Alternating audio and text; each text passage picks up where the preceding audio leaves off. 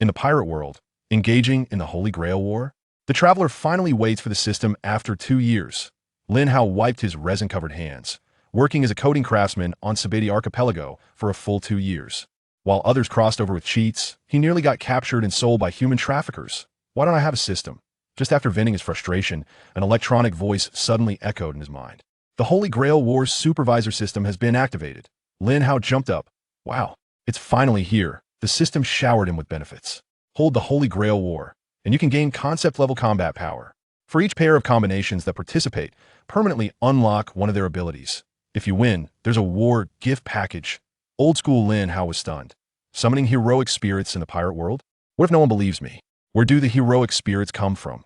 He quickly hid in a secluded place, his heart racing. Is this going to make Luffy fight King Arthur? Or have Whitebeard clash swords with Gilgamesh? Just thinking about it is thrilling. Are the 2 years of frustration finally coming to an end? Who will be the first heroic spirit? Which big shot will be the first to bite the hook and participate? This operation is bound to turn the pirate world upside down.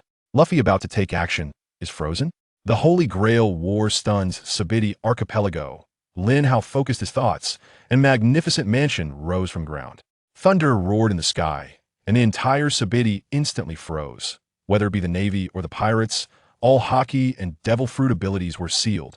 Bartolomeo stood there with his battle axe, bewildered. What's going on? Luffy had just taken a stance when he realized he couldn't move. A loud noise echoed from the sky, shaking everyone's heart. The Holy Grail War begins. Select 7 masters to summon heroic spirits. Winning can fulfill any wish. If you do not summon heroic spirits by today, you will lose your qualification. As soon as the words fell, everyone could move. Looking up, they saw a giant countdown hanging in the sky. In the next second, a prompt popped up in their minds. The Holy Grail War chat group has been established. Electric sounds buzzed, and the group members were instantly filled. Fake Luffy collapsed on the ground. This is way wilder than my plan. Bartolomeo swallowed hard. This ability is even more terrifying than Vegapunk's. Lin Hao hid in the mansion, chuckling to himself. The good show has just begun. Who will be the 7 masters? Who will be the first summoned heroic spirit? Can Luffy hold back from participating? This operation is turning the pirate world into a large-scale reality show. Pirate King Roger spills Sengoku's dark secrets in the group. Luffy wants to summon heroic spirits to resurrect Ace. As soon as the chat group was created, the first to bubble up was actually Roger. Even dead I can chat. This Holy Grail War has something going for it. Calm exploded on the spot. How do you prove it's really you? Roger replied instantly. Sengoku once dressed as a woman to trick us. At the Navy headquarters, Sengoku's veins popped. Roger, you dead man, shut up. The group erupted. Rocks bubbled up. Who's picking me as a heroic spirit? I guarantee a win. Whitebeard, Gururara. Marco, how are the boys doing? Everyone was stunned. Can dead people really come back? Luffy stared at the command seal on the back of his hand, his eyes shining. In the first master, a voice echoed in his mind. The command seal can force a heroic spirit to obey once. Luffy took off running. I want to win. Resurrect Ace and Sabo.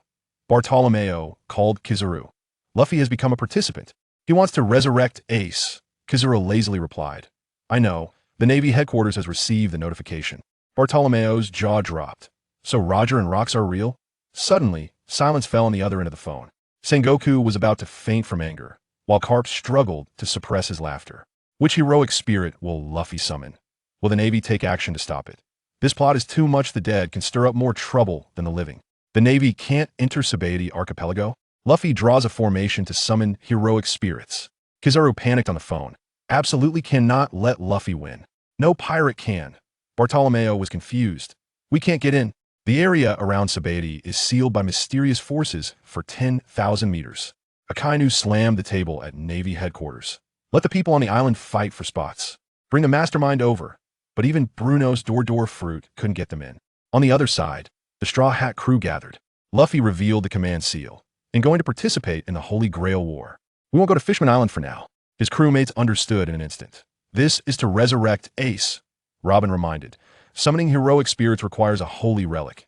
Do you have one? Luffy smiled confidently, picked up a branch, and drew on the ground. This time, he didn't mess it up. The clear summoning array took shape immediately. I know all the steps. This time we're definitely winning. Luffy beamed with joy. The Navy outside was jumping up and down, unable to get in, only able to watch helplessly. Kizaru was just chilling. I've done my best. Akainu was about to crush a cigar. Who will Luffy summon? What exactly is the Holy Relic? Can the Navy find a way to break the deadlock? This plot is too tragic for the Navy being pressed down like this. Luffy summons the fire dragon Natsu. Lin Hao directly unlocks the Gum Gum Fruit Dragon Slayer magic. Fire using heroic spirit. Come out and help me when the Holy Grail. Luffy punched out a flame, smashing towards the summoning array. Boom! A burst of fire flashed, and a boy with pink hair appeared. I am Rider Natsu Dragneel. Master, please take care of me. The Straw Hat crew collectively stared blankly. Chopper and Usopp had stars in their eyes. A living heroic spirit.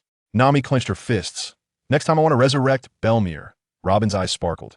Everyone from O'Hara is saved. Luffy hugged Natsu tightly. Awesome. We're definitely going to win. Natsu smiled. If we win, I can find my dad. On the other side, Linhow's system went wild. First group of participants. Reward. Fire Attribute Dragon Slayer Magic Gum Gum Fruit. Linhow was stunned. This unlocks 2 skills just like that. Watching the battle unfold outside the luxurious mansion, he was delighted. No need to lift a finger, just lying down to reap the benefits. The Navy was still outside, anxiously pacing. Akaina's magma fist couldn't break the barrier. Kizaru was just chilling. Since I can't get in, I might as well enjoy the show. Who burns hotter, Natsu or Luffy? Who will be the next heroic spirit? Is Linhow's lying when secured?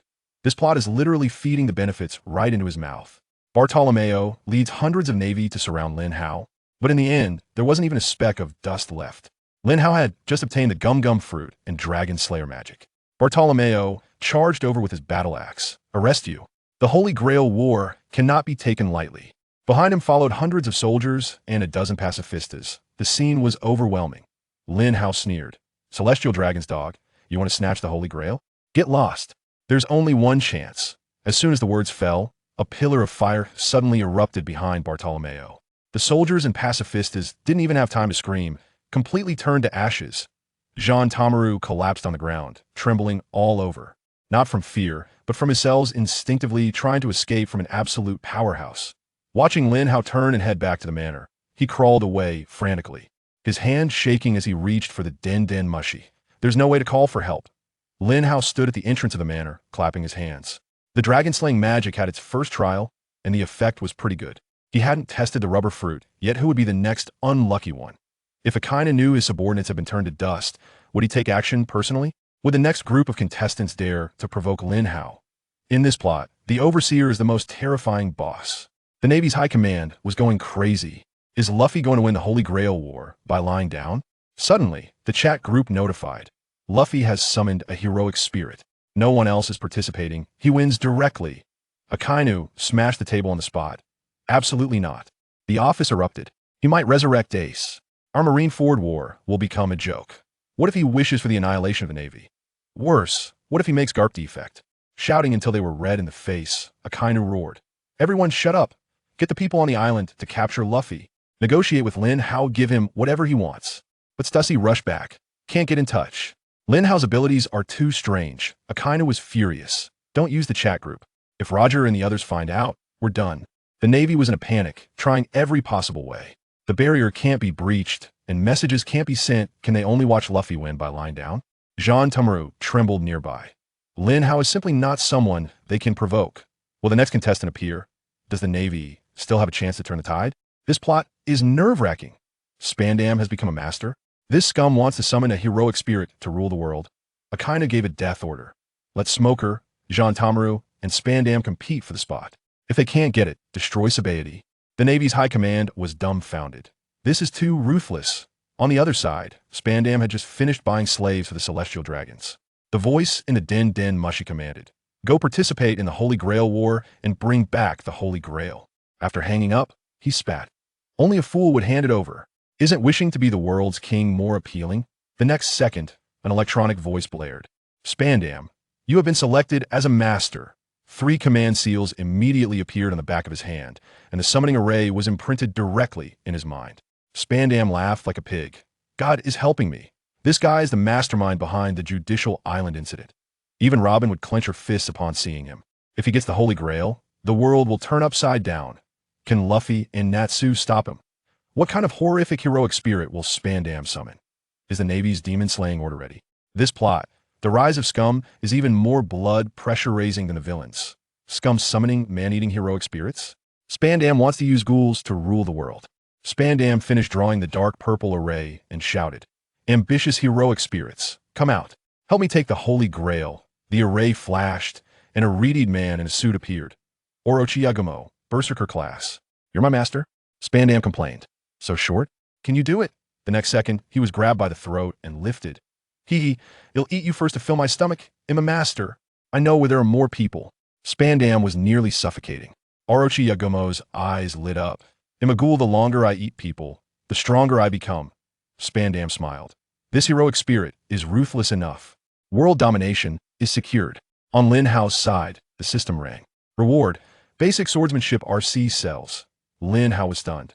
This combination is too eerie, right? One scum, one man-eating monster. If Luffy and Natsu encounter them, they might vomit. If Orochi Yagumo gets full, Saber will become a hell on earth. Can these two survive until the end? Will the next contestant dare to come out? This plot is dark enough to give people goosebumps. Rayleigh privately messaged Roger. The chat group live-streamed Spandam's wild claims, and the Navy turned green. Lin Hao looked at the new reward and grimaced. Basic swordsmanship? At Spandam's level, he's probably not even worthy of carrying the Navy's agent's shoes. RC cells are fine at least now. He can recover freely. His body is ridiculously strong. The chat group exploded. The scene of Spandam wildly shouting for the celestial dragons to lick shoes was live-streamed. Rox laughed crazily. "Does the Navy want every stray cat and dog now?" Akainu was furious. "That's CP0. It has nothing to do with us." Satan Saint's beard was twisted in anger. "This waste. It'll kill him later." Suddenly, at the bar, Rayleigh was shaking, opening a private chat. "Captain, it's me." Roger replied instantly. "Rayleigh? You've aged so much. How many years has it been since I died?" The private chat could see their faces. The two old men, separated by time and space, locked eyes, instantly breaking down. On one side was scum going wild. On the other was old friends reuniting. The Navy was still stubbornly shifting blame in the group. Lin Hao lay back and watched the show. Who will be the next contestant? This chat group is livelier than a stage. What will Rayleigh help Roger with? Are Spandam and the ghoul about to start capturing people? Can the Navy's face hurt anymore? This plot is so lively, it just can't stop. In the eyes of the Dark King Rayleigh, Roger still appeared as the imposing, spirited pirate king, looking just like he did when the Roger pirates disbanded. But in the eyes of Pirate King Roger, the changes in Dark King Rayleigh were too great. When the Roger pirates disbanded, Rayleigh still looked like a middle-aged man. But now, Rayleigh had become an old man with white hair. Old friends meeting again, all of them couldn't help but sigh about where time has gone. "Rayleigh, Captain, can that Holy Grail really grant any wish of the victor?" The moment he saw Captain Roger, Rayleigh made up his mind to resurrect his Captain Roger once again. Now he just wants to confirm one last time. "Roger, that's right. The Holy Grail War, initiated by Lin Hao, is indeed a magical ritual. That Holy Grail is truly a universal wish machine that can fulfill any wish. We are able to appear again thanks to Lin Hao." Upon seeing the private message from Captain Roger, Rayleigh's face suddenly showed an uncontrollable expression of shock. But soon, that shocked expression on Rayleigh's face turned into excitement. "Rayleigh, that's great, Captain. Since this Holy Grail War is real, I must participate in the battle. I will win this competition and then directly wish for the Captain's revival. We have too many regrets from our youth that need to be made up for. This time, I absolutely won't let this opportunity slip away." Looking at the private message sent by Rayleigh, Roger, who has already become a spirit, fell silent. After a moment of silence, he finally sent the reply to Rayleigh's chat box. "Roger, Rayleigh, this opportunity is very rare. I won't oppose you participating in the Holy Grail War. But if possible, I hope you can revive another person together." "Rayleigh, who?" "Roger, my son. Volga Diaz. This is the first Holy Grail War, and there will be a second and third. The Holy Grail War is very dangerous. But if you can win this war, I hope you can bring my son back to life." "Rayleigh, that's a given. In this war, I will make up for my mistakes." Upon seeing the private message from Captain Roger, a look of guilt appeared on Rayleigh's face. He then recalled the legendary battle that took place in God Valley years ago. Slowly, the figures of young Roger and teenage Ace began to overlap in Rayleigh's mind. Damn it, I should have realized it before. I had seen him, but I didn't notice that the kid named Ace is actually the Captain's bloodline. As the Dark King Rayleigh reminisced about the adventures with Captain Roger, tears began to flow down his face. With the old tears gradually streaming down Rayleigh's face, 3 strange sigils slowly appeared on the back of his right hand. Ding! The third group of pending participants in this Holy Grail War has emerged. Rayleigh has obtained the Master qualification. If the heroic spirit is not successfully summoned before the end of today, This master will automatically lose their qualification, and the participation rights will be replaced by others. Just as the Navy and pirates in the Holy Grail War chat group were insulting and cursing each other, creating a huge uproar. A very conspicuous pinned message immediately attracted everyone's attention. Upon seeing that the Pirate King's first mate, Rayleigh, had obtained the master qualification for this Holy Grail War, the strong members of the Navy immediately turned pale. Monkey dig up, dumb. That Dark King Rayleigh actually obtained the master qualification for this war. He must be the strongest master among the participants, right? Hey, Rayleigh, if you dare to lay a hand on my grandson in this war, I will not let you go even if I have to stake my life on it. Sengoku, Garp, keep your mouth shut. This is a public chat group, and everyone can see it. Jabra, there's no way to contact Rayleigh in the chat group anymore. This Holy Grail War is truly mysterious. If nothing goes wrong, Rayleigh's wish must be to resurrect the captain. Rayleigh, you must win. Borsalino, how terrifying. My Demon Slayer order is already in place. If things go awry, our Navy will directly destroy this island. We will not allow any existence that threatens the world government. Don Quixote Doflamingo, stupid Navy, aren't you afraid of retribution from the Overseer Lin Hao if you dare to do that? Shiki, go ahead and try. The strength of Overseer Lin Hao far exceeds your imagination. For a moment, almost everyone in the chat group focused their attention on the Dark King Rayleigh. After Rayleigh obtained the qualification of master in this Holy Grail War, the live broadcast of the chat group has been focused on Rayleigh. At this moment, under the gaze of numerous strong individuals in the chat group, the Dark King Rayleigh quickly arrived at a secluded spot on the island of the Saber archipelago. For some unknown reason, after obtaining the qualification to be a master in the Holy Grail War, a small segment of memory in his mind was conceptually erased. Moreover, his private chat window with Captain Roger was forcibly closed, and he could not even speak in the chat group for the Holy Grail War. At this moment, the chat group in his mind had already entered a closed state, and he could not receive any messages from it. As for the erased memory, it was the information about the two confirmed teams of participants he had seen in the chat group earlier. Rayleigh had completely forgotten that Luffy and Spandam were participants in this Holy Grail War. Was this erasure of prior information about the participants done for the fairness of the war? This war is truly fascinating. I must have a good chat with that Lin Hao sometime to find out how he managed to do it. Such a powerful guy. Why had I never heard of him before? After using the techniques of coating his entire body with armament haki and still failing to remove the effect of forgetfulness, Rayleigh could only sigh helplessly in his heart at the terrifying strength of the overseer, Lin Hao.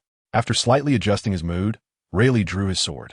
Then, he followed the image of the summoning array that appeared in his mind. Carve it neatly on the ground. At the moment the summoning circle was completed, the aging Rayleigh immediately sheathed his sword. Summoning a heroic spirit requires a relic, right? If that's the case, then let the bonds between our crew replace it. Looking at the summoning circle gradually lighting up before him, the Dark King Rayleigh also revealed an excited smile.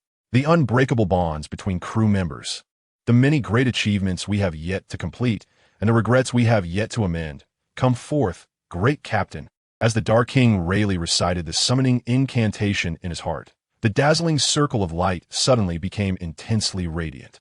In the next moment, in the chat group of the Underworld King Rayleigh and the Holy Grail War, the eyes of the strong participants were filled with shock and anticipation. In the center of the summoning array, a strong and tall figure slowly emerged. However, when the light dissipated and the towering heroic spirit fully appeared before Rayleigh, both the Underworld King Rayleigh and the other strong participants in the chat group all had their jaws drop in astonishment. The summoned heroic spirit had a body as tall as a small mountain, with terrifying muscles that were sharply defined, resembling a sculpture. Looking at his weapon, it was an impressively large and powerful sword. The most distinctive feature of the heroic spirit was the crescent-shaped mustache that curled upwards beneath his nose. At the first sight of Rayleigh, the summoned heroic spirit let out that iconic boisterous laugh. Gwahaha! Edward Newgate has appeared in the form of a lancer. What a surprise. Rayleigh, you weren't actually trying to summon me, were you? But it can't be helped. The bond one have with my crew is much deeper than yours. Ha ha ha. Looking at the heroic spirit, Whitebeard, who stood before him, Rayleigh, known as the Dark King, first showed a look of shock, which then turned into a somewhat helpless smile.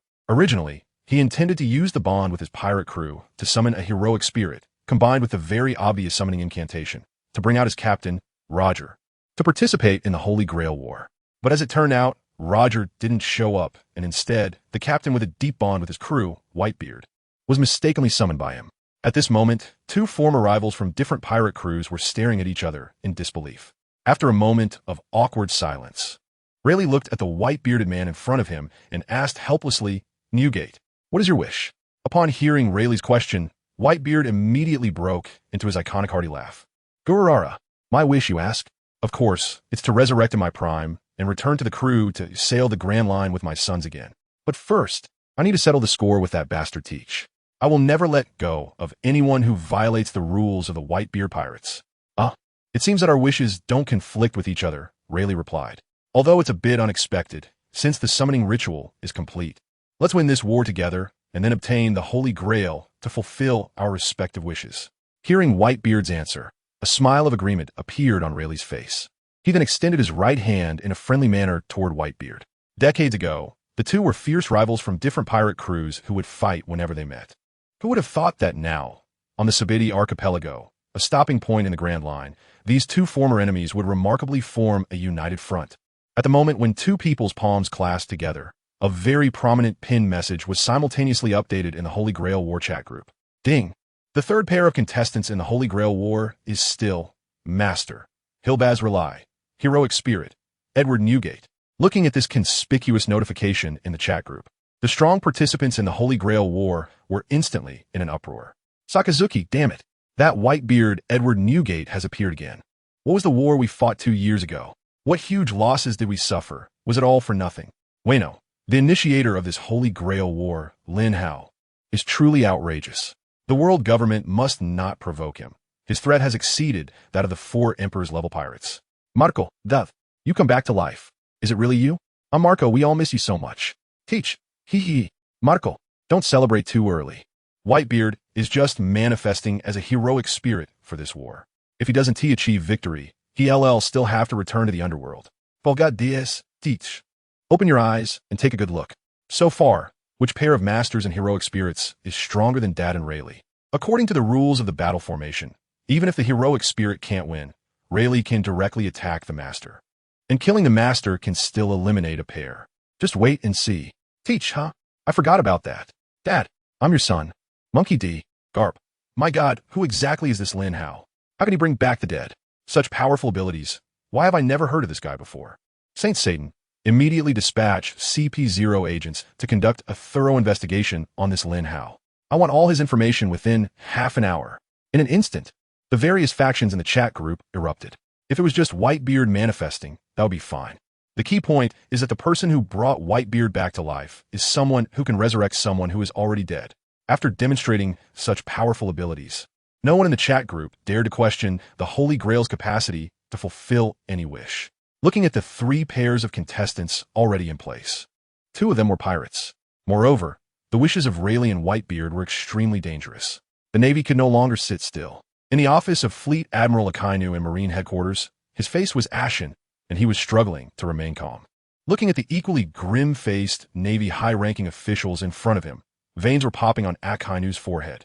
Before the Navy officials could react, Fleet Admiral Akainu had already started shouting at the top of his lungs.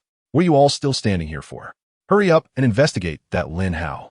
No matter what conditions are offered, we must ensure he stands with the world government and absolutely cannot let him side with the pirates." After seeing Whitebeard's appearance, Admiral Akainu has thoroughly understood that Lin Hao's strength has far exceeded their comprehension. Not to mention the Marine Admirals, even the God Knights, who are used as trump cards by the Celestial Dragons, would not be taken seriously by Lin Hao. The most important thing now is to stabilize Lin Hao and ensure that he does not harbor even the slightest resentment towards the world government. Otherwise, the Grand Line could really descend into chaos. What does it mean to have a powerful individual who can resurrect legendary strongmen at will and grant any wish? If such a person truly sides with the pirates, Akainu can hardly imagine such a scenario. Just as Akainu was troubled, thinking about how to stabilize this unpredictable factor, the den mushy on his desk suddenly rang abruptly. "This is the Admiral's office. Speak quickly if there's something to say." Akainu had just forced himself to calm down, but the report from the other end of the line instantly turned his expression grim again. "Report, Admiral. Just now, Vice Admiral Smoker, after hearing about the failure of Peachbeard, immediately led troops to provide support, claiming that he would arrest the overseer of the Holy Grail War, Lin Hao, in the name of justice." Damn guy, give me Smoker's den mushy. I'll burn him to ashes. hearing Akainu's roar that resembled a lion's. The din-din mushi on the desk was so startled that it nearly popped its eyes out. However, after adjusting, the din-din mushi, known as the Oscar of the pirate world, immediately displayed the grim expression of the Marine colonel on the other end of the line. Admiral. Before Vice Admiral Smoker headed to Island 53, where the Overseer is located, he left the din-din mushi here. We can't contact him at all now. Smoker. You bastard. This response completely broke Akainu's defenses. Moments later, he hung up the din-din mushi with a suppressed fury. Smoker, if you manage to come back alive, just wait for my punishment. For 2 years after the end of the Summit War, the Straw Hat Pirates have been missing. During this time, Smoker, who had an unusual obsession with capturing the Straw Hat Kid Luffy, was in a state of great frustration.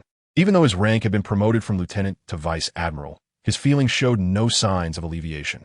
Fortunately, although the Straw Hat crew had disappeared, their ship, the Thousand Sunny, remained docked at Island 44 of the Saber archipelago. So for the past 2 years, Smoker, fully aware of the saying that the monk can run, but the temple cannot, had been lingering there, hoping to successfully capture the Straw Hat crew when they reappeared. Finally, just 20 minutes ago, while he was on the island, he received news that the Straw Hat Kid Luffy had appeared on Island 44. He originally intended to lead a team to directly capture Luffy. However, before he could arrive, he overheard the terrified discussions among the Navy on the island about how the naval forces led by Vice Admiral Momonosuke had been completely wiped out by a very powerful pirate. What surprised him even more was that the one who annihilated Momonosuke's forces, leaving only him behind, was actually the instigator of this Holy Grail War. Faced with such a huge threat, Smoker immediately decided to lead his team to quickly head to Island 53, where Lin Hao was located.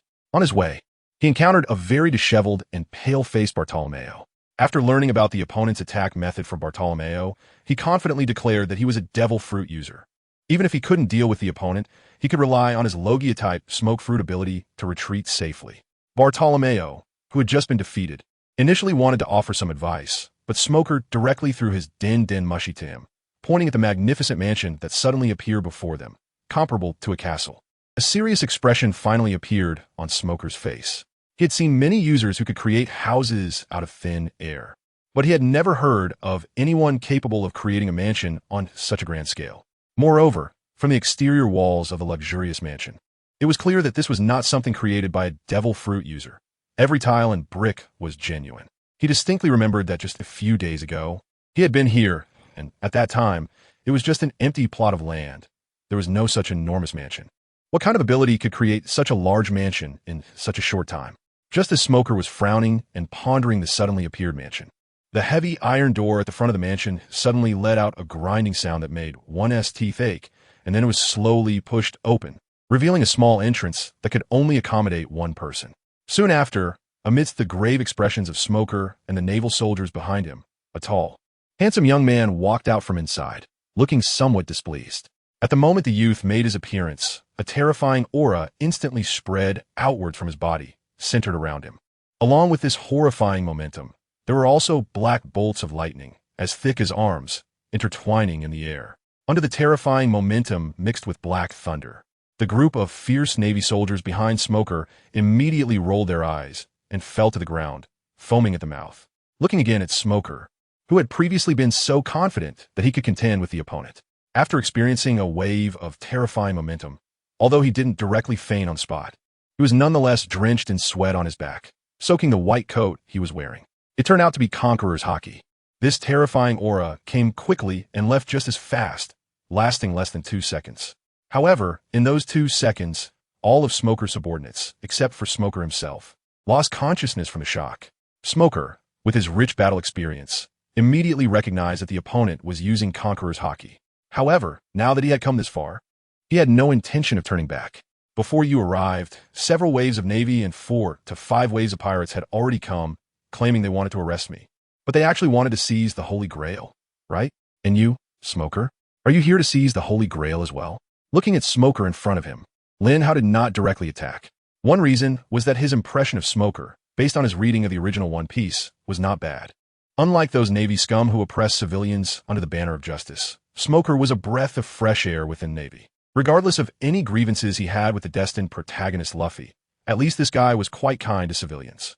The second point was that just a few minutes before Smoker arrived, Linhow had just received the ability reward from the Lancer Group Master and Servant. It was a perfect opportunity to experiment with Smoker's team. The Conqueror's Haki he obtained from Rayleigh was indeed very convenient for clearing out annoying minions. He just didn't know how effective the Tremor fruit he got from Whitebeard would be. Looking at the Navy team, which had only one person barely standing after just one wave of Conqueror's Haki, Lin Hao couldn't help but nod. He was quite satisfied with the rewards he obtained from Rayleigh and Whitebeard. You despicable guy, how dare you bring shame to our Navy's justice? I will arrest you in the name of justice. Seeing that Lin Hao had created an effective deterrent with his Conqueror's Haki and did not directly attack, Smoker felt insulted, and several thick veins suddenly bulged on his forehead.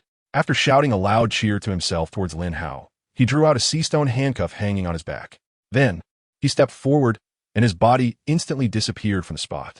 Navy 6 Styles, Soru. When he reappeared, Smoker's upper body was already behind Lin Hao, while his lower body was floating in the air, performing a flying kick towards Lin Hao's front. As for Smoker's upper and lower body, they were eerily connected by a dense cloud of smoke. The combination of Navy 6 Styles and his Devil Fruit ability was quite good, but you really need to change that stubborn attitude.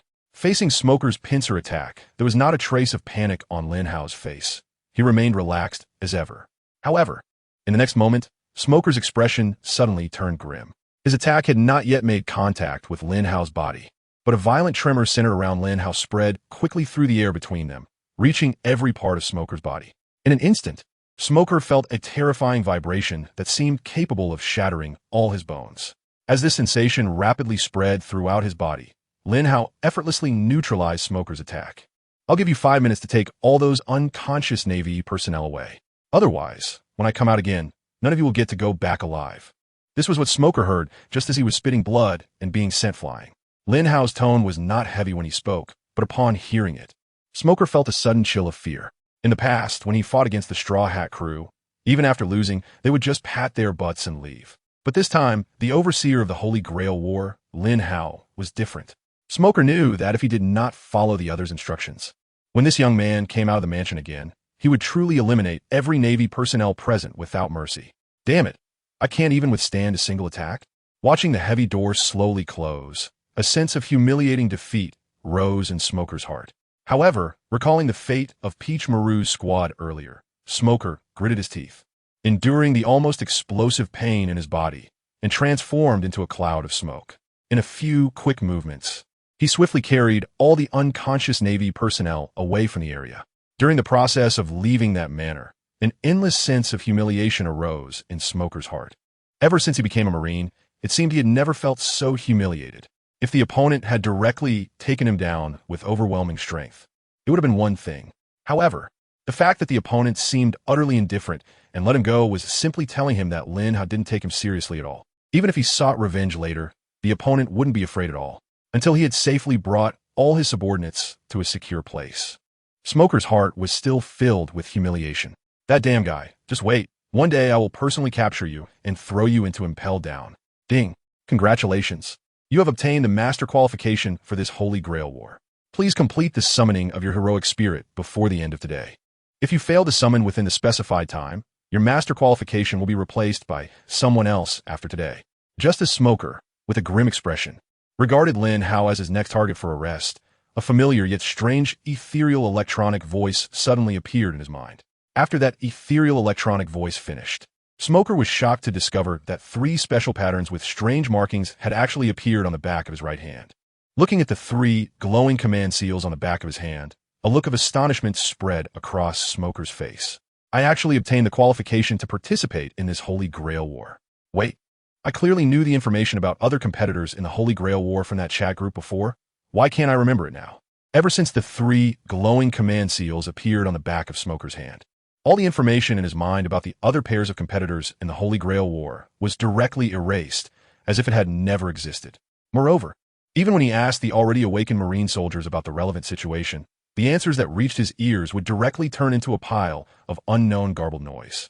After catching his breath, Smoker's expression finally shifted from initial shock to seriousness. It seemed that after obtaining the qualification of a master in the Holy Grail War, he could only rely on himself to search for other contestants. So, can this Holy Grail really grant any wish of the victor?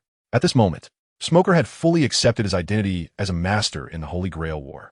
If he could use this Holy Grail to shape the ideal era of a great navy in his heart, then he would not hesitate to participate in this Holy Grail War. In the next moment, a reassuring voice echoed in Smoker's mind. Ding! The Holy Grail obtained by the victor of the Holy Grail War can grant any wish of the wisher, including ending the current world's era of pirates and entering the era of a great navy. If that's the case, then I will stake my life to participate in this Holy Grail War. After receiving the certain response from the ethereal electronic sound in his mind, Smoker simply gave instructions to the Navy soldiers under him who were gradually waking up. Then, he went alone to a secluded place on the island. After selecting a piece of vacant land, he drew out the sea tower stone Shido that had been hanging on his back. Then, he earnestly began to sketch the summoning array for the heroic spirit according to the image in his mind.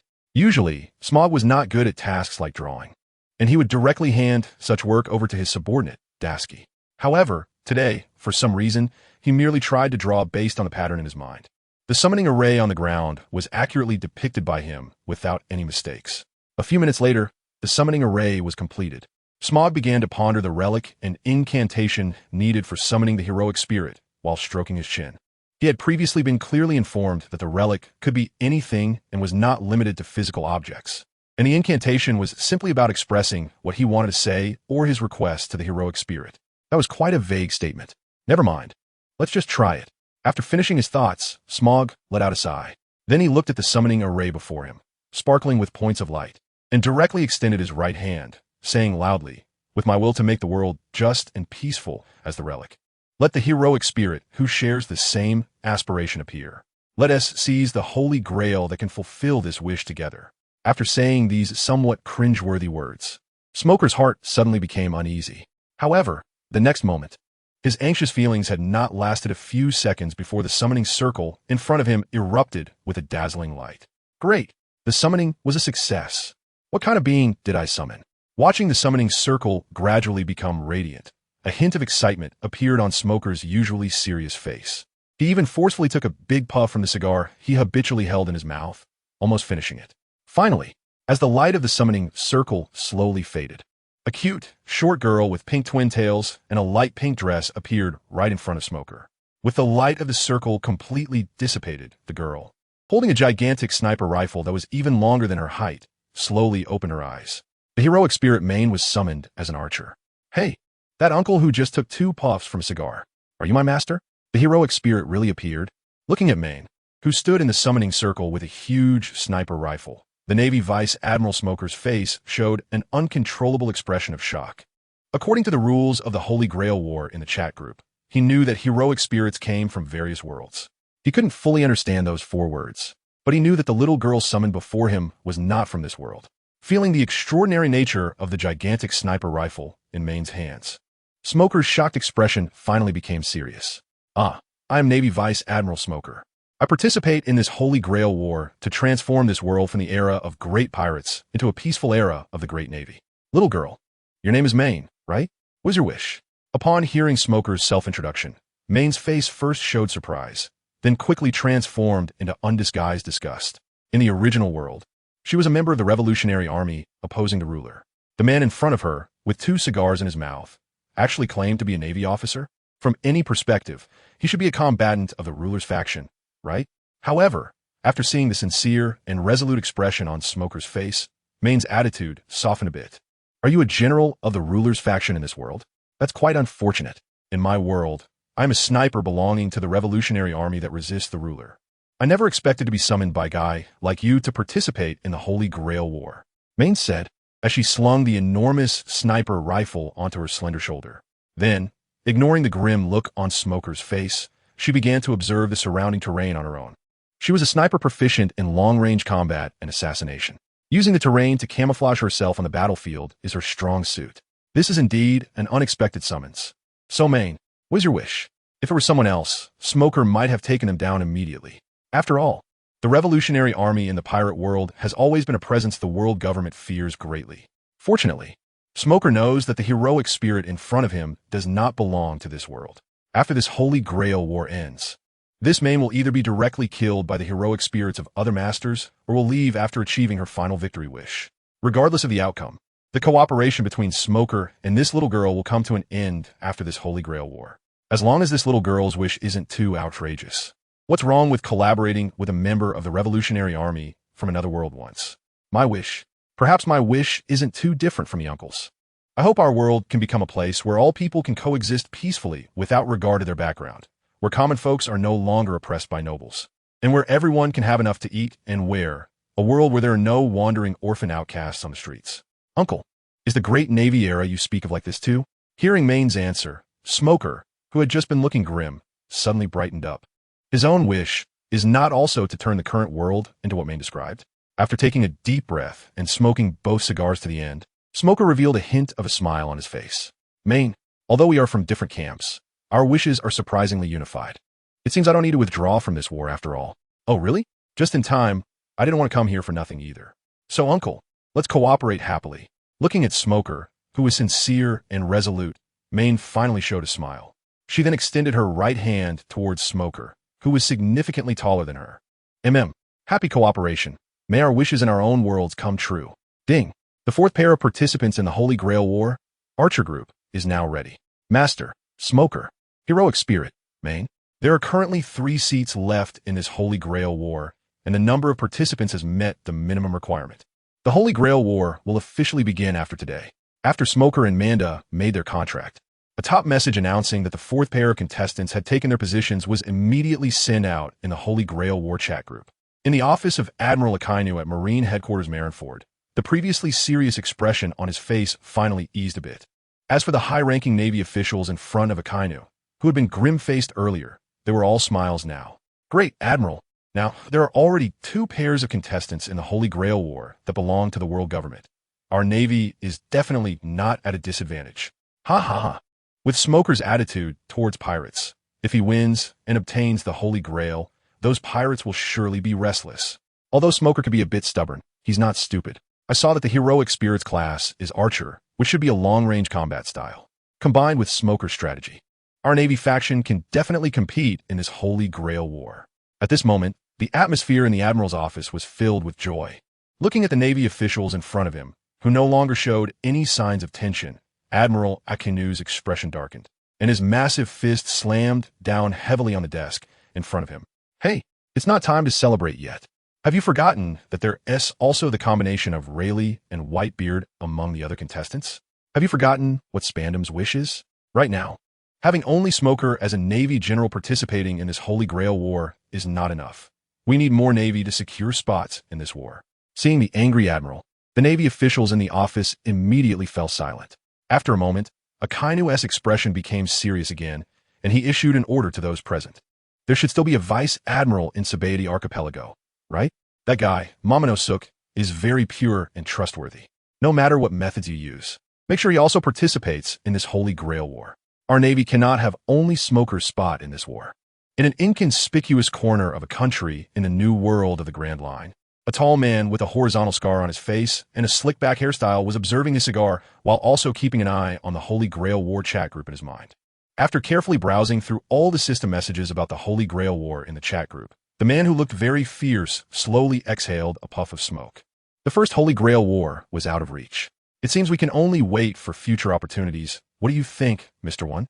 Hearing the inquiry from the slick-back hair man, a tall man in a suit with a shaved head beside him slowly nodded and said, Boss, based on those rules, the location of each Holy Grail War should be different. Let's observe the situation here for now. If that so-called Holy Grail can really grant any wish, we must do our utmost to qualify as masters in the next one. Looking at this loyal subordinate, the man referred to as the boss also revealed a meaningful smile. The Holy Grail War. What a miraculous existence.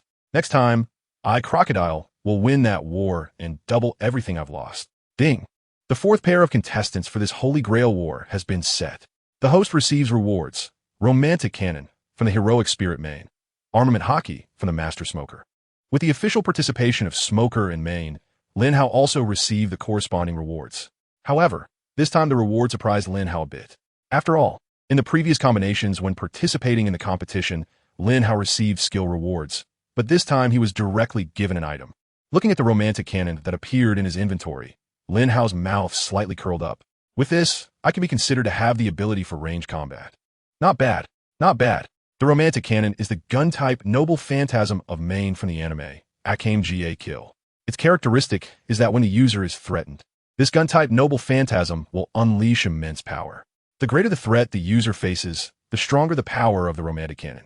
In that anime, main, who originally wasn't considered a top-tier fighter, went alone to the execution ground to rescue the male lead, Tasmi, who was captured by the Imperial Army. As a result, relying on a romantic cannon, Main, who isn't even a top fighter in the Night Raid organization, surprisingly managed to single-handedly kill General Zod, one of the two pillars of the Empire. If the characteristics of the romantic cannon are fully utilized, it's possible that the Archer group could become a surprise force in this Holy Grail War. But can Smoker and Main really spark such synergy? After stretching out and yawning, Lin Hao closed his eyes and began to observe the situation on Saber Archipelago in his mind. Everything was as usual, seemingly unchanged. To avoid the impact of the Holy Grail War, some civilians who had been living on the islands for years had already begun to leave by boat. As for the pirates on the island, they were eager to try their luck, hoping to gain something from this Holy Grail War. Currently, Lin Hao was in an omniscient and all-powerful state within the Saber Archipelago. Therefore, he also heard that several pirate leaders were planning to quietly observe the situation on the island, waiting to seize the Holy Grail once the victor of the Holy Grail War was determined. Regarding such a ridiculous thought, Lin Hao could only mock them silently in his heart, thinking that their heads must have been kicked by a donkey. Only those recognized by the Holy Grail are qualified to obtain it. How could those pirates dare to try and seize it? They would probably not even know how they died when the time came. Just as Lin Hao was about to shift his attention from those pirate bystanders to other competitors who had already entered the fray, two figures on a distant island of the Saber Archipelago suddenly caught his eye. What the hell? I can't believe you're back on Saber Archipelago. I wonder if you'll qualify for this Holy Grail War. At the port of a distant island on Saber Archipelago, a tall figure with tattered clothing and a body combining flesh and machinery, with tiny electric currents constantly flowing up and down, was slowly making its way toward the Navy headquarters. Wherever the man went, both the Navy and pirates kept their distance. From the purple-covered Bible he was holding, Lin Hao immediately guessed the man's identity. In the world of pirates, if there is anyone who can be considered the purest good person, with no blemishes throughout his life, it would be this man, Bartholomew Kuma, the former warlord of the sea and now unconscious in front of the Navy headquarters. In the past 2 years, although he has lost consciousness, this gentleman has been silently guarding the Straw Hat pirate ship, the Thousand Sunny, to preserve the spark of the New World. It was not until Frankie, a member of the Straw Hat crew, arrived on the ship that he finally completed his mission, having lost consciousness before the Summit War. He left the pirate ship he had protected for 2 years. During this time, the bear has not only faced attacks from pirates, but has also been targeted by the Navy, which is supposed to be on the same side. In order to protect the Straw Hat crew's ship, the Sunny, this powerful man is now covered in wounds. However, even so, while guarding the Sunny, this gentleman has only carried out the minimum defense and has never caused any serious harm to others. In Lin Hao's memories, by the time the bear reappeared, he had already become a slave of the celestial dragons. At this moment, this gentleman was slowly making his way toward the sea, step by step. Not far behind the bear, a cute little girl with long pink straight hair, a golden semicircular stud under her right eye, wearing denim overalls, a white short-sleeved shirt, and brown knee-high short-heeled boots, was carefully following this gentleman closely, her lips painted with heart-shaped lipstick. Watching the sparks and thick smoke rising from the man's body, the little girl's eyes were already filled with uncontrollable tears. Looking at this strange little girl, the distant naval officers and pirates all wore confused expressions. The man leaving the Saber Archipelago was the ferocious warlord Bartholomew Kuma. He was a figure that both the Navy and pirates avoided at all costs. Why would this cute little girl closely follow this dangerous man? Although kind-hearted Navy personnel occasionally reminded the little girl not to continue following him, she turned a deaf ear to their advice. It wasn't until the unconscious bear reached the seaside of the port and gently patted the ground with his bear-like large hand, disappearing from the spot, that the little girl, with tears in her eyes, reluctantly left the place where the bear had just been. "Daddy, why didn't you pay attention to me before? What can I do to make you return to normal?" After the bear left the island, the seemingly harmless little girl was no longer noticed by anyone else. As the girl arrived at a remote area, her small figure began to slowly transform into a woman in her early 20s. Linhow knew that she was one of the 11 supernovas from the Saber Archipelago 2 years ago, and also the daughter of the gentleman, Bartholomew Kuma, one of the 7 warlords of the sea. Linhow had read the original manga and naturally knew about Jewelry Bonney's identity. However, he never expected that this potential pirate, one of the 11 supernovas from 2 years ago, had been secretly watching her father Kuma on the Saber archipelago for the past 2 years. Now that Kuma had completed his task of guarding the Straw Hat crew and left, Bonney's heart felt suddenly empty. Suddenly, just as Jewelry Bonney was sitting under a large tree, secretly shedding tears, an ethereal electronic voice suddenly rang in her mind. Participate in the Holy Grail War and achieve ultimate victory to obtain the Holy Grail, which can grant you any wish, including restoring your father to his normal state. What? Can I also participate in this Holy Grail War? Upon hearing the ethereal electronic prompt in her mind, Jewelry Bonney's face immediately broke into an excited smile. Through the chat group related to the Holy Grail War, this little girl who had lost her father had already witnessed the power of the Holy Grail War. Not to mention, just the fact that Edward Newgate, who had clearly died 2 years ago, reappeared as a heroic spirit was enough for her to experience the wonders of the Holy Grail War. Her wish was very simple. She just wanted her father to return to normal and never leave her again. That so-called omnipotent wishing machine that could fulfill all wishes should be able to help her achieve such a wish. Thinking of this, Jewelry Bonney's chest began to tremble with excessive excitement. I am sure I must participate in the Holy Grail War and restore my father to normal. Ding! Jewelry Bonney has obtained the Master Qualification. Please complete the summoning of the heroic spirit as soon as possible before the end of today. With Bonney's confirmation, all memories of the other contestants in the Holy Grail War were suddenly erased from this supernova pirate's mind. However, Bonney wasn't worried about this. Although she didn't know the information about the other contestants, they certainly didn't know her information either. All she needed to do was find a place to summon the heroic spirit and wait for the other contestants to come looking for her. Thinking of this, Bonney's tear-filled eyes suddenly lit up. After looking around and seeing that there was no one else, she picked up a broken branch from a nearby tree and began to draw the summoning circle for the heroic spirit on the ground according to the image in her mind. The earlier announcement said that summoning a heroic spirit requires preparing a relic and a spell. Grandmother Connie, the queen, said that only those with attachments and bonds in their hearts can unleash the strongest fighting power. The heroic spirit should be the same, right? Jewelry Bonney said as she perfectly completed the summoning circle. Looking at the summoning circle that was glowing faintly in front of her, Bonney recalled the teachings of Queen Connie from the Salb Kingdom and solemnly stood before the summoning circle. Then, with a serious expression, she began to recite the spell she had prepared. With my father's love for me and my love for my father as the relic, please respond to my call. Powerful heroic spirit who is also troubled by your loved ones. Let us win this Holy Grail War together. Boom! As Jewelry Bonney finished reciting the spell, a strong and dazzling light suddenly erupted from the summoning circle in front of this supernova pirate. Compared to other masters summoning their heroic spirits, this time, the light emitted from Bonney's circle was undoubtedly more intense. Not to mention that Jewelry Bonney, standing in front of the circle, was almost blinded by the bright light. Even the Navy soldiers on the 5 demon-slaying execution warships that had gathered outside the Saber archipelago, 10,000 meters away, looked shocked as they saw the intense light shooting up into the sky. From a distance, the light that shot into the sky even dispersed some of the clouds above the Saber archipelago. In the midst of the shocked gazes of the naval generals, the cluster of dazzling light shooting into the sky quickly faded from view. Previously, when someone completed the summoning of a heroic spirit, there were some lights visible here, but they were only faintly seen. What is happening this time? Why is the light from the summoning of the heroic spirit so immense? Damn it! Who is summoning the heroic spirit? The strong light from the heroic spirit's manifestation is almost reaching the clouds. Hey, I haven't received any news about the 5th master here. Hurry up and contact the headquarters to see if there's any information from them. Recalling the strong light rising from the distant Saber archipelago, the vice admirals and naval soldiers on the 5 warships all displayed uncontrolled shock on their faces. As for Admiral Kizaru, who had already arrived here and was standing on the deck of the warship, he had completely changed from his usual nonchalant demeanor to a serious expression. For some reason, others had not received the news of the 5th participant through the Holy Grail War chat group. However, just now a familiar name flashed through his mind. Although he wasn't sure if his intuition was correct, looking at the dazzling light rising from the Saber archipelago, Kizaru's face also showed a hint of worry. My 6th sense has never been wrong, Bonney.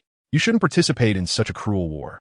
I hope you can hide with Supervisor Lin Hao quickly after your defeat. That guy's strength, as War Peach Maru has mentioned, should be able to protect you well.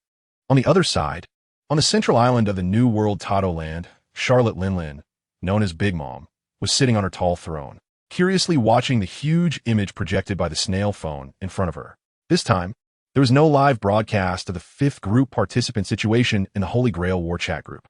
Therefore, she could only rely on the special sea slug that had been lurking in the waters of the Saber archipelago for years to provide a live feed. Watching the dazzling light rising in the image, Charlotte Linlin turned to Katakuri, the head of the Suite Commanders, and asked curiously, "Hey, Katakuri, it looks like the fifth participant of this Holy Grail War has summoned an incredible being. Can you predict who the fifth participant is?" Hearing Linlin's inquiry, Katakuri, the head of the Suite Commanders, wore a helpless expression.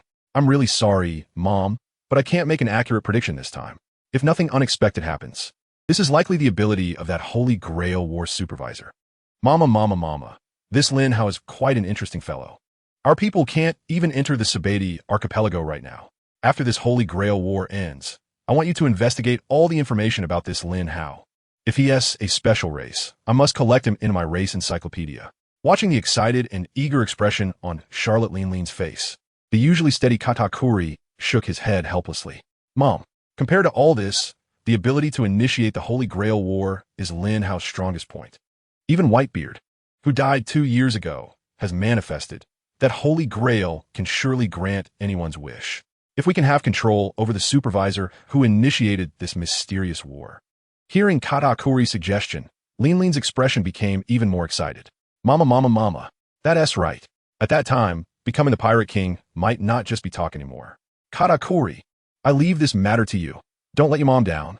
Understood, Mom. I will keep a close eye on Lin Hao's movements. Meanwhile, in a secluded and quiet forest of the Saber archipelago, the light of the summoning circle in front of Jewelry Bonney was slowly dissipating. In the midst of Joel Bonney's astonished gaze, at the very center of the magic circle, a beautiful woman dressed in military uniform, with blue hair that almost reached her knees, a western sword hanging at her waist, and a triangular tattoo resembling the horns of a beast on her ample chest, appeared with great dominance. At the moment the beautiful woman in military uniform appeared, Joelle Bonney immediately felt the temperature around her drop several degrees. Did she actually tamper with the incantation to summon me here? How interesting. Little girl, speak your wish, and I want to see if you are worthy of being my master. My wish is for my dad to return to normal, and then to be together with me forever without separation. There are so many things I haven't said to my dad yet, and there are many places we promised to go together that we haven't visited." Hearing the heroic spirit she summoned ask about her wish, Joelle Bonney, who had transformed into a 12-year-old girl, immediately spoke her heart's desire without reservation. Although she hadn't yet witnessed the heroic spirit's power, the almost sky-high radiance upon its arrival and the overwhelming aura it currently exuded indicated that this heroic spirit was undoubtedly the strongest she had encountered since setting sail. At that moment, Bonnie's face was filled with nervousness, fearing that the heroic spirit she summoned would not recognize her and simply vanish. Looking at the little girl before her, the military-clad heroic spirit nodded slightly. "To want to be with the person you love forever? If I win this Holy Grail War in the end, I might wish for the same." As the female heroic spirit spoke, a handsome and cheerful young boy's face appeared in her mind. She still remembered the first time she saw that boy in the arena. The pure smile on his face completely melted the icy demeanor of this imperial figure. Although they were on opposing sides, for some reason, she could never completely let go of the boy named Tasmi. The experience of being transported to a deserted island together by the teleportation-type artifact, Shangri-La, remains one of her most treasured memories. Seeing Bonnie's eager and expectant gaze, the military-clad heroic spirit walked slowly to the little girl. Then, she extended her palm and affectionately stroked Bonnie's head. "We all hope to be with the ones we love forever without separation. Although there are some differences, our wishes seem to align quite well. In that case, as the Saber-class heroic spirit, TransmigratedGot, I officially recognize you as my master. During this time, I will do my utmost to help you obtain the Holy Grail." After TransmigratedGot finished speaking, she swiftly picked Bonney up in her arms, and with a single step, their figures instantly vanished from the spot. The commotion upon her arrival had attracted the attention of other participants, so it was best to gather some necessary information before considering combat strategies. As TransmigratedGot held Bonney, she spoke while quickly moving forward. In just a few ups and downs, they rapidly left the island where Bonney had just been. Less than a minute after they left, two tall figures appeared at the spot where TransmigratedGot had just arrived. Sensing the lingering magical fluctuations and the still abnormal low temperature around them, the white-bearded man holding a large knife revealed a hint of excitement on his face. "Gurura, it seems like a heroic spirit skilled in ice combat. Just like that little brat with the freezing fruit." I really want to fight this guy soon. Before Edward Newgate could finish his sentence, a white-haired elder with a long knife at his waist appeared behind him. This was none other than the underworld king, Rayleigh, who had successfully summoned Lancer Edward Newgate to the world. Unlike the excited expression on Whitebeard's face, Rayleigh's face was filled with concern and seriousness. Hey, Newgate, did you see that beam of light just now? It was much larger than when you arrived, and it should be a tough opponent, so don't underestimate it. Although he could sense that Whitebeard Edward Newgate's strength had been enhanced to a terrifying level, Rayleigh was still somewhat uneasy due to the lack of information about the opponent. This was a battle where both the heroic spirits and their masters had to stake their lives. He didn't believe that the heroic spirits summoned by other masters were all weaklings. Gururara, sooner or later we will have to cross paths. Hiding like this isn't a solution. It would be better to engage early and understand the opponent's strength. Seeing Rayleigh's worried expression, a bright smile immediately appeared on Whitebeard's face. Even if the heroic spirits are evenly matched, you, as a powerful master, are still here, right?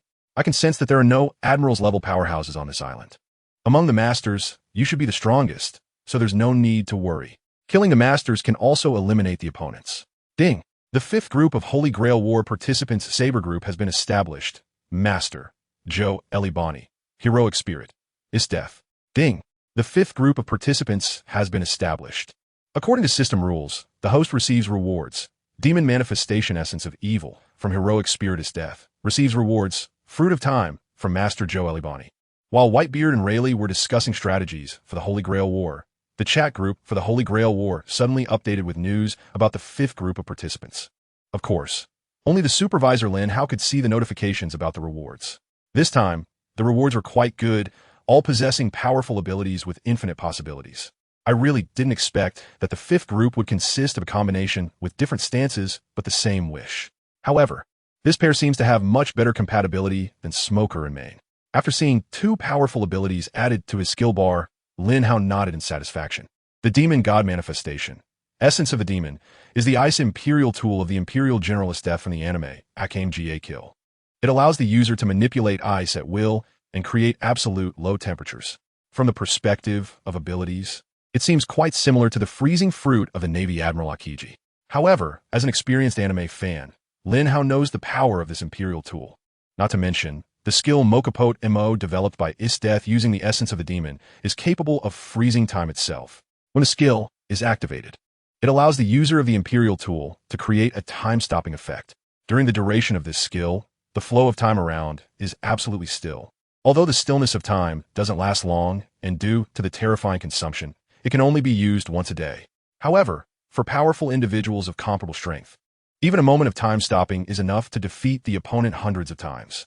Moreover, Lin Hao believes that as the supervisor of the Holy Grail War, when he activates Mokapatmo in the future, the effect will definitely far exceed that of his death. Less than 2 hours have passed, and 5 groups of contestants have already entered the arena. The progress is indeed impressive. After stretching out lazily, Lin Hao closed his eyes and continued to observe the various locations of the Saber archipelago in his omniscient state. He believes that the first Holy Grail War will definitely not start with 5 groups of contestants. It will inevitably gather all 7 groups of participants. Lin Hao may not be sure about others, but the one he is currently observing has a very strong desire.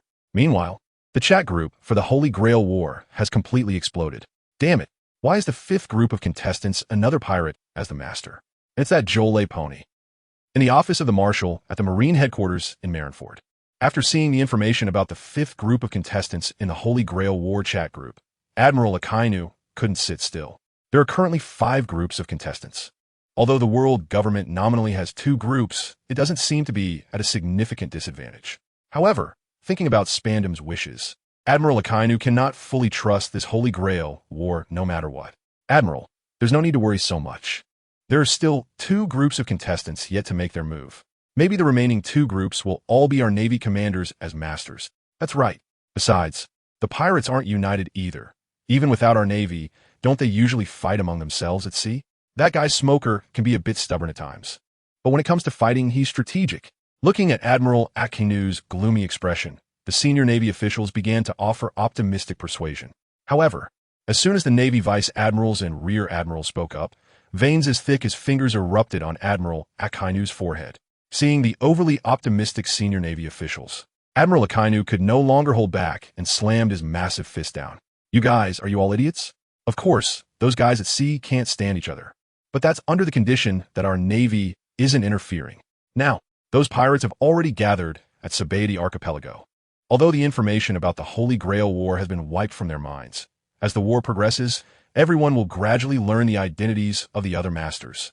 When facing a common enemy like Smoker, can you guarantee that those scum from the sea won't first unite to take him down before fighting amongst themselves? Hearing Admiral Akainu's furious reprimand, the senior Navy officials finally fell silent. After a moment of silence, a few Navy vice admirals finally proposed some slightly constructive opinions.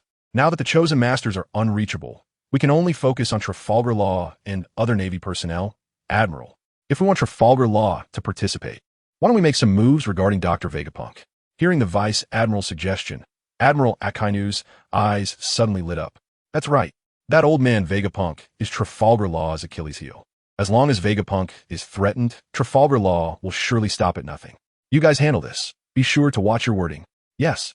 Hearing Admiral Akainu's arrangement, the senior Navy officials in the Admiral's office all breathed a sigh of relief. As for Admiral Akainu, he closed his eyes and continued to chat in the Holy Grail War chat group. Meanwhile, on Egghead Island, located in the second half of the Grand Line's New World, an elderly man with a thin frame, an apple-shaped antenna on his head, a long tongue hanging out of his mouth, and dressed in a white lab coat, was looking in shock at the messages in the Holy Grail War chat group. Just now, the fifth group of contestants in the Holy Grail War had taken their positions. The master of the Saber group, Bonney, was the last person this elderly man wanted to see participate in this Holy Grail War. Next to the elderly man stood a thin man dressed in a long coat with a high-tech helmet on his head. After a few minutes of silence, the man wearing the helmet voiced a worried inquiry. The main body, Bonney, actually joined the battle. If nothing goes wrong, her wish is to help the big bear return to normal. But can she really achieve victory in this war? All of her opponents are formidable warriors, except for that useless Spandam. The elder standing at the edge of Egg Island is none other than the world's leading scientist, known as the master of the brain fruit, which possesses technology 500 years ahead of its time, Vegapunk. Beside him is a clone he created using technological means. Number 1, Shaka. Hearing Shaka's worried question, a look of concern also appeared on Vegapunk's face. I can accept how much Bonney hates me. After all, I was the one who pulled the switch. But if anything unexpected happens to Bonney during this war, how will I explain it to that gentle guy later? As Vegapunk spoke, a hint of mist appeared in his eyes. Looking at the guilty expression on his main body, Number 1 Shaka patted his helmet and comforted Vegapunk. The main body, while you all focus your attention on the Holy Grail War participants and that universal wishing machine. I managed to gather some information about the Holy Grail War using certain permissions in the chat group. The heroic spirits in the Holy Grail War are divided into 7 classes, and among them, the most powerful class is the Saber class of Bonney's heroic spirit, which can also be called the Sword class. Although this class is restrained by the Archer class, if the tactics are applied correctly, it is very possible for Bonney's heroic spirit to reach the end. Well, I know all this, but the heroic spirit restrained by Bonney's Saber class is that Edward Newgate, Whitebeard. That guy was already one of the 4 emperors in life, and after death, he became a heroic spirit with even more terrifying strength. Moreover, his master is the strongest master in this Holy Grail War, Rayleigh. If Bonney really encounters a participant from the Archer class, I can't even imagine the outcome of the battle. Hearing Vegapunk's worries, Number 1 Shaka also lowered his head silently, not knowing how to continue comforting him, because he knew that Vegapunk was right. If they encounter Rayleigh's group of participants, the odds for Bonney's combination would indeed be minimal, setting aside the strength of the heroic spirits and masters. The class restraining between heroic spirits has little effect in the face of absolute power. As long as they haven't been eliminated, they will eventually meet. I hope that by the time they encounter Bonney, Rayleigh's group of participants will have already been eliminated. I hope that the supervisor of the Holy Grail War, Lin Hao, can protect Bonney as much as possible after her heroic spirit is eliminated. Watching his main body, still wearing a worried expression, Number 1 Shaka could only silently pray in his heart. Whoosh! Suddenly, a piercing sound of wind cutting through the air rang in Vegapunk and Number 1 Shaka's ears. Before they could react, a massive object was rapidly flying towards Egg Island from a distance. Boom! With a deafening explosion, a huge pit was created on the ground hundreds of meters away from Vegapunk and Number 1 Shaka by the massive object that had flown in at high speed. What shocked Vegapunk and Number 1 Shaka was that the shape of the pit looked just like a bear paw. When they ran to the edge of the pit and saw the motionless figure inside, A look of surprise suddenly appeared on Vegapunk's face. Great, Big Bear, you actually came back. At this moment, suddenly, within the enormous pit that had been created, there was a tall man covered in terrifying scars, with electricity crackling around him. Lying in a very awkward spread-eagle position in the center of the pit, the man had completely lost consciousness, and there wasn't a single piece of his upper body that still had intact skin. Yet, even so, Vegapunk and his first clone, Shaka, who inherited most of his memories, immediately recognized this person's identity. Who else could it be but Kuma, who had his self-awareness forcibly erased the day before the Marineford War 2 years ago. Watching Kuma slowly begin to stand up in the pit, Vegapunk, with an apple antenna on his head, couldn't help but shed tears of shame. Kuma had become this way because he had personally pulled the switch that erased Kuma's consciousness 2 years ago. Although he was forced by Saint Saturn of the Gorosei, the guilt of having stripped his friend's consciousness away had tormented him without rest over the past 2 years. Kuma, I never expected that after guarding the 1,000 Sunny for the Straw Hat crew, you would return here first. Don't worry, I will heal all your wounds. When you reunite with Bonney, I absolutely cannot let that child see you in such a sorry state. After Vegapunk finished speaking, he, and his first clone, Shaka, leaped down into the enormous pit to begin examining the body of the warlord Kuma. However, in the next moment, before Vegapunk and his first clone could bring Kuma out of the pit, around the pit, hundreds of agents dressed in black suits suddenly surrounded them. This scene caused Vegapunk's expression to turn ashen. He knew that these people in black suits were none other than agents belonging to the CP organization under the jurisdiction of the world government. To be more precise, they were part of the Five Elders. Looking at the CP agents surrounding the pit tightly, although he felt a sense of unease, Vegapunk still made a final effort. You came here only to inspect the research results. Your mission has been completed. How I treat the warlord who came here is not within your authority. Step aside. Upon hearing Vegapunk's command, the agents in black suits showed no expression. Instead, as Vegapunk tried to help Kuma out of the pit, the surrounding agents uniformly drew their handguns and aimed them at Vegapunk and the others in the pit. Sorry, Mr. Vegapunk. Your actions on this island have been under constant surveillance. We have just received orders from above to take the warlord Bartholomew Kuma back to Mary Geos. If anyone obstructs us, we may take necessary measures. Mr. Vegapunk, please do not make it difficult for us. Hearing the cold words from the leading agent, Vegapunk was momentarily stunned, and then his ashen expression turned to anger. This is the Celestial Dragon's order, isn't it? Do they want Kuma to go to Mary Geos to become a slave for entertainment? No, absolutely not. This father and daughter have already suffered too much injustice. As long as I am here, I will never let you take Kuma away. He knew all too well what kind of treatment the powerful yet unconscious warlord would face if taken to Mary Geos. Even an idiot could figure it out. Vegapunk believed he owed too much to Kuma and Bonney. He would not allow the Celestial Dragon's lackeys to drag Kuma back into hell. Seeing that Vegapunk had made up his mind, his clone Shaka hesitated for a moment. Then, he tapped the antenna headset on his helmet, and his voice gradually became darker, reflecting Vegapunk's emotions. Lilith, the CP agents are doing unnecessary things on the island. We can treat them as intruders now. Keep a close watch on our monitoring screens. If these agents dare to act, immediately let the pacifistas enter extermination mode. Got it. I've long found these suit wearers displeasing. It's a great opportunity to make a big move. Before Shaka's words fell, the black-suited agents around the pit felt a series of noticeable tremors under their feet. In less than a few seconds, the agents tasked with bringing Kuma back to Mary Geos found themselves surrounded by updated pacifistas. Meanwhile, in the distant waters outside the pacifistas, enormous sea beasts resembling sea kings also emerged from beneath the surface. With a command from Vegapunk, they would launch a devastating strike on the CP agent ships. In just a few seconds, Vegapunk, who had been in a passive position, seized the initiative at the scene. Looking at the pacifistas extending their hands towards them, the leading agent among the CP agents turned pale, then waved to signal his men to lower their guns. However, the next moment, the seemingly submissive agent spoke words that made Vegapunk, the world's #1 scientist, look even worse than before. Mr. Vegapunk, please do not misunderstand.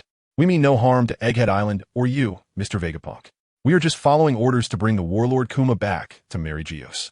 Since you do not welcome us, we will withdraw. However, I must remind you, angering the higher-ups in Mary Geos may bring the Navy Admirals or the Knights of God next time. As the agent's words fell, the entire scene fell into a deathly silence. As time passed, fine beads of sweat began to form on Vegapunk's wrinkled forehead. You have some nerve to threaten the world's #1 scientist, Vegapunk, Seeing Vegapunk wavering, the more stable clone Shaka immediately responded darkly. Facing Shaka's threat, the CP agents backed by the Celestial Dragons showed no signs of panic. We don't dare. We're just stating a fact that will happen in a few days. Of course, whether this fact becomes a reality still depends on Mr. Vegapunk's attitude. This time, not only Vegapunk, but even the usually composed clone Shaka was at a loss for what to do. Suddenly, just as Vegapunk and clone Shaka were frozen in place, unsure of how to proceed, the unconscious warlord Kuma beside them twitched slightly. Then, as if he had heard an order, he unsteadily walked in front of the leading CP agent, despite his battered state. Seeing this scene, both Vegapunk and the surrounding CP agents were astonished. Half an hour later, watching the CP agents' warships slowly sail away, Vegapunk's eyes filled with tears of guilt. "You've saved me once again, Kuma. Why are you always so gentle?" Beside Vegapunk, clone Shaka also felt a rare sense of melancholy. Is it true that Kuma and Bonney's fate can only be like this? No, there's still hope. Hearing Shaka's inquiry, Vegapunk's eyes suddenly filled with determination. As long as we win the Holy Grail War, Kuma and Bonney can escape this tragic fate. If Bonney cannot succeed this time, then let me, Vegapunk, take their place to seize that Holy Grail. Suddenly, just as Vegapunk was lost in thought, staring at the warship getting farther away from Egghead Island, clone Shaka nervously tapped his shoulder. "Master, look at that chat group. The participants are having issues. 5 groups of participants have already gone down. There's still plenty of time. It looks like we can gather the first 7 pairs of contestants for the Holy Grail War on the first day." In a luxurious mansion on the 53rd island of Saber Archipelago, Linhow is leisurely lounging on his deck chair, comfortably soaking up the sun. After consecutively dealing with several waves of trouble from the Navy and pirates with overwhelming force, this manor has now become a true forbidden zone on island number 53. Whether it's the Navy or pirates, anyone with malicious intent who approaches within a 200-meter radius of the manor will inevitably be frozen into a popsicle by the all-knowing Lin Hao from a distance at this very moment. After several attempts and contributing dozens of lifelike ice sculptures around the manor, the Navy and pirates on the island no longer dare to approach the supervision site where Lin Hao is located. At this moment, Lin Hao is leisurely closing his eyes, focusing on someone he was quite surprised to see on this island. This person was someone with deep desires. If nothing unexpected happened, he would definitely occupy one of the remaining 2 seats in the Holy Grail War. However, it was a pity that the powerful classes of heroic spirits in the Holy Grail War had already been summoned. If that guy were to join the battle now, he would only have the options of assassin and caster classes available. Although his strength was quite good and he could definitely rank among the top 3 among the current masters, his timing was just too late. The contestants haven't all taken their places yet, and there are already some who can't hold back, but it doesn't matter. You do have the capital to make direct moves. Just as Lin Hao was complaining about that very capable contestant being late to join the battle, he suddenly noticed that a group of contestants had taken the lead in taking action. On the island where Bonney had just successfully summoned his death, Whitebeard and the Dark King Rayleigh, who had come to check the situation but ended up empty-handed, had a brief rest before publicly revealing their identities as heroic spirits and masters right there. On that island, Whitebeard let out his iconic hearty laughter and then planted his great sword into the ground beside him. In an instant, a powerful and heart-stirring aura centered around Edward Newgate, also known as Whitebeard, swept across the entire Sabaody archipelago. Accompanying this aura was Whitebeard's bold challenge. "Gururara, I am Edward Newgate, the heroic spirit of the Lancer class. What is the point of hiding? Why don't we all come here and fight together and directly determine the victor? It would save everyone the trouble." Whitebeard's voice resonated throughout the island, not through loud shouting, but like the aura he emitted, directly reaching the hearts of everyone on the island. Meanwhile, in the chat group, everyone who was paying attention to the Holy Grail War saw Whitebeard's situation in real time through the group live broadcast. In an instant, the chat group for the Holy Grail War erupted. "Hook de Jibek, that guy Newgate is just like before. Hasn't he changed at all? He actually revealed his heroic spirit identity on his own. Yes, probably going to become the target of everyone. Shiki, show off, always thinking he's so great. I bet other contestants will soon bring their heroic spirits to confront him. Wait, no, exactly. This is the genuine Whitebeard, and he is appearing in his prime state. He has the capital for this. Kapu hee. Whitebeard is peak. That really brings back memories. I wonder how strong the other heroic spirits are. Ha, Kapu. You should pay a bit of attention to the rules of the Holy Grail War. The strengths of the heroic spirits have been balanced. They can't be too different. On the contrary, Whitebeard now, after becoming a heroic spirit, is clearly stronger than in his prime. Sakazuki, That Lin Hao who initiated the Holy Grail War is really dangerous. How did he manage to summon Whitebeard? Marco, Dad is too cool. The ultimate victor of the Holy Grail War will definitely be Dad. Poor Gasti, ace Dad. Go for it.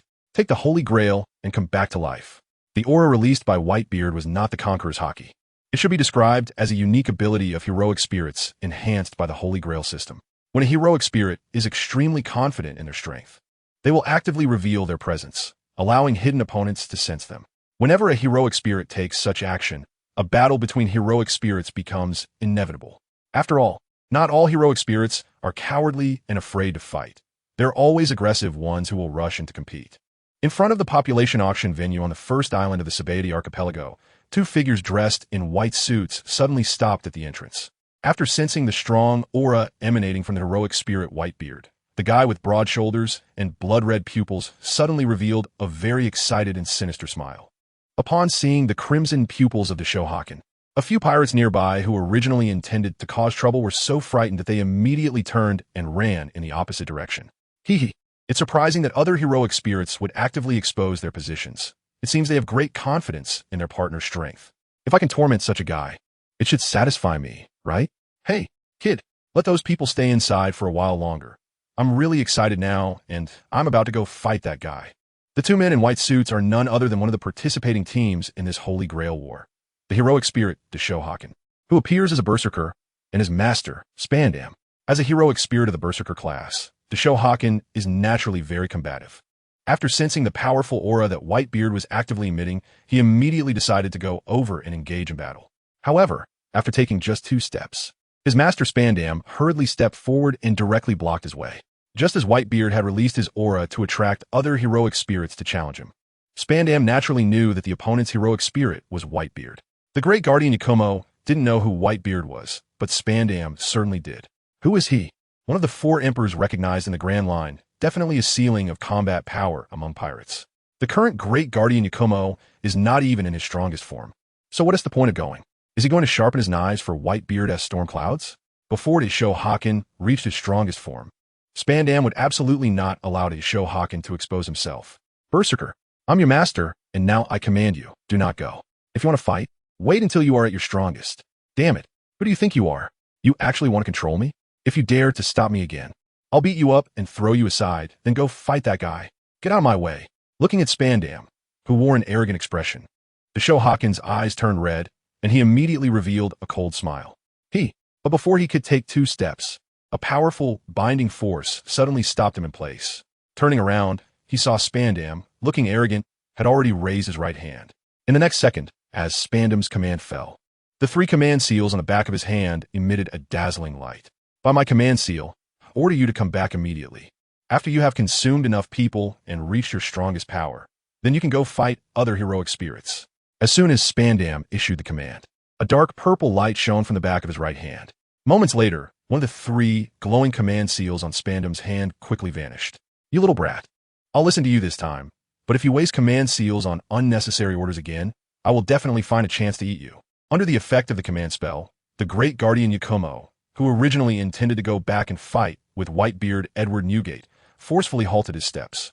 Before arriving at this population auction house, the Shoyun had carefully explained the usage of command seals to Spandam, including special uses such as enhancing heroic spirits and long-distance teleportation. Now, Spandam had wasted a command seal, which undoubtedly made the Shoyun lose an opportunity for enhancement. I know what you're thinking, you battle-obsessed fool, but don't worry, I'm not an idiot. This is also an opportunity for you to enhance. Seeing the Shoyun's sinister smile, Spandam couldn't help but shrink his neck at first, but then he returned to normal. He was the master, so there was no need to fear the heroic spirit acting against him. Lin Hao wasn't surprised that the master and heroic spirit had such communication.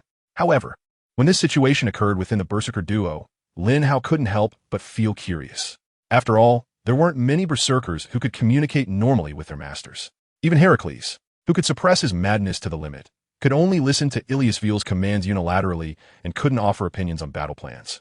Watching Spandam and the Shoyun unreservedly walk into the population auction house, Lin Hao furrowed his brow. Hey, system, these 2 guys clearly don't have good intentions. Shouldn't the supervisor intervene a bit? As an old fan of the secondary dimension, Lin Hao naturally knew about the Shoyun's so-called enhancement methods. If he really went through with it, the entire Saber archipelago would probably turn into hell. Although there were basically no innocent people in the auction house now, as they were all unlucky pirates caught in the first half of the Grand Line. Ding!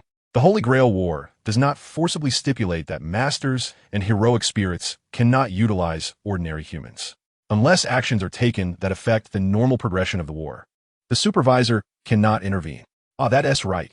The supervisor is only there to supervise and maintain the normal progression of the war, so they naturally cannot interfere. Hearing the system's response, Lin Hao nodded thoughtfully. As an old fan of the secondary dimension, he had watched Fate Zero and these two Star Moon anime. During the Fourth Holy Grail War, the caster group's heroic spirit and master were not interfered with by the supervisor in the early stages. It wasn't until they expanded the Holy Grail War to affect the entire group of ordinary humans that the church commissioned other participants to carry out the extermination. As for the caster combination in the Fifth Holy Grail War, they directly used Midia's abilities to turn most of Fuyuki City citizens into a source of magical energy. However, such actions were not interfered with by the supervisor. Therefore, for Shoya Yun and Spandam, who had not yet taken action, Lin Hao could only observe for now. Fortunately, there were no innocent, ordinary people in this population auction house, which relieved Lin Hao of any psychological pressure. After focusing on the Berserker group for a few minutes, Lin Hao shifted his perspective to other participants. On the amusement park island of the Saber archipelago, Vice Admiral Smoker was helplessly watching Main not far in front of him. After arriving in this world and forming a contract with Smoker, the playful little girl, Main, kept insisting on exploring the islands.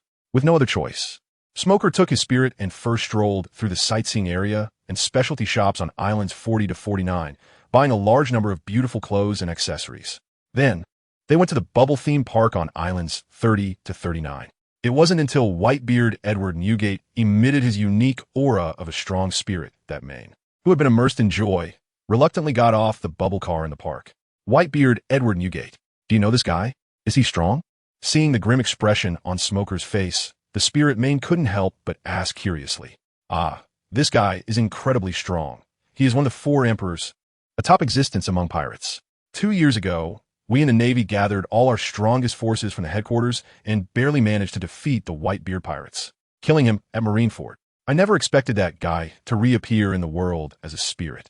The overseer of this Holy Grail War, Lin Hao, is truly remarkable.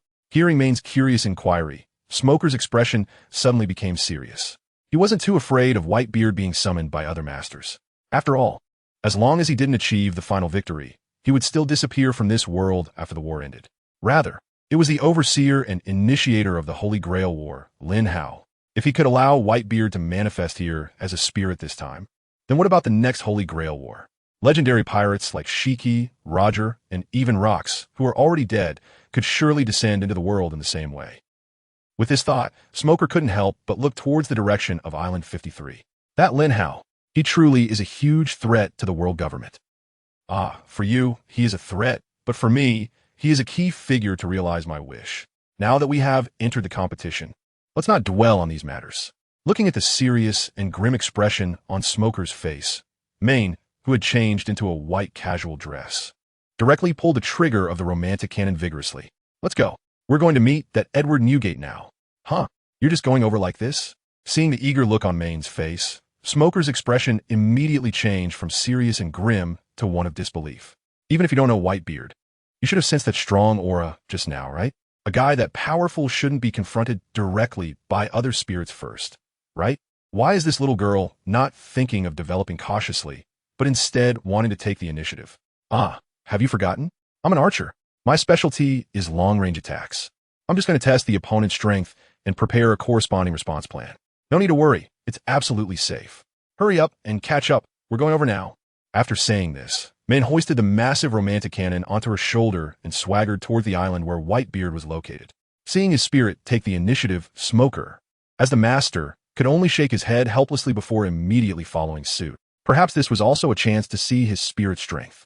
On the other side, Esther's and Bonney, who had found hotel to stay on Island 79 of the Saber archipelago, also sensed the terrifying aura intentionally emitted by Whitebeard. Looking in the direction of Whitebeard's island, General Esther's of the Empire showed a hint of anticipation on her face. Could it be my restrained Lancer class? To reveal one's identity so openly shows great confidence.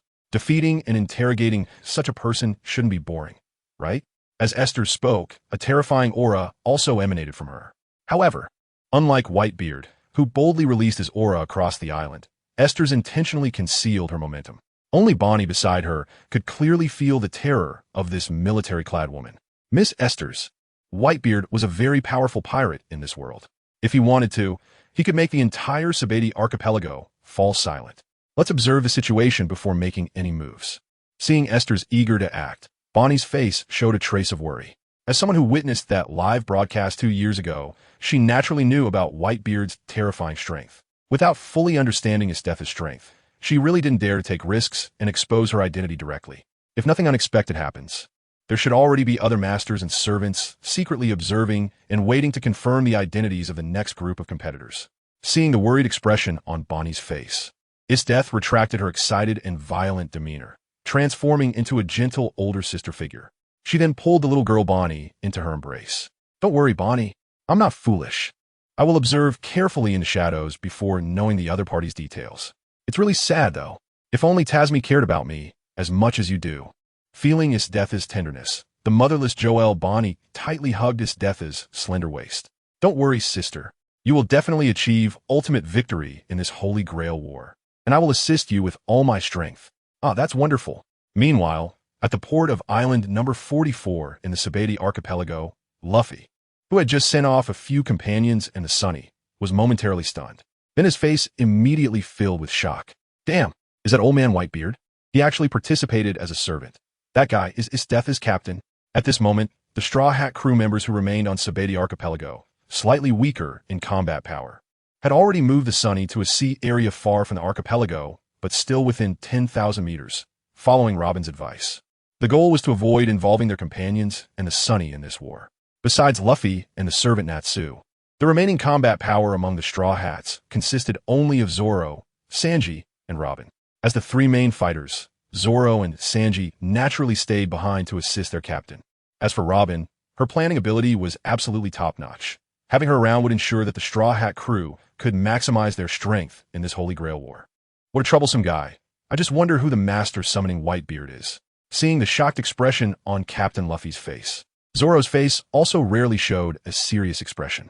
According to Robin's plan, they were staying behind to help Luffy fight, so that if the servants couldn't gain the upper hand, they could immediately take action against the master summoning the servant.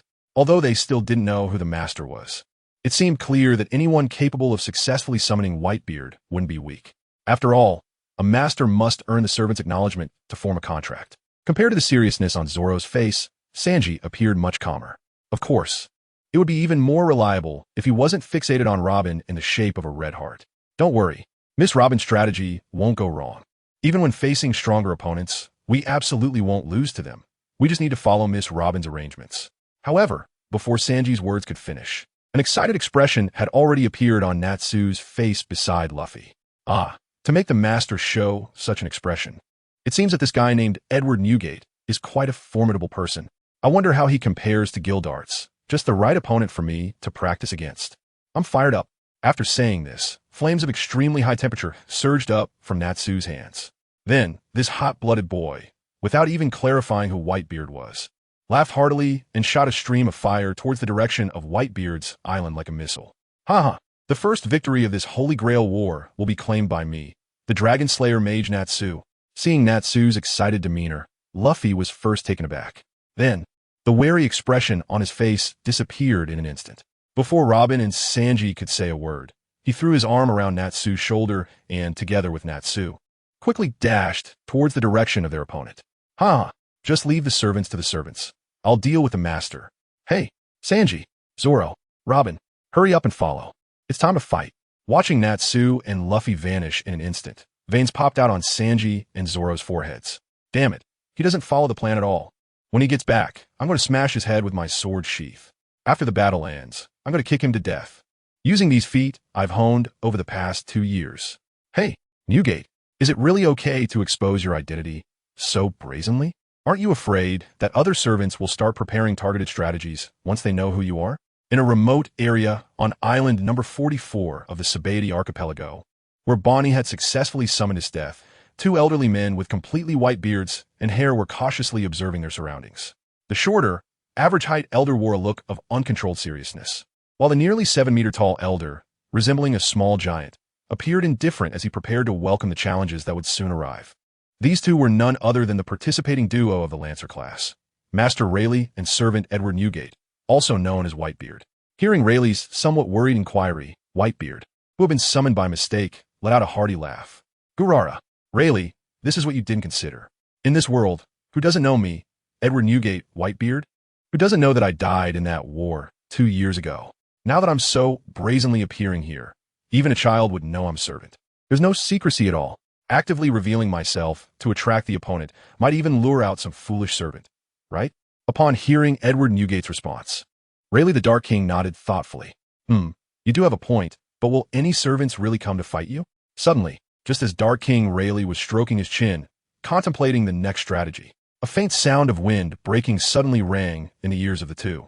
This sound was so subtle that an ordinary person would never be able to hear it. However, both Rayleigh and Whitebeard possessed a high level of observation hockey. So the moment they heard the sound, they immediately knew it was the sound of a bullet cutting through the air. The bullet was extremely fast and highly concealed. Nevertheless, upon hearing that faint sound, Whitebeard still laughed and reacted almost instantly. In less than 1/10,000th of a second, Whitebeard tilted his head with a smile. The next moment, he felt the scorching wave of the bullet passing by his ear. Immediately after, a sound akin to the simultaneous explosion of over a dozen cannonballs erupted in the open space behind Whitebeard. The shockwave from the explosion was immense, and its power was equally formidable. Just a single ordinary bullet had the terrifying capability to penetrate the outer armor of a warship. If Whitebeard hadn't dodged that shot, it would have certainly resulted in a tragic outcome of his head being blown apart. Old man, you despicable guy, using underhanded tricks to sneak attack. If you have the guts, come out and face me openly. A coward, afraid to confront directly. Only daring to use such vile means will never be the ultimate victor. At this moment, the Holy Grail War chat group had already begun live-streaming the imposing presence of Whitebeard. After witnessing Whitebeard narrowly evade the sudden bullet attack, the members of the Whitebeard pirates in the chat group immediately erupted in anger. Compared to the calm members of the Whitebeard pirates, the other renowned old-timers in the chat group grew serious. With the god's perspective provided by the live stream, they clearly saw who the attacker was. Watching the little girl in the distance aiming with a sniper rifle, Rox, Shiki, and Roger, among other legendary pirates, made a mental note of her. That previous attack was too stealthy. If it were them responding, they probably wouldn't have discovered it any sooner than Whitebeard. Meanwhile, on another island, 7 islands away from island number 44 of the Shambody archipelago, Maine, dressed in a white casual dress, also showed a look of surprise on her face. Even as a heroic spirit, this distance should definitely be undetectable. How could he easily evade my lethal strike? Hey, Smoker. This guy must have other means besides that ability to create earthquakes when he was alive, right? You didn't tell me any of this? At this moment, Maine was surrounded by a white smoke. In conjunction with the island's natural misty environment, even if someone were to pass by the side of the Maine, they would probably not easily notice this petite sniper. As Maine complained to Smoker, she quickly hoisted the massive sniper rifle, the romantic cannon, onto her shoulder. Before her master Smoker could respond, she stepped forward, her petite body swiftly leaving the previous gathering point like a nimble sprite. For a sniper, if the first shot fails, it usually means the assassination attempt has failed. Although she didn't know who Whitebeard was, the Lancer-class heroic spirit was indeed very skilled in close combat. Just by the opponent's slight head movement to dodge, the intuitively sharp Maine had already deduced that Edward Newgate, who held the title of one of the 4 emperors in this world, had discovered her position. If she didn't leave quickly, the upcoming battle would become troublesome. Damn it. I overlooked the observation hockey. This was my mistake. I'm sorry, Maine. During Maine's rapid departure from the original location, the white mist around her also quickly dissipated, and then directly coalesced into a humanoid figure not far from her. It was none other than Smoker. Maine's ability for long-range precision sniping shocked him. However, this seemingly perfect opportunity to take down Whitebeard was wasted due to his negligence of observation hockey. At that moment, even though Maine complained, he did not refute her at all.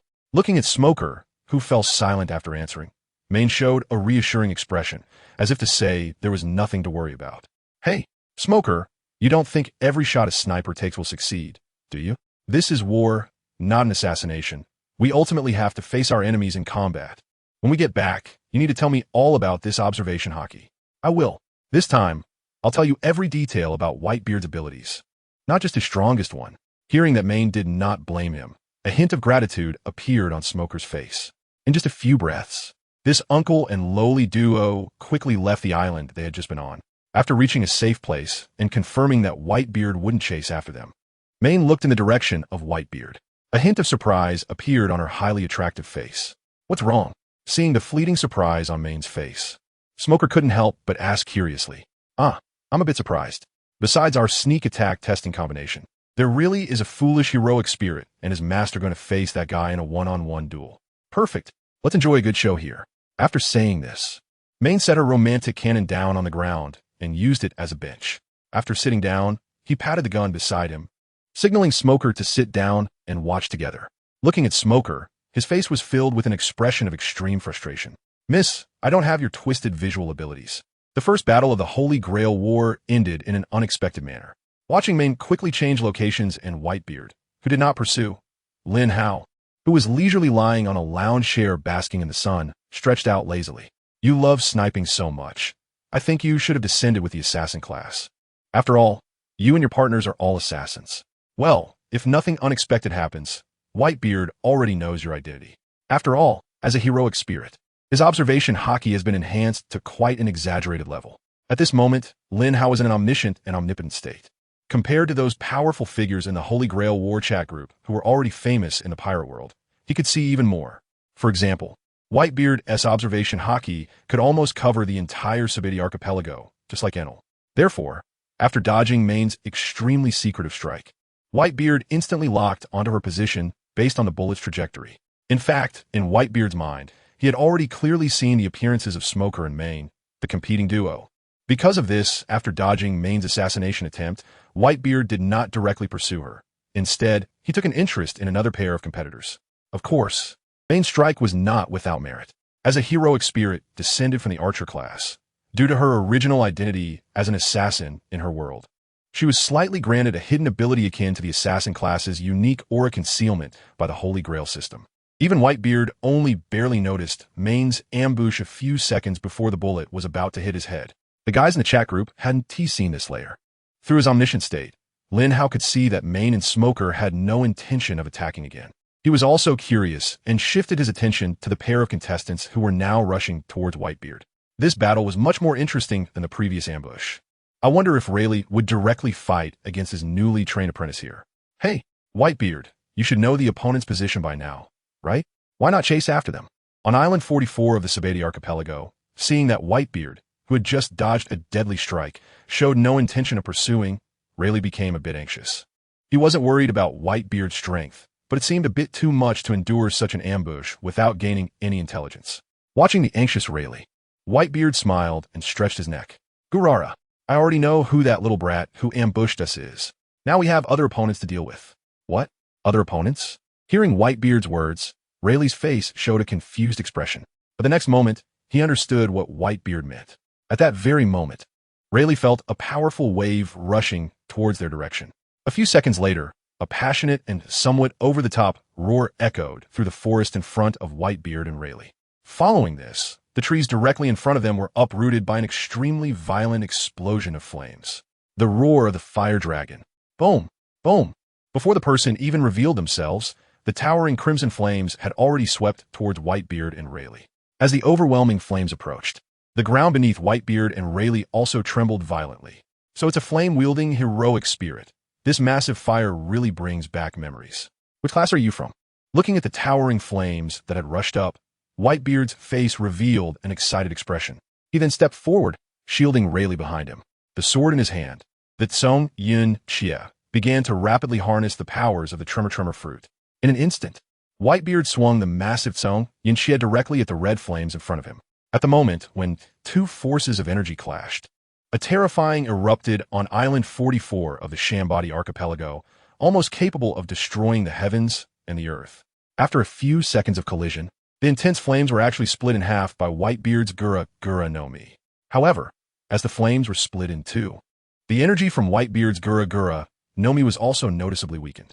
Haha, what a fierce blow. Its intensity has already surpassed Ace's Fire Emperor. Kid, this isn't ordinary flame, is it? My haki is actually ineffective against this fire.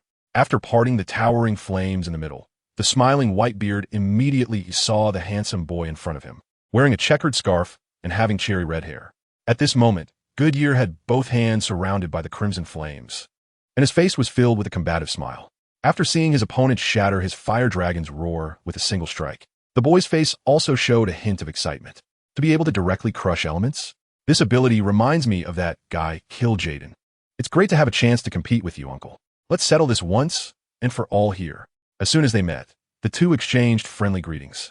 However, friendly greetings or not, the swirling cloud cutter in the old man's hand showed no signs of stopping. At the same time, as the two were conversing, the famous sword Kanjiunki, infused with the power of the Tremor fruit, swung down fiercely towards the boy's head. Looking at the massive Kanjiunki, the boy with cherry blossom pink hair showed no trace of fear on his face. At the moment before your massive blade struck his forehead, the young boy managed to catch Whitebeard's famous sword with his bare hands in a daring move. However, the next moment, the once fiery and passionate expression on the boy's face shifted to one of horror, because the instant his hands made contact with a large blade, a terrifying shockwave surged through the sword and into his hands, directly impacting his internal organs. For a moment, the boy's stance wobbled unsteadily. But once the energy from the Tsungyun cut dissipated, the boy managed to stabilize himself while still firmly controlling the gigantic blade, which was nearly the size of his upper body. Yet, compared to his earlier bravado, a streak of crimson blood now flowed from his forehead. Not a split, but a shock. Uncle, your ability is different from Kildiz's. Gururara, few dare to catch my Tsungyun cut with their bare hands. Kid, you're quite interesting. I am Edward Newgate, Whitebeard. Before we fight to the death, tell me your name. Seeing the unyielding boy before him, a glint of appreciation flashed in Whitebeard's eyes. Upon hearing the boy voluntarily introduce himself, a defiant expression appeared on the boy's face. I am Natsu Dragneel, a mage from the Fairy Tale Guild. Sorry, Uncle. Although you're strong, I won't just hand over the Holy Grail to you. After saying this, Natsu tightened his grip on the Tsungyun cut, gathering even fiercer flames. In an instant, the intense heat radiating from the crimson flames in Natsu's hands was transmitted through the famous sword to Whitebeard. Feeling the scorching heat that nearly burned his palm, Whitebeard, as one of the four emperors, didn't he dare to be careless. He tightened his grip, and a pitch-black stream of air quickly wrapped around his arms. Armament Haki. As the armament Haki enveloped him, the pressure on Whitebeard's hand lessened. However, even so, the high temperature from Tsungyun cut still inflicted damage on his arm. Gururara, this is indeed no ordinary flame. It can even penetrate my armament Haki. It seems I can only defeat you with sheer strength. As he felt the temperature of his Haki-wrapped hand rise again, Whitebeard's face revealed a hint of appreciation. This kind of duel made him unconsciously recall a young man who had fought him dozens of times 5 years ago, also using flames. However, compared to that young man, the Natsu before him, who claimed to be a mage, was truly on a whole different level of strength. Before Whitebeard finished speaking, bulging veins resembling tangled roads suddenly erupted on his powerful arms. In that instant, Natsu, who was firmly gripping the Tsungyun cut with his bare hands, felt an exaggerated and terrifying force. If it were anyone else, Whitebeard's sudden surge of power would have sent them flying. But as a dragon slayer who grew up alongside the fire dragon Igneel, Natsu seemed to possess endless strength. Although the struggle with Whitebeard contorted his already handsome face into an exaggerated grimace, he steadfastly kept Whitebeard's weapon firmly in his grasp. For a moment, the two, despite their mismatched physiques, found themselves in a standoff. As time passed, beads of sweat slowly appeared on Whitebeard's forehead, known for his strength. Hey, Rayleigh, this heroic spirit is no simple matter. I can't take him down right now. You go find his master and deal with him. Looking at Natsu, whose face was twisted yet still refused to let go, Whitebeard could only helplessly instruct the King of Hell, Rayleigh, behind him. Ah, so this is a heroic spirit? They really are remarkable beings. I'll go find this guy's master right now, but don't destroy the entire island.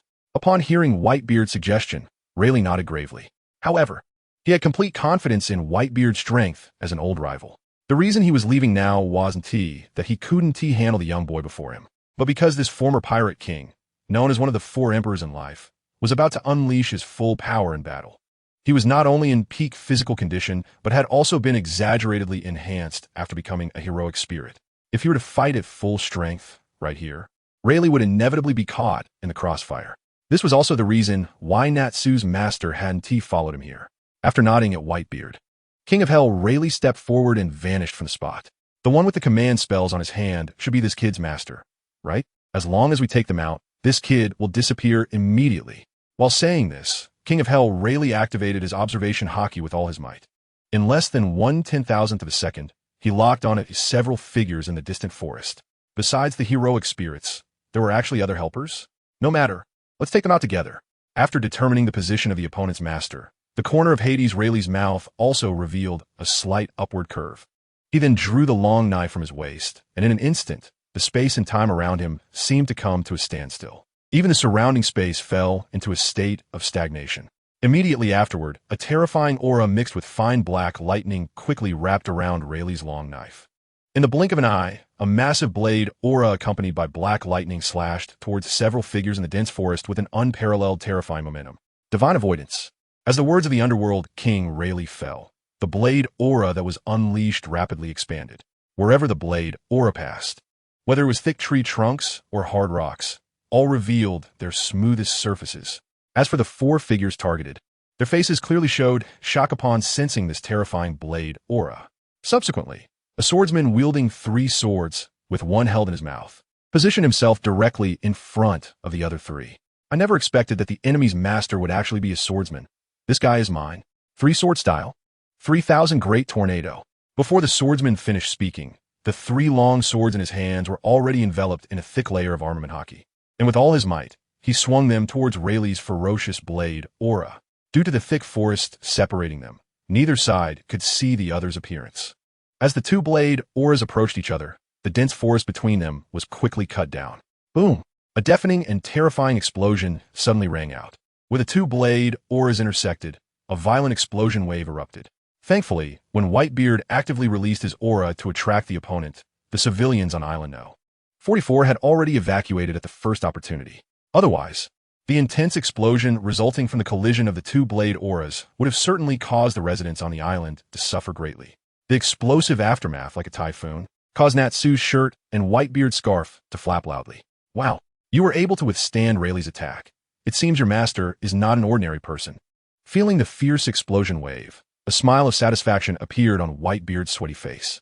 Seeing Whitebeard smile, Natsu, who was desperately controlling his 3 clouds cut, also wore a proud smile. Of course, my master, Natsu Dragneel, is very strong. Moreover, my master is not alone. Then we can't waste time here any longer.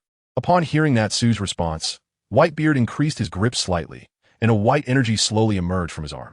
In order to end this evenly matched struggle, Whitebeard once again activated the powers of his tremor fruit.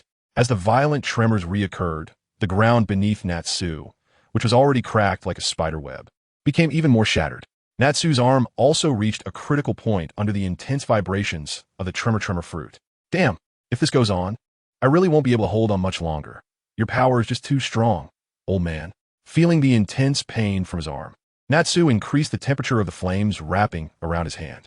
Seconds later, amidst the violent shaking, the blade of Whitebeard's famed sword, the 3 clouds cut, began to show signs of melting.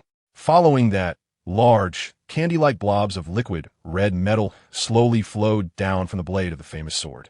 Seeing the red molten iron, Natsu's eyes lit up, and in front of Whitebeard's bewildered gaze, he opened his mouth wide and gulped down the fiery liquid. Kid, what exactly is your ability? You can even eat the molten iron from a sword? This scene left Whitebeard, one of the 4 emperors, greatly shocked. However, before he could recover from his astonishment, the air in front of Natsu suddenly formed a fiery red pattern resembling a magic circle. The next moment, a vague roar erupted from Natsu's mouth. Fire Dragon's iron bullet. On my leg. With Natsu's roar, the red molten iron he had just swallowed was directly spat out from his mouth like saliva, compared to when he swallowed it. The iron water he expelled was even more blazing red. Observing the sudden surge of metallic liquid, Whitebeard's face showed clear surprise. He quickly let go of his famed sword. The 3 clouds cut and formed an invisible shockwave barrier in front of himself. Before the fiery red metallic liquid could touch his body, the power of the activated, instantly shattering the incoming metallic liquid into a sky full of red fragments. Kid, I didn't expect you to play dirty. You're definitely much better than my foolish son who plays with fire. The uncle exclaimed. This isn't a fight where either you die or I die. It's better to cast aside such naive thoughts early on. Ha ha ha. Good. I really like you and this kid more and more. If you were in our world, I'd definitely want you to be my son. Oomph. I only have one old man, and that's Fire Dragon Igneal. As the scorching metallic liquid was dispersed, Whitebeard and Natsu both took a step back, creating a safe distance from their opponent. Seeing the excitement on each other's faces, Natsu and Edward Newgate simultaneously elevated their power to its peak state. Strong warriors need no words. They would settle the battle with one decisive strike. After less than a second of adjustment, a devastating shockwave suddenly enveloped Whitebeard. Looking at the dragon slayer mage Natsu, the flames that had originally wrapped around his hands were now all concentrated on his right arm. Gulalala, kid, let us see if you can take this full-force punch from me. Don't get too cocky, old man. Take my fire dragon's iron fist. As soon as the words fell, both sides forcefully stomped their feet and charged at each other. At this moment, Whitebeard was surrounded by a faint white glow, and the ground, even the space around him, began to gradually crack apart. Looking at Natsu, the flames on his right arm had completely turned a deep red.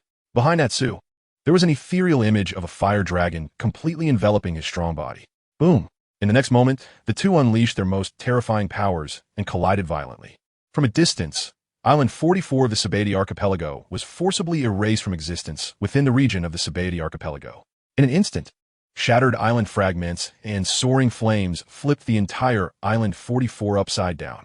Witnessing this scene, all the powerful beings watching the live stream in the chat group displayed shocked expressions.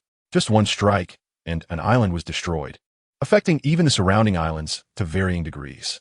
Watching the flames gradually dissipate and the earth fragments continuously falling from the sky, the navies and pirates in the chat group swallowed hard. For a moment, the entire chat group fell eerily silent. No one dared to say a word. All eyes glued to the completely destroyed Island 44, fearing they might miss the outcome of the match. However, a few seconds later, the result of the match did not appear. Instead, the previously destroyed Island 44 began to rapidly restore itself to its original form, as if time were reversing, at a speed visible to the naked eye. Roxy, Jibek, just one strike and an island was destroyed? This power rivals ancient weapons. I never had such strength when I was alive. Is this the battle between heroic spirits? Goldi, Hoji, Rox, is that the point?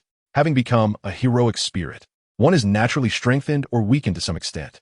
I think the ability to restore a battlefield that has already been destroyed is even more astonishing. Kazuki Odin, such a battle is truly exciting. I hope I can also have the chance to be summoned back as a heroic spirit. Sengoku, that Lin Hao is becoming increasingly unfathomable. What exactly is his purpose for starting this Holy Grail War? Spandam, hey. Spandam, your dad has been captured and impelled down. If you can't win this Holy Grail War, we're all done for. Halot Lin, mama. This Holy Grail War is so interesting. After this ends, I must find that initiator Lin Hao. I want to participate in the next Holy Grail War. After recovering from the initial shock, the powerful figures renowned across the Grand Line in the chat group began to discuss the strength of the heroic spirits in the Holy Grail War and the initiator. Linhow, amidst the discussions of these formidable beings, Naz and Whitebeard, who had just destroyed an entire island due to their confrontation, finally reappeared before everyone on the restored Shamboard Islands. As expected by all, after experiencing the intense exchange of punches just now, Naz and Whitebeard showed no obvious injuries on their bodies. They only had some superficial wounds and torn clothes. As they looked around, the surroundings were restored to their original state in a short time. Both heroic spirit Naz and Whitebeard had a look of shock on their faces. All of this was restored by Lin Hao, the initiator and supervisor of the Holy Grail War. Not only was the destruction they caused perfectly repaired, but even the forest that was destroyed during the battle between Rayleigh and the mysterious man had once again become lush and green. Who exactly is this mysterious man who used his great power to initiate the Holy Grail War? What a terrifying guy. Isn't this great? With a battlefield that will never be destroyed, we can fight to our heart's content here. Gururara. All right, today we will fight fiercely until we determine the victor. Unlike Whitebeard, who had a serious expression, Naz was wearing an excited look on his face. Seeing Naz, who was still full of fighting spirit despite the lack of a clear outcome, Whitebeard, who had just been shocked by Lin Hao's abilities, was suddenly filled with bravado. After a simple adjustment, Whitebeard and Natsu were ready to battle again. Stop. Don't fight anymore. But the next moment, just as the two powerful heroic spirits were about to engage in a life-and-death struggle once more, an old but commanding voice suddenly came from a nearby dense forest. Turning around, they saw that the king of hell, Rayleigh, who had previously gone to battle against Natsu's master, had sheathed his sword and was leisurely walking towards Whitebeard and Natsu. Looking behind Rayleigh, a look of surprise immediately appeared on Whitebeard's face. Are you the Straw Hat Kid? Luffy? Are you part of the Straw Hat crew? Could it be that you are this kid's master? Behind the King of Hell, Rayleigh was none other than Natsu's master. Monkey D. Luffy, along with Zoro, Sanji, and the archaeologist Robin, who stayed behind to assist the captain in the Holy Grail War. Seeing the surprised expression on Whitebeard's face, Luffy broke into a hearty laugh. Ha ha ha. Ace's captain. Long time no see. Rayleigh is my mentor, and we just discovered each other's master identities. Since we both want to revive Ace, we've decided to team up, so you're no longer our enemies. With Luffy's jovial words, the faces of a navy in the Holy Grail War chat group immediately turned the color of liver. Just moments ago, when Whitebeard and Natsu were clashing, Rayleigh, known as the King of Hell, realized that the gap between heroic spirits wasn't that significant. To quickly resolve the battle, he had to target the opposing master's location. Therefore, when Whitebeard and Natsu began to grapple, Rayleigh charged directly towards the direction of the opposing master and unleashed a powerful divine avoidance. Since there was a vast forest between them, and the one receiving the blow was not the Straw Hat Crew's Captain Luffy, Zoro had exchanged a few moves with Rayleigh without clearly seeing his appearance. Just when Zoro was about to be unable to withstand the attacks, both sides finally saw each other's faces. The moment they learned each other's identities, both sides immediately stopped. Following Nico Robin's suggestion, Rayleigh and Luffy, who both shared the same desire to resurrect Ace, quickly formed a cooperative alliance. For the Master, it didn't matter who won between Rayleigh and Luffy. As for the heroic spirit's wish, that would be decided through a fair battle once their victory was confirmed. Upon hearing Rayleigh and Luffy's explanation, Whitebeard and Natsu nodded in agreement. Although the confrontation was brief, both powerful heroic spirits recognized each other's strength. With a strong ally cooperating, their chances of winning this war increased. Hey, Nico Robin, I've heard about your planning abilities. According to the countdown in the sky, this war hasn't officially started yet. Do you have any plans during this time?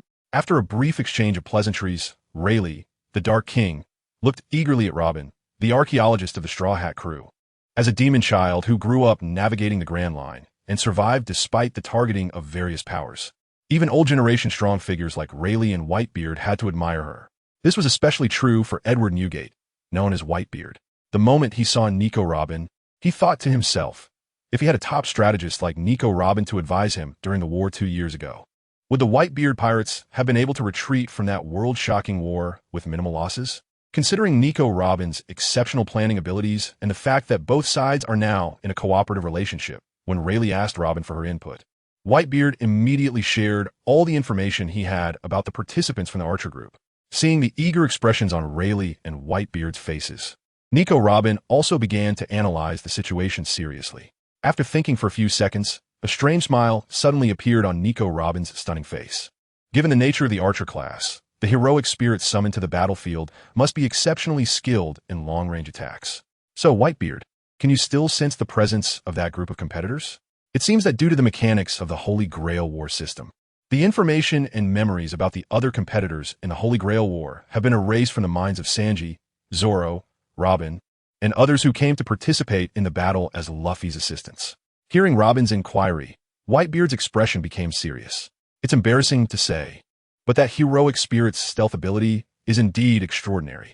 I only realized the appearance of the opponent the moment they attacked me by using my enhanced Kinbunchika haki. That guy is now far from this battlefield, and unless she approaches within a certain range, I'll 1T be able to sense her. I see, that's fine. As long as we can confirm her presence when she enters the attack range, it will be enough. Previously, when exchanging intelligence, Whitebeard had already informed Nico Robin of the approximate distance at which the opponent would attack him. With her exceptional analytical skills, Robin was able to roughly estimate the limits of Whitebeard's sensing range. With this information, Nico Robin could easily unfold her plan. Nico Robin, since we already know the opponent's information, should we focus on the heroic spirits and masters of the Archer group? Hearing Rayleigh's question, Nico Robin immediately showed a relaxed smile. Oh, of course not. After all, aside from the information about the Archer group's participants, we have no other news about the opponents. Instead of eliminating this group of competitors right away, it would be better to let them help us wear down the other groups. After the failure of the last ambush, the heroic spirit of the Archer group will surely shift their attention to easier targets for sniping. Let us use the heroic spirits and masters of the Archer group to gather intelligence on the other participants. Before Robin's words fell, admiration appeared on the faces of Rayleigh and Edward Newgate. In terms of planning ability and strategy, this son of the devil, who has had a bounty of tens of millions since the age of 7, is definitely not inferior to the brains of any top pirate crew. With her guarding the Straw Hat crew, making a name for themselves in the New World is just a matter of time. Ha ha ha. Great. Let's do it according to Robin's idea. Hey, you unreliable guy. The one who should listen the most is you. As expected of Miss Robin. This night will protect your safety throughout this war. After determining the combat strategy, the faces of the Straw Hat Pirates Captain, the Master, Luffy, Swordsman Zoro, and Cook Sanji all showed excited expressions. After briefly explaining the specific implementation details of the plan, the participants from the Lancer group and the Rider group quickly left the battlefield where the fight had just occurred. Although the battle didn't last long, the huge fluctuations it caused must have attracted the attention of other competitors lurking in the shadows. It was the right decision to leave quickly now and try not to leave any useful information for the opponents. Meanwhile, in the chat group of the Holy Grail War, the pirates watching the two groups leave together burst into hearty laughter, while the strong members of the Navy wore grim expressions. Goldie, Roger, the two groups of competitors actually chose to team up? What a powerful combination. The combat power of these two heroic spirits is not weak at all. If they faced off directly, they could definitely sweep away all the other competitors. Seeing his vice-captain Rayleigh gain a strong ally, the pirate King Roger, who had been executed 24 years ago, immediately laughed excitedly in the chat group. Looking at the somewhat smug pirate King Roger, Shiki the Golden Lion was envious but still somewhat unconvinced. Shiki, Roger, don't get too happy too soon. The common goal of these two groups is to revive that Fire Fist ace. If you want to revive him, Rayleigh still needs to win this war. Captain John, for that guy Roger, as long as Ace can be revived, it seems he's very happy. Akainu, damn it. The pirates actually formed an alliance? This is cheating. I want to report it. Marco, you idiot. The rules of this Holy Grail War are clearly stated. Which rule prohibits competitors from forming alliances? Borsalino, this is troublesome. It seems our Navy has only Smoker as a participant. We must increase the number of other Navy contestants. Wangji, haha. In this war, you Navy are destined to be the losers. As long as the pirates achieve victory, any wish will not be something you can bear. In an instant, the chat group of the Holy Grail War erupted into a heated argument between pirates and Navy. However, at this moment, Lin Hao, who was in an omniscient state, had no interest in watching the exchanges between the pirate characters. Right now, his attention was focused on a very remote island in the Saber archipelago. The sixth master is indeed you. Will your heroic spirit be caster or assassin?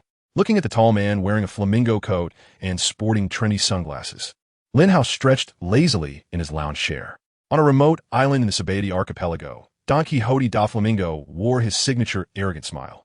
Just now, he had watched the battle between Whitebeard and Natsu in its entirety through the chat group of the Holy Grail War.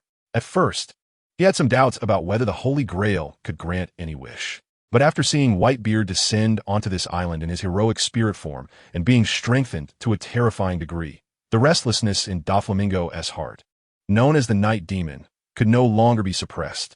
The entire process of the Holy Grail War will be live-streamed in the chat group.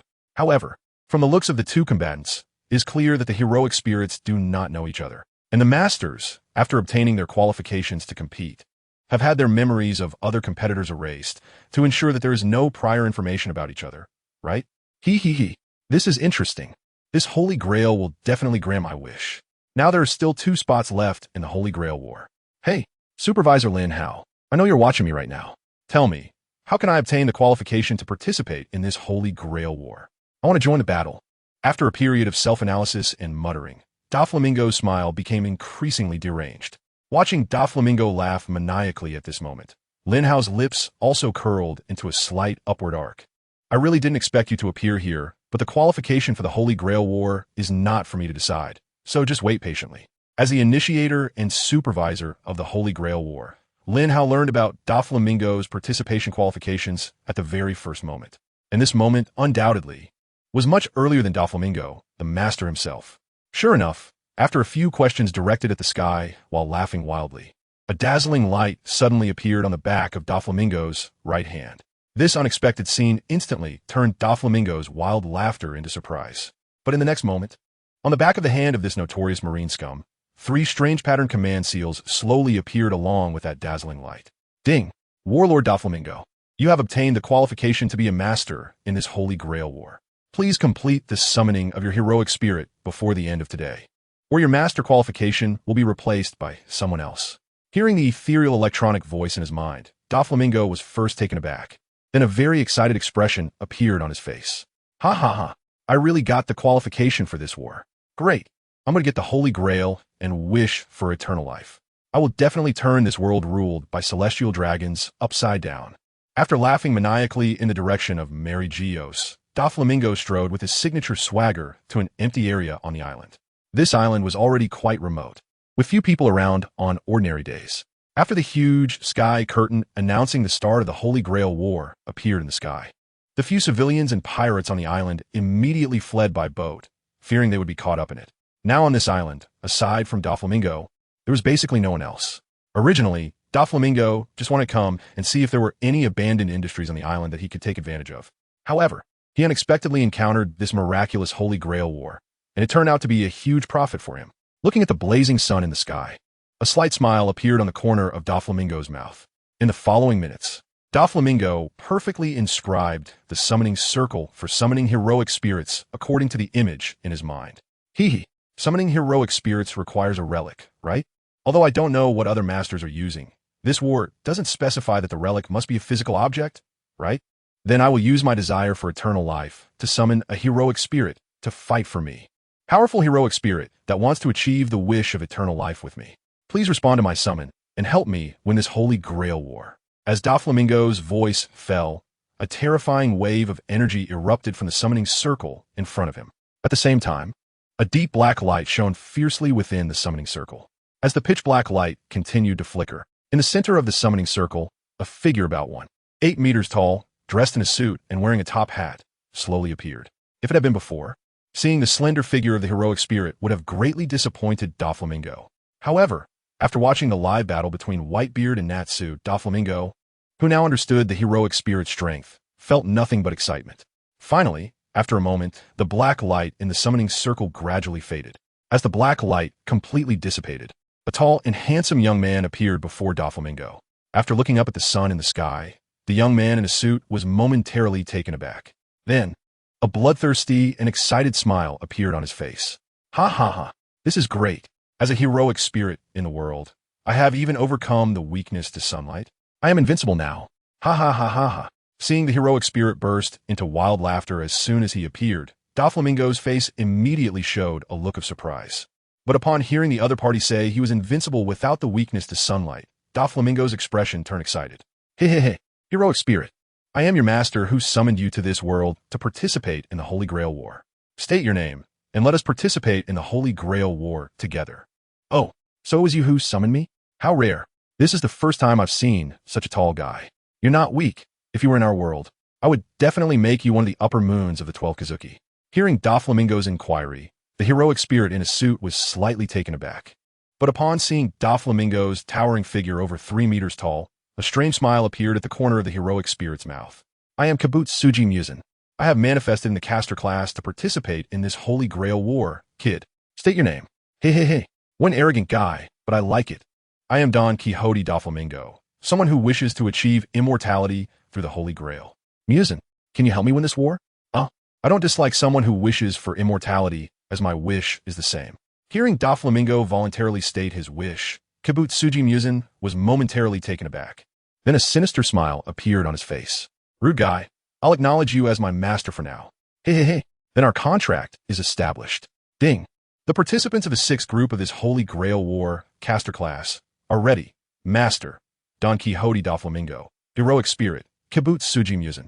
Congratulations to the host for receiving the reward, String Fruit, from Doflamingo. Congratulations to the host for receiving the reward, Blood Curse, from Kabutsuji Musen. In an instant, Lin Hao felt 2 mysterious powers emerging from within his body. One of them came from the Devil Fruit, a sensation Lin Hao was not unfamiliar with. After all, he already possessed the Tremor Fruit and the Age Fruit. The addition of the String Fruit didn't seem to have much of an impact. This time, what caught Lin Hao's attention was the Blood Curse from the Demon King, Kabutsuji Musen. The Blood Curse is the ability of the ultimate antagonist Kabutsuji Musen from the anime Demon Slayer. Its ability manifests as using his own blood to transform ordinary humans into demons with special blood demon arts. After being transformed into a demon, although he gained the extremely rare blood demon art, he could only spend the rest of his life in the darkness without sunlight. Moreover, his life and death were tightly controlled by Musen. As long as Musen wished, he could eliminate any demon successfully transformed by his blood at any time and place. Linhow had a deep impression of the personnel reshuffling meeting at the end of the first season of Demon Slayer. However, Linhow was not worried at all, as he was currently lying on a chair, leisurely basking in the sun. Just like the last time he obtained RC cells from Yagumo. This time Linhow received Musen's blood curse without inheriting any weaknesses. This blood curse seems to be much more useful than RC cells. Perhaps in the future, I could also form my own 12 Kazuki like Mr. Krabs. Linhow was very satisfied with the reward of the blood curse. Meanwhile, in the chat group of the Holy Grail War, the high-ranking Navy members were completely unsettled upon seeing the pinned message that the sixth group of contestants had already been eliminated. A kind of, damn it, how is it that the contestant from the sixth group is a pirate again? And it's that dangerous Doflamingo? What is the Navy on Saber Archipelago doing? Kizaru, oh dear, this is indeed a very unfavorable situation. Hey, Marshal, should we launch a demon-slaying order on Saber Archipelago directly after Smoker's defeat? Sengoku, Kizaru, are you an idiot? That Linhow's strength is simply too powerful. Doing that will only provoke the opponent. Sir, now, the only capable Navy left on the island is Momonosuke. If she cannot compete, relying only on Smoker is still too dangerous. Hogdixibik, has the Navy fallen to this state in the years I've been gone? This is truly satisfying. When I come back to life, I will personally take revenge on Mariehua for the grudge of God Valley. Shiki, he. That's right. Just looking at Mariehua makes me angry. When I come back to life, I'll destroy it. In the chat group, the Navy high-ranking officials were all in a state of panic. Meanwhile, those pirates who were either still alive or had already died and were famous in the Grand Line were enjoying the sight of the Navy's panic, sending messages to ridicule them. At this moment, in the Holy Land Panga City, 5 old men standing at the pinnacle of world power were watching the Navy and pirates fiercely arguing in the chat group with serious expressions. They were none other than the 5 elders, the nominal peak of the world government. After watching both sides' insults for a while, one of the 5 elders, Saint Satan, leaning on a cane, solemnly asked, "What do you think about this war for the Holy Grail?" Upon hearing Saint Satan's inquiry, Saint Nezashiro, who was sitting on the sofa and carefully polishing his famous sword, cautiously stopped his actions. Although his movements were very elegant, his expression showed that he was quite worried about this Holy Grail War. To put it simply, it was about whether the Holy Grail would truly fulfill the wishes of its holder. I think it's better to believe it exists than not. We still don't know what those heroic spirits are about, but Whitebeard, who died 2 years ago, has reappeared. Just this alone means that the Holy Grail, which is said to grant any wish, possesses unimaginable power. Upon hearing Saint Nezashiro's analysis, the faces of the other 3 elders gradually turned pale. After a moment of silence, Saint Satan finally tapped on the ornate little table next to the sofa. A few seconds later, a naval general dressed in a Navy justice cape respectfully entered the luxurious office of the 5 elders. Immediately contact Rob Lucci and have him release a message regarding War Peach Maru in the name of the World Government's Intelligence Agency. On Island 53 of the Saber Archipelago, War Peach Maru, who had just been completely defeated by Lin Hao a few hours ago, was feeling quite frustrated as he treated his injuries with the help of the ship's doctor. In the previous battle, the opponent had only made a slight move, and all the Navy soldiers and pacifists he brought with him had been wiped out. If it weren't for the opponent intentionally sparing his life, he would probably have ended up like those Navy soldiers and pacifists, with not even a bit of char left. If possible, he absolutely did not want to engage with such a guy again. Reflecting on the terrifying scenes he had experienced, War Peach Maru, with numerous bandages wrapped around his body, muttered to himself with a pale face. Suddenly, just as he wanted to take a good rest and leave the island, the transponder snail he kept close to him suddenly started ringing. After seeing the vivid expression on the phone bug, War Peach Maru's already serious face turned even more ashen. After a slight hesitation, Vice Admiral Jean Tamaru picked up the receiver of the Den Den Mushi. "I am Vice Admiral Jean Tamaru of the Navy Headquarters. Lucci, what is the matter with you calling at this time?" After a few seconds of silence, Rob Lucci's somewhat serious voice came through the other end of the line. "Jean Tamaru, the world government has not approved your application to leave Saber Archipelago. You have a new mission to carry out on this island." "A new mission? What do you mean?" "I absolutely refuse to fight that overseer of the Holy Grail War, Lin Hao. That guy is terrifying." Upon hearing Rob Lucci's serious words, Jean Tamaru's expression immediately fell. The shadow Lin Hao cast over him was indeed too great. If he had to continue capturing Lin Hao, it would be better to let him die. However, the next moment, Rob Lucci's response left the straightforward Vice Admiral stunned. The order you received is not to capture Lin Hao. The world government has changed its strategy regarding him. As for you, after a slight pause, Rob Lucci announced the order to Jean Tamaru. The world government requires you to secure the last participant slot for the Holy Grail War. There are already 6 teams participating, but we in the Navy only have 2 slots. You should be aware that aside from Smoker, who can actually fight for the Navy, if the 7th slot is taken by pirates, Mr. Lucci, I seem to not qualify to participate in this Holy Grail War, right? The chat group has made it very clear that only those with strong desires can be selected as participants on this island. I just wish to have a worry-free life and for Mr. Vegapunk to be safe. Now that these 2 wishes have been fulfilled, there is no reason for me to be selected as a master in this Holy Grail War. Although Jean Tamaru did not directly refuse Rob Lucci's order to participate, his response conveyed his thoughts to the other party. This was a terrifying war where lives would be at stake. He did not want to lose his life just like that. Hearing Jean Tamaru's clear refusal, Rob Lucci remained calm, as he had already prepared a countermeasure. Mr. Jean Tamaru, I understand your feelings, but circumstances have changed. You must participate in this Holy Grail War. Huh, why?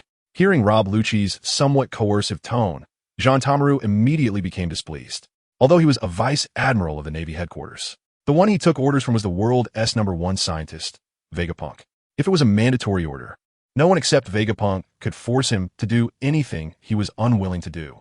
However, the next moment, just as Jean Tamaru was about to hang up the phone forcefully, a piece of reliable information announced by Rob Lucci left the straightforward Vice Admiral dumbfounded. There are also stationed personnel from our CP intelligence agency on the archipelago. Just now, an agent who left the archipelago brought back some very bad news. When one of the participants, Jolie Pony, summoned her servant, that agent was hiding in the shadows and personally witnessed. When the summoning was successful, our agent heard Jolie Pony state her wish. She wants to use the Holy Grail to eliminate Vegapunk and avenge her father. As Rob Lucci's words fell, Vice Admiral Jean Tamaru was left stunned. Moments later, he shouted angrily into the phone. Damn it. The situation with Kuma is nothing like she imagines. How can she blame Mr. Vegapunk without listening to an explanation? No way. This absolutely cannot happen. She must not use the Holy Grail against Mr. Vegapunk. At this moment, Jean Tamaru was completely flustered. He did not know whether the so-called omnipotent wishing machine, the Holy Grail, could truly fulfill its holder's wishes. But one thing was certain. This Holy Grail could conceptually kill anyone. After all, even the powerful Whitebeard, who had been confirmed dead 2 years ago, was resurrected. To use the Holy Grail to eliminate Vegapunk? That would be too easy. There were only 2 ways to protect Vegapunk.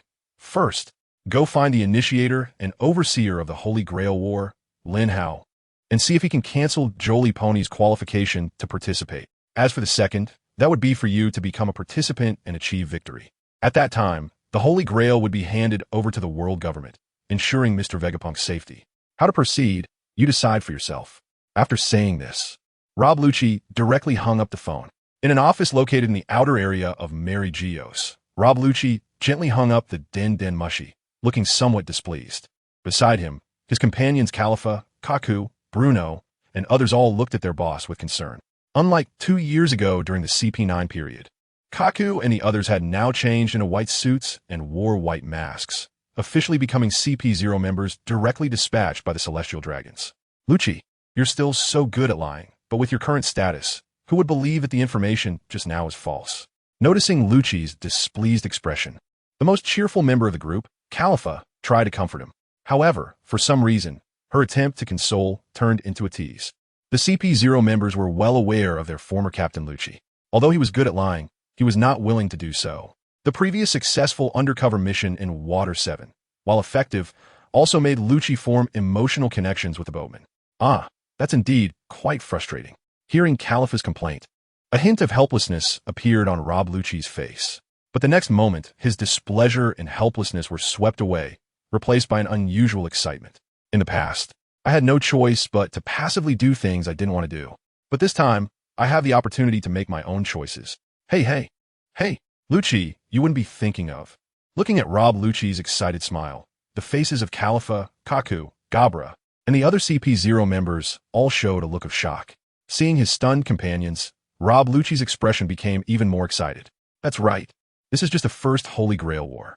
After this war ends, there will be a second and even a third. When the time is right, I will participate in the Holy Grail War as a master and achieve victory. At that time, we can all do what we want to do and live the lives we want to live. Will you stand with me then? For a moment, the entire room fell into a deathly silence. Looking at the excited and expectant expression on Rob Lucci's face, all the CP0 members remained silent. However, after a moment, Gabra, who had always had some disagreements with Lucci, was the first to step forward. Lucci, you need to think this through, but if you've already made up your mind, no matter what, I will stand by your side. Damn it, why is Bonney venting her anger on Vegapunk? This absolutely cannot happen. After Rob Lucci hung up the phone, Sabo suddenly jumped up from his seat.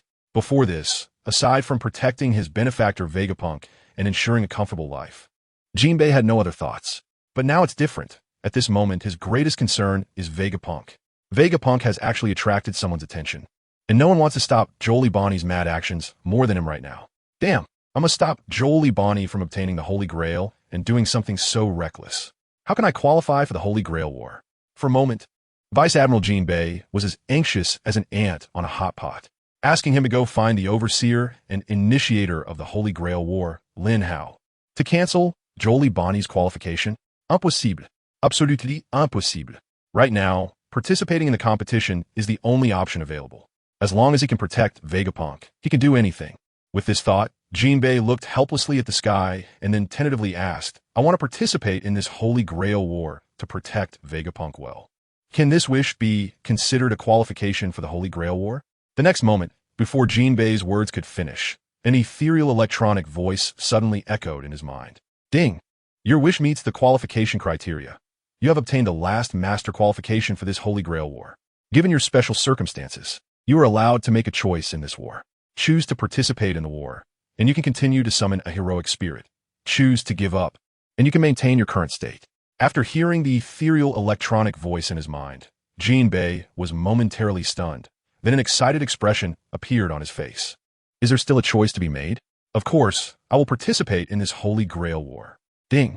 You have obtained a master qualification for this Holy Grail War. Please summon a heroic spirit to participate in the war as soon as possible. If you do not successfully summon before the end of today, your master qualification will be automatically replaced by others. As the incredibly ethereal electronic voice faded, 3 glowing command spells immediately appeared on the back of Vice Admiral Jinbei's right hand. And in his mind, the magic circle used to summon heroic spirits was clearly imprinted like a thought seal in the deepest part of his consciousness. Great! I finally obtained the qualification for the Holy Grail War. Uncle Vegapunk, don't worry. I will absolutely not let Jolie Bonney harm you even a bit.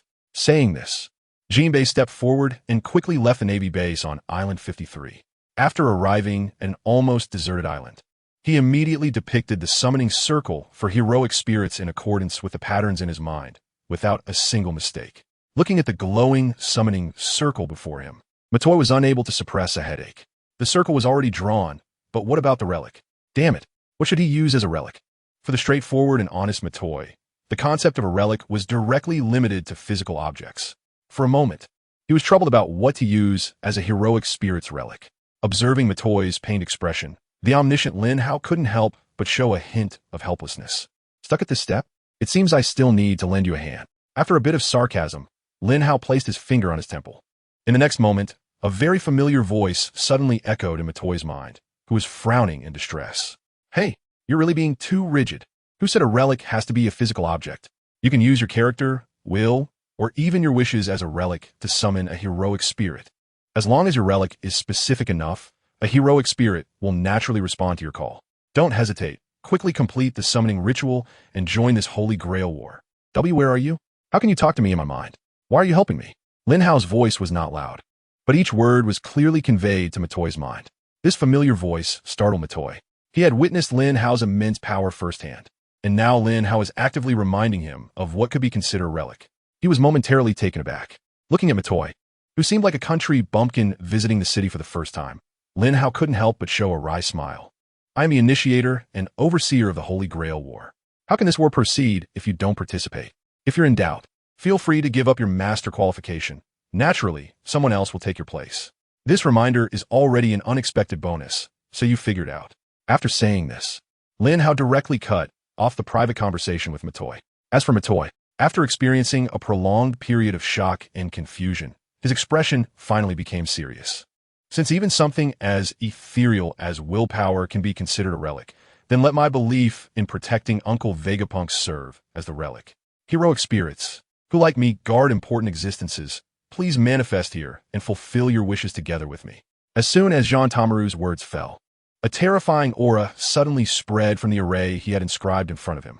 As that terrifying aura continued to overflow, the array was instantly filled with brilliant light.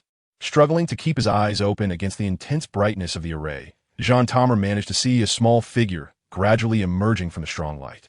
Moments later, the brilliant light in the array slowly dissipated, and the thin, frail figure in the center of the array gradually became clearer. When the light of the summoning array completely faded away, Rear Admiral Jean Tamaru was somewhat shocked to discover a thin figure, dressed somewhat sloppily, with a katana slung over his shoulder, whose face looked even older than Vegapunk, curiously surveying the surroundings. Upon seeing the shocked expression on the face of the muscular Jean Tamaru, the frail old man immediately brightened up. "Oh, I didn't expect the master who summoned me to be so spirited.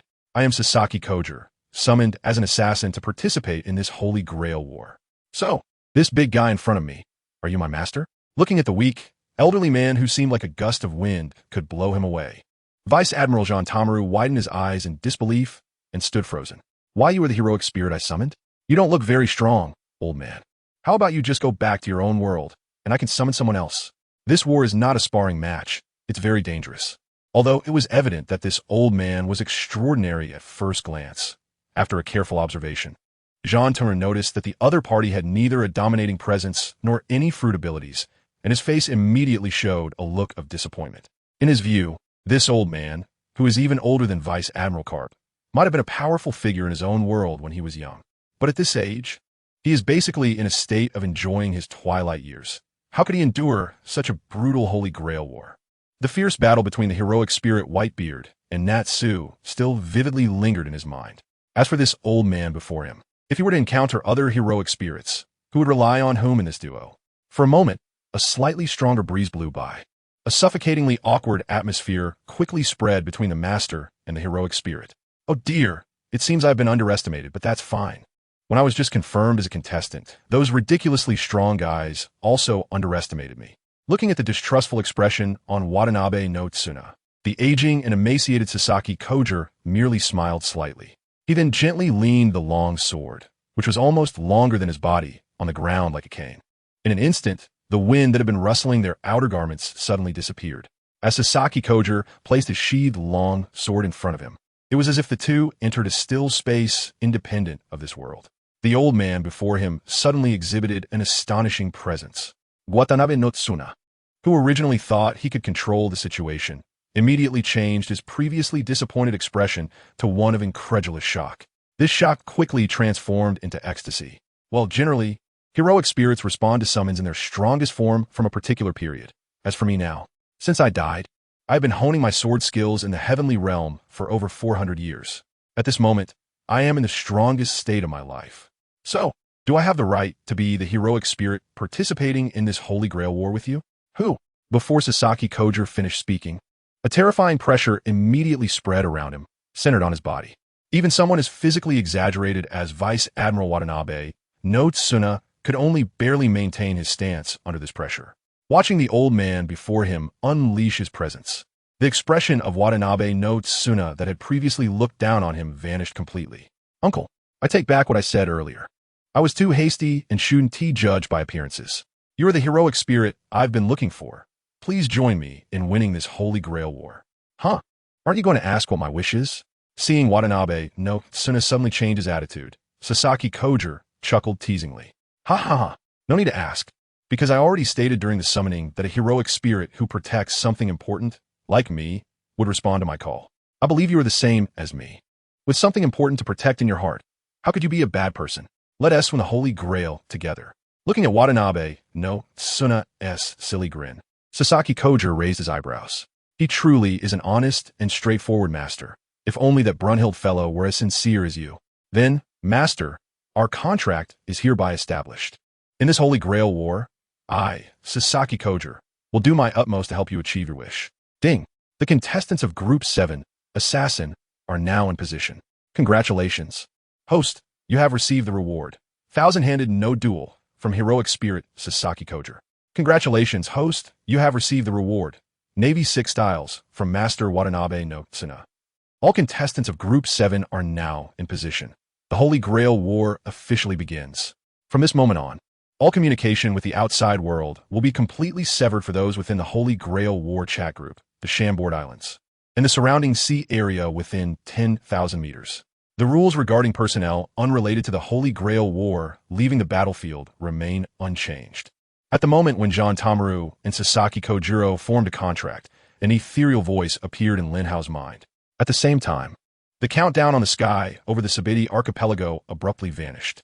At this moment, the first Holy Grail War in the pirate world officially began.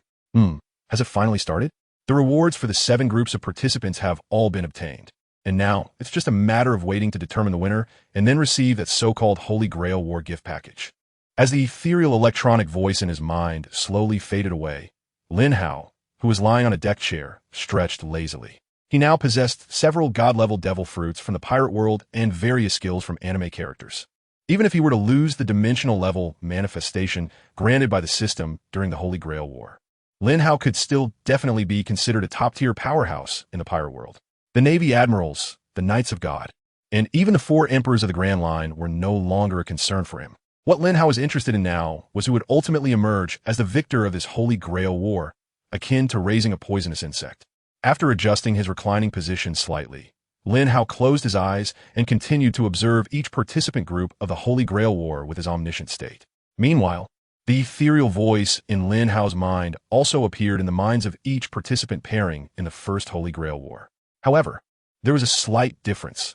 The voice conveying Lin Hao's rewards and the introduction of the 7th group as Master and Servant were automatically muted.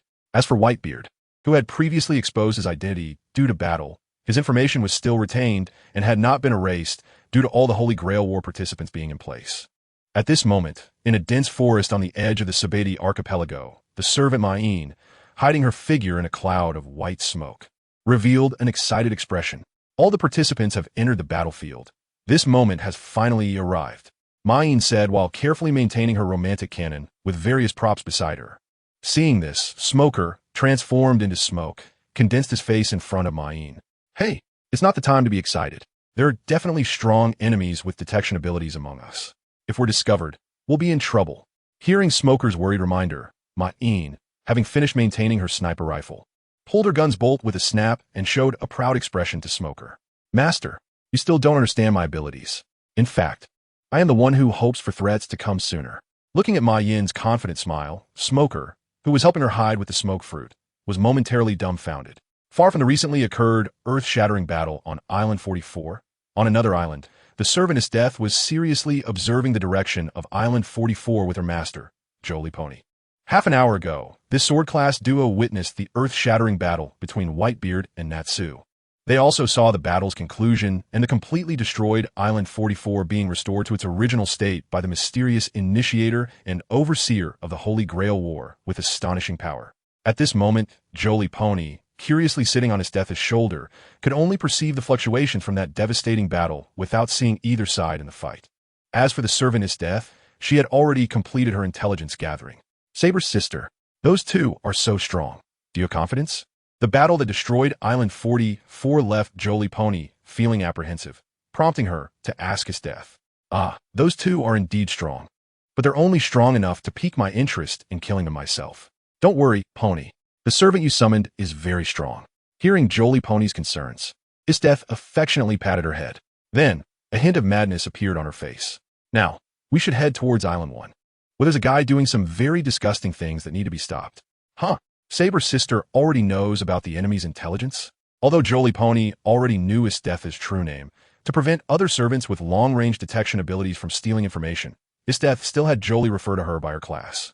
Upon hearing Pony's question, an unmistakable killing intent flashed across his Death's face. I don't know who the person is, but this heavy smell of blood is unmistakable. It's a scent that doesn't even exist on the battlefield. This isn't a battle, it's a massacre. We need to go now. After his Death finished speaking, she stomped her foot heavily.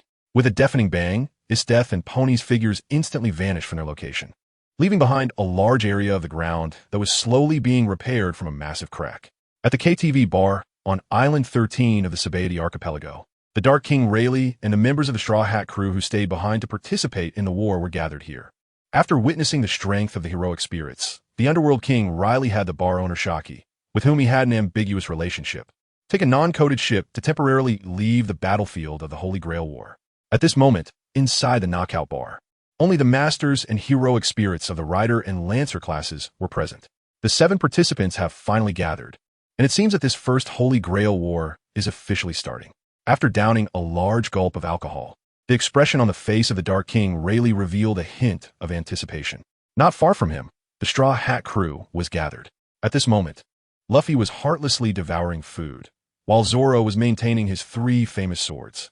As for Sanji, his eyes had completely turned into red heart shapes, and he was sticking to Robin like a dogskin plaster, not leaving her side for a moment. Observing the 3 obviously out-of-it crew members, Robin, as the planner of the Alliance, couldn't help but smile wryly. "Mr. Rayleigh, do you already know the intelligence on the other contestants? Apart from us, it seems the only group left is archers, right? How is the relevant monitoring work going?" "Huh, you can't ask me that. After all, I'm just an old man who loves to drink," Rayleigh replied with a slight smile, then turned directly to Whitebeard, who was chatting animatedly not far away. Seeing Robin cast a questioning look his way, Whitebeard let out a hearty laugh. "Gururara, although it took some effort, I still managed to find that guy's location. Now my observation hockey has been enhanced enough to cover the entire Saber archipelago. Although that archer group's servant has strong concealment abilities, her master Smoker can't escape my senses. Don't worry, the archer group is now completely under my control." Upon hearing Whitebeard's response, Nico Robin's stunning face broke into a beautiful smile. This scene excited Sanji, making his spirits soar and his blood rush. "Ah, then there's no problem. We'll hold our ground here and wait for the archer group to help us wear down the other contestants. Ha ha ha, if those guys dare to come over, we'll just knock them flying. I'll take care of the reconnaissance work around here. You, green algae head, stay put and don't go anywhere. I won't let you, a directionally challenged person, cause trouble for everyone. You perverted chef. Say that again if you dare." In an instant, the bar belonging to Shaki and Rayleigh was filled with the cheerful laughter of both groups of contestants. "Hee hee, Caster, you've actually lived for over 1,000 years? What an enviable fellow. Speaking of which, this castle is quite amazing. How did you manage to create it? In a flat tea room within the Infinite City." Caster's master, Don Quixote Doflamingo, and the servant Muzan Kabutsuji were leisurely savoring the hot tea on the table. Slightly different was that the tea in Muzan's cup was blood red. Looking at the constantly changing interior architecture around them, Doflamingo's face also showed a hint of curiosity. Ever since summoning Muzan, who shares a desire for immortality, he had witnessed the miraculous abilities of this servant who calls himself the Demon King. First, he opened up space right there, perfectly concealing their location. Then, he showcased many miraculous techniques called blood demon arts within this infinite city. Upon learning that Muzan had lived for over 1,000 years, Doflamingo could no longer suppress a smile. If it weren't for becoming a demon and being controlled by Muzan for life, Doflamingo wouldn't mind being transformed by him. After all, that would directly grant him a lifespan far exceeding that of ordinary humans. Hearing his master Doflamingo's inquiry, Muzan, now transformed into a female form, leisurely took a sip of the fragrant tea on the table. This is a unique skill of the caster class, the moving workshop. I didn't expect it to be manifested through the blood demon arts of the female form, but it doesn't matter. With this infinite city and all the blood demon arts, we are now in an invincible position. As for the intelligence on other contestants, I have gathered quite a bit on my side, Muzan said thoughtfully, moving his pupils slightly. In the moment when Muzan's pupils trembled, in the hidden corners of the chambered islands that generally go unnoticed, bloodied eyeballs, each about the size of a glass ball, had quietly taken their positions. The scene seen by these eyeballs were all shared with Muzan Kabutsuji's mind. After manifesting in the form of a heroic spirit here, Kabutsuji Muzan was pleasantly surprised to find that not only did he no longer have a weakness to the sun, but he could also use all the blood demon arts of his subordinates, the 12 Kazuki, without being restricted by sunlight. He now possessed the strongest reconnaissance ability among all the participating heroic spirits. Just moments ago, Maine, who was maintaining firearms on a certain island, Lancer and Rider, 2 groups of silk contestants at the bar on Island 13, and Bonney and TransmigratedGot, who were quickly heading to the auction venue on Island 1. Along with the target of the Saber group, were all unknowingly tracked by Kabutsuji Muzan. Although all the heroic spirits and their masters were deliberately hiding themselves, Whenever they inadvertently revealed details about the Holy Grail War during their conversations, their identities as contestants were instantly grasped by Kibutsuji Musen, standing invincible. So you already know the identities of the other contestants? Seeing the calm expression on Kibutsuji Musen's face, Doflamingo felt a rush of joy. He never expected that the heroic spirit he summoned would possess such formidable intelligence-gathering abilities. It had been less than an hour since his manifestation, and other contestants, whose memories and information had been deliberately erased by the Holy Grail War, had already been uncovered by this guy. I already know the identities of 5 groups of contestants. As for the last group of contestants, the assassin group, who were just summoned successfully, they have done a good job of hiding. Even when I placed my eyes over the entire battlefield, they did not expose themselves. Truly a difficult opponent. Throughout his speech, Kibutsuji Musen maintained a calm demeanor, seemingly not concerning himself with the yet-to-be-revealed assassin group contestants. However, the next moment, just as Musen was leisurely preparing to search for the last group of assassin participants, his blood-red pupils suddenly widened. In the next instant, the expression on the Demon King's face shifted from shock to disgust. How dare they so brazenly waste and toy with their food? What a rude fellow. It's quite irritating. Oh, you, who have lived for over 1,000 years, can actually get angry? Not anger. It's disgust that comes from my bloodline. If given the chance, I wouldn't mind personally sending that Berserker fellow to hell.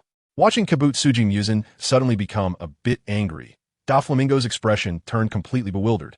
After becoming a participant in the Holy Grail War, he could no longer use the Holy Grail War chat group, and naturally, he didn't know what Musen Kibutsuji was talking about. Meanwhile, in the population auction house on island number 1 of the Xiongbuti Islands, bloody scenes resembling hell on earth were constantly unfolding. Watching the insane and bottomless actions of Berserker to show Yagumo, some Navy and pirates in the Holy Grail War chat group, who had experienced life and death multiple times, couldn't help but vomit on the spot. How disgusting. This guy is so defiling the Holy Grail War. Let's start by erasing you. Feeling the strong smell of blood coming from the population auction venue, a rare hint of anger appeared on Estetha's face.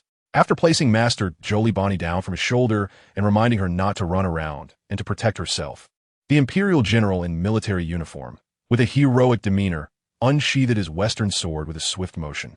Shiki, hey. Is this guy really a high-ranking official of the world government? To do such disgusting things just to strengthen his servant. Even a pirate like me can't stand it. Roxd, Zebek, Navy, world government? What a joke. Do you really think they have any bottom line? Have you forgotten the God Valley incident 38 years ago? Charlotte Lin. Hey, Captain, compared to what's happening right now, I think the God Valley incident wasn't that bad after all. I never expected that there are people worse than the celestial dragons in this world, and they're actually from the world government. Kaido, this scene is truly nauseating.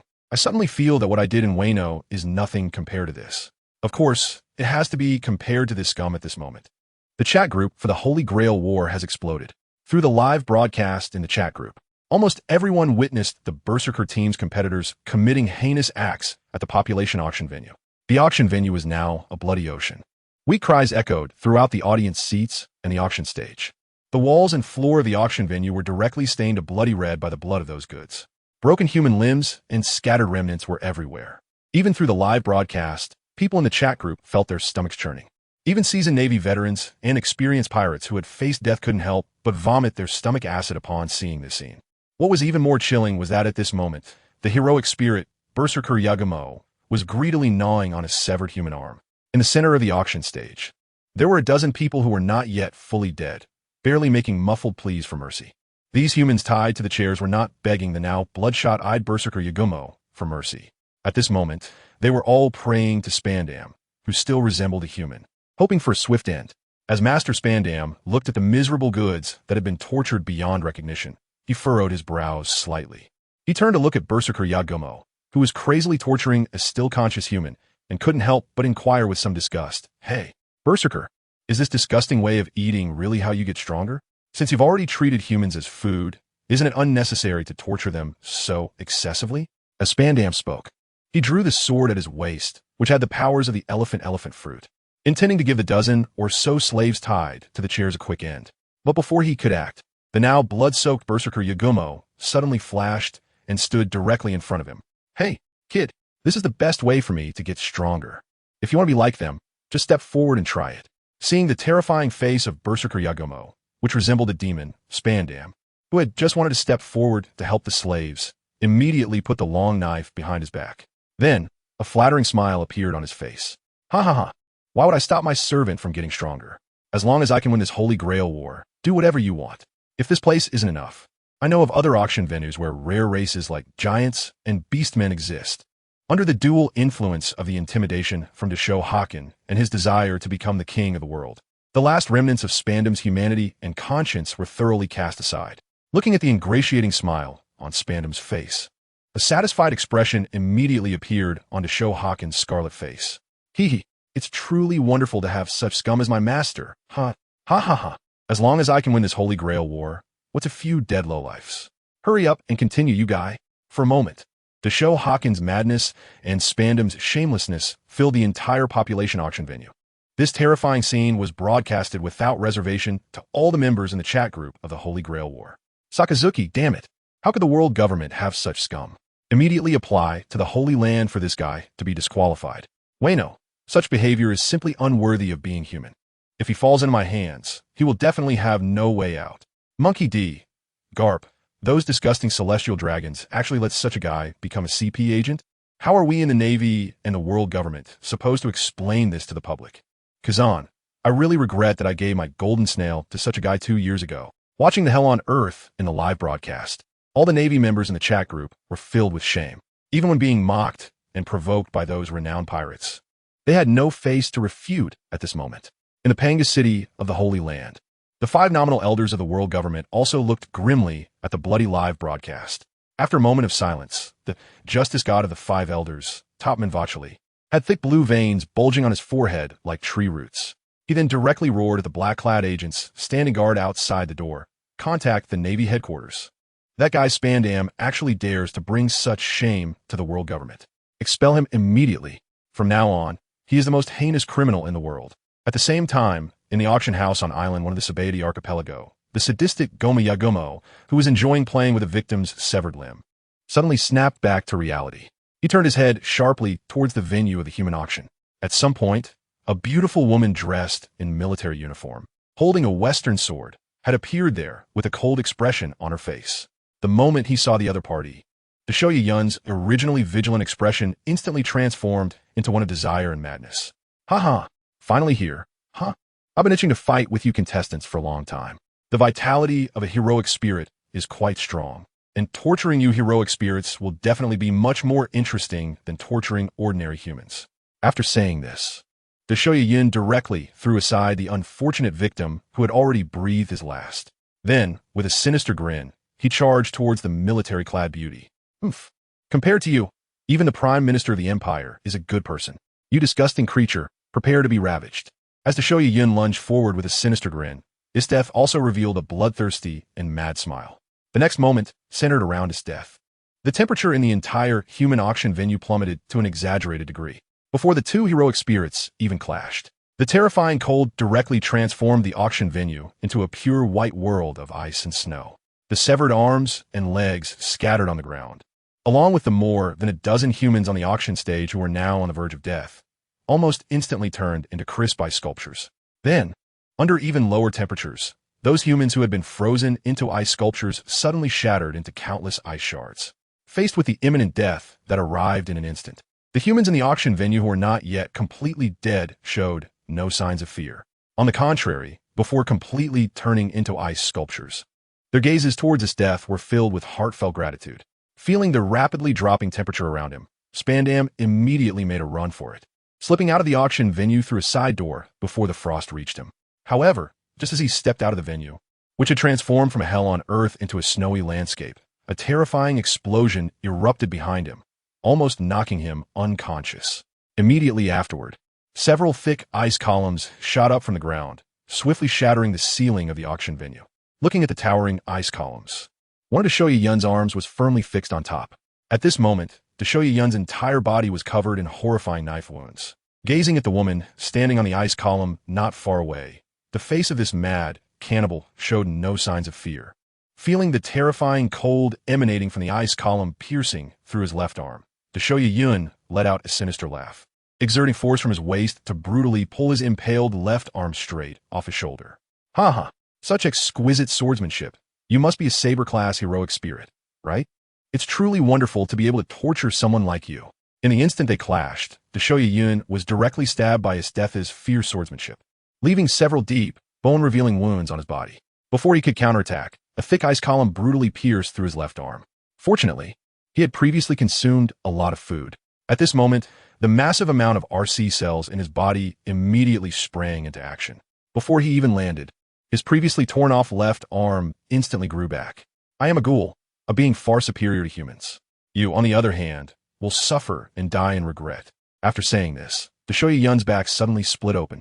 Countless blood-red flesh chunks quickly wrapped and solidified around his right arm.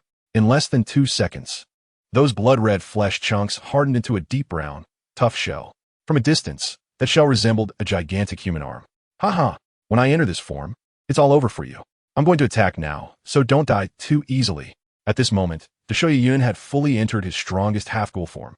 However, the next moment, just as he was about to launch an attack on Isdeth, the killing intent on her face and her words left this sadistic ghoul frozen in place. Ugly creature, do you know how I tamed those dangerous species lurking on the Empire's borders? I play an interesting game with them, and the name of the game is, what is 1000 minus 7? Why do you know this? Upon hearing this very familiar game name, the previously laughing Deshoya Yagumo immediately showed an uncontrollable expression of terror. For a moment, a certain white-haired youth, who had caused him a considerable psychological shadow, resurfaced in his mind. This youth was a very peculiar existence during a full-force battle. As a ghoul, he had the characteristic of having red pupils, but only one eye exhibited this feature.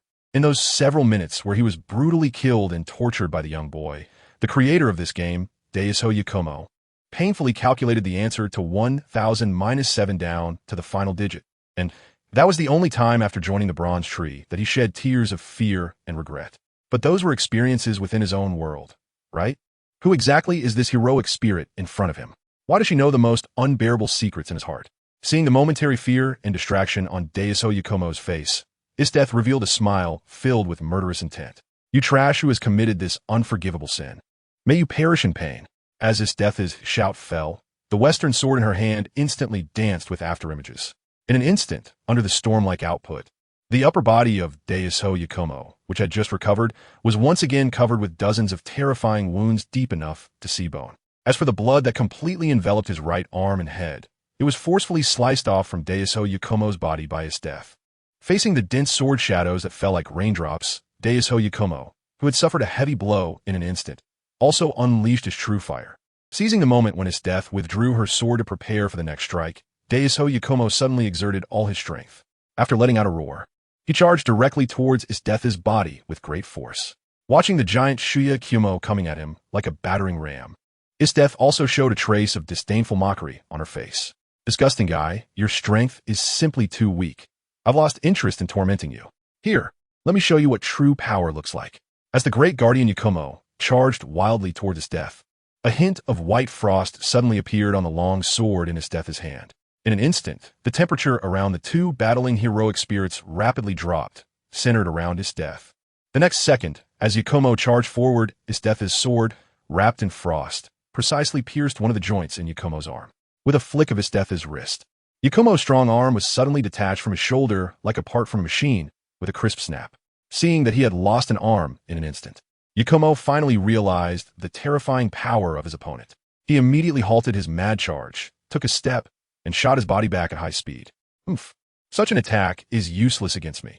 Even if you remove my limbs, I will recover to my original state in no time. As Deshoya Yagumo hurriedly retreated backwards, Isdeth followed closely with a sinister smile on her face. Looking at the opponent who wanted to put him to death, Deshoya Yagumo also revealed a mocking smile. As a ghoul, his superhuman physical strength and regenerative abilities were his capital for engaging in high-level battles, especially after the previous round of frenzied feeding. The RC cells in his Kagun had been greatly replenished. Moreover, due to the emergence of heroic spirits and the enhancement of his physical attributes by the Berserker class, his ability to recover and condense his Kagun had been strengthened to an epic level compared to before. However, in the next moment, just as he intended to use the abundant RC cells in his Kagun to recover the arm that Isdeth had dislocated, at his wound, a terrifying extreme cold instantly blocked the path of the RC cells. How is this possible? You can actually affect my RC cells? Looking at the horrifying wound that had been frozen in an instant, the face of the great guardian Yakumo finally revealed a look of terror. If I lose my self-healing ability, that terrifying woman who knows that 1000 minus 7 equals will really reduce me to a mere stick. This terrifying thought lingered for only a fraction of a second. The rapidly advancing Death had already charged in front of Great Guardian Yakumo. Your self-healing ability starts from your wounds. As long as I can temporarily disable your wounds, I can completely eliminate you. You disgusting scum, repent for what you just did. Seeing the terrified Great Guardian Yakumo, Death's sword, wrapped in frost, transformed into a series of afterimages once again.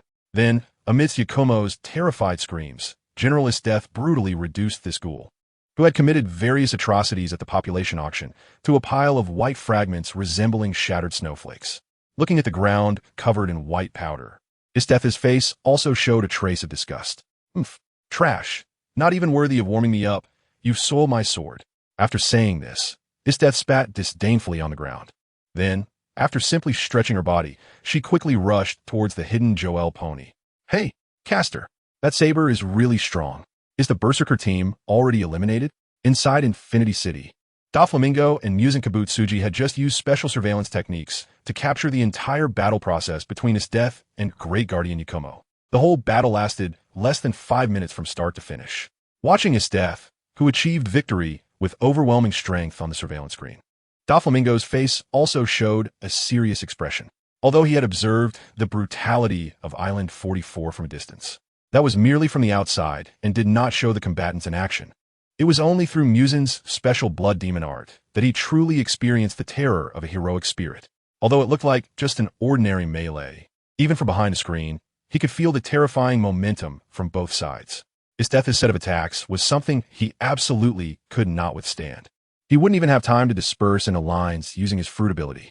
Even when facing Marine Admiral Akiji in the past, Doflamingo had never felt such pressure. What made him more uneasy was the recent battle. The Saber-class heroic spirit had clearly not used her full power. Even a fool could see that. However, the next moment, Muzan Kibutsuji's response made Doflamingo's expression change drastically. The heroic spirit Berserker had not suffered any fatal injuries. This was merely a clone. That guy wouldn't be so easily eliminated. What? A clone? Upon hearing Muzan Kibutsuji's answer, Doflamingo's already pale face turned even uglier.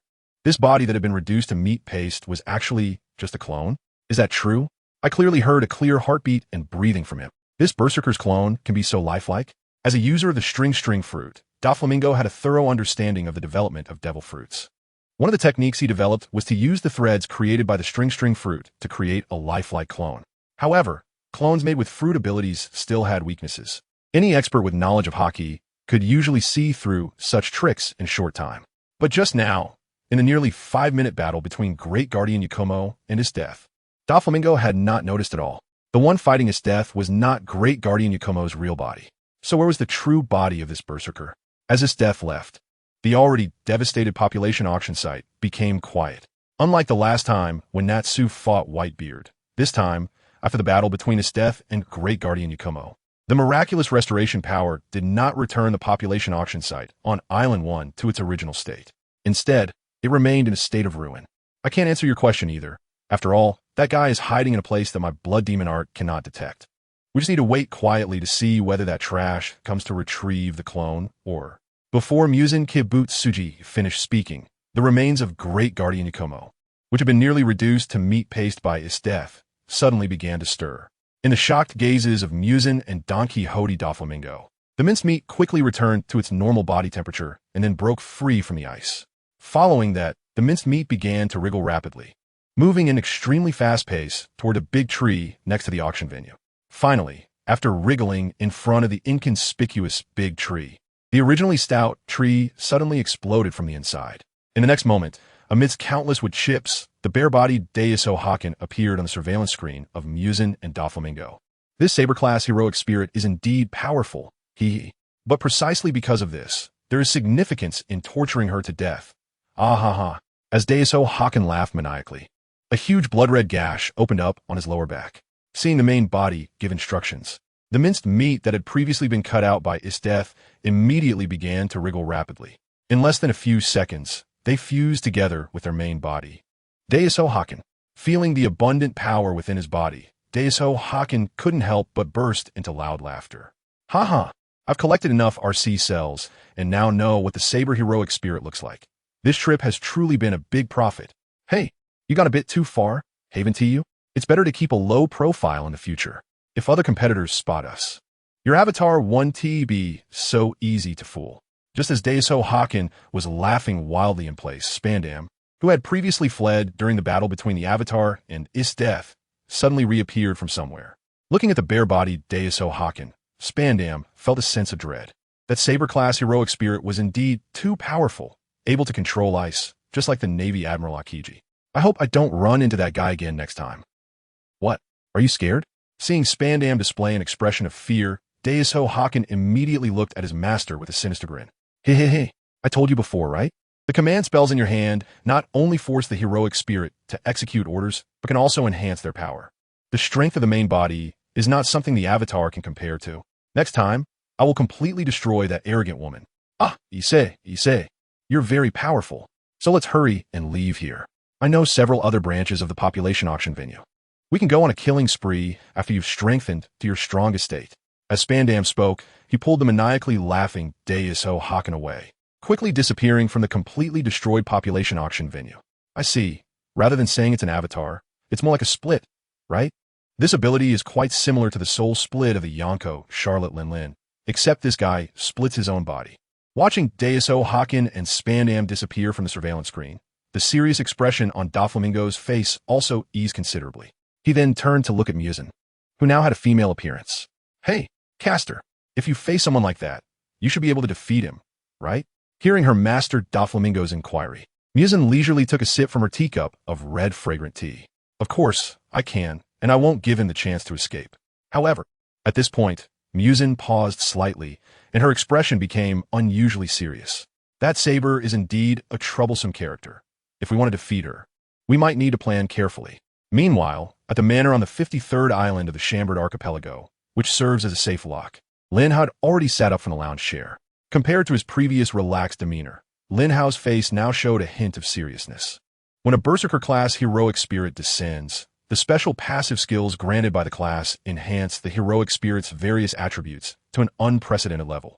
However, correspondingly, under the deprivation of rationality, some combat techniques and skills will be stripped away.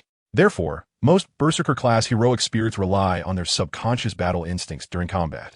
Of course, heroic spirits like Lancelot or Li Shuwen, who have integrated martial skills into their instincts, or like Heracles, who can maintain strong rationality even under the Berserker state, are hardly weakened by the madness. In this Holy Grail War, the Berserker, Daiso Yakumo, who already had a rather unstable mind, seems to have been somewhat positively reinforced by the madness enhancement of his class skill.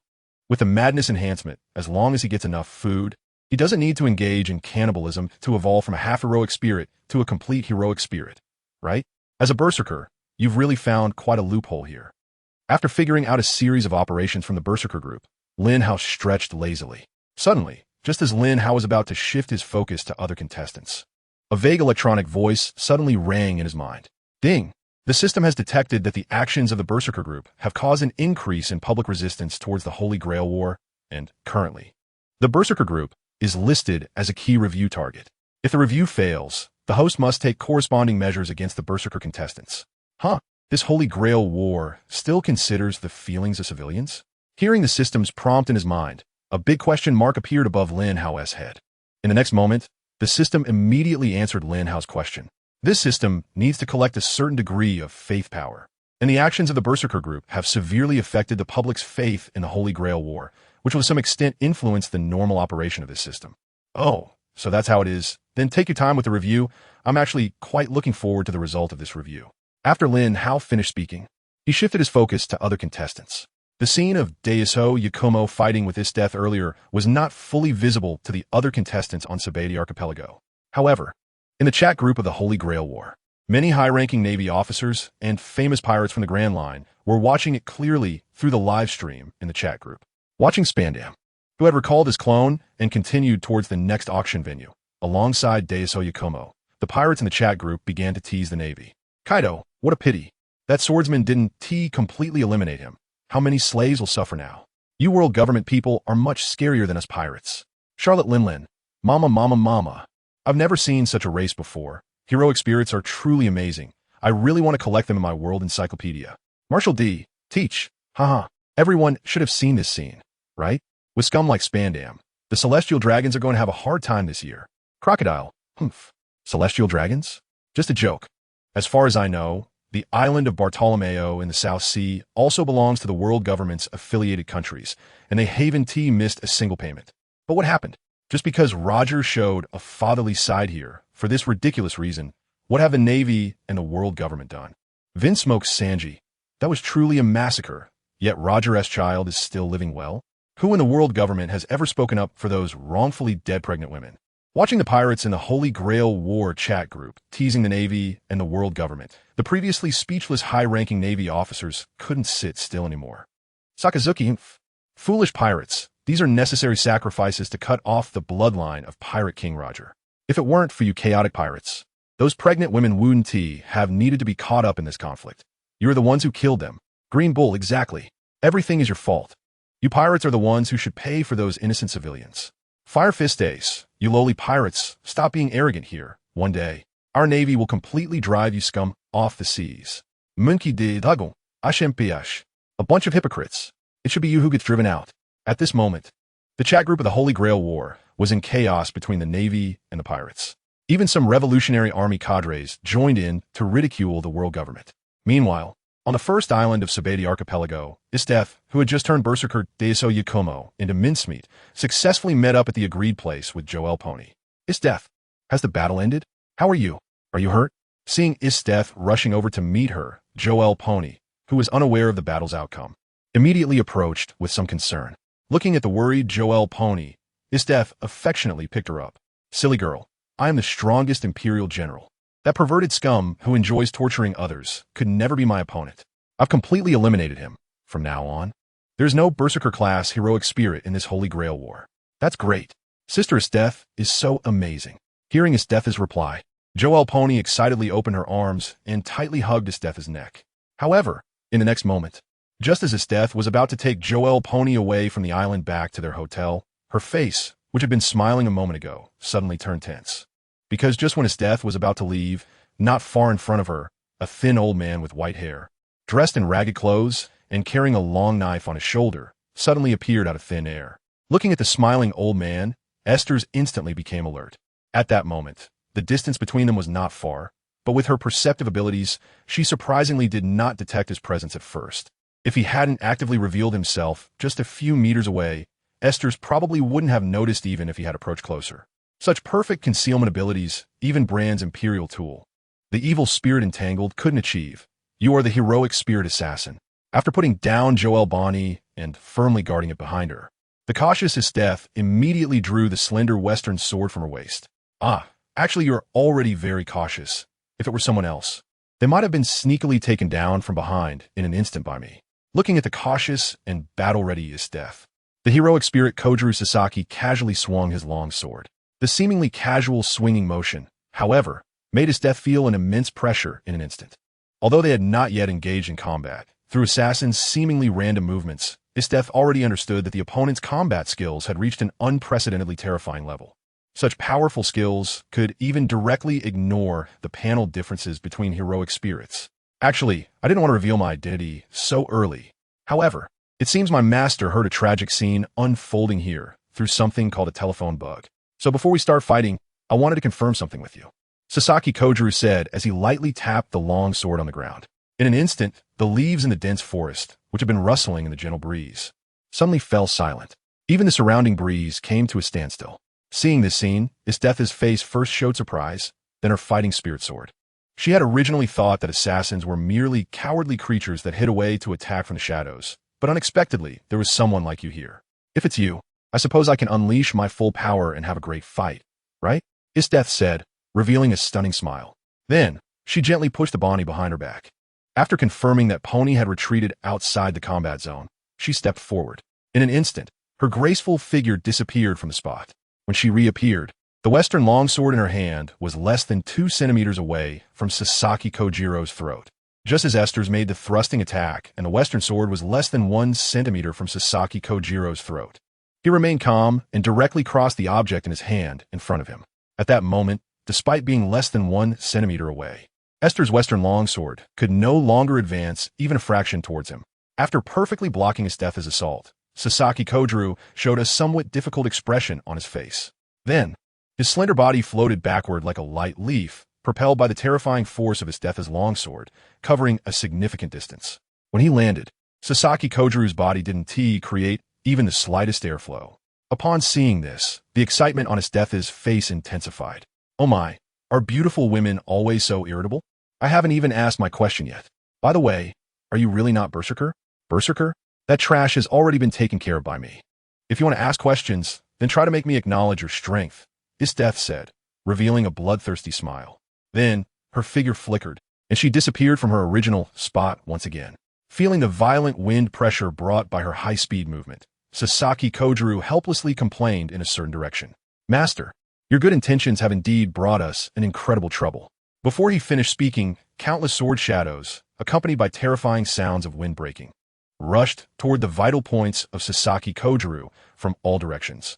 Looking at the dazzling sword shadows like a storm, Sasaki Kojuru's expression finally changed from relaxed. He swayed left and right, skillfully dodging countless lethal moves amidst his death's tsunami-like attacks with a series of extremely clever maneuvers.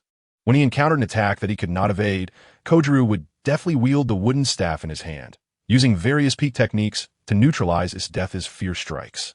Although there was a significant gap in strength on the panel symbolizing power, with Sasaki Kojuru's exceptional skills, even with his death's full-on assault, it seemed that she only had the upper hand in appearance. In actual combat, she couldn't do anything to him. What terrifying strength and swordsmanship! You are stronger than any swordsman I met when I was alive. No wonder you could take down Berserker. You must be a heroic spirit of the Saber class, right?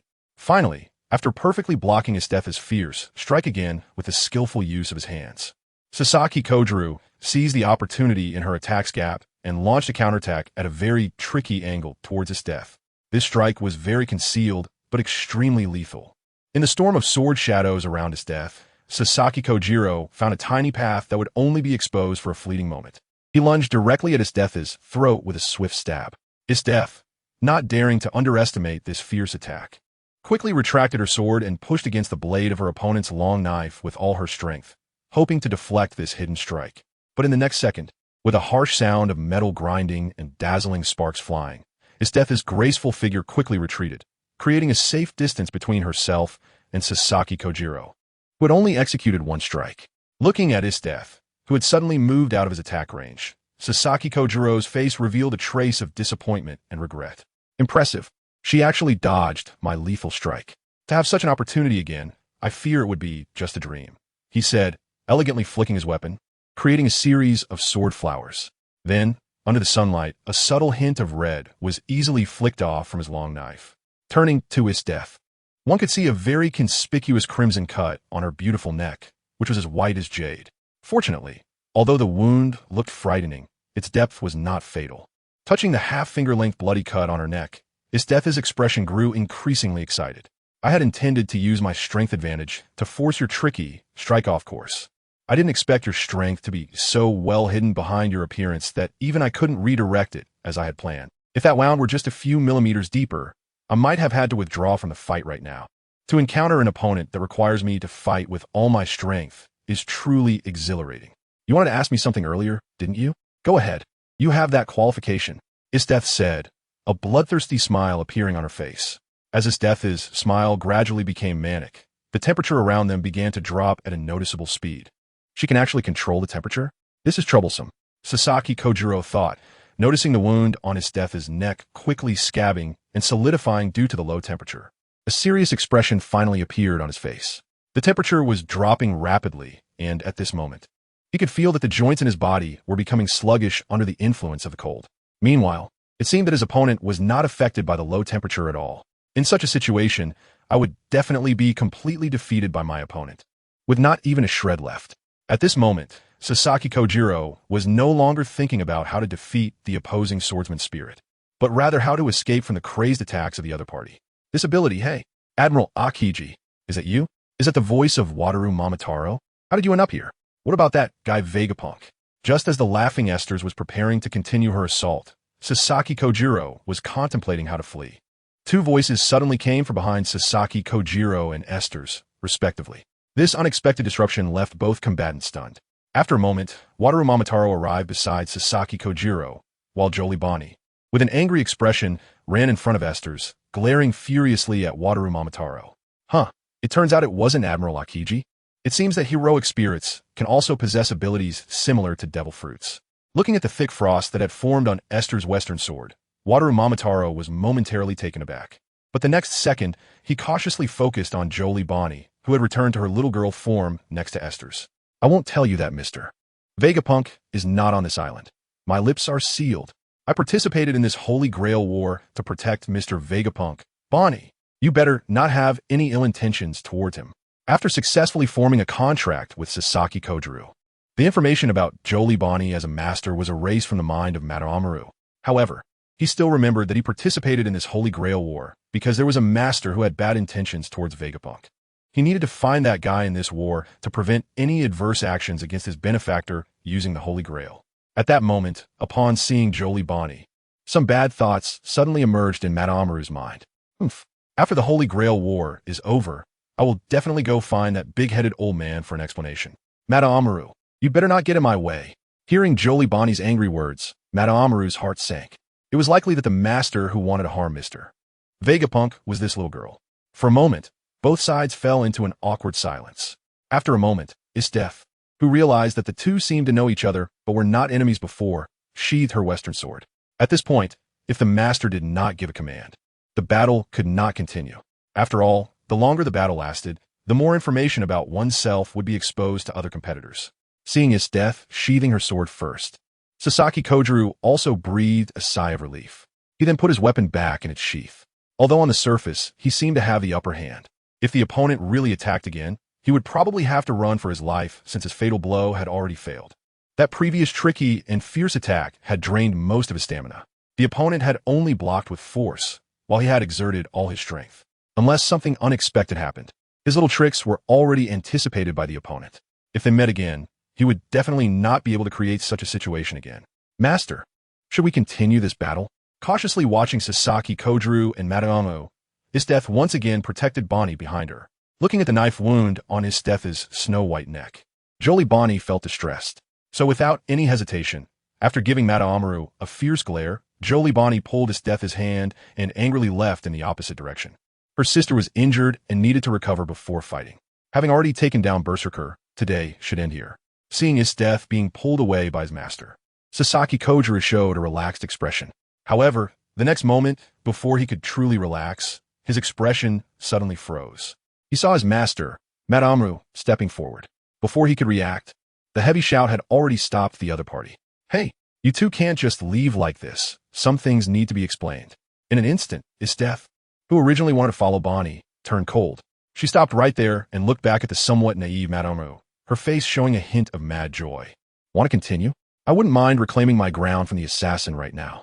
As TransmigratedGot spoke, she unsheathed her previously sheathed western sword with a swift motion. In an instant, the temperature that had just warmed up around them began to drop again. Seeing this scene, Sasaki Kojiro couldn't help but slap his forehead with his right hand. After the previous encounter, he had a rough estimate of TransmigratedGot's combat power. The previous injury was purely due to an intelligence gap. If they fought again in the low-temperature environment, he would absolutely not have any chance to land a fatal blow like before.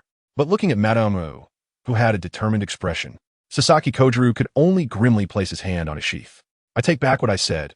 If Brunhild is as silly as this master, then humanity really has no hope. Sasaki Kojiro thought to himself, preparing for battle. But the next moment, Madamaru suddenly stepped forward, looking at Bonney, who was firmly protected behind TransmigratedGot, with an expectant gaze. Although we haven't spent much time together, we can be considered friends, right?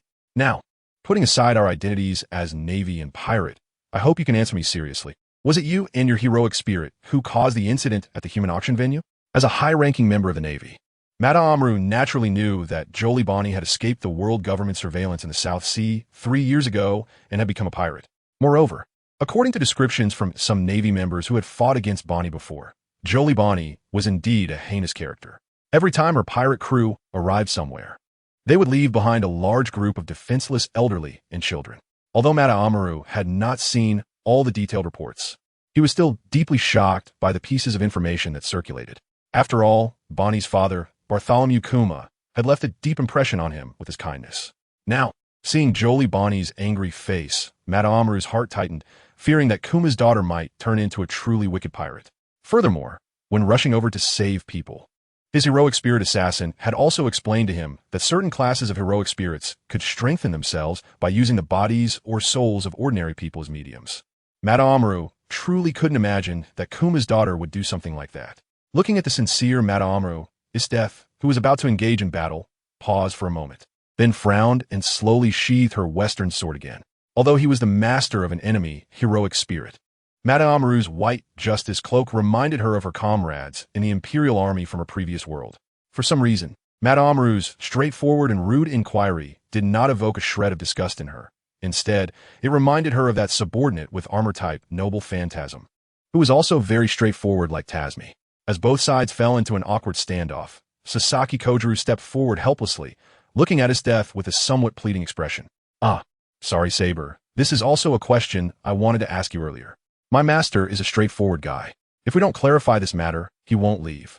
If you no longer wish to fight, please just answer this question for this fool. Seeing Sasaki Kojuru and his master ask the same question, Isteth, who had already acknowledged the other's strength in her heart, couldn't help but turn to her master Bonney beside her. After seeing the other party nod, she reluctantly replied, I am a soldier, not a murderer. The only reason I am here is because I sense the smell of blood from afar. We came to stop this atrocity, but we arrived too late. These people were killed by Berserker from his act of devouring normal human limbs. That guy should not be human, but a special humanoid danger species that feeds on humans. Hearing Esther's response, Sasaki Kojiro let out a sigh of relief. However, the next moment, just as he was about to bow to Esther's and leave, he suddenly noticed that his master, Motoi Yamato, still had no intention of leaving. At that moment, Motoi Yamato stood still, his eyes fixed intently on Joelle Bonney beside Esther's. Bonney, I want you to answer me personally. Looking at the stubborn Motoi Yamato, Bonney let out a helpless sigh and shouted at him with her hands on her hips. You idiot. Do you think I would commit such atrocities? It was all done by Berserker. We came to deal with him and then encountered you.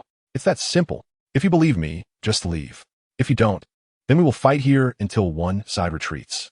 As she spoke, Joelle Bonney's body suddenly transformed from that of a 12-year-old girl into that of a 24-year-old woman. Then, before Sasaki Kojiro's shocked gaze, Joelle Bonney's right arm suddenly grew enormous. Years of fruit power, resembling the future of Nika. Seeing that Bonney was ready for battle, the previous seriousness on Motoi Yamato's face suddenly turned into a look of relief. If you didn't do it, then I can relax. It's good that the daughter of that gentle man isn't a bad person. Let's just consider today's encounter an accident. Assassin, let's go. Hearing his master's retreat order, Sasaki Kojiro also breathed a sigh of relief. But just as he turned to leave, Esther's, who had fought earlier, suddenly stepped forward and called out to him. Hey, assassin, you're quite a formidable guy. Before I kill you, you have the right to leave your name. Huh, I'm honored then. I am Sasaki Kojiro, known as the most unsuccessful man among humans, always in failure. How embarrassing. This beautiful lady, may I know your name? Hearing that she was regarded by Esther's as a trophy, Sasaki Kojiro let out a bitter smile and then stated his name. Oh, the most unsuccessful man? That title really doesn't suit you. But you have the right to know my name. I am General Esther's of the Empire, the strongest in the Empire. Oh, that's great. At least I won't be a fool when I get killed. After Sasaki Kojiro finished speaking, he left the dense forest with his master, Motoi Yamato. Moments later, beside the battlefield where the two groups had left, a blood-red eyeball slowly rolled out from among the leaves of a large tree. Meanwhile, inside Infinite City, Doflamingo and Kibutsuji Musen, sitting in one of the rooms, had serious expressions on their faces. Hey, master, do you know the masters of the two heroic spirits, Saber and Assassin? Kibutsuji Musen turned to Doflamingo, his face unusually pale. Yeah, I know them, and they can't beat me, Caster. Is there a problem? Seeing the pale expression on Kibutsuji Musen's face, Doflamingo couldn't help but feel a tightness in his chest.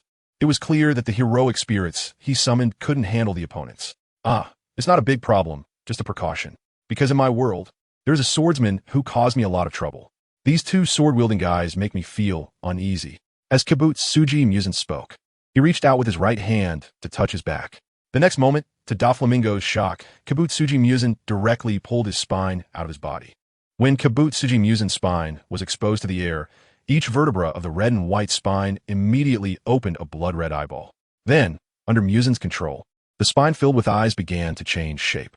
In just a few seconds, it transformed into a chilling long sword of red and white. Iwakatsu. Your sword is also made from your own body, right? This time, it's your moon breathing that will shine in this world. After Kabutsuji Musen finished speaking, he moved, and the next moment he appeared in a spacious area within Infinite City, under the full operation of 5 brains. Kabutsuji Musen began to slowly merge the sword techniques of Saber and Assassin, which he had observed through Blood Demon art, with the moon breathing of the first upper rank.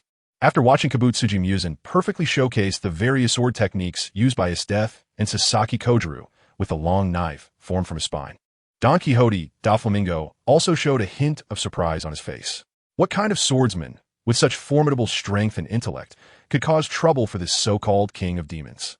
Meanwhile, on a remote island in the Chambord archipelago, Maine, hidden within a large cloud of mist and smoke, rubbed her eyes and then withdrew her gaze. The area she had just observed was precisely the battlefield where HolyDeath and Sasaki Kojuru had clashed. Seeing Maine's serious expression, Smoker, who was using the smoke smock fruit to help Maine conceal her figure, immediately transformed his face beside his spirit. Hey, you actually showed such an ugly expression. Are you scared by the strength displayed by those two? From a distance, a face resembling that of an uncle suddenly appeared in the air beside Maine, enveloped in white mist and smoke. If this scene were to be witnessed by anyone else, they would undoubtedly faint for shock due to its strangeness. Hearing his master Smoker's inquiry, Maine helplessly shook her head. It's not because of their strength, it's because I know one of them. That person is not just strong. Her special ability is beyond your imagination, although it can only be used once a day. Well, if you were to confront her directly, do you have the confidence to defeat her? Smoker's heart tightened involuntarily when even the spirit said the opponent was troublesome. There's no need to worry too much. If she really pushes me to the limit, I at least have the ability to take her down with me. Before that, let's first investigate the other participants and proceed with the assassination plan. Upon hearing Maine's suggestion, Smoker, who is currently transforming into smoke to help Maine hide her figure, nodded in agreement. During the process of changing locations for concealment, they have already gathered intelligence on several pairs of servant combinations thanks to Archer's unique visual abilities. As long as they can identify all the remaining contestants, they can systematically take them down from the shadows. They already know the identities of the Lancer, Rider, Saber, Assassin, and Berserker groups, but what remains uncertain is the identity of the caster group and whether the Berserker class servant is truly dead. Maine, for us, this war is really not suitable for a prolonged battle. The pace needs to be accelerated a bit. Upon hearing Smog's reminder, Maine stood up from her previous half-kneeling position with her gun, stretching her back vigorously. Don't worry, I know the sniper's combat style better than you do. I'll speed up the process. But for now, we need to change locations. After Maine finished speaking, she stepped forward, and in just a few breaths, her petite figure disappeared from the spot. Watching Maine change hiding spots again, Smog shook his head helplessly. He then transformed his body completely into smoke and followed Maine's lead. In the Kurazumi bar on island number 13 of Saber Archipelago, Luffy, Sanji, and Natsu had all left. They said they were going to keep watch, but the few people still in the bar understood what these guys were really like. Fortunately, with Sanji keeping an eye on them, they could perfectly fulfill the role of bait. If they just let them go, who knows what trouble Luffy and Natsu would stir up. So, Mr. Whitebeard, your observation hockey should be fine, right?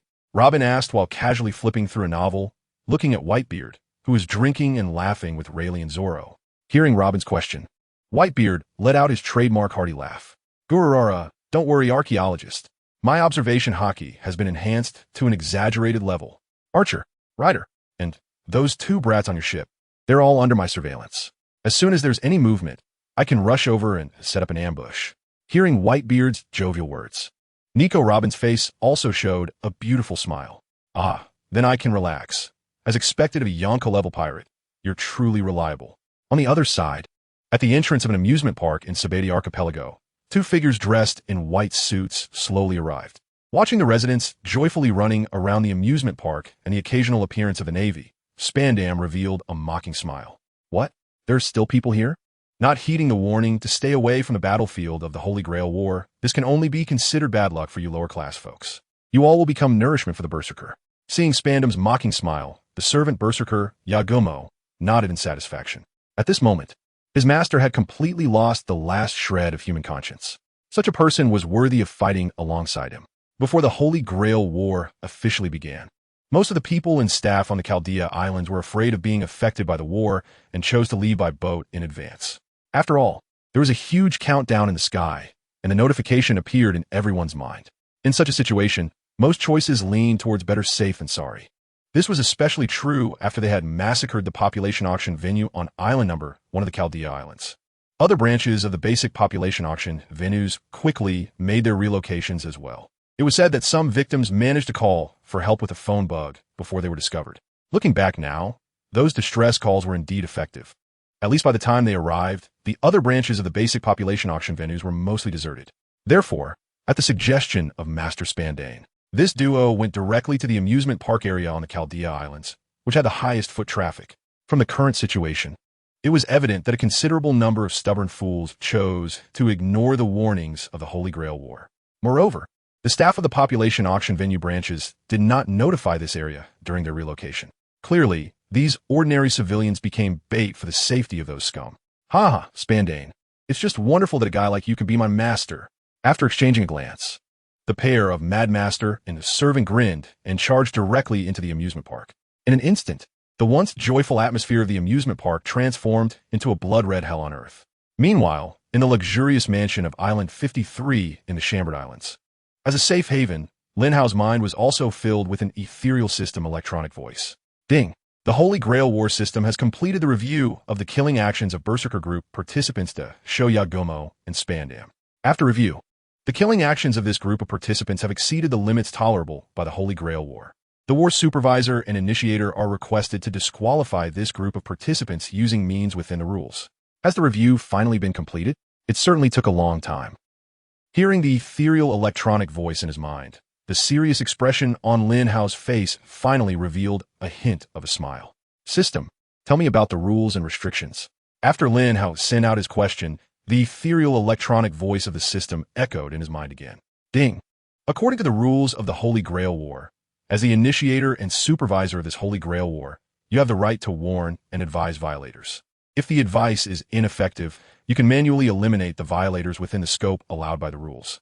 Please tell me in detail about the scope allowed by these rules. At this moment, Lin Hao maintained an omniscient and omnipotent state. Therefore, when Shoyagomo and Spandam were engaged in a frenzied slaughter in the amusement park, Lin Hao saw it clearly. For such a pair of scum, Lin Hao had no intention of warning or advising them and planned to eliminate them directly. If you two scum got your hands on the Holy Grail, it would be a disaster. Ding! The supervisor can only retaliate against participants when they attack the supervisor and initiator of the Holy Grail War. So I still can't go directly to deal with them.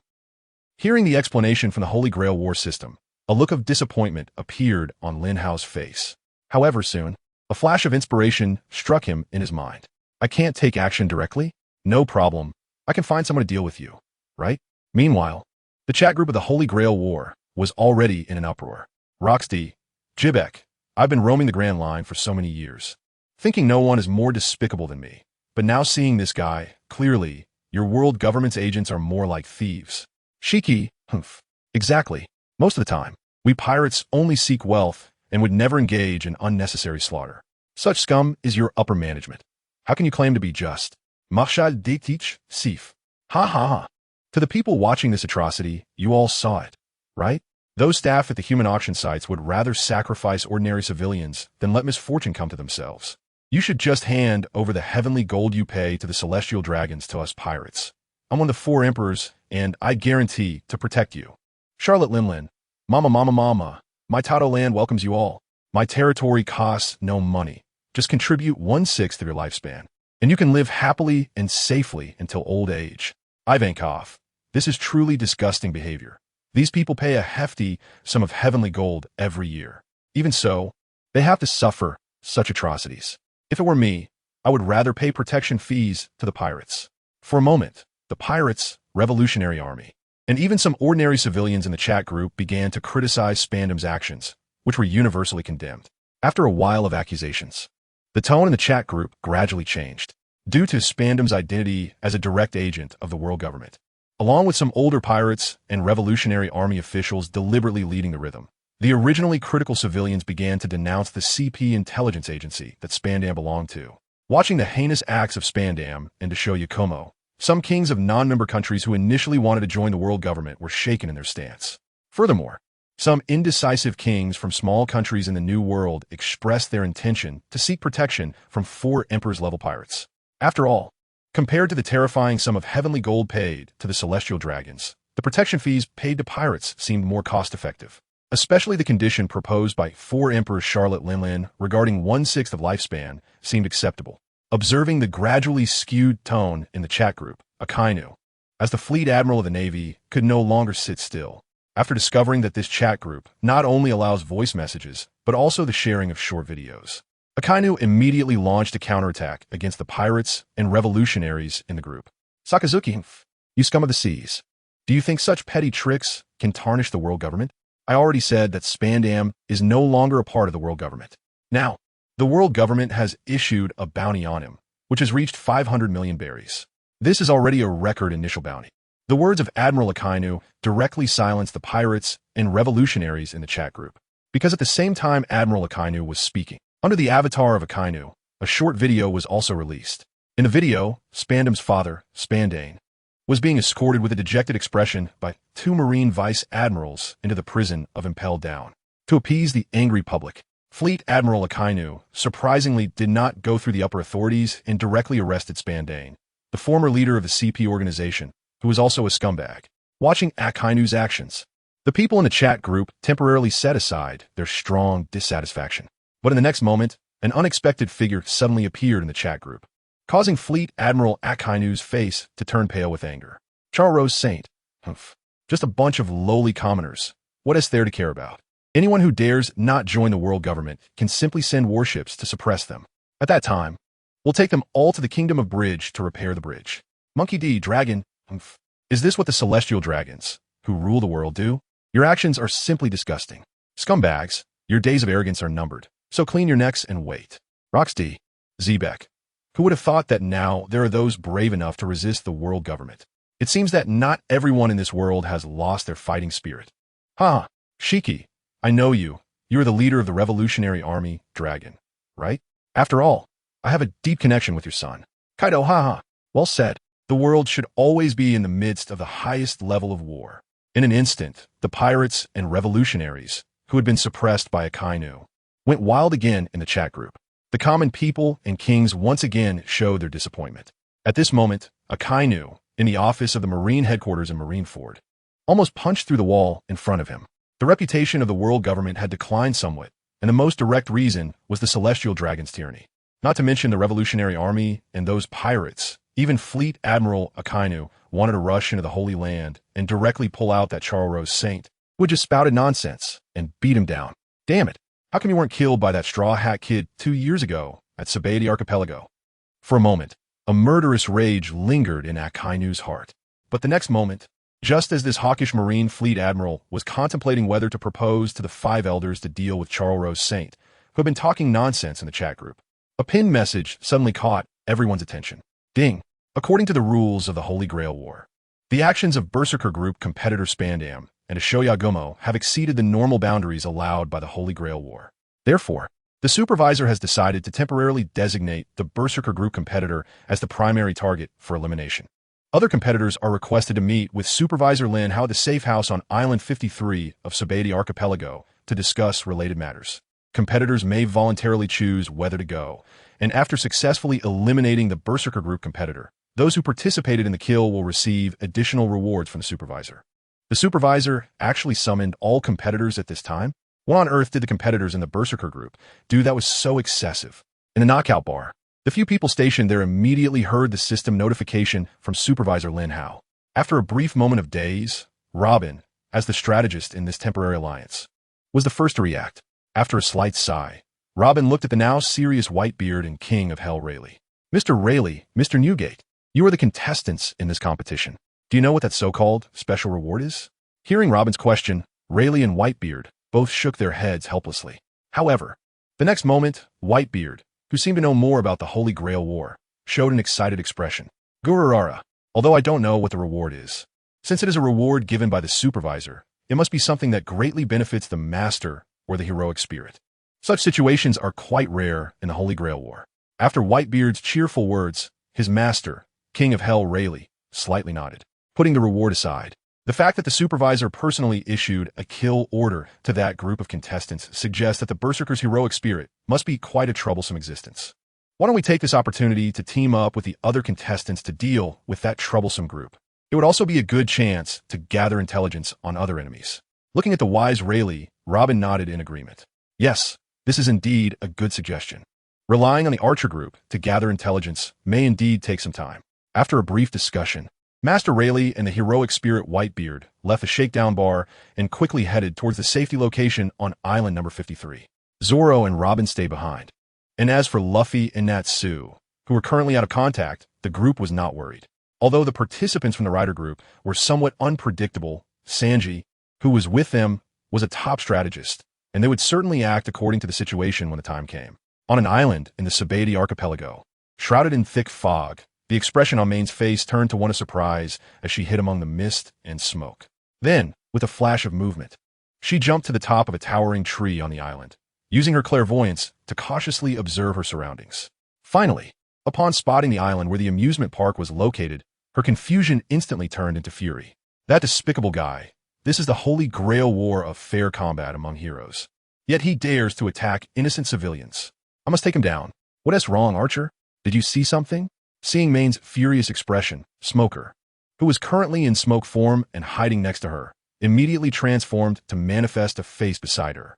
Although he was looking in the same direction as Main, without clairvoyance, he couldn't see the situation clearly. Looking at Smoker, who had a puzzled expression, Main reached out and placed her hand on his head. In the next moment, the confusion in Smoker's eyes was replaced with bloodshot intensity. The scene Main had observed was instantly transmitted into his mind. That bastard Spandam actually condones his heroic spirit committing such atrocities. Even if he is a high-ranking member of the world government, I will definitely take him down. After saying this, Smoker's smoke form intended to rush to the hellish scene Main had witnessed. However, before he could get far, Main called him back. You idiot, Smoker. Come back. I can sense that guy's strength is already very strong. We are not his match. What should we do? Just stand by and watch him kill all the civilians? Smoker's face immediately showed anger at Main's obstruction. But the next moment, Main's words left him stunned. I can sense that Berserker's strength is already outrageous. It wouldn't help if we went now. You should go find a supervisor. If we can cooperate with the other participants, maybe we still have a chance to take him down together. And, at this point, Main's serious expression grew even more solemn. Then, holding her romantic cannon, she aimed her scope at the place where the tragedy was occurring. Other participants from different groups have already rushed over. Let them handle the charge and combat while I provide support from here. You go take care of business. Seeing Main enter sniping mode, Smoker nodded helplessly. All right, I'll go find the supervisor. You must be careful. After saying this, Smoker's smoke form turned back into a wisp of white smoke and quickly disappeared from beside Main. What? That guy Berserker is still alive? I clearly turned him into mincemeat. How is this possible?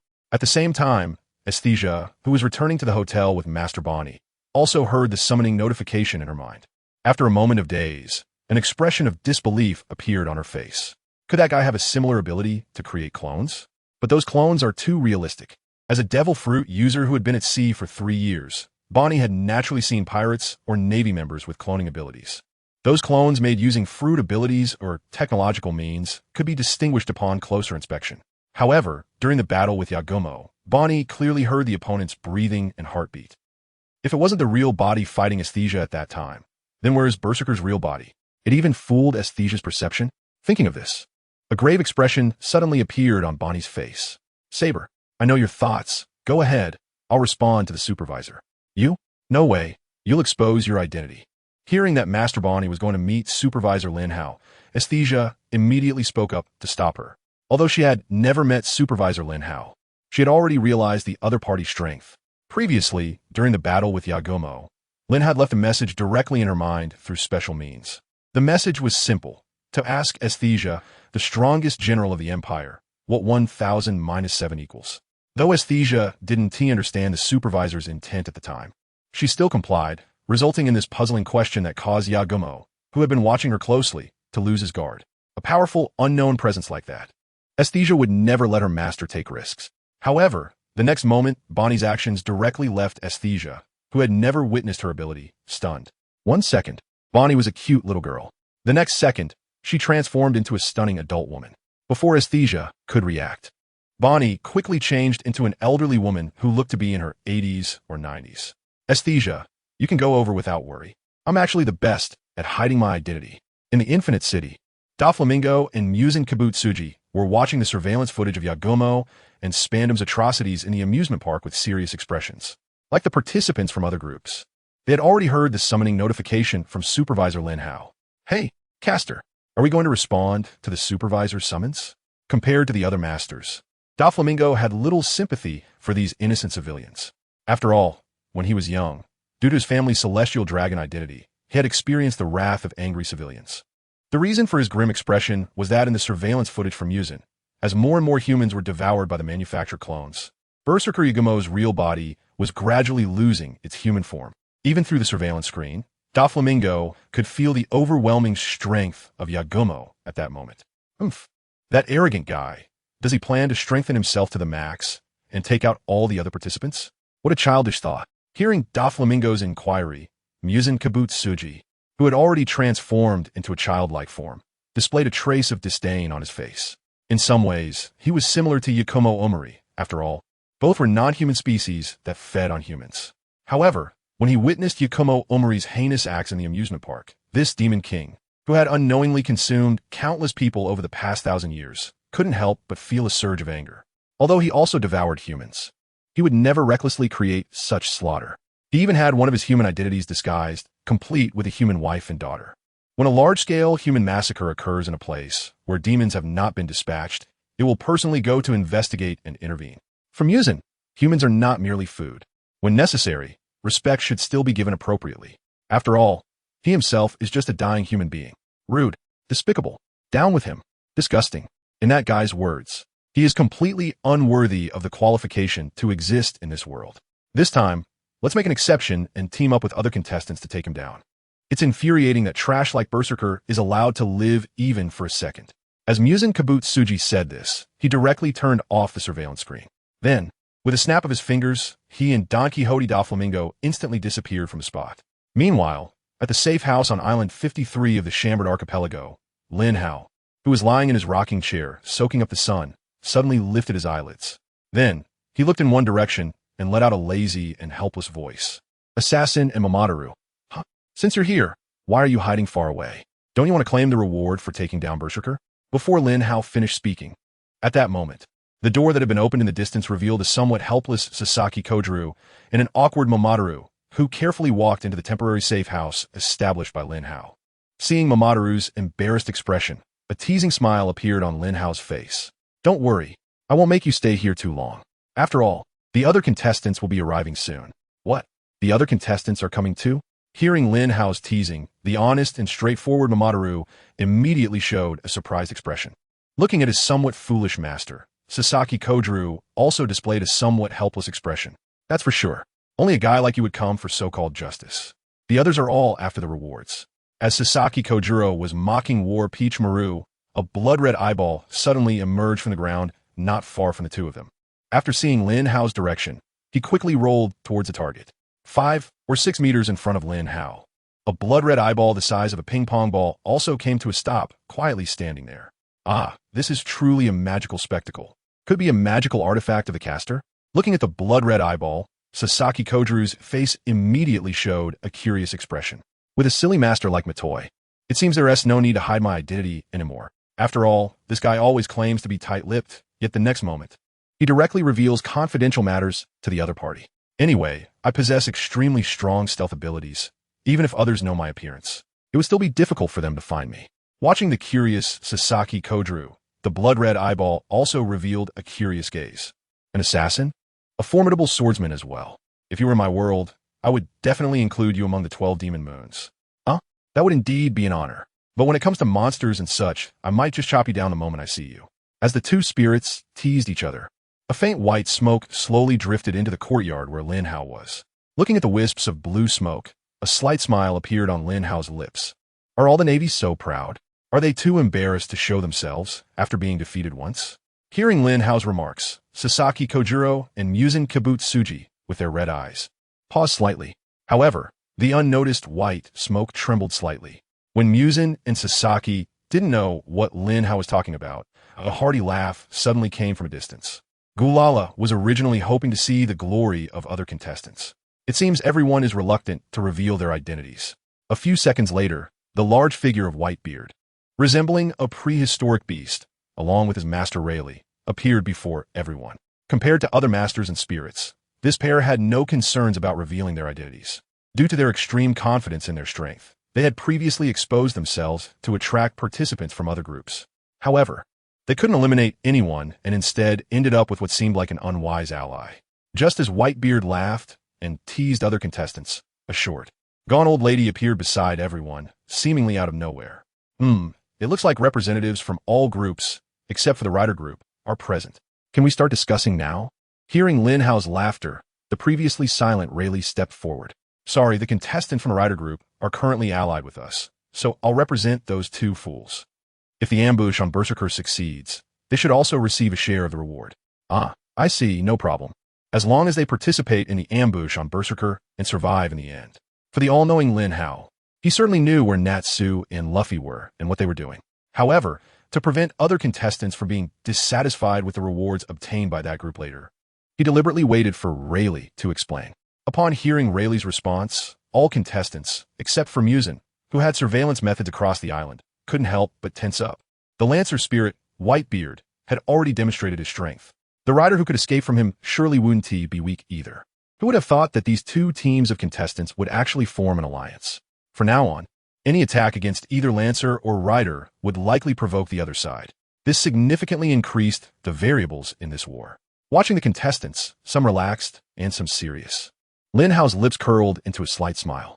Everyone, the reason I called you here is to discuss how to deal with Berserker. According to the rules of the Holy Grail War, as the supervisor, I cannot intervene unless attacked. So this matter must be handled by you. I believe you all have a good understanding of that guy's actions, right? As Lin Hao spoke, the horrific actions of the show Bayun and Spandam at the human auction venue, as well as their current deeds at the amusement park, were all simultaneously reflected in the minds of everyone present. In response to the hellish scene, Musin, who already knew the details, did not react much. However, Whitebeard and Rayleigh, who had just learned why the Overseer Lin Hao targeted the Berserker group contestants for execution, suddenly displayed shocked expressions. Within moments, their shock transformed into anger. They had considered that the contestants of the Berserker group might have done something outrageous, but they never expected the extent of this outrage to be so absurd. Even they, as notorious pirates on the Grand Line, would never commit such atrocities against ordinary civilians.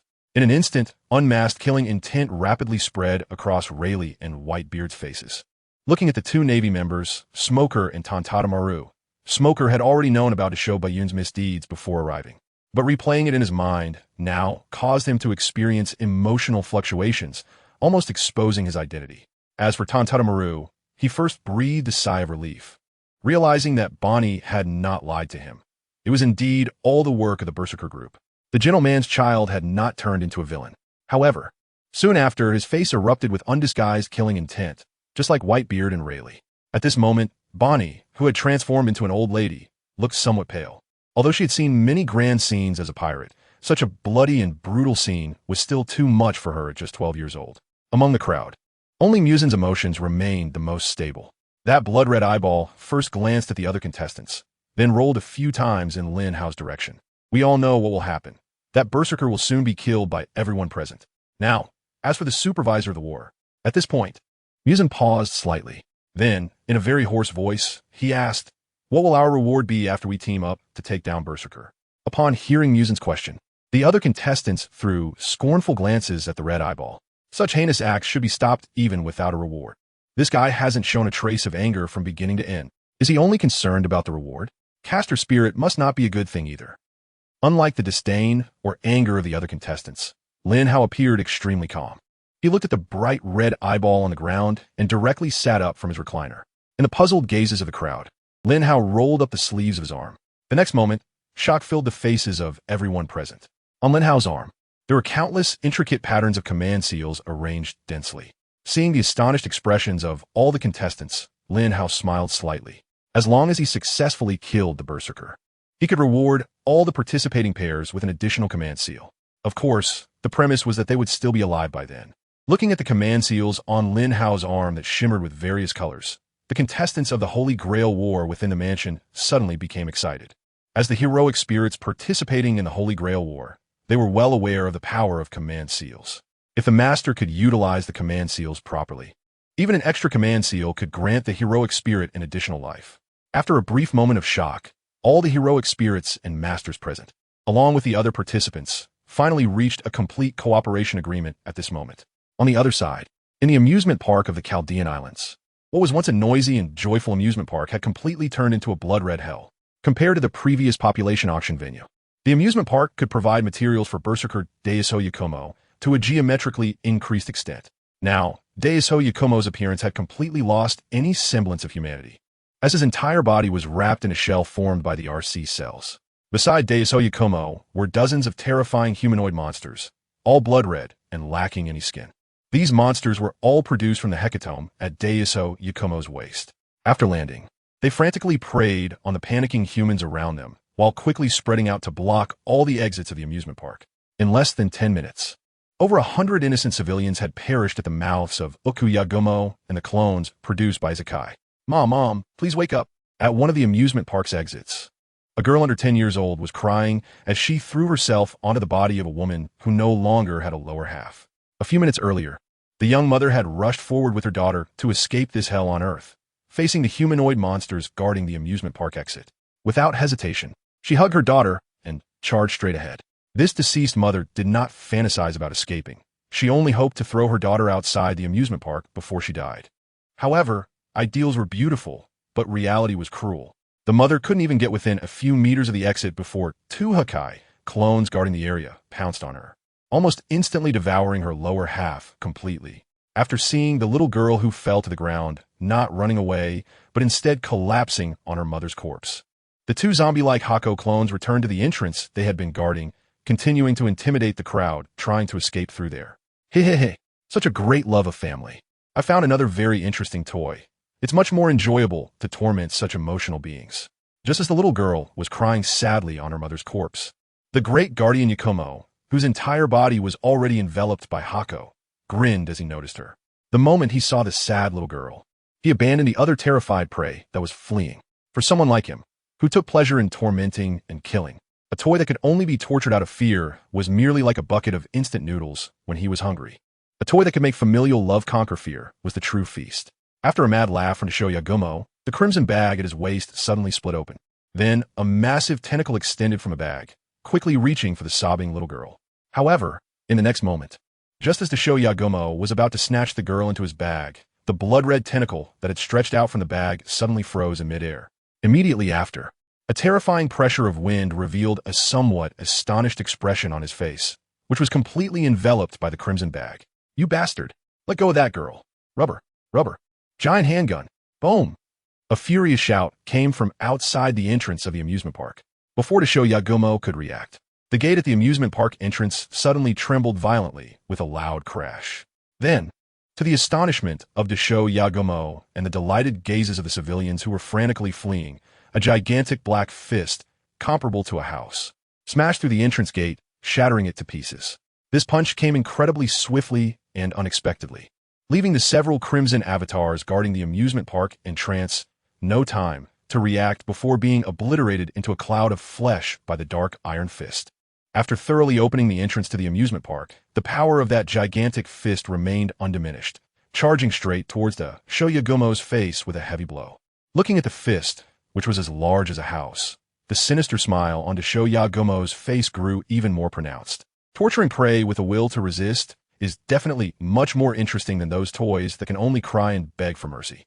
In an instant, the bulging mass around Sho Yagumo's waist, which had already expanded several times, began to wriggle rapidly. In less than 1/10,000th of a second, a massive blood-red hand formed from a large number of RC cells, just as the pitch-black iron fist, entwined with inky air currents, was about to strike Sho Yagumo's face. That enormous blood-red palm suddenly spread open. In an instant, it tightly enveloped the massive pitch-black iron fist, which was about the size of a house.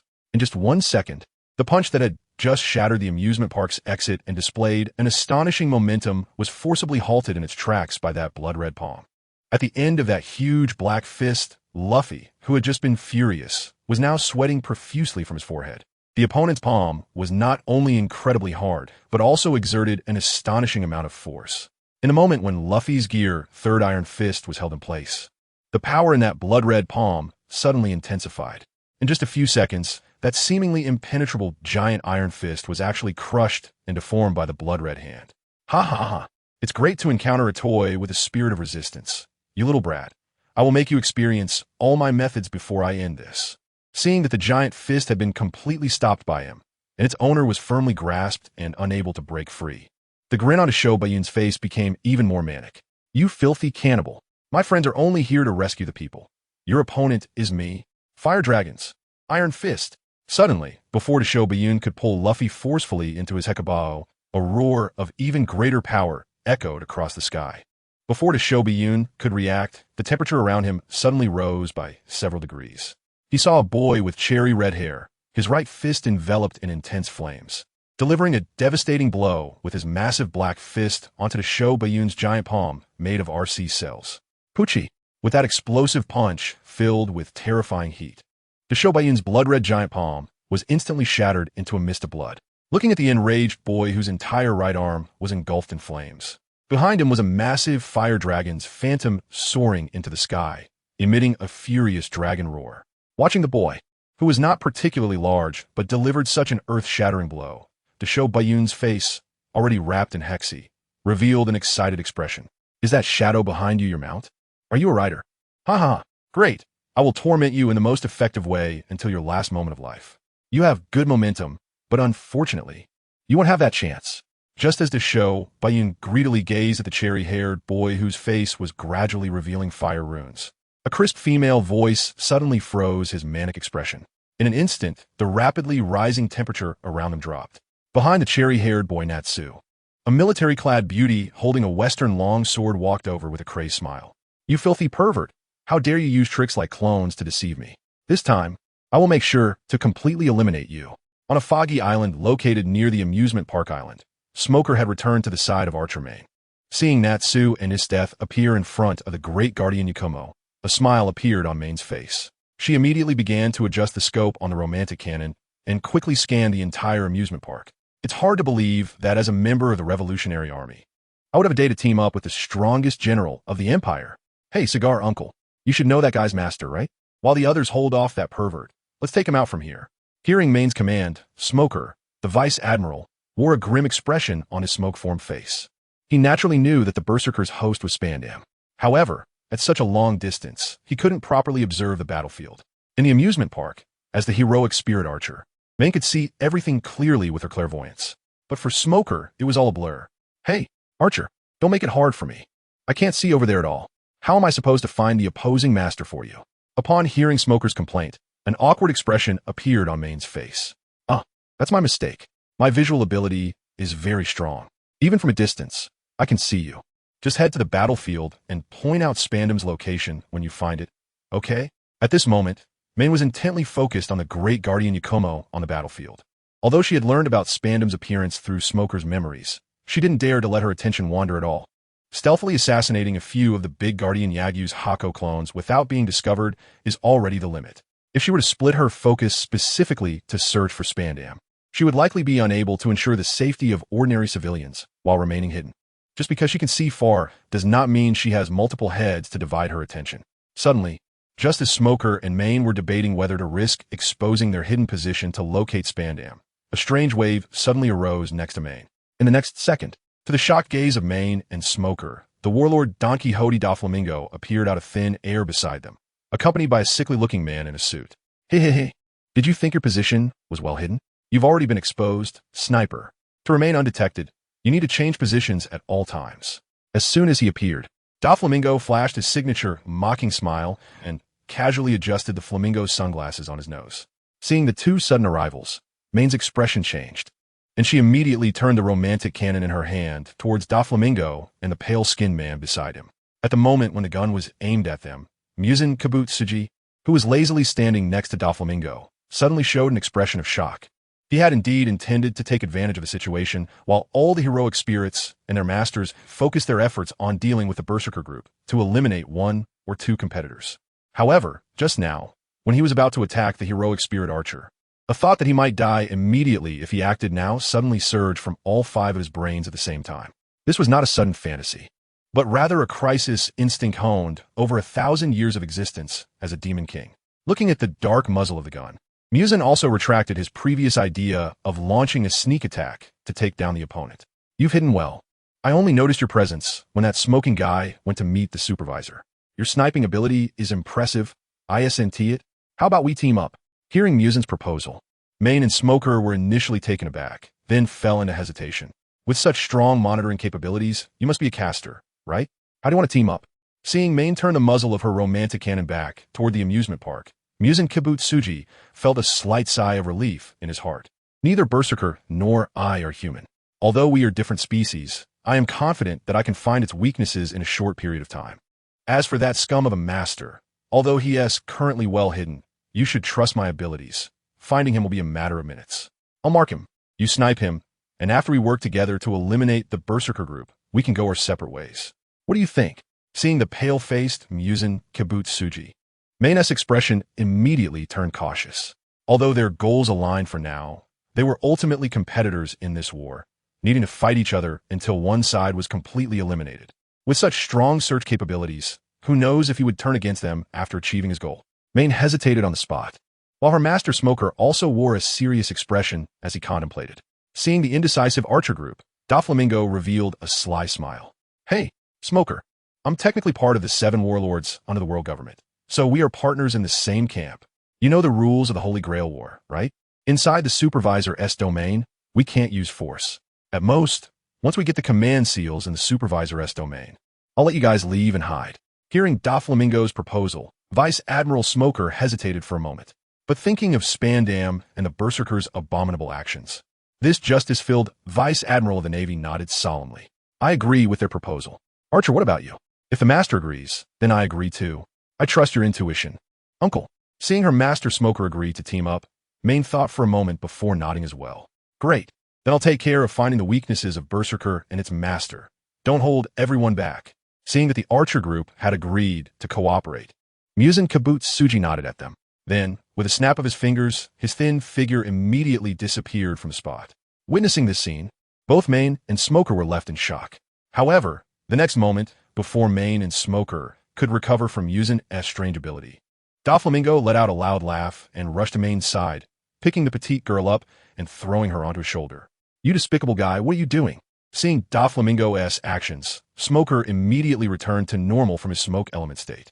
He then drew out his sea stone weapon from behind him. Looking at the tense Smoker, Doflamingo showed a mocking smile. He. Smoker, I'm a man of my word. It's too dangerous here. Let us change places to snipe Berserker, and you can come along too. After Doflamingo finished speaking, he laughed heartily amidst Main's screams. Then a thin white line shot out from his hand, directly tying up a cloud in the sky. We're going to the sky. We'll take down Berserker there. The next moment, Doflamingo's tall body quickly flew toward the sky. Seeing Doflamingo rapidly leaving, Smoker's expression tightened. He immediately transformed into a cloud of smoke, following Doflamingo as they quickly ascended into the sky. On the other side, sensing the earth-shattering fluctuations and the alternating temperatures from the amusement park, the Lancer and Assassin Masters and their heroic spirits, who were moving together, quickened their pace. Ha. This is truly a great battle. We must thoroughly eliminate that man-eating demon there. Oof. It must be the heroic spirits who didn't go to meet the supervisor who started the battle early. I never expected that there would be a day to ally with pirates. This is a one-time exception, never again. Hearing the conversation between Rayleigh and Peach Boy, both Whitebeard and Sasaki Koger behind them showed excited expressions. Lower-class beings, prepare to be trampled. Fire Dragon, Hook Horn, boom. Seeing that Natsu and HolyGrail, 2 heroic spirits, had teamed up against him, the cautious Shohaken knew he could not be careless. Before the two could launch their attack, he released all the RC cells from his Hertz bag. In an instant, the Shohaken's body, wrapped in Hertz, was once again covered in blood-red RC cells. Within mere seconds, the once normal-sized Shohaken transformed into a gigantic monster shaped like an octopus, towering like a small mountain. Seeing this scene, a cold smile appeared on HolyGrail's stunning face.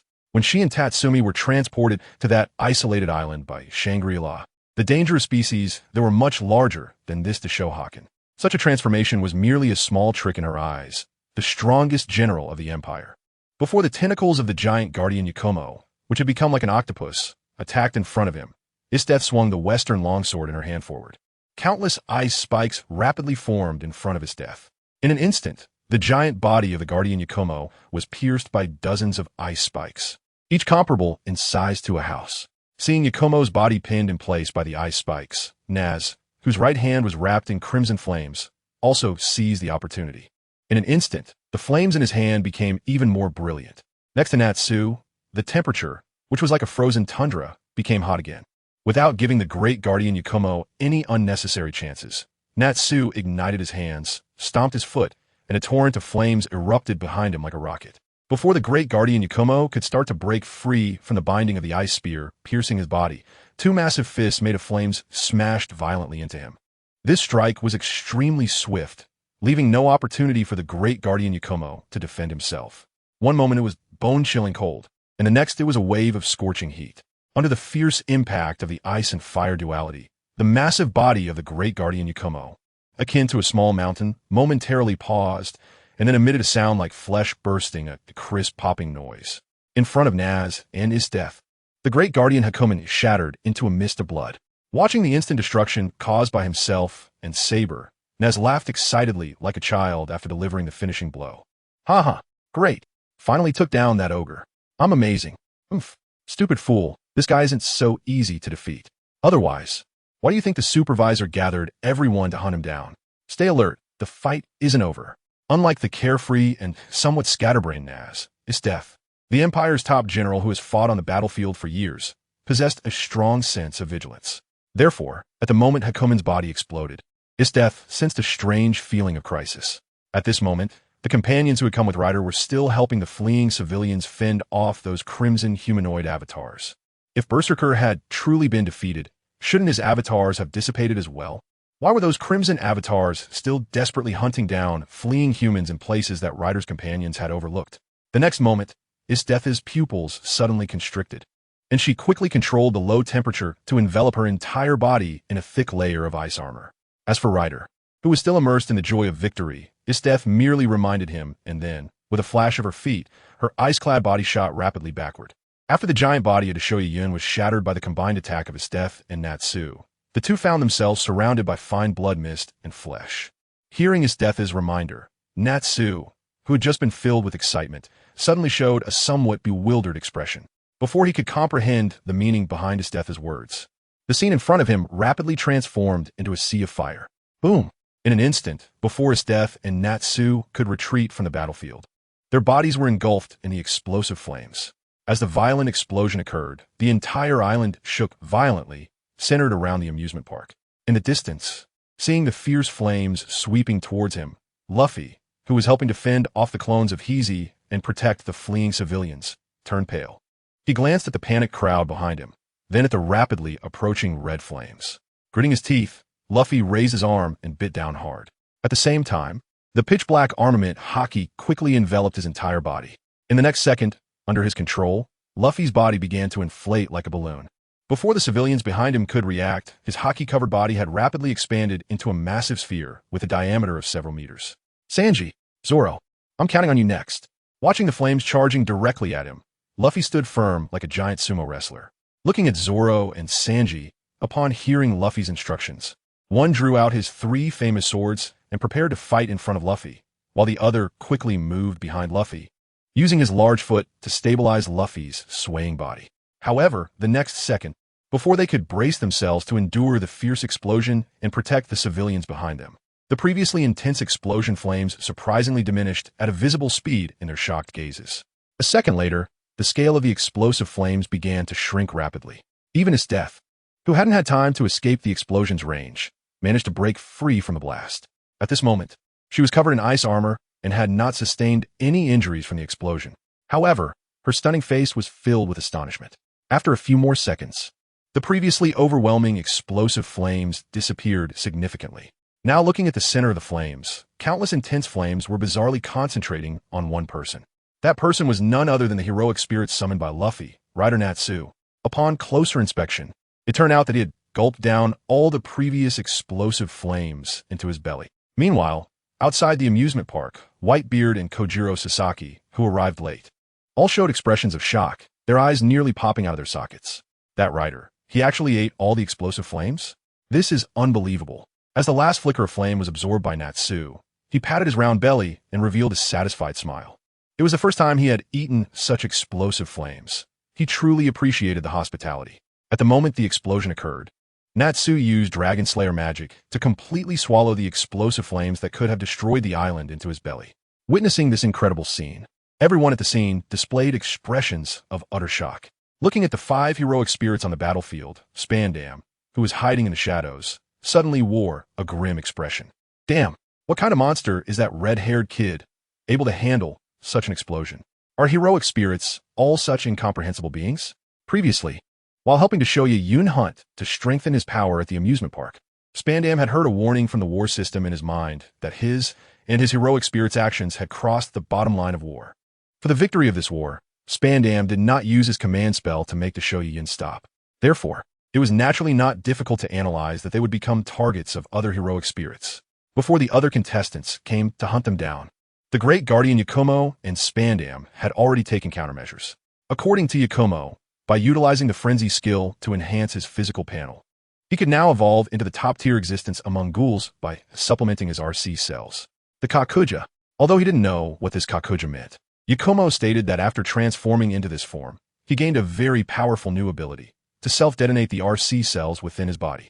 This explosion was not only immensely powerful, capable of destroying an entire island, but also its range and direction could be controlled by Yakumo himself. When the time came, Yakumo would directly self-detonate the RC cells within his body, which could at least eliminate a few of the heroic spirits that came to encircle him. As for the lost cells, they could simply be replenished from humans. The plan was progressing smoothly. 2 powerful heroic spirits were indeed attracted to Yakumo. However, despite all the calculations, Spandam did not foresee one thing: that detestable rider. He actually used such an odd method to directly neutralize the tremendous explosion designed by him and his heroic spirit. Yakumo's clone and RC cells suffered considerable losses, yet it only resulted in that rider letting out a few burps. Watching the heroic spirits in the distance beginning to search for Yakumo's main body, Spandam, enveloped in the Kakuja created by Yakumo, suddenly had the thought of fleeing.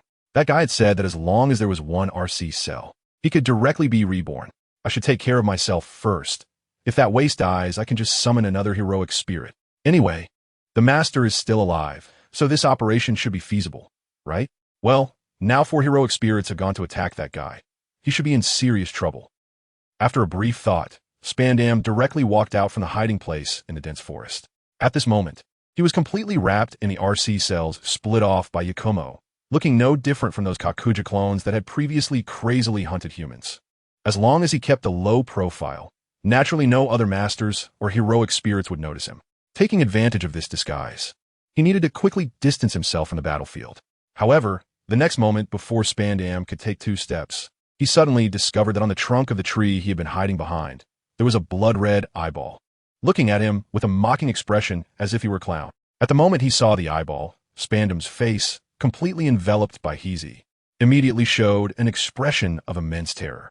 Before the eyeball could take any action, Spandam reached out his hand and slapped the eyeball, which was staring at him, into a pulp. Having already participated in the Holy Grail War, it was no surprise to encounter any kind of situation.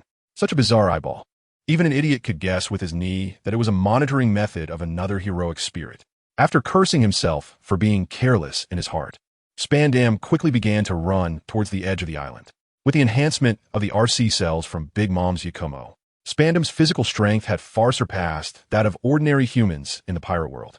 In almost an instant, he had left the dense forest and arrived on the bridge connecting to another island at the edge of the island. Meanwhile, thousands of meters above the Chambord Islands, Don Quixote da Flamingo, dressed in a flamboyant flamingo coat, wore a signature maniacal smile on his face. At that moment, on his shoulder, Monet, dressed in a white dress, was seriously aiming at a certain island below that resembled a map. Beside them, Smoker, the smoke man, looked serious as he observed Doflamingo in his smoke form.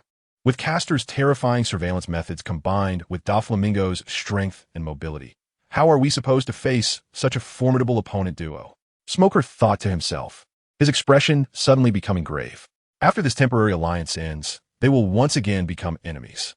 By then, will he and Maine really be able to deal with such opponents? while Smog was seriously planning the next countermeasures. Next to him, Doflamingo also slightly adjusted the shoulder of Mane. Hey, little girl, you should still be getting used to caster's visual sharing, right? If you already know Spandam's location, then hurry up and finish it. At this moment, a piece of paper with strange symbols was stuck to Mane's forehead, in the state of being attached to the paper. All the images seen by Muzin's red eyes can be shared in real time with Mane. Just now, when Spandam discovered one of Muzin's monitoring eyeballs, Mane had already learned the hidden location of this scum of a master. Doflamingo and Smoker could not see Spandam's exact position at such a high altitude. However, Mane, using her ability long-distance vision, could. Watching Spandam, who wanted to abandon his heroic spirit and was desperately fleeing, a look of disgust appeared on Mane's face. Scum, your Holy Grail War is over. Before Mane finished speaking, the romantic cannon in her hand emitted a terrifying wave. The next second, as Mane pulled the trigger of the romantic cannon, a tiny bullet shot toward one of the islands below them like a meteor with a long tail. Ha! I've already escaped that guy's range. If he can survive, I'll go back to find him. If he doesn't survive, I'll summon a new heroic spirit to battle immediately. This time, I must summon a controllable guy, and he must be strong. I will definitely become the king of the world. Ha! Looking at the island port that was so close in front of her, Spandam, who was madly running on the connecting bridge, also wore an arrogant and crazy smile. But the next moment, with a faint sound of wind breaking in his ear, the scenery before him suddenly shook violently. Then, he only had time to hear a loud thud as he fell, and the scenery in front of him quickly turned pitch black. What's going on? Why do I feel so sleepy? Why has the scenery in front of me turned red? Why can't I feel my body? In an instant, after feeling a sudden jolt in his brain, Spandam's consciousness began to dissipate rapidly. At the moment when the scenery before him was completely engulfed by darkness and blood red, the scum who had just recently been promoted to an official agent of CP0 finally felt a strong surge of fear.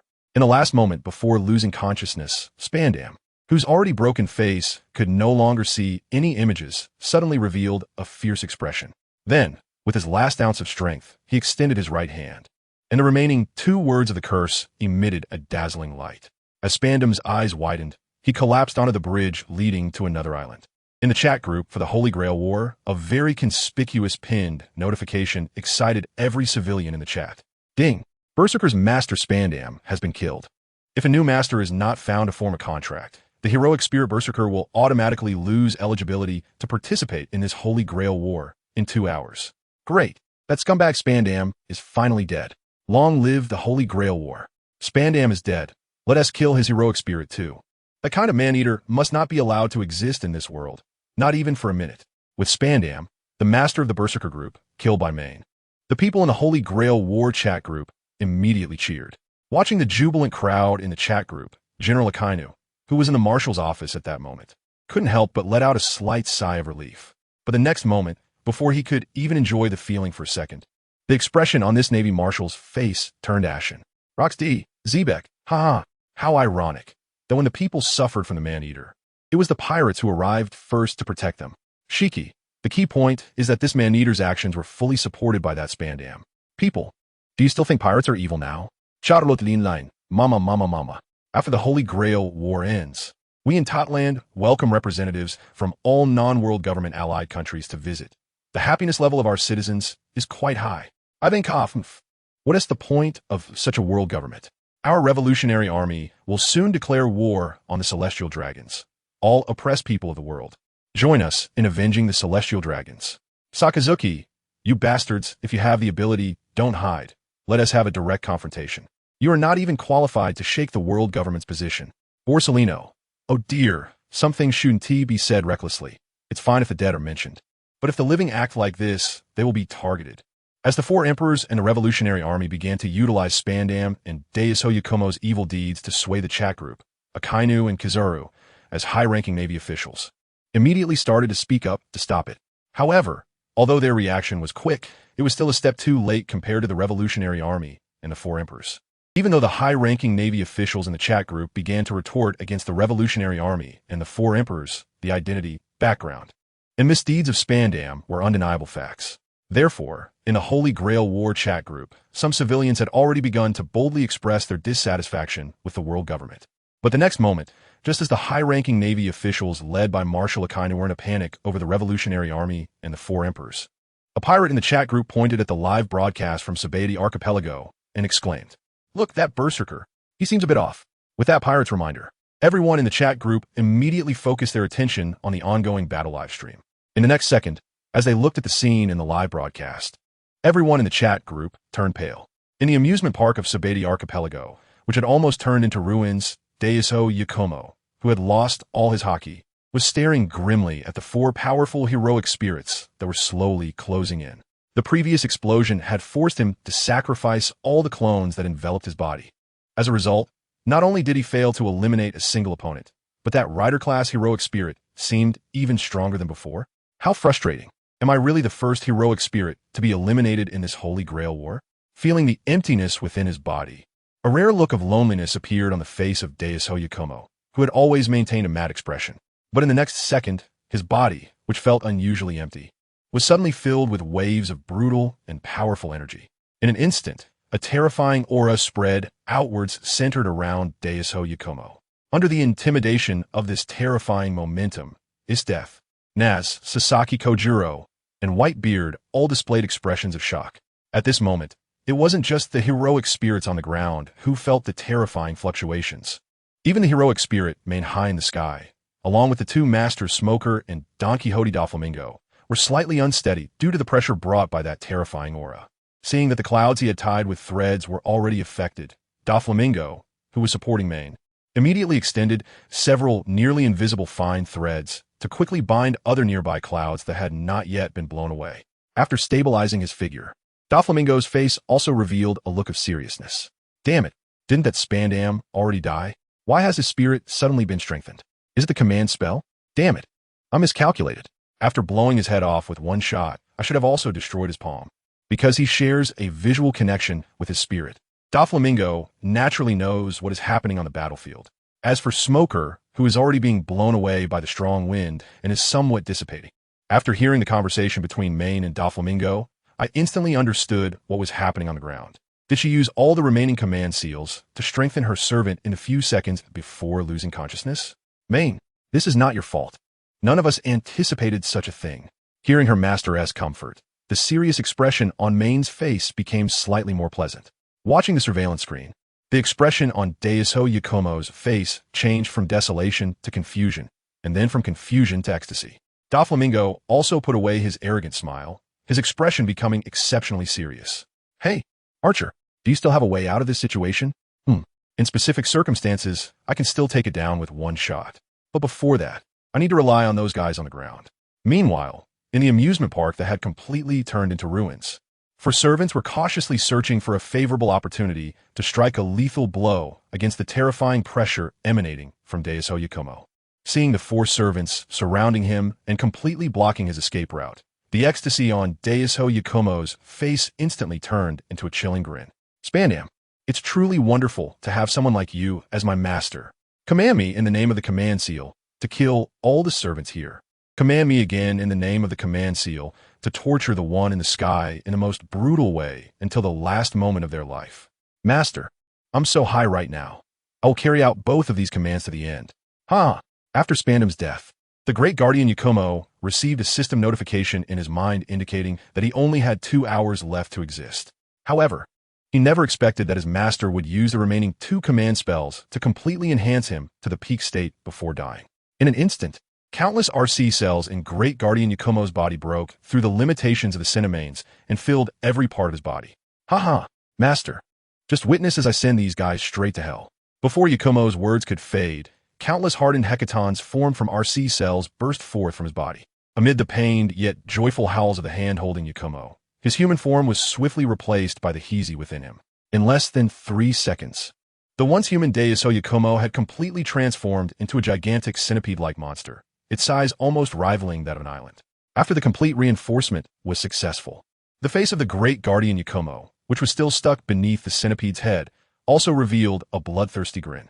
Bugs, get ready to witness hell in person. What the hell? Isn't that the centipede elder? I didn't expect the great guardian Yakumo to become so different after fully transforming into a he-cat. While the other contestants' heroic spirits were besieging the great guardian Yakumo, Linhow was also utilizing his omniscient and omnipotent abilities to observe the battle in his mind. The giant centipede of the great guardian Yagumo, with its special form that had a face attached to it, immediately reminded Lin Hao of a group of dragon-level monsters among the superheroes. Compared to the ghoul centipede that Kaneki-kin transformed into after completely turning into a ghoul, the great guardian Yagumo's centipede was undoubtedly more intimidating. After the complete transformation into a Huzha, a bloodthirsty expression emerged on the crazed face beneath the massive centipede head. The great guardian Yagumo first disdainfully glanced at the sky, then fixed his unabashed killing intent on the four powerful heroic spirits in front of him. In the next moment, everyone felt a terrifying tremor rapidly coming from beneath their feet, before the heroic spirits participating in the siege could launch their attacks. The ground beneath them began to crack rapidly. In an instant, the enormous centipede body burst forth from below. Countless centipede legs, sharp as spikes, swept rapidly towards HolyGrail and Natsu. The speed of the centipede's limbs was fast, but the four heroic spirits reacted even quicker before the centipede legs could approach them. These renowned strong figures from their own world stepped forward and dodged in four different directions. Looking at the exposed centipede body beneath them, Whitebeard, who had just jumped into the air to evade the attack, let out a mocking smile. Gurara, a huge enemy, is my favorite opponent. You scum filled with evil deeds. Your head shall be collected by me, Whitebeard. Before Whitebeard's words fell, the massive blade of his Songyun Chia quickly gathered a transparent, color-changing energy. In an instant, a terrifying wave of tremor radiated from the blade of Songyun Chia. Seeing this scene, Sasaki Kodru and HolyGrail, not far from Whitebeard, both showed a serious expression. Boom! The next second, with a hearty laugh from Whitebeard, he swung the massive Songyun Chia down towards the lower half of the giant centipede that had burst from the ground. In an instant, a terrifying earthquake comparable to an apocalyptic disaster shook the entire island where the amusement park was located. In just under 2 seconds, more than half of the area of the island, which had just experienced the self-detonation of Yagumo's avatar, was shattered into countless massive fragments by the tremor of Songyun Chia's power. If it weren't for Luffy, Rayleigh, and the other masters escorting the civilians to other islands before the duel, Whitebeard's strike would have undoubtedly caused unimaginable casualties. Crackle! With more than half of the island beneath them shattered by the terrifying earthquake, the lower half of Yagumo, which had been ambushed underground, also suffered a devastating blow. Within a few seconds, shattered flesh and fragments of Huzha were scattered in the air along with the terrifying tremors and broken stones. In the blink of an eye, the fragments of the giant centipede surrounded the four heroic spirits participating in the siege. The already severed limbs could still be controlled by the main body. This guy was indeed quite disgusting. Watching the fragments of limbs rapidly gather towards him in midair, Whitebeard could only wear a grim expression and step lightly to avoid them. Although he had mastered all the techniques of the Navy's 6 styles after his transformation into a heroic spirit, being in the air made it somewhat inconvenient for the giant Whitebeard to move. Taking advantage of this gap, the blood and flesh fragments that had been shattered by Whitebeard quickly advanced towards him. Though he was late to the battlefield and didn't know Yagumo's methods, his instincts as a strong fighter made him instinctively use the tremor fruit to shatter the approaching fragments into a mist of flesh. As for HolyGrail, who was also in midair, she wielded a western sword and utilized her Ice Emperor's ability to freeze all the Huzha fragments around her into white frost before they could get too close. Oh, it seems these shattered limbs are still dangerous. I can't let these disgusting things get too close. Seeing HolyGrail's actions, Sasaki Kodru followed suit and quickly swung his long blade, which was longer than his own body, to shred the Huzha fragments around him into even smaller bits in less than a second. Meanwhile, the first to arrive at the battlefield, the Dragon Slayer, Mage Natsu, stood on a cluster of long flames, propelling himself like a meteor towards the head of the centipede Yagumo. He, you little demon who could devour flames. Do you think you can take me down with these things? Go ahead, give it a try. Seeing Natsu charge towards him in an instant, Yagumo's face revealed a sinister smile. You disgusting bastard, even after turning into this ugly form, you're just a bit bigger. Uncle Whitebeard has already smashed your lower half. I will end your upper half. Fire Dragon, Wing Strike. Looking at the arrogant expression on Yagumo's face, Natsu, whose size was completely disproportionate, showed no signs of retreat. After cursing at the ugly centipede, Naz's arms were quickly enveloped in high-temperature crimson flames. From a distance, his arms wrapped in flames looked like a pair of dragon wings, incredibly dazzling and magnificent. Ha! Naive kid, watch me devour you. Facing Naz, who resembled a fire dragon, the face of the big guardian Yagumo immediately revealed an even crazier smile. Then, his human face was hidden within the body of the Hako centipede. The huge centipede head lowered, and its massive mouth quickly opened wide towards Naz, who was now like a fire dragon. In the next moment, Naz, with his hands entwined in crimson flames, charged directly into the mouth of the Hako centipede. A suffocating wave of terrifying energy suddenly surged out from the centipede's mouth. Not far away, the chunks of flesh that had been blocked by TransmigratedGot and Sasaki Kojuro using different methods also suddenly detonated with an incredibly terrifying explosion. Boom! Boom! In an instant, a cataclysmic explosion occurred inside the giant centipede's head and in the area where the centipede's severed limbs were located. In the terrifying explosion, the small island where the amusement park was located was completely shattered in an instant. In a moment, the massive explosion directly engulfed its death, Sasaki Kojiro, and Whitebeard. As for the ground beneath their feet, it was directly blown into a huge pit by this earth-shattering explosion. After the explosion, the surrounding seawater began to flow into the suddenly appeared huge pit. A whole island was brutally erased from the geography due to the self-detonation of the half-body of the Great Guardian Yakumo. This terrifying explosion not only obliterated the island, but also affected 3 nearby islands to varying degrees. If it weren't for Momotaru's actions to have the Navy on the island evacuate the nearby residents in advance, the casualties from this explosion would undoubtedly have been comparable to those caused by any large-scale battle. Looking at the 3 heroic spirits who were swept into the explosion earlier, at this moment, Esther's was suspended in mid-air, her entire body wrapped in heavy armor made of ice. Although the power of the explosion was significant, the intense flames only melted a layer of armor on her body. Having previously endured an attack from the self-detonation of the Great Guardian Yakumo, Esther's had prepared in advance and suffered almost no damage this time. Not far away, Sasaki Kojiro's body had been completely burned to a crisp. Even Esther's, who had extremely sharp senses, could only perceive his faint breathing. Although he had witnessed the terrifying explosion, Sasaki Kojiro suffered greatly due to a lack of information since he had not personally experienced it. After the explosive flames completely dissipated, Sasaki Kojiro, whose body was emitting thick smoke and mostly carbonized, suddenly softened and fell straight down toward the surface of the sea. In the final moment, before losing consciousness, Sasaki Kojiro finally utilized the special mechanism that allowed the master and servant to communicate telepathically to send a pre-agreed special code to his master, Matoi.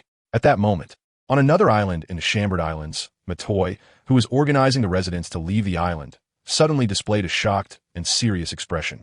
He then raised his right hand and used his command seal in the direction where the explosion had just occurred. Consuming 1 command seal, he commanded his servant, Assassin, to immediately return to peak condition. In an instant, as Matoi's command was issued, the command seal on the back of his right hand shone with a dazzling glow before instantly disappearing. Meanwhile, Sasaki Kojiro, who had been severely injured in the explosion, was falling from the sky when a holy light suddenly emanated from his body. In the next second, Sasaki Kojiro, who had barely been clinging to life, rapidly repaired his body within that holy light. In the second before falling onto the sea surface, Sasaki Kojiro steadied his form with a quick step. At this moment, the ocean had transformed into a massive tsunami due to the terrifying explosion that had just occurred. Watching this scene, Sasaki Kojiro smiled slightly and gently tapped his long sword on the tumultuous sea. In an instant, the previously roaring waves calmed down under his manipulation. Feeling the solid ground beneath his feet, Sasaki Kojiro couldn't help but softly exclaim. After the enhancement of the 2 command spells, had this guy's body grown to such an extent? Wasn't this place supposed to be completely destroyed? How did he recover? It was truly astonishing. At this moment, Sasaki Kojiro's entire lower body was submerged in the seawater. However, beneath that calm water lay the lower half of Daisho Yagumo, which had been destroyed by Whitebeard. Looking at Whitebeard in the distance, although he hadn't been brought to the brink of death like Sasaki Kojiro by that terrifying explosion, one of his arms had been forcibly blown off his shoulder in the chaos. Seeing Sasaki Kojiro, who was quickly recovering from his injuries, and his death, who had suffered no fatal wounds, Whitebeard's face turned as ugly as a frostbitten eggplant. Damn, I actually didn't completely take that guy down and wasted a precious command spell. This time I've really lost big. When he shattered that massive centipede's lower half, Whitebeard had deliberately contacted Rayleigh in his mind beforehand, asking him to use a command spell to enhance his attack power. According to Whitebeard's strategy, the enhancement from a command spell was enough to directly take down Berserker. At that point, he could justify his independent kill of Berserker to Rayleigh, while others would just be left with nothing. If he was a bit luckier, Perhaps the supervisor could even hand over the command spells originally meant for other masters to Rayleigh. However, he never expected that at this moment. Berserker would possess such powerful recovery abilities. Moreover, even before fully recovering, he was able to unleash such a strong attack using the fragments of his shattered body. His luck was just too damn bad. Feeling the intense pain in his shoulder, Whitebeard, who could only use Moonwalk to stay airborne, grimaced as he contacted his master Rayleigh in his mind. Hey, Rayleigh, you might need to use a command spell to heal my body. The situation around us is not good. Ah, did your plan fail? This time you really lost big. Upon hearing Whitebeard's somewhat weak voice in his mind, Rayleigh, who was on another island, immediately used a command spell to completely heal Whitebeard's injuries, despite his complaints. Looking at the back of his hand, which now only had one command spell left, Rayleigh couldn't help but sigh, betrayed by his son in life. And after becoming a heroic spirit, he had miscalculated due to information issues and ended up in a passive situation. Whitebeard's luck was truly unfortunate. After completely recovering from his physical injuries, Whitebeard immediately began to cautiously guard his surroundings in midair. Although they were currently working together to eliminate Berserker, the supervisor had not issued a ceasefire order. If other heroic spirits suddenly launched an attack on him at this moment, the situation would undoubtedly become very passive. After cautiously observing for a while, Whitebeard slowly let out a sigh of relief. At this moment, neither Saber nor Assassin showed any intention of attacking him. So far, their greatest enemy was still Berserker. After adjusting his suspended body slightly, he turned his attention to the Berserker in the distance, which had just been struck by Natsu's dragon-slaying magic. The next moment, Whitebeard's expression suddenly turned to one of shock. He saw that the giant centipede's head had completely exploded. Meanwhile, Natsu, who had charged into the centipede's mouth like a meteor, was now struggling desperately amidst the pile of shattered flesh and blood at the centipede's head. Natsu's face was filled with a grim expression. Although the massive centipede had temporarily lost its ability to move, the pile of broken flesh had tightly wrapped around his arms and legs like maggots. To completely eliminate this giant centipede, Natsu's previous Fire Dragon Wing attack had not only used all of his strength, but had also specifically had his master, Luffy, use a command spell to enhance his attack power. The terrifying output effect had smashed the centipede's head to pieces. However, Natsu never expected that the centipede's recovery ability would be this strong. It even directly restricted his limbs at this moment. No matter how he urged the dragon-slaying magic to summon flames, the disgusting creature's recovery speed still firmly kept him pinned down here. By the time this guy fully recovered, he, who was almost exhausted, would inevitably be swallowed whole by the centipede. Damn it! Should he have Luffy use another command spell to restore his strength? How could this guy's recovery ability be so strong? What kind of monster was he?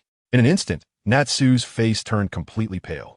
As for the other three heroic spirits in the distance, they chose to observe Natsu's situation without intervening, wary of Berserker's final attack. Those guys were nothing but scum. Even as the Demon King, I couldn't stand them. After escaping, I must take revenge on them for their underhanded tactics. Just as Natsu, with a pale face, was preparing to contact Luffy to have his master use a command spell to restore his strength, a chilling and mocking laughter suddenly echoed in his ears. You. The next moment, before a bewildered Natsu could react, the massive centipede, which was rapidly recovering, suddenly erupted with violent tremors. Pucci. Immediately after, the sound of flesh cracking from within rang out abruptly, at an inconspicuous spot on the upper body of that gigantic centipede. The pale-faced man with a slender build was gripping the neck of the iron-faced Shobayun, forcibly pulling him out from the massive Heezy centipede. Damn it, who are you? Caster? When did you infiltrate my body? How could you find my true form? In midair, the bloodless face of Kibutsuji Musen revealed a chilling smile that sent shivers down to Shobayun's spine. In response to the Shobayun's terror, the hand that was gripping his neck instantly transformed into a tentacle resembling a thorny vine. Before the great guardian Yakumo could react, Musen Kibutsuji let out a sinister laugh and forcibly pulled Yakumo's strong body into the sky. Archer, I found this guy's true form. Take him out now.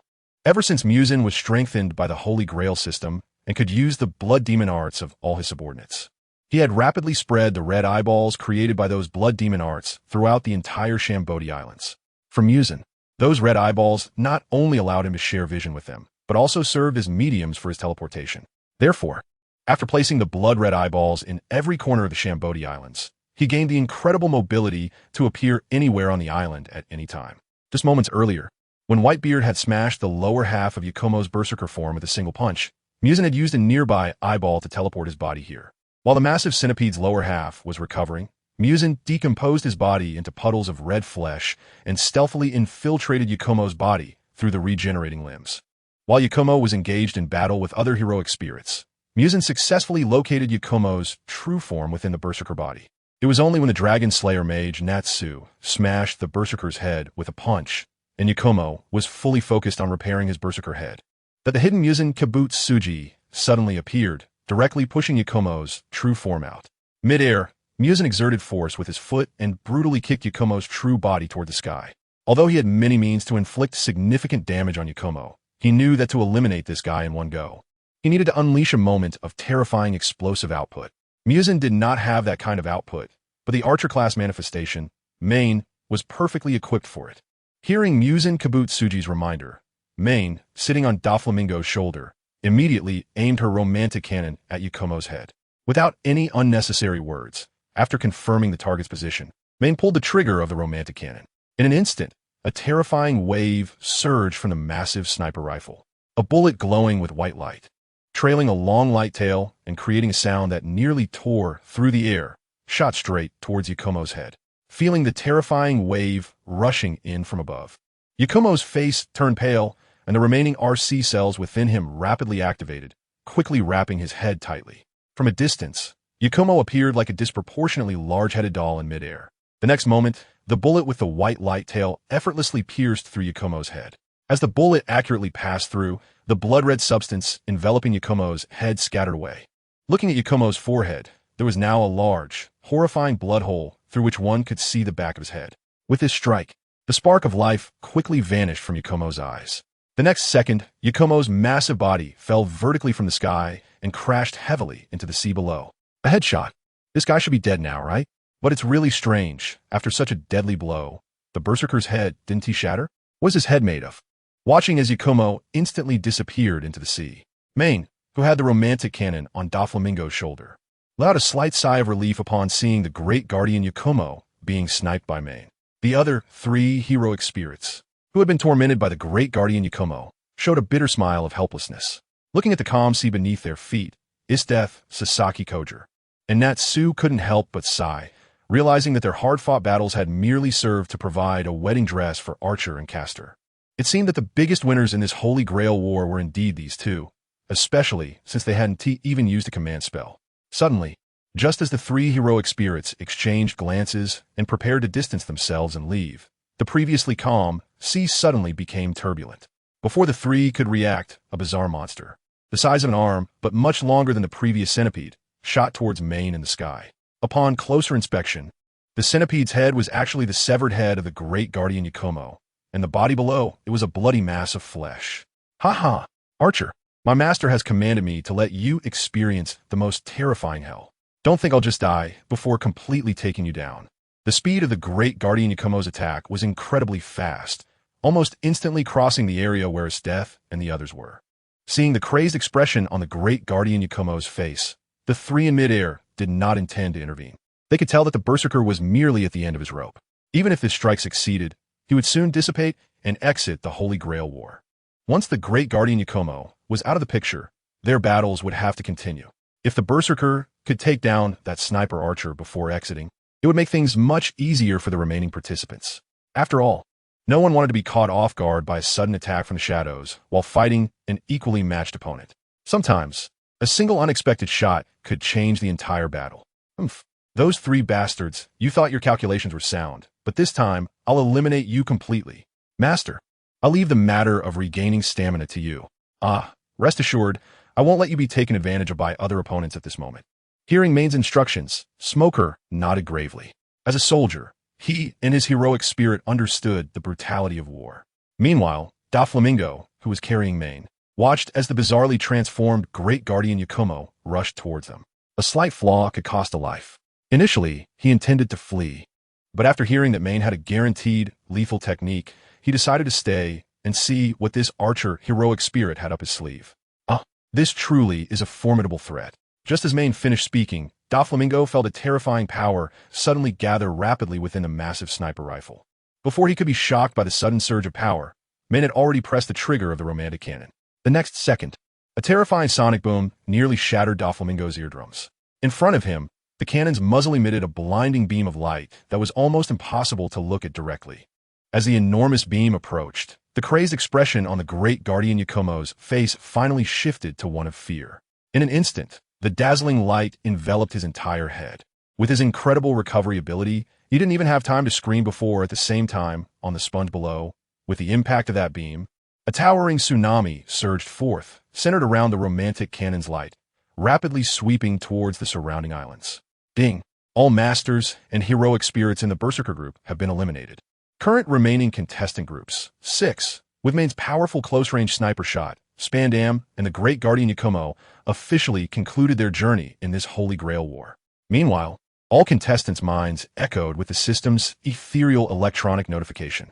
However, at that moment, the attention of all contestants was not on the news of the Berserker group's elimination. They were more concerned about the massive tsunami suddenly rising on the sea. Looking at the towering tsunami, Whitebeard's face instantly showed a shocked expression, as if his jaw had dropped to the ground. Such an exaggerated tidal wave reminded him of a brutal war he experienced while still alive. At that time, to save his son, he had used the abilities of the Tremor fruit at the Marine headquarters, Marineford. However, the tsunami he caused back then was nothing compared to this one. If this 100-meter-high tsunami fully formed, then all the islands of the Saber archipelago would likely be completely submerged. Is this your trump card? How did you achieve such power? Watching the massive wave surging towards the Saber archipelago, Doflamingo, carrying Main, couldn't help but swallow hard. With such terrifying power, it was no wonder that when Muzin suddenly appeared beside this little girl, he didn't dare to act directly. If he had truly attacked at that moment, he and his heroic spirit Muzin would likely have been completely annihilated. Don't underestimate the heroic spirit I summoned. Doflamingo. Seeing the pale expression on the face of the warlord, Smoker finally showed a hint of pride. He then raised his right hand towards Main. The next moment, a command spell on the back of Smoker's right hand emitted a dazzling light. Following that, a strange wave suddenly erupted from Main, who had just seemed weakened from firing that shot on Doflamingo's shoulder. This miraculous wave arrived quickly and vanished just as fast. But after this wave disappeared, Main, who had just been in a state of fatigue, immediately regained all her strength. Even the sniper rifle, which had become extremely hot from the powerful shot, instantly returned to a normal temperature. Seeing this scene, Doflamingo's expression immediately turned grave. That direction is where Bonney is. We can't let the tsunami affect her. In midair, HolyGrail looked down at the island that was about to be engulfed by a massive tsunami, her face showing a hint of worry. Then, with a step in the air, her graceful figure instantly vanished from the spot. When she reappeared, HolyGrail had already flashed to the port of the small island that was about to be swallowed by the towering waves. Looking at the tsunami that resembled a primordial beast, HolyGrail gritted her teeth and prepared to force her somewhat weakened body to activate the Ice Emperor's power to block the tsunami. Although she hadn't sustained any injuries in the previous battle, she had expended considerable stamina to defend against the explosions created by the Berserker. At this moment, she was not at her peak condition. She had merely acted well enough not to be noticed.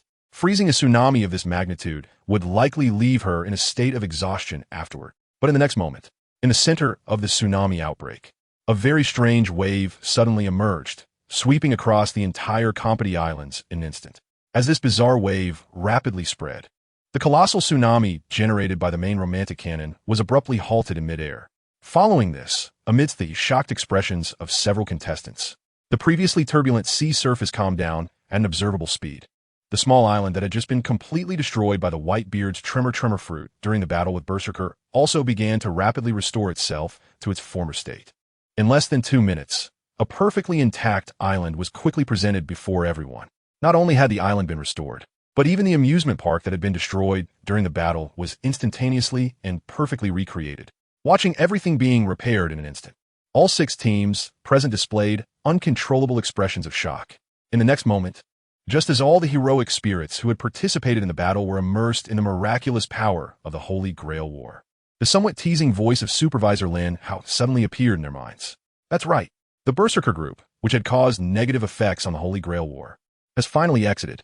As a reward, all the masters of the heroic spirits who participated in this operation will receive an additional command spell. Now, the Holy Grail War continues. All heroic spirits have revealed their identities, and there is no need to hide anymore. You can all come to my supervision office to collect your rewards. Everyone can have some coffee, chat about the past, or immediately engage in battle right there. I'll be waiting for you in the supervision office after the previous battlefield returns to normal. Linhow's somewhat playful and teasing voice instantly appeared in everyone's minds. Upon hearing Linhow's reminder, the heroic spirits, who were still immersed in shock, immediately stepped back simultaneously, creating a safe distance from their teammates with whom they had fought side by side before. As for Mane and Smog in the sky, after eliminating Berserker, the two groups of archers looked at Doflamingo beside them with malicious intent. However, before they could act, Doflamingo's figure instantly disappeared from the spot. When he reappeared, he was surprisingly teleported directly to the side of Kibbutz Sujimyuzin. Doflamingo, have you figured out Archer's ability? Just as Doflamingo escaped danger, Muzin cautiously opened the entrance to the Infinity City beneath his feet while quickly bringing his master Doflamingo into the Infinity City. Hearing Muzin's inquiry, Doflamingo was taken aback for a moment. Then a characteristic wicked smile appeared on his face. He. Earlier, when facing Berserker's final blow, that little girl mentioned that this enormous threat came at just the right time. The sniper rifle in her hands should increase its power when the holder is threatened. The greater the threat, the stronger the power. That really is troublesome. Upon hearing his master's response, Muzin, already in the Infinity City, also showed a serious expression. Then, this Demon King with red pupils twisted his neck and asked a perplexing question. Is everything set up? Muzin's strange question was met with Doflamingo's nonchalant reply. Hey. It's all set up. As long as your ability is truly reliable, it will be a guaranteed kill. While Muzin and Doflamingo were conspiring in the Infinity City, several heroic spirits on the previous battlefield were vigilantly observing their surroundings.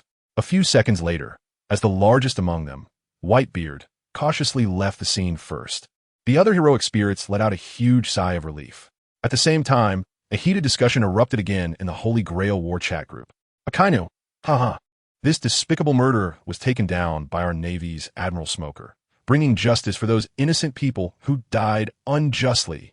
Fire Mountain, that's right. Our Navy is the most qualified to uphold justice. The result of the first group being eliminated in the Holy Grail War has already made the point clear. With Berserker Daimao Yagomo being taken down by Smoker's heroic spirit, Mane, the Navy high-ranking officials in the Holy Grail War chat group instantly burst into joy. Previously, due to Spandam and Daimao Yagomo's actions that angered both gods and men, the world government and the Navy had truly lost face in front of the people of the world. This time, with Vice Admiral Smoker's heroic spirit executing the criminal, the Navy felt a sense of pride. For a moment, the Navy members in the chat group were quite smug, while the members of the Revolutionary Army, who had previously shouted about declaring war on the Celestial Dragons, fell silent one by one. This was the most favorable time for the Navy's public opinion to steer in their direction. If they went out now to provoke trouble, it would easily arouse the public's resentment. The Revolutionary Army was cautious about the public opinion among the citizens, while those pirates, who usually lived by the sword, were less concerned about such matters. Watching the smug Navy members in the chat group, several famous pirates in the Grand Line began to sing a different tune. Charlotte Lin, Mama Mama Mama. Although Berserker was executed by your Navy's heroic spirit, isn't the real culprit behind that massacre also from the world government? Shiki, ha. Lin is right, and the facts are clear. The first to rush in to save people among the contestants were the pirates. Without Rayleigh and the Straw Hat Kid, how many innocent lives would have been lost to the world government? Sengoku, damn Shiki, don't talk nonsense. Spandam and his heroic spirit's actions are personal behavior, unrelated to our Navy and the world government. You pirates shouldn't place the blame on us. Kaido, ha. Whenever a Navy scandal breaks out, it's always personal behavior, unrelated to you. This excuse is really getting old. Eustace Kid, although we pirates have a bad reputation, we dare to take responsibility for what we have done. As rulers of this world, you are truly hypocritical. Apu, exactly, without the rewards from overseers, would your Navy's heroic spirits have rushed in to participate in this operation? The Straw Hat Kid went in to stop Berserker's evil deeds without even being notified. Just a few casual remarks and guidance changed the direction of the discussion in the Holy Grail War chat group once again. Watching the nonchalant pirates and the somewhat exasperated Navy high-ranking officials, the citizens in the chat group also began to fall silent. Thinking of the condition mentioned earlier by Charlotte Lin about trading 1/6 of a lifespan for a lifetime of peace and happiness, some residents from non-allied countries of the world government began to show unusual glints in their eyes. On Island 53 of the Sabedi archipelago, a temporary safe haven, the masters and heroic spirits who participated in the encirclement of the Berserker group had all gathered here. After everyone had arrived, Linhow smiled slightly and then focused his attention completely on the 6 groups of contestants in front of him. At this moment, the 6 groups had already recognized each other's appearances and the identities of their masters. Therefore, they no longer needed to use various means to hide their identities as they had when they were summoned. However, even though they had fought side by side not long ago, there was now a significant distance between them. If it weren't for the war rules prohibiting battles in the supervision area, the masters and servants would have likely already started fighting each other. What surprised Lin Hao was that the Lancer group and the Rider group, which had previously agreed to ally, were not gathered together at this time. They were separated by the Caster group and the Assassin group of masters and servants. Clearly, the cold indifference shown by Whitebeard, who chose to ignore Naz when he was trapped, had directly shattered the alliance between the two sides. If it weren't for the need to come and collect their rewards, it was likely that the first to fight would be the allied servant pair of Naz and Whitebeard. Hey, supervisor, we have eliminated that ogre as per your request. Shouldn't you also keep your promise and give us the promised command spells? After a suffocating silence, in the encirclement battle, Archer Main, who had taken down Spandam and Deus Yakumo with a single shot, first expressed her dissatisfaction by questioning Lin Hao, although she had a favorable impression of Lin Hao's handsome appearance. Using a command spell to eliminate Deus Yakumo meant that she had gained no rewards from this battle at all. Upon hearing Archer's question, the other participating spirits also became tense. Naz, like Main, had previously requested his master to use a command spell to enhance himself in order to blow apart Deus Yakumo's transformed head with one strike. The effect was achieved, but the head was taken by Archer, which left him quite unhappy. As for Sasaki Kojiro, who had been cultivating in the heavens for over 400 years after his death, his temperament was quite mature. Although he also used a command spell to restore his body, he was fairly accepting of a situation where gaining rewards meant there was essentially no loss. Everyone had 3 command spells, so a fair duel would suffice later on. Among the contestants, the one with the worst expression was Whitebeard. In order to take down Berserker in one hit, he directly had Rayleigh use a command spell to enhance himself. Although he did indeed shatter the lower half of the Yagumo, that rapid strike was not fatal. Instead, it was after that when Yagumo's powerful self-detonation severely injured Whitebeard's body. He had no choice but to have Rayleigh use another command spell. And this time, he was the most unfortunate. He used 2 command spells, but the reward he gained was merely a 50% recovery of his losses, which is a huge loss. In comparison, Casters Musin and Saber's death were quite enviable. One of these 2 heroes took advantage of the situation, creating a one-hit kill opportunity for Archer. The other was well prepared, only expending a bit of stamina during the explosion. Neither of the masters of these 2 heroes used command spells to restore their spirits. They purely gained an extra command spell this time. Feeling the jealous and envious gazes from the other heroes, Isdeath and Musin both wore smug smiles. Rest assured, as the supervisor, I will certainly fulfill my promise. As soon as the words of the spirit Main ended, a dazzling glow began to emanate from Lin Hao's arm. In the next moment, in the midst of all the surprised gazes from the masters, a strange sigil with peculiar patterns suddenly appeared on the backs of their hands. Some made up for their losses, while others still faced deficits. However, Doflamingo and Bonney both wore satisfied smiles. The smiles of these 2, however, seemed to be on opposite ends of the spectrum. Bonney's smile was pure and radiant, while Doflamingo's had a more sinister undertone. Well then, everyone, the reward sigils have been given to you, and there's no need for you to stay here any longer. After leaving this place, you can immediately engage in combat. Or since everyone's identities are no longer hidden, why not sit down together and discuss your wishes? Seeing the bewildered expressions on the masters and the heroic spirits, Lin Hao's mouth curled into a peculiar arc. Upon hearing the supervisor's suggestion, all the heroic spirits and masters present couldn't help but freeze for a moment. But when they saw the seemingly harmless smile on Lin Hao's face, which seemed to convey that no one would be forced, those masters and heroic spirits who initially wanted to leave suddenly lost their desire to do so. The masters were all natives of this world. Regardless of their relationships and positions, at least they knew each other's names and experiences. However, the heroic spirits were different. They came from various worlds. Such a rare opportunity to gather together piqued everyone's curiosity. What kind of worlds did the other participating heroic spirits come from? Let me go first. I had an agreement with the caster group to leave from his side, so time is of the essence. Upon hearing Main speak first, all the heroic spirits and masters, except for Esther's, turned their curious gazes toward the slender little girl. Among all the participating heroic spirits, this little girl has the friliest physique. Yet, It is precisely this seemingly weak girl who achieved 2 decisive kills during the operation to eliminate Berserker. Such a heroic spirit naturally piques one's curiosity. After seeing HolyGrail's meaningful smile, Main couldn't help but swallow hard. As 2 people from different factions in the same world, their interaction was naturally a bit awkward, especially since both were well aware of each other's strength. As you can see, I'm a sniper, and I'm part of the Revolutionary Army in my world. My wish is to help the Revolutionary Army achieve final victory, to free the world from the control of those despicable ministers, and to ensure that no one is treated unfairly because of their background. Although it felt a bit awkward being stared at by the strongest presence from the opposing faction, Main still voiced her wish. After seeing HolyGrail's somewhat mocking and malicious smile, Main, who was previously scared of her, suddenly mustered up her courage. Then I will marry Tasmi, whom I like, and have several children, happily spending the rest of my life. Upon hearing Main's response, all the heroic spirits present nodded in agreement. Kabutsuji Musen. Want to change the world? That aligns quite closely with my wish, but I don't want to change the world, I just want to rule it. Edward Newgate. Gururara. What an ambitious little girl, but compared to something as unrealistic as changing the world, I actually agree more with your idea of having a family. Natsu. Having a clear goal is wonderful. In comparison, my wish is much simpler. I just want to find my missing father. Sasaki Kojiro. Another headache-inducing war. In my world, the gods are planning how to destroy humanity due to excessive wars. Watanabe notes Suna. Hey, assassin, are there really gods in your world? Joel Bonney. Writer, are you also looking for your father? I was doing the same thing before. After Main expressed her wish first, the other heroic spirits and masters also began to open up about their own desires. At that moment, these heroic spirits participating in the Holy Grail War seemed nothing like opponents about to engage in a life-and-death struggle.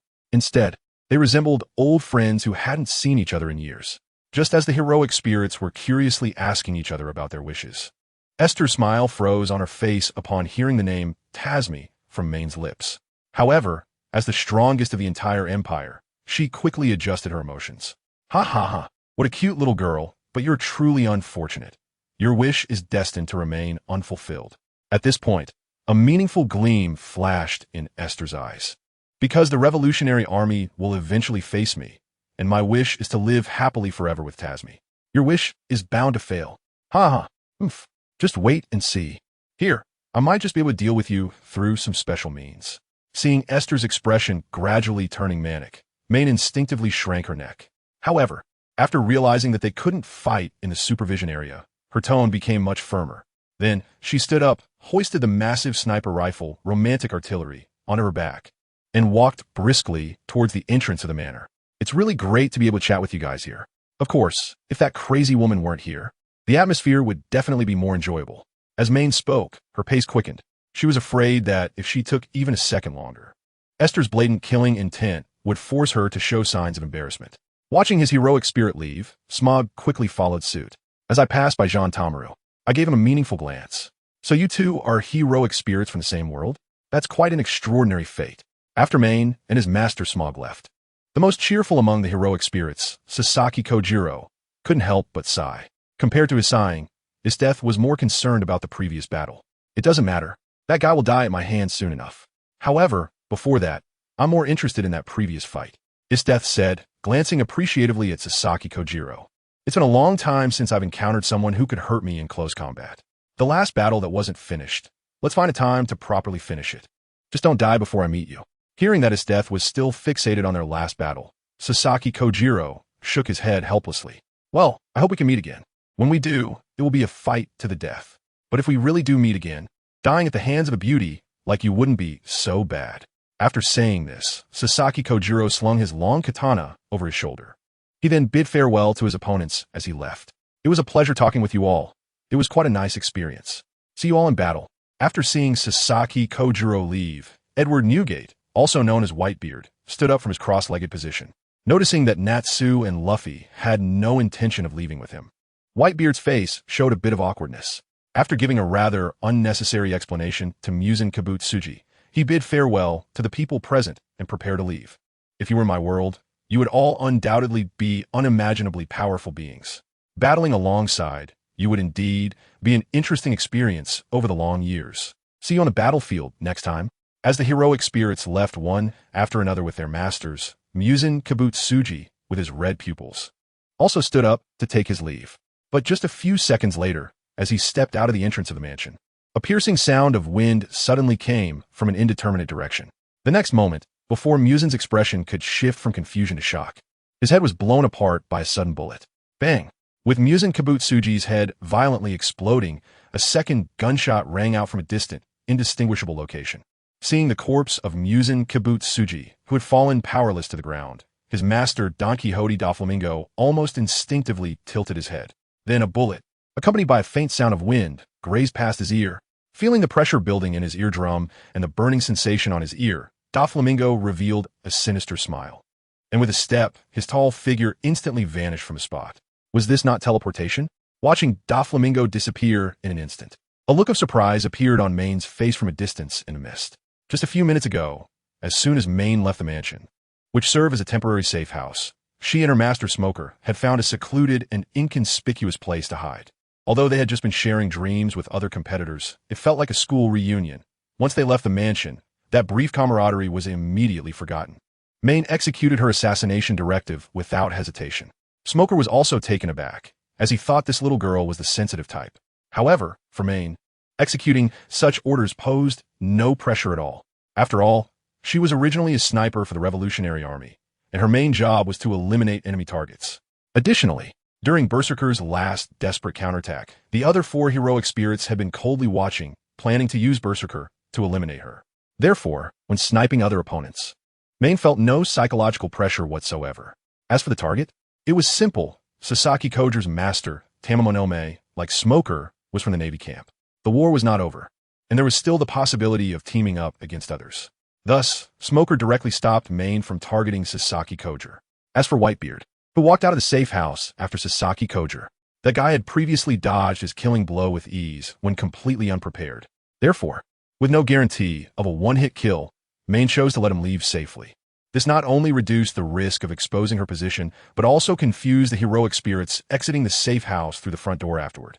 After all, the first 2 had left safely. The third heroic spirit would instinctively lower their guard. Therefore, the moment Muzan Kibutsuji left the safe house, Main did not hesitate to pull the trigger on him. What shocked her, however, was Doflamingo's reaction. There was not a trace of panic on his face regarding the assassination of his heroic spirit. Instead, before leaving, he cast a meaningful, eerie smile in the direction where they were hiding. It was that glance that made Main, who had just completed the assassination, feel a chilling sensation. When she focused her attention back on Muzan Kibutsuji, whose head she had just blown apart, Main and Smoker were shocked to discover that the previously headless Muzan had directly vanished from their sight without them noticing at all. At this moment, there was not even a drop of blood on the ground. Damn it, have we been outsmarted? Smoker, let's get out of here quickly. After realizing that his supposed action had failed, Main, hidden in the white smoke, immediately shouldered his romantic artillery and quickly dashed into the dense forest behind him. However, in the next moment, before Main could take 2 steps, Smoker's smoke-formed body suddenly twisted abnormally.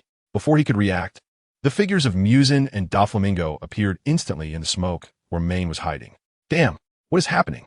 Looking at the sudden appearance of the master and servant in his elemental body, Smoker's smoke face showed a shocked expression. In the next moment, Doflamingo's arm, which had suddenly appeared, was enveloped in a pitch-black armed color hockey. Before Smoker could defend himself, Doflamingo's hockey-covered fist had already slammed hard into Smoker's smoke body. Puff! In an instant, caught off guard, Smoker was sent flying by Doflamingo's punch. Following this, Smoker's elemental form was instantly dispelled. Before Main could rush forward to help, Doflamingo had already laughed and chased after Smoker. As for the servant Main, he was directly blocked by Muzan Kibutsuji. After forcibly breaking a thick tree trunk, Smoker's robust body finally came to a reluctant stop. Damn it, my stealth ability should have had no flaws at all. How did you manage to find us? After spitting out a mouthful of fresh blood, Smoker clutched his heavily injured chest and stood up with a somewhat pale face. Looking at the ashen-faced Smoker, Doflamingo revealed a sinister smile. Fufufu. If it were a normal concealment, my servant and I wouldn't have noticed anything. But you're too careless, huh? Why don't you take a good look at what you have in your pocket? Upon hearing Doflamingo's response, Smoker's face suddenly turned blank. But in the next moment, when Smoker reached into his pocket, his already pale face turned even uglier. At this moment, in the palm of Smoker's hand was a red eyeball, about the size of a fingernail. Compared to the other scattered eyeballs of Muzan Kibutsuji, this one was quite precious. Even a highly alert smoker hadn't noticed that such a small thing was placed in his pocket. Damn it. It must have been secretly placed there the last time I targeted Berserker. Using this thing to lock onto our position was really careless of me. Fu. Smoker, this is war.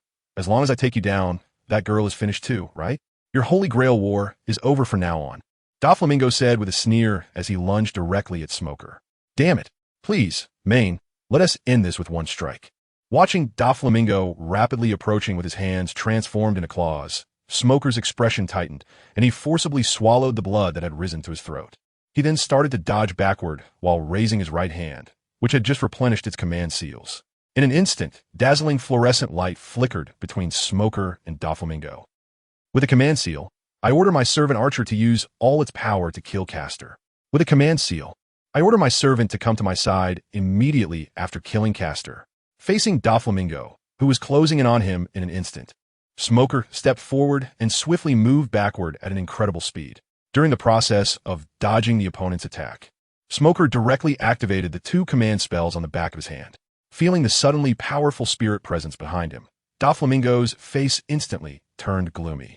On the other side, as Doflamingo launched a pursuit against Smoker, Muzan Kibutsuji also attacked Archer Main.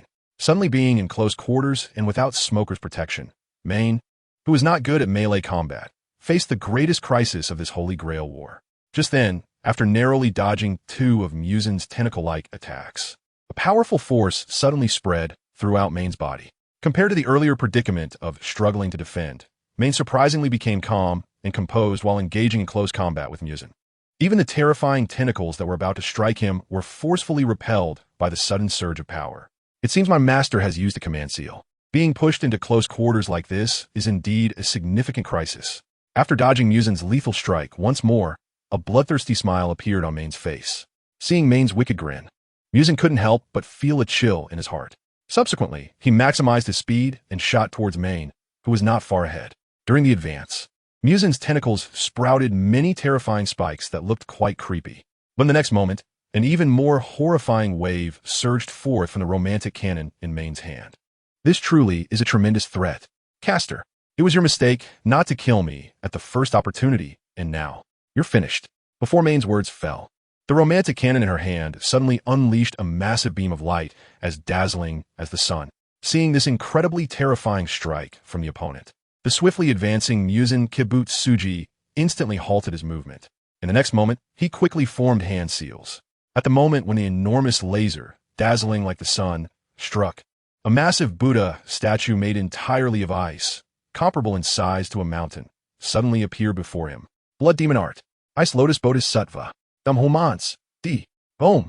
In the next second, a terrifying explosion erupted in the area where Main and Muzan Kibutsuji were located. As the sound of this horrific explosion spread, a colossal laser beam, carrying a devastating momentum, swiftly pierced through the dense forest where Main and Smoker had taken refuge, rapidly heading towards the direction of the safe house on the island. Inside the mansion, which served as a temporary safe house, all the participants from the Saber and Rider teams who had not yet left felt the terrifying wave of attack outside the mansion. Feeling the noticeable tremors beneath their feet, the masters, Joel and Luffy, showed somewhat grim expressions. Lord Supervisor, how could someone attempt to attack your safe house? Shouldn't they be punished for such actions? Compared to the grim expressions on the masters' faces, the heroic spirits, Esther's and Natsu, remained much calmer. Upon hearing Esther's teasing Lin Hao, the war supervisor, Natsu stretched his shoulders and then suddenly stood up with a flip. Hey, Lord Supervisor, that attack is quite powerful. Do you need my help to fend it off? Seeing the different expressions on the faces of the 2 heroic spirits, Lin Hao leisurely sat up from his recliner, then stretched lazily. That guy Archer launched that attack in self-defense. His intention was not to attack the safe house, so there's no need for any action against him. As for the defense of the safe house, I'll take care of it as the supervisor of the Holy Grail War. As a few people were talking, Linhow had already leisurely strolled to the entrance of his manor, twisting his shoulders. Looking at the enormous laser that appeared in an instant, Linhow smiled slightly. He then snapped his fingers. Snap! Compared to the huge roar of the laser, the sound of Linhow's snap was not loud. But for some reason, this snap created an incredibly terrifying sense of alienation for the few people in the manor. Whether they were masters or servants, they all wanted to leave the manor as quickly as possible. although the overseer seemed harmless. The terrifying aura emanating from him made even the previously mocking Esters and as feel uneasy. If they were to take action against that guy, it would probably end badly, right? That guy was a top-tier existence that surpassed the level of this war. Both Esters and Naz had this thought at the same time. The next moment, with Lin Hao's snap, the beam of terrifying energy actually stopped in place. 1 second later, just a few meters away from the entrance of the Holy Grail War safe house, the massive beam that had stopped suddenly scattered into countless light points, quickly disappearing into the air.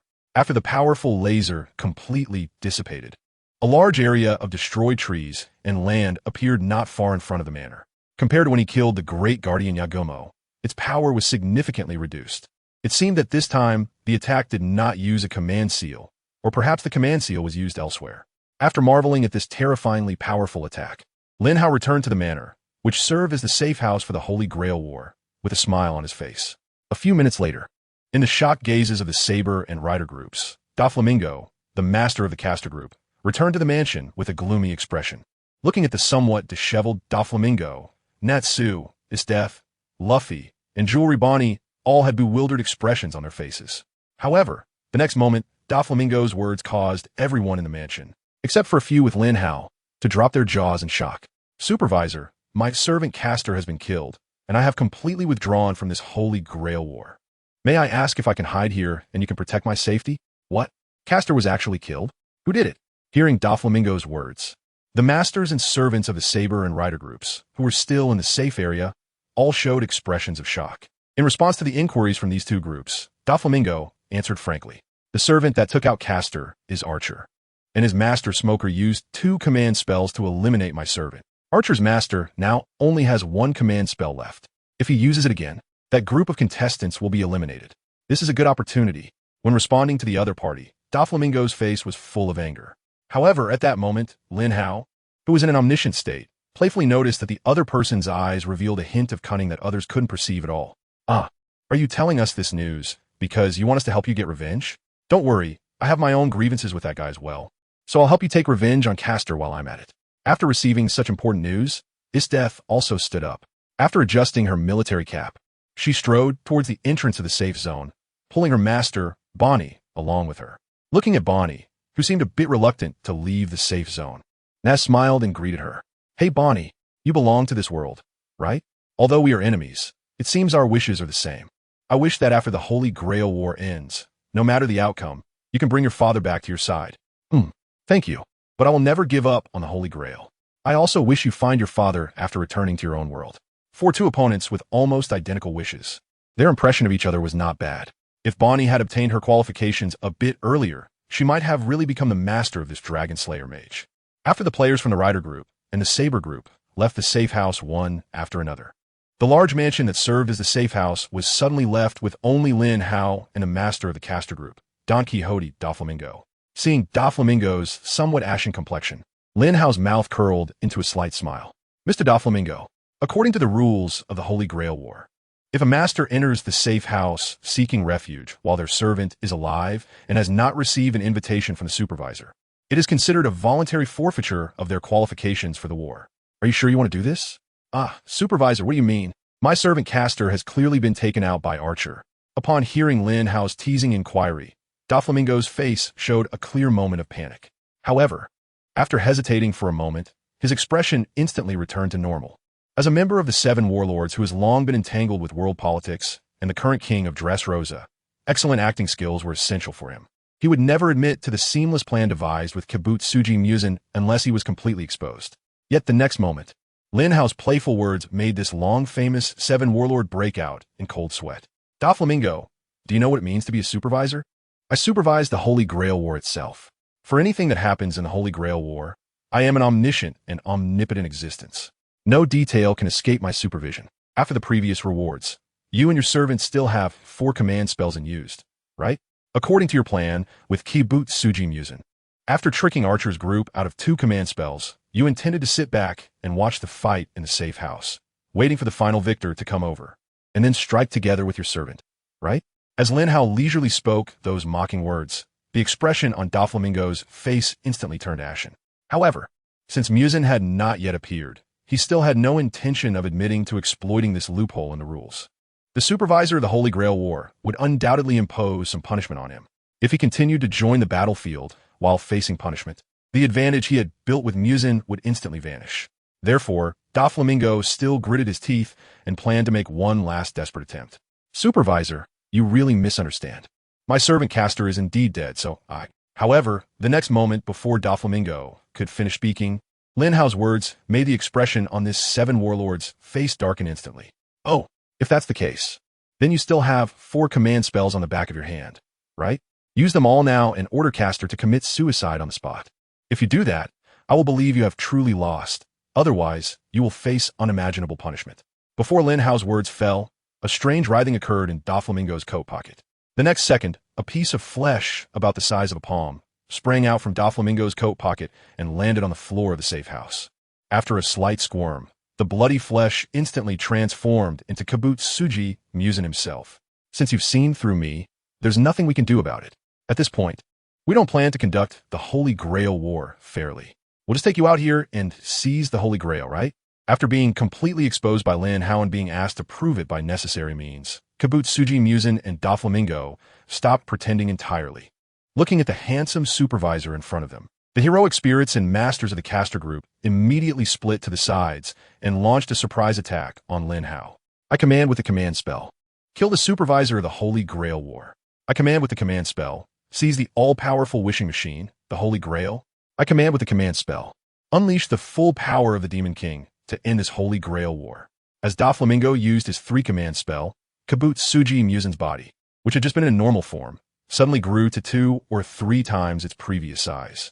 In terms of physique, it was almost comparable to Whitebeard.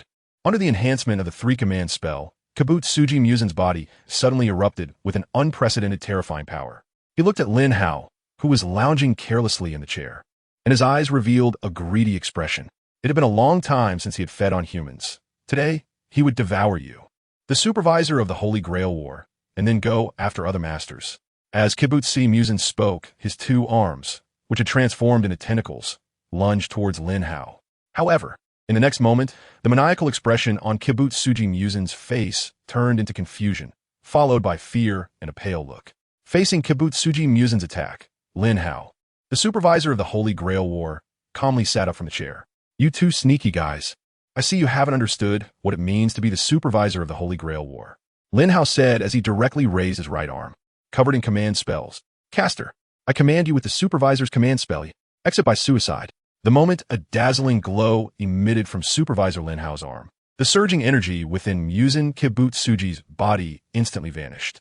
In its place, every cell within his body began to fall into a state of brutality. Under the effect of the supervisor's command spell, the cells within Kibutsuji Muzin's body attacked and devoured each other. In less than a minute, Kibutsuji Muzin, who could still be considered a handsome man just moments ago, tragically melted into a puddle of blood-red flesh sauce. Unlike the time when he had proactively disintegrated to escape. Now, in front of Lin Hao and Don Quixote Doflamingo, there was no trace of life left in this disturbing pool of blood. A few seconds later, bright points of light slowly began to seep out from Muzin's flesh-like corpse. In an instant, all traces of this Demon King, who had lived for at least 1,000 years, were completely erased from this world. Meanwhile, in the chat group of the Holy Grail War and in the minds of all the other participants, an ethereal electronic voice suddenly rang out. Ding! The caster group has been eliminated in this Holy Grail War. Please, the remaining 5 groups of contestants continue to work hard to complete this Holy Grail War. Upon hearing that very clear ethereal electronic voice in their minds, Doflamingo, who had just been wearing a grim expression, immediately revealed a look of panic. Before participating in the Holy Grail War, he had never witnessed Lin Hao's strength. Therefore, he was unaware that Lin Hao possessed such methods specifically targeting heroic spirits. Now, he truly regretted it deeply. Watching the remaining command spell on his hand slowly fade away, Doflamingo immediately cried out and knelt on one knee in front of Lin Hao. He would absolutely not let go of the chance for immortality. Master Overseer, I was wrong. We shouldn't exploit loopholes in the rules. According to the rules of the Holy Grail War, as long as the Master hasn't given up, he can find other heroic spirits to complete a contract and continue participating in the Holy Grail War, right? I've decided to continue participating. This time, I absolutely won't have any thoughts about the safety zone. Seeing the notorious 7 warlords, Doflamingo, kneeling before him, a hint of amusement appeared on Lin Hao's face. Didn't I give you a chance before? But you were too stubborn. As punishment for your violation of the rules, your qualification to participate in the Holy Grail War has been completely revoked. Not only can you not participate this time, but you will also no longer have the qualification of a master in future Holy Grail Wars. If you want to see the outcome of this war, I won't stop you. If you want to leave now, I guarantee that the other participating heroic spirits and masters won't act against you here. Your Holy Grail War has already ended. Lin Hao's tone was not sharp. However, for the 7 warlords Doflamingo, every word Lin Hao said struck his heart like a heavy hammer. Not only could he not continue participating in this Holy Grail War, but he also wouldn't be qualified in future Holy Grail Wars. This punishment was too severe. After being momentarily stunned, Doflamingo's face instantly filled with unmasked murderous intent. Since I can't participate in the Holy Grail War anymore, then there's no need for this war to take place. Your methods are only aimed at heroic spirits, right? I'm going to take you down right here. Before Doflamingo's words fell, he stepped forward, and his tall figure instantly vanished from the spot. When he reappeared, he had already charged in front of Lin Hao. Looking at Lin Hao, who had a calm expression, Doflamingo, now completely enraged, raised his fist wrapped in haki and swung it violently towards Lin Hao's head. Feeling the terrifying wind from the approaching punch, Lin Hao, who had just appeared relaxed, now turned cold. It seems you still don't understand your situation. Before Lin Hao's words fell, the temperature around them dropped rapidly. Is this the freezing fruit of the former Marine Admiral Akiji? How is this possible? Before Doflamingo could recover from his shock, his body was suddenly frozen solid. Watching Doflamingo's shocked expression within the ice, Lin Hao smiled slightly. He then extended his right hand and lightly placed it on the large block of ice in front of him. Instantly, the massive ice block trembled violently. With a crisp sound of ice shattering, Doflamingo's enormous body was sent flying backward like a broken kite, accompanied by a jet of blood. Upon closer inspection, Doflamingo's right arm had been completely shattered. Is this the ability of Whitebeard's Tremor Fruit? How is this possible? Who exactly are you? After weakly issuing his last inquiry, Doflamingo tilted his head and completely fainted. This way, you won't be able to continue participating in the Holy Grail War, right? Well, not necessarily. As long as I explain a little in the system, it will be fine. Looking at Doflamingo, who had lost consciousness on the ground, Lin Hao smiled slightly, then snapped his fingers. Several sea prism stone chains appeared out of thin air, firmly locking up Doflamingo's massive body. Anyway, when the Straw Hats go to Dressrosa, you'll meet the same fate. Might as well send you there early. As soon as Lin Hao finished speaking, Doflamingo, tightly bound by the chains, slowly disappeared from the spot. After resolving this minor gap, Lin Hao redirected his attention to the other competing participants. Meanwhile, in the chat group of the Holy Grail War, almost everyone fell into a silence of brain freeze. This silence lasted for several minutes. The fallen old generation pirates then swallowed hard and began to express their thoughts in the group. Roxd, Zebek. Although I don't know the guy named Doflamingo, I can tell that his skills are not weak. He actually took out a master in one move. The strength of the supervisor is really hard to gauge. Shiki, just one command seal and the heroic spirit committed suicide. If that guy Whitebeard wants to do the same, it would be quite a spectacle. Diamante, damn supervisor, young master, Trafalgar Law. Doflamingo was defeated just like that? Wasn't my carefully planned revenge effort in vain? Sakazuki, it has been confirmed that Doflamingo has numerous crimes. I will send someone to Dressrosa to rescue those innocent civilians. Borsellino, let me handle this matter. Now that Doflamingo has been defeated, there is no need to worry about the remaining subordinates of his family. Munki de Dragon, Ashempiash, a bunch of opportunistic little men. Did you only just now get the evidence of those ugly deeds? Hypocrites. Sakazuki, dragon. Don't be too arrogant. The Just Navy will find you soon.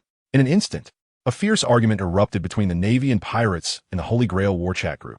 After all the servants and masters left the manor, which served as a safe haven, there were no more conflicts between the contestants that day. In a luxurious room of a bubble hotel on the Shambadi Islands, Saber Esters looked at her master, Pony, with a serious expression on her face. Pony, today is the last time to rest. Tomorrow, the final battles will fully erupt for the sake of obtaining the Holy Grail and realizing our wishes. After the battle starts tomorrow, I need you to handle a very difficult task. Seeing Esther's solemn expression, Joelle Pony also nodded seriously, her face tense. That night, on a remote island in the Shambadi Islands, Vice Admiral Smoker was sitting on a rock, bored, smoking his cigar. As for his heroic spirit, Main was carefully maintaining her Emperor's romantic artillery. Unlike usual, after the caster group was completely eliminated, they no longer used Smoker's smoke fruit ability for disguise. Watching Smoker with a gloomy face, Main couldn't help but ask her master, "Hey, the cigar-smoking old man, last time we consumed 2 command spells to prevent you from being eliminated. We don't have another chance to enhance you. You actually shared such valuable information with that fat guy? Even if you're in the same camp in this world, we are currently in the Holy Grail War. Will that guy really accept your invitation to cooperate?" Hearing Main's inquiry, Smoker leisurely took down one of the 2 cigars he was smoking. After exhaling a long puff of smoke, he showed a very confident expression. "That guy, he's also a vice admiral like me, and he has a good heart. I believe in him. After all, in such a war, having a reliable partner increases the hope of victory. Now, besides me, a fellow vice admiral. That guy shouldn't trust anyone else, right? Huh? If he can think this way, my master should be very happy too." Before Smoker's words could finish, a teasing voice suddenly came from beside him and Main, belonging to a small old man. The sudden mockery was quite abrupt. Even though Smoker and Main had been on high alert, they didn't notice the presence of the speaker at all. In an instant, Smoker and Main, who had just felt very relaxed, immediately huddled together, looking around cautiously. Although they had been very careful, for some reason, the 2 participants from the Archer group were completely unaware of each other's presence. Moments later, a strange fluctuation suddenly appeared in the pitch-black night. A thin, small old man carrying a long knife longer than his own height and a strong man wielding a large axe suddenly appeared in front of the 2. It was none other than assassin Sasaki Kojiro and his master, Matsu Sakura. "Your concealment abilities are surprisingly strong? That's really scary." Upon seeing that the newcomers were War Peach and his servant, Marine Vice Admiral Smoker also let out a sigh of relief. Meanwhile, his servant, Main, remained on high alert, looking tense as she tightly gripped her enormous sniper rifle. After a slight smile, Sasaki Kojiro moved away from his master, Smoker. Then, War Peach casually placed his large axe on the ground and boldly approached Smoker. Seeing this, Main's tension eased significantly. If the opponent chose to launch a surprise attack at this moment, it would indeed be quite troublesome for them. If we're to team up, it would definitely be safer with you. So, how should we cooperate? Looking at the honest expression on War Peach's face, Smoker once again pulled out a sizable cigar from his jacket pocket. After being lit, a smile appeared on his face. "With your heroic spirit present, our actions will be much easier. Tomorrow is the time for the final battle. We'll first deal with the easiest opponent among the remaining ones at the Kicking Bamboo Bar on Island 13 of the Saber Archipelago.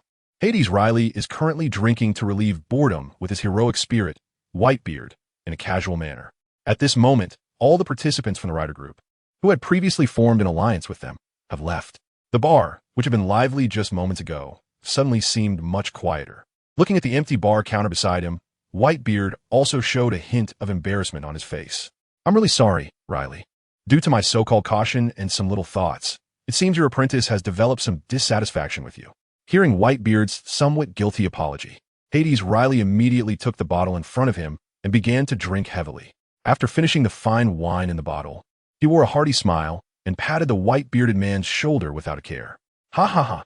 Actually, that kid doesn't have any dissatisfaction with me. It's mainly that his heroic spirit has some opinions about you. Luffy is just taking care of his friend's feelings. However, your approach isn't wrong. This Holy Grail War isn't a child's play. Being cautious isn't a bad thing. Newgate, what do you plan to do in the upcoming battles?"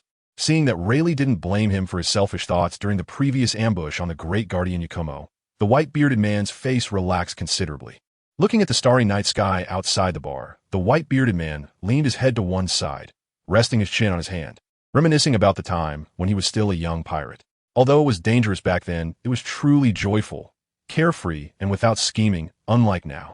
The intrigues are really exhausting, so let's end this war quickly, just like last time, and see which group of participants will come and challenge us. Ha ha. I see that beauty in military uniform is a real warrior. She will definitely come to challenge you tomorrow. Gururara. Not necessarily. Maybe it will be Natsu, after all. My previous actions can be considered betrayal, and that kid might come for revenge. All right, let's make a bet. Whoever loses will treat everyone to drinks next time they come here. Hearing the wager from the king of Hell Rayleigh, the white-bearded man felt a sense of melancholy, unsure if he could be revived. However, after exchanging glances, these 2 former rivals who admired each other burst into hearty laughter. On Island 44 of the Saber Archipelago, Luffy, Zoro, Sanji, and Robin stood at the port, gazing thoughtfully at the sea. After a moment, To their surprise, the figurehead of the lion-shaped Sunny slowly appeared on the distant sea. A few minutes later, the Straw Hat crew gathered once again. Hey, you guys, weren't you supposed to stay away from here? This Holy Grail War is very dangerous. After the Sunny docked, Luffy couldn't help but loudly complain to his companions as they disembarked one by one. However, before he could finish his complaint, he received a hard knock on his head from the little thief Nami. You don't even know what's going on outside. The Navy has dozens of warships waiting out there.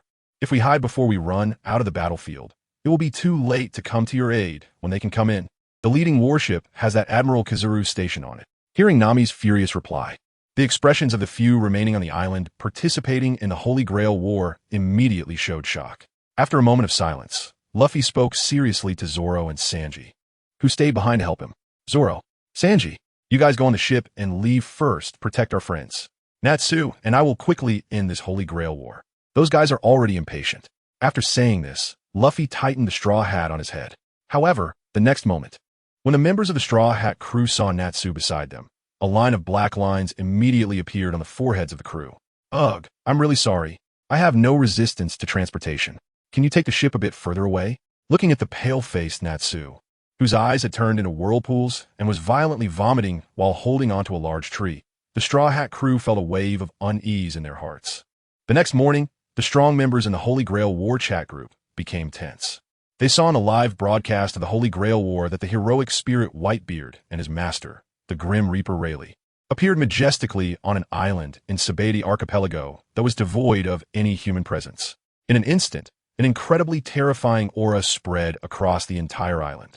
Just like the first time he actively revealed his location and identity, this time, Edward Newgate, Whitebeard, also took the initiative to seek out battles with other heroic spirits. In the next moment, the terrifying momentum spread out. On the other side of the island, an astonishing aura burst forth with incredible intensity. A few seconds later, the voluptuous TransmigratedGot, dressed in military attire and wearing a sinister grin, appeared before Whitebeard and Rayleigh. I've been wanting to fight you for a while now. Let's settle this here today, TransmigratedGot said as she drew her western longsword from her waist. Looking at TransmigratedGot, who was completely disproportionate to her own physique, Whitebeard first showed a look of surprise, then directly picked up his Tsung Yun Chia. Rayleigh, it seems like you've won this bet. Whether you can collect the wager depends on whether I can survive today. Upon hearing Whitebeard's remark, Rayleigh's face revealed a hint of a hearty smile. Ha ha ha, aren't we partners now? As a partner, I won't just stand by and watch, Rayleigh said, extending his right hand directly. On the back of that wrinkled and calloused hand, two very conspicuous command spells were glaringly visible. This woman is definitely not an easy opponent. Now, I command you with a command spell to defeat this difficult guy. As the command of the underworld King Rayleigh fell, a dazzling glow instantly flickered on the back of his hand. After the light dissipated, one of the command spells on Rayleigh's hand also vanished in an instant. At the same time, centered around Whitebeard Edward Newgate, an even more terrifying power spread from his body. Ha ha ha. With the enhancement of the command spell, I won't lose. Hey, Saber, where's your master? Are you too afraid to come and fight, hiding away while watching your servant slaughter here? After a hearty laugh, the enhanced Whitebeard swung his polearm towards the front, fiercely striking at TransmigratedGot. Looking at Rayleigh, although he knows that the combat power of servants is not on the same level as his own. As a partner who fought side by side, although the time has not been long, this former vice captain of Pirate King Roger has no intention of just watching his servant fight others. After Whitebeard took the initiative to attack, he drew his saber and stepped forward, following in Whitebeard's footsteps as he charged towards TransmigratedGot, who was not far ahead. My master is quite formidable. You old men have no right to criticize her. Looking at the two old men rushing towards her, TransmigratedGot coldly smiled. Then she swung her western sword directly forward. In an instant, the temperature around the battlefield dropped at an exaggerated speed. In less than a second, dozens of giant ice spikes, each several dozen meters in diameter, quickly formed in the sky. As TransmigratedGot swung her western sword down fiercely, those giant ice spikes shot down like meteors towards Whitebeard and Rayleigh. Gulalala, little girl, this level of skill won't solve us. Watching the massive ice pillars raining down, Whitebeard's sword, the tidal wave, was immediately enveloped in a white energy glow. Then, holding his famous sword, Whitebeard swung it fiercely towards the sky. A terrifying shockwave shattered the giant ice spikes above into countless ice chunks. God's avoidance. As the giant ice chunks fell from the sky like raindrops, the Dark King Rayleigh let out a cold laugh. Then, a layer of pitch-black armament hockey wrapped around his saber. In the next moment, A terrifying blade aura mixed with black lightning was unleashed by Rayleigh. The moment they made contact, the massive ice blocks falling from the sky were instantly shattered into countless tiny ice shards like snowflakes. At this time, the sky above the Saber archipelago was clear and sunny. However, at the battlefield of his death, Whitebeard and Rayleigh, a rare sight of clear skies with snowfall appeared. You two old guys, you're quite capable, aren't you? But this is just the beginning. Get ready to be trampled. As this death watched her giant ice cone being perfectly countered by Whitebeard and Rayleigh, a bloodthirsty smirk appeared on her face. Then, amidst the somewhat shocked gazes of Whitebeard and Rayleigh, countless frost knights made entirely of ice suddenly appeared around Steph. In an instant, at the battlefield where Saber and Lancer were fighting, deafening explosions echoed through the sky. On the other side, feeling the distinct tremors beneath his feet, Natsu, who had fully returned to his normal state, immediately became excited. I've witnessed the abilities of Saber and Lancer. Such a huge commotion must be those two going at it. How can we miss out on such an exciting event? Ha ha ha. I'm going over there to knock them away. Hey, Natsu, Luffy, don't be impulsive. Although Saber and Lancer are already in battle, Assassin and Archer haven't shown themselves yet. Let's wait a moment. Don't be rash. As the heroic spirit Natsu and Master Luffy were about to rush towards the battlefield without hesitation, Robin, who stood behind them, immediately activated her ability with a serious expression. In an instant, countless arms sprouted from Natsu and Luffy, as if flowers were blooming. These arms were interconnected, quickly securing the two fools, whose minds were filled with thoughts of fighting, firmly in place. According to Luffy's thoughts, Zoro and Sanji had already left the Sabaody archipelago on the Thousand Sunny the night before. As for Robin, this very clever woman seemed to have sensed something. After expressing that she wouldn't be in any trouble, she continued to stay. This combination of master and servant is indeed a bit unreliable. It wouldn't do without her as a strategist who can calmly analyze the situation. Ha ha ha. This beautiful lady makes a good point. If we rush into that battlefield and stir things up, perhaps I would end up gaining something for nothing. Just as Natsu and Luffy were reluctantly trying to break free from Robin's flower fruit ability, a voice that was old yet somewhat teasing suddenly came from beside them. This special greeting was extremely sudden. Before any sound was made, several people, including Robin, had not noticed that someone had already infiltrated so close to them. You are the assassin. We've met before, and now you show up to settle things here? Looking at Sasaki Kojiro's frail figure, a look of vigilance suddenly appeared on Luffy and Natsu's faces. Not only do we want to settle this, but we also want to capture you right here. Straw Hat Kid, you are now a wanted criminal by the world government, and as a Marine Vice Admiral, I must arrest you here. As Luffy and Natsu stood on guard, their expressions serious against the sudden appearance of the heroic spirit beside Sasaki Kojiro. The heavily armed Wataru Momotaro also approached them slowly with heavy steps, wielding a large axe. The matters of the Holy Grail War are up to the heroic spirits. There are still things we need to understand between us. Seeing the serious expression on Wataru Momotaro and the mocking look on Sasaki Kojiro, Luffy and Natsu also revealed excited expressions. Then let's take care of you here first. Fighting is the most exhilarating. I'm already fired up. As soon as the two sides met, they immediately plunged into an intense battle. Under the joint efforts of Luffy and Robin, Navy Vice Admiral Peach Maru was forced to retreat repeatedly, barely managing to cover his entire body with haki to buy time for his servant. Not far away, the battle between the servant Sasaki Kojiro and Natsu presented a completely different scene. Damn you, old man. Stop hiding and come out for a fair duel. At this moment, red flames were swirling around Natsu's arms. Every time he threw a punch, the temperature around him noticeably rose several degrees. Facing Sasaki Kojiro, who wielded a long sword, Natsu's fiery fist had already created afterimages. What a hot-blooded guy, just like that valiant flying general. But boy, my class is assassin, right? I'm best at waiting for the right moment, aren't I? At this time, Sasaki Kojiro was surrounded by Natsu's fiery punches. Although he looked as disadvantaged as a small boat in a tsunami, he perfectly countered every punch from Natsu with godlike prediction and agile movements. Occasionally, during the brief pauses when Natsu was recovering from his punches, the man once known as the 1,000-year defeat could accurately find openings to strike back. In less than 2 minutes of combat, Sasaki Kojiro remained calm and composed, while the Dragon Slayer Mage Natsu had already sustained several noticeable cuts. It seemed like he was at a disadvantage, but anyone with a discerning eye could see that if this continued, Natsu, the hot-blooded youth who only knew how to attack recklessly, would be slowly worn down by Sasaki Kojiro.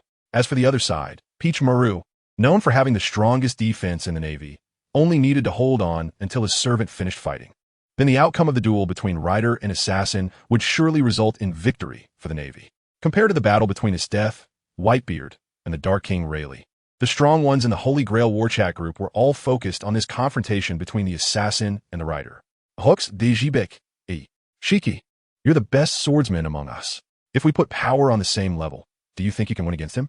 After a moment of silence, Rox in the Holy Grail War chat group couldn't help but solemnly ask his former crew member, Shiki, if we consider the balance of power in the Holy Grail War, this guy's strength is absolutely ridiculously strong. If I were to fight him, my moves would probably be seen through in an instant. Although his strength is slightly lacking, his skills as a swordsman are top-notch. My hawk, although I haven't fought this guy in less than 2 minutes, this assassin has already displayed more than 7 different styles of swordsmanship. The transitions between different techniques flow seamlessly. I can't reach such a level. If he were in our world, the title of the world's greatest swordsman would definitely belong to him.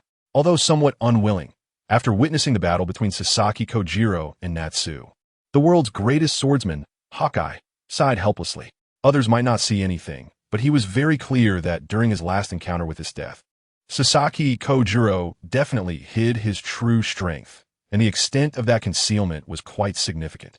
Seeing that the world's greatest swordsman, Hawkeye, made such an evaluation of Sasaki Kojiro, the other strong individuals in the chat group also became serious.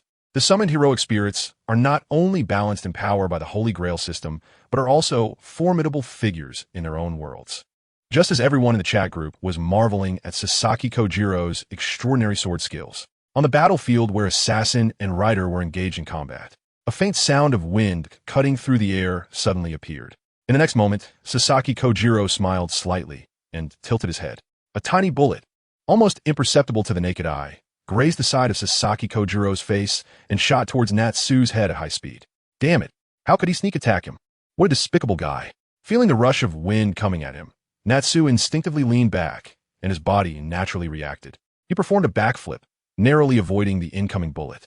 After completing the backflip, Naz quickly created a safe distance between himself and Sasaki Kojiro. At this moment, Naz's body was already marked with a dozen bleeding wounds inflicted by Sasaki Kojiro. Looking at the smiling face of Sasaki Kojiro in front of him, the previously passionate expression on Naz's face finally calmed down. In this situation, even an idiot could figure it out with their knees. They must have teamed up. One possesses extraordinary skills, while the other excels in long-range attacks. In such a situation of 1 against 2, Natsu had almost no chance of winning. Beside the battlefield, Nico Robin, who had just been helping Captain Luffy launch a full-scale attack on War Peach Maru, couldn't help but frown as she looked at Natsu's serious expression. Captain, Natsu is in a passive position. Use the command spell to bring out Archer. Hearing Robin's reminder and understanding Natsu's predicament, Luffy instantly moved away from Natsu. He then stretched out his right hand, and the 3 command spells on the back of his hand immediately shone with dazzling fluorescence. Rider, I command you with this command spell to find the Archer who is ambushing from the shadows and take him down. As Luffy's command spell was issued, Natsu, who had originally looked pale, suddenly displayed a look of surprise. The reason was simple. At the moment the command spell was activated, his already formidable sense of smell was further enhanced. In an instant, countless familiar scents flooded into his nostrils. In less than a second, a bright smile appeared on Natsu's face. Suddenly, a fierce flame erupted beneath his feet. Before Sasaki Kojiro could intervene, Natsu shot up into the air like a missile launched from a launch pad. He then dashed in a certain direction at high speed. Archer, I can smell you. You're done for. I can't just let you take down my ally like this. It's quite embarrassing for me. Watching Natsu soar into the sky on flames, Sasaki Kojiro showed a hint of dissatisfaction on his face. He then lightly stepped, and his slender body surprisingly leaped into the air as if stepping on the air itself. Sakazuki, this is our Navy's moonwalk. How could he do this? Borsalino, it must have been taught to him by War Peach Maru. But his learning ability is truly astonishing. He managed to learn it in such a short time. Seeing Sasaki Kojiro's unusual movement, Navy Admiral Akainu could no longer sit still. The Navy's 6 styles essentially marked the dividing line between the weak and the strong within the Navy. Akainu had also spent a great deal of effort to fully master the Navy's 6 styles. This Sasaki Kojiro had only just been summoned to this world for a few days, yet he was already using the moonwalk so fluidly. Not only the Admiral Kazuru and Admiral Akainu, but also the other high-ranking Navy members in the chat group were in shock. At that moment, they all had a thought in their minds. With such an extraordinary swordsmanship combined with such a terrifying learning ability, if someone like this were born in their world, whether they joined the Navy or the pirate camp, they would likely achieve something terrifying. Just as the high-ranking Navy members in the chat group were amazed by Sasaki Kojiro's abilities on the battlefield, Sasaki Kojiro, watching Natsu quickly move away, immediately took a stance in the air as if drawing a sword. The next moment, a visible terrifying blade wave slashed towards Natsu's back foot. And just before Sasaki Kojiro unleashed that terrifying blade wave, Navy Vice Admiral War Peachmaru also cooperatively used his command spell. In an instant, the massive blade wave, carrying a terrifying energy, swept towards Natsu. Feeling the terrifying wave behind him, Natsu gritted his teeth helplessly, then quickly stopped his movement and began to respond to the terrifying blade wave. Fire dragons! Roar! In an instant, a massive red magic circle rapidly condensed in front of Natsu. Before the blade wave reached him, Natsu had already unleashed a torrent of blazing red flames from his mouth. The flames passed through the magic circle and immediately transformed into a towering wave of red fire. Boom! A deafening explosion erupted in the sky above Spandam archipelago. The massive blade wave collided with the flames, carrying the illusion of a fire dragon, instantly unleashing a terrifying wave of explosive force. After a brief standoff, the blade, aura, worn down from the previous exchange, cleaved through the intense flames, leaving a terrifying wound deep enough to see the bone on Naz's foot in an instant. The blade, aura, enhanced by the command spell, possessed a power that even a heroic spirit's magic could not resist. In an instant, the residual force of the blade, aura, sent Naz's strong body flying backward. However, upon closer inspection, there was no trace of distress on Naz's face. Instead, he wore a smile that suggested his scheme had succeeded. In midair, Naz skillfully manipulated the flames, forcefully changing his position, although one of his feet was severely injured. The terrifying residual wave of the blade, aura, actually allowed Naz to move faster than before. However, compared to before, his direction was somewhat skewed due to the loss of one foot to control the flames. Luffy, you still have 2 command spells, right? Looking at the brilliant fireworks in the sky, Nico Robin's face also showed a hint of concern. Hearing Robin's reminder, Luffy quickly extended his right hand again. With a command spell, he restored all of Naz's injuries. In an instant, a strange light burst forth from Naz's body, suspended in midair. As the glow dissipated, Naz's injuries instantly healed. Ha ha ha, Luffy, that was timely. This time, I will definitely make that archer the one who only knows how to attack from the shadows. Exit the stage completely. Feeling the surge of power within him, Naz's face once again displayed a confident and passionate smile. The next moment, 2 streams of blazing flames wrapped around Naz's hands once more. As Naz raised his own momentum, the entire surface of the Spandam archipelago felt a terrifying surge of scorching heat. This is indeed a tremendous crisis. I've never been this close to death before. Watching the approaching fire dragon Naz and the gradually clarifying massive dragon shadow behind him, Main, who had been waiting by the romantic cannon for a long time, gulped hard. Beside Main, Marine Vice Admiral Smoker also dispelled his smoke fruit's camouflage form. In the sky, Naz, whose hands had transformed into a pair of dragon wings, was now within reach. Yet, Smoker showed no intention of retreating. Hey, Cigar Uncle, this is the strongest attack I can unleash. Aren't you going to dodge? Upon hearing Main's teasing inquiry, Smoker exhaled a long puff of smoke. What nonsense are you talking about? We are partners. If I abandon a partner in danger and run away alone, why do I have to call myself a just Marine? You're quite cool at this moment. It's really nice to be summoned to participate in the Holy Grail War by someone like you. As the two conversed, the energy of the romantic cannon in Main's hand surged dramatically. In an instant, an incredibly terrifying momentum spread out from Main, centering around her. In the sky, seeing Main and Smoker, Naz wasted no time. After stabilizing his position, he swung the enormous dragon wings made entirely of fire down towards the island below. Fire Dragon. Wing attack. Boom.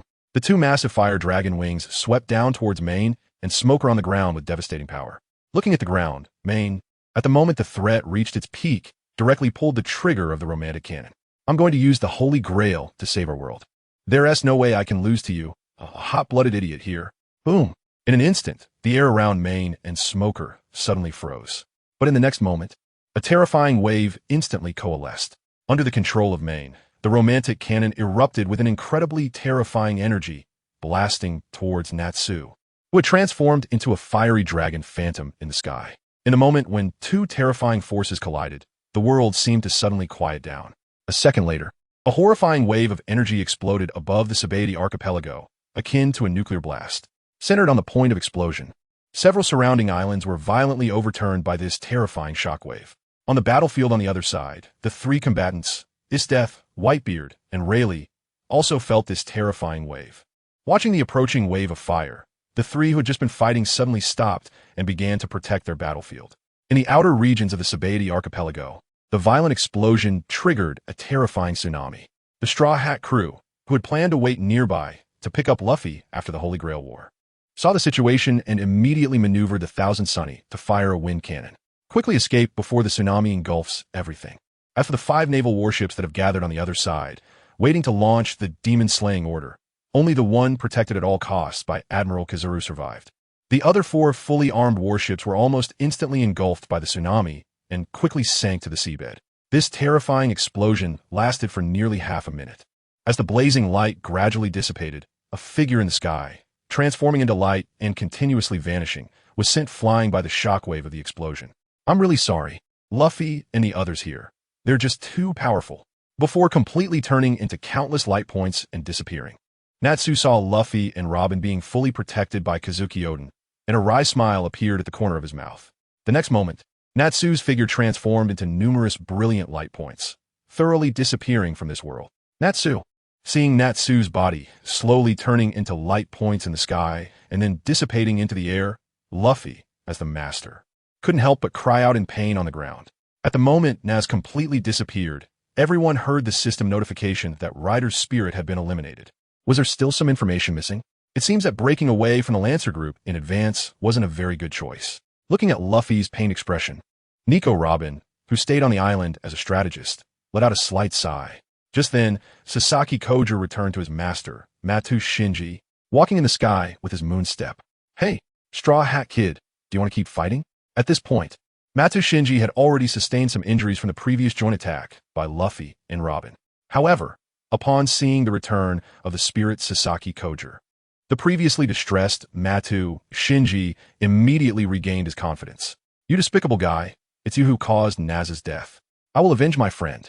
At this point, even the slow-reacting Luffy could tell that Naz's elimination was the result of a scheming collaboration between assassin Sasaki Koja and Archer Main. After spending several days together, Luffy and Naz had already formed a deep friendship. Now, seeing the culprit responsible for his elimination right in front of him, Luffy immediately rolled up his sleeves, ready to charge forward. But before he could take 2 steps toward Matu Shinji, dozens of delicate arms suddenly sprouted from his body, firmly pinning him in place like blooming flowers. "Hey, Robin, what are you doing? Why are you stopping me? I want to avenge Naz. He's my friend." With his body restrained, Luffy anxiously turned around and shouted at Robin. But the next moment, Robin's words made him calm down instantly. "Luffy, don't be impulsive. This Holy Grail War has already ended. We know the strength of the spirits. We can't win against both Matu Shinji and Assassin at the same time. But Naz." Robin's words made Luffy calm down. However, thinking of the scene where Naz was eliminated by Archer's single blow, Luffy's eyes were still filled with unwillingness. "Luffy, listen to me. The spirit isn't dead. He just returned to his own world. Right now, we no longer have the spirit's presence. And other spirits still have their own masters. We have no guarantee of casually killing a master protected by a spirit, do we?" And, at this point, Robin retracted her ability and paused. "This is just the first Holy Grail War. We will have chances in the future. We are partners, and everyone will help, won't they?" In an instant, the atmosphere between the two sides fell into a suffocating silence. After a few seconds, the anger on Luffy's face finally faded as he completely calmed down. He adjusted his straw hat and then looked reluctantly at Matu Shinji and Sasaki Koja across from him. After a long sigh of relief, they turned and walked towards the temporary safe house of the Holy Grail War located on Island 44. "Robin, let's go to the safe house. There was such a huge commotion just now. Our companions should have escaped the battlefield. We'll wait there until this war ends. I also want to see who will win this time." Seeing that Luffy had surprisingly listened to her advice, a look of relief appeared on Robin's face. "It's okay. We still have chances in the future. If the captain is worried about Natsu, there's still a possibility to summon him again later." watching Luffy and Robin leave quickly. Watanuki and Sasaki Kojuru also let out a sigh of relief.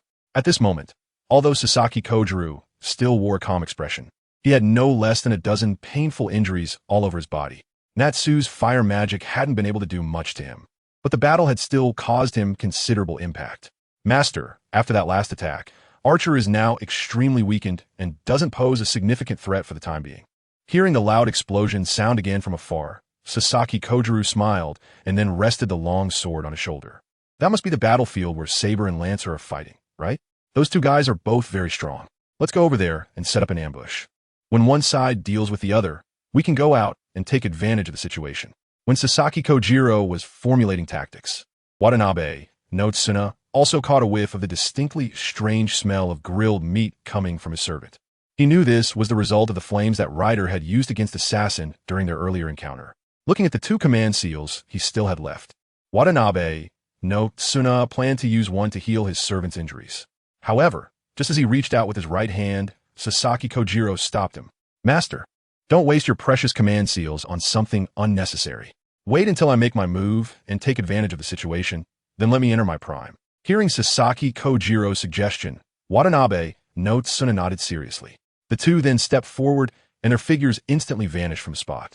On the other side, in the dense forest of an island that was slowly recovering, the master smoker and his servant Main were sitting on the ground in a very awkward position. Just moments ago, Main had eliminated Natsu with a powerful output from her romantic artillery, which was the strongest she had unleashed since entering the Holy Grail War. Although she successfully defeated Natsu, the extremely high output had severely drained Main's mental energy, and the romantic artillery itself had entered an overloaded state due to the recent attack. At that moment, Main appeared extremely weak, looking as if she might faint at any moment. Seeing this, Smoker kindly helped Main lean against the trunk of a large tree so she could rest. I only have one command seal left. I'm sorry, I can't use it to heal your injuries. According to the rules of this Holy Grail War, if the last command seal was used, both Main and Smoker would be eliminated. Although he felt very sorry for Main and didn't want to abandon her, Smoker still couldn't use the command seal. Looking at Smoker, who had stopped smoking and wore a guilty expression, Main managed a faint, understanding smile. I understand. I was too naive about the Holy Grail War.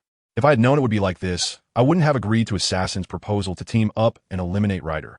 But even if we didn't agree to let him act alone, we probably wouldn't last much longer in this war anyway. After all, the remaining opponents are all monster-level figures. As Main spoke, she gently reached out and patted Smoker's hand in a comforting manner. Then, images of the terrifying Imperial General's death and the white-haired man who had successfully evaded her assassination flashed in her mind. Was it too naive to wish for the Holy Grail to help the Revolutionary Army achieve victory? It seems we must rely on everyone working together after all. Upon hearing Main's lament, a look of sentiment appeared on Smoker's face. Although they were in different camps, they both hoped that their worlds could truly uphold justice. Collaborating with such a like-minded servant was indeed a wonderful experience. Looking at Main's tired little face, a look of agreement appeared on Smoker's face. Main, it is my honor to work with you. Oh dear, quickly revert to that cool demeanor. You've ruined the handsome uncle image I had of you. Main playfully complained as she noticed Smoker no longer had a cold expression. However, the next moment, before Main and Smoker could finish their mutual expressions of gratitude, the trunk of the tree Main was leaning against suddenly burst open in the middle. Before they could react, a stunningly beautiful woman with long blue hair kicked the thick trunk in half. Before the weakened, Main could assume a defensive posture. The blue-haired beauty grabbed her by the neck, lifting the Archer-class servant off the ground. Death, aren't you currently fighting against the Lancer-class servant and master? If you're here, then who is on the battlefield over there? Seeing the long-haired beauty who suddenly appeared and was choking her, Main's face turned ashen. You vile creature, let her go. Seeing his summoned servant, Main being lifted by the suddenly appearing Death, Smoker disregarded the effects of the previous explosion on his body and transformed into a puff of white smoke, rushing toward Death. Watching Smoker charge at her, Death slammed Main hard onto the ground. At the moment when the body heavily crashed to the ground, Main was shocked to see the strange three-pattern mark on the back of the other person's right hand. You are not Death, you are her master, Bonney. But why do you look exactly like her? At the moment when the body heavily slammed to the ground, Main spat out a mouthful of fresh blood. Smoker was already rushing in front of her. At this moment, the transformed pony, resembling Death, raised her right hand, and the previously hot temperature around them rapidly dropped. In an instant, the lush green forest that had just recovered was suddenly covered in thick frost. Due to the influence of this heavy frost, Smoker, who was moving quickly, visibly slowed down, countless futures resembling Isthethe's future. The next moment, taking advantage of Smoker's severely affected speed due to the frost, the pony, who had transformed into Isthethe, immediately conjured a long sword made entirely of ice. Before Smoker could draw the sea stone weapon behind him to defend, the ice sword in Pony's hand swiftly pierced into Smoker's smoke-like shoulder. In an instant, Smoker quickly returned from his smoky elemental state to his normal form. Blood gushed out from his shoulder, but at the very moment the blood flowed out, the ice sword in Pony's hand rapidly transformed into ice elements, firmly freezing half of Smoker's body. Looking at Pony, who resembled the heroic spirit Isthethe in appearance and demeanor, Smoker's face turned a shade worse than liver. Just as Pony was about to turn around to deal with Mane, who had been ambushed earlier, Mane's voice suddenly came from behind Pony. "Cigar Uncle, our Holy Grail War is over. But I can't just exit like this. I'll use the last command seal to fight against Isthethe's master." Hearing the heroic spirit, Mane's roar, Pony hurriedly stepped forward, wanting to stop Smoker from using the command seal. But in the next second, Smoker, who heard Mane's call, showed no hesitation. He gritted his teeth and stretched out his right hand. "Heroic spirit archer, I command you with this command seal to defeat and kill Saber's master, Pony." As a dazzling glow flashed on the back of Smoker's hand, a burst of pure white light erupted from Mane's body, which had just been weakened and injured. As the light quickly dissipated, Mane's body and the previously exhausted romantic cannon also instantly returned to peak condition. Looking at Mane, whose face was filled with unmasked killing intent, Pony recalled the scene from last night with Isthethe in the inn. "What? You wanted to take down Archer? But that is a heroic spirit, and Smoker, a vice admiral, is protecting him. I'm afraid." Upon hearing that Isthethe wanted him to help take down the heroic spirit Mane, Pony's face showed a trace of surprise. Seeing Pony's shocked expression, Isthethe affectionately patted his head. "Pony, right now we have 4 command seals. Command seals can not only be used to command and strengthen heroic spirits, but they can also be used to strengthen masters." At that moment, Isthethe's expression was gentle, completely devoid of the terrifying aura she exhibited as the Imperial General on the battlefield. After spending this time together, she has completely regarded the girl who wants to save her father as her own sister. "Your ability is a very magical one, and combined with the command spell, it can perfectly showcase my peak strength. If all goes well, I will engage in a fierce battle with Lancer and Assassin tomorrow. Even I don't have 100% confidence in taking them down at the same time. If Archer, that sniper, interferes at this moment, our Holy Grail War will be completely over. For my Tasmi, and for your father. Bonney, use all 3 command spells, leaving one for us to complete the final battle. I, Isthethe, believe that my master can do it." Looking at Isthethe's sincerely pleading eyes, Bonney nodded with a serious expression. "But Isthethe, how can I know Archer's location?" Hearing Bonney's question, a more beautiful smile appeared on Isthethe's already stunning face. "That day at the safe house, I memorized everyone's body temperatures, so it's not difficult to lock onto their positions. Bonney, remember, you must strike when Mane delivers her strongest blow." Just as Isthethe and Bonney were planning this ambush against Archer, all the other heroic spirits were unaware that hidden not far from them were Ice Knights, as small as ants and nearly invisible to the naked eye, closely monitoring their every move. Returning to the present, looking at Mane, who had regained her peak state and was exuding a murderous aura, Bonney, who had perfectly mimicked Isthethe using command spell, showed no fear. In an instant, the cold air in her hands condensed, and 2 western longswords made of ice reappeared. After confirming that Smog had completely lost his fighting capability, Bonney stepped forward, and her body instantly vanished from a spot. When she reappeared, she almost teleported directly in front of Mane. "Esther's master, I am participating in this Holy Grail War, bearing the hope of my comrades to change that filthy world. Now you've ruined everything." Mane shouted, and without hesitation, she pulled the trigger of her romantic cannon, aimed at the Bonney who had charged right in front of her. Seeing Mane's furious expression, anger also erupted on Bonney's beautiful face. "Your wish to change the world is admirable, but you have failed. You still have comrades in your world who can continue to fight alongside you. But if I don't win this Holy Grail War, I will lose my father." In an instant, as the 2 shouted angrily, a deafening explosion erupted once again in the forest that had just been restored. In a moment, a terrifying shockwave spread from Mane and Bonney, reaching the surrounding islands. Compared to the previous attack that had taken down Nas, the power of Mane's desperate strike this time was no less. as the terrifying shockwave gradually spread. Not only did the small island where Bonney and Maine were located disappear from the live broadcast of the Holy Grail War chat group, but several nearby islands were also directly blown away.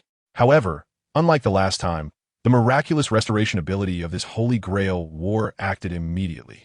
Before the terrifying explosion could fully spread across the island, the power of restoration had already begun to effectively block the astonishing output from Maine's romantic cannon.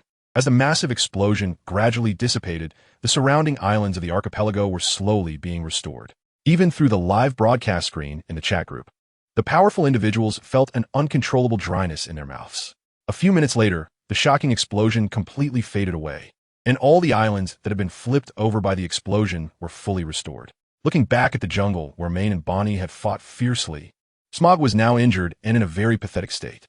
Before the explosion reached him, he had used all his strength to break free from the cold ice. In the fraction of a second, with the shockwave of the explosion less than a meter away from him, Smoker finally activated the ability of the smoke fruit, completing his body's elemental transformation. However, even so, his entire body was covered in wounds, with not a single piece of intact skin. Although his injuries were terrifying, the special smell of roasted meat in the air made Smoker, as a Marine Vice Admiral, realize what had just happened.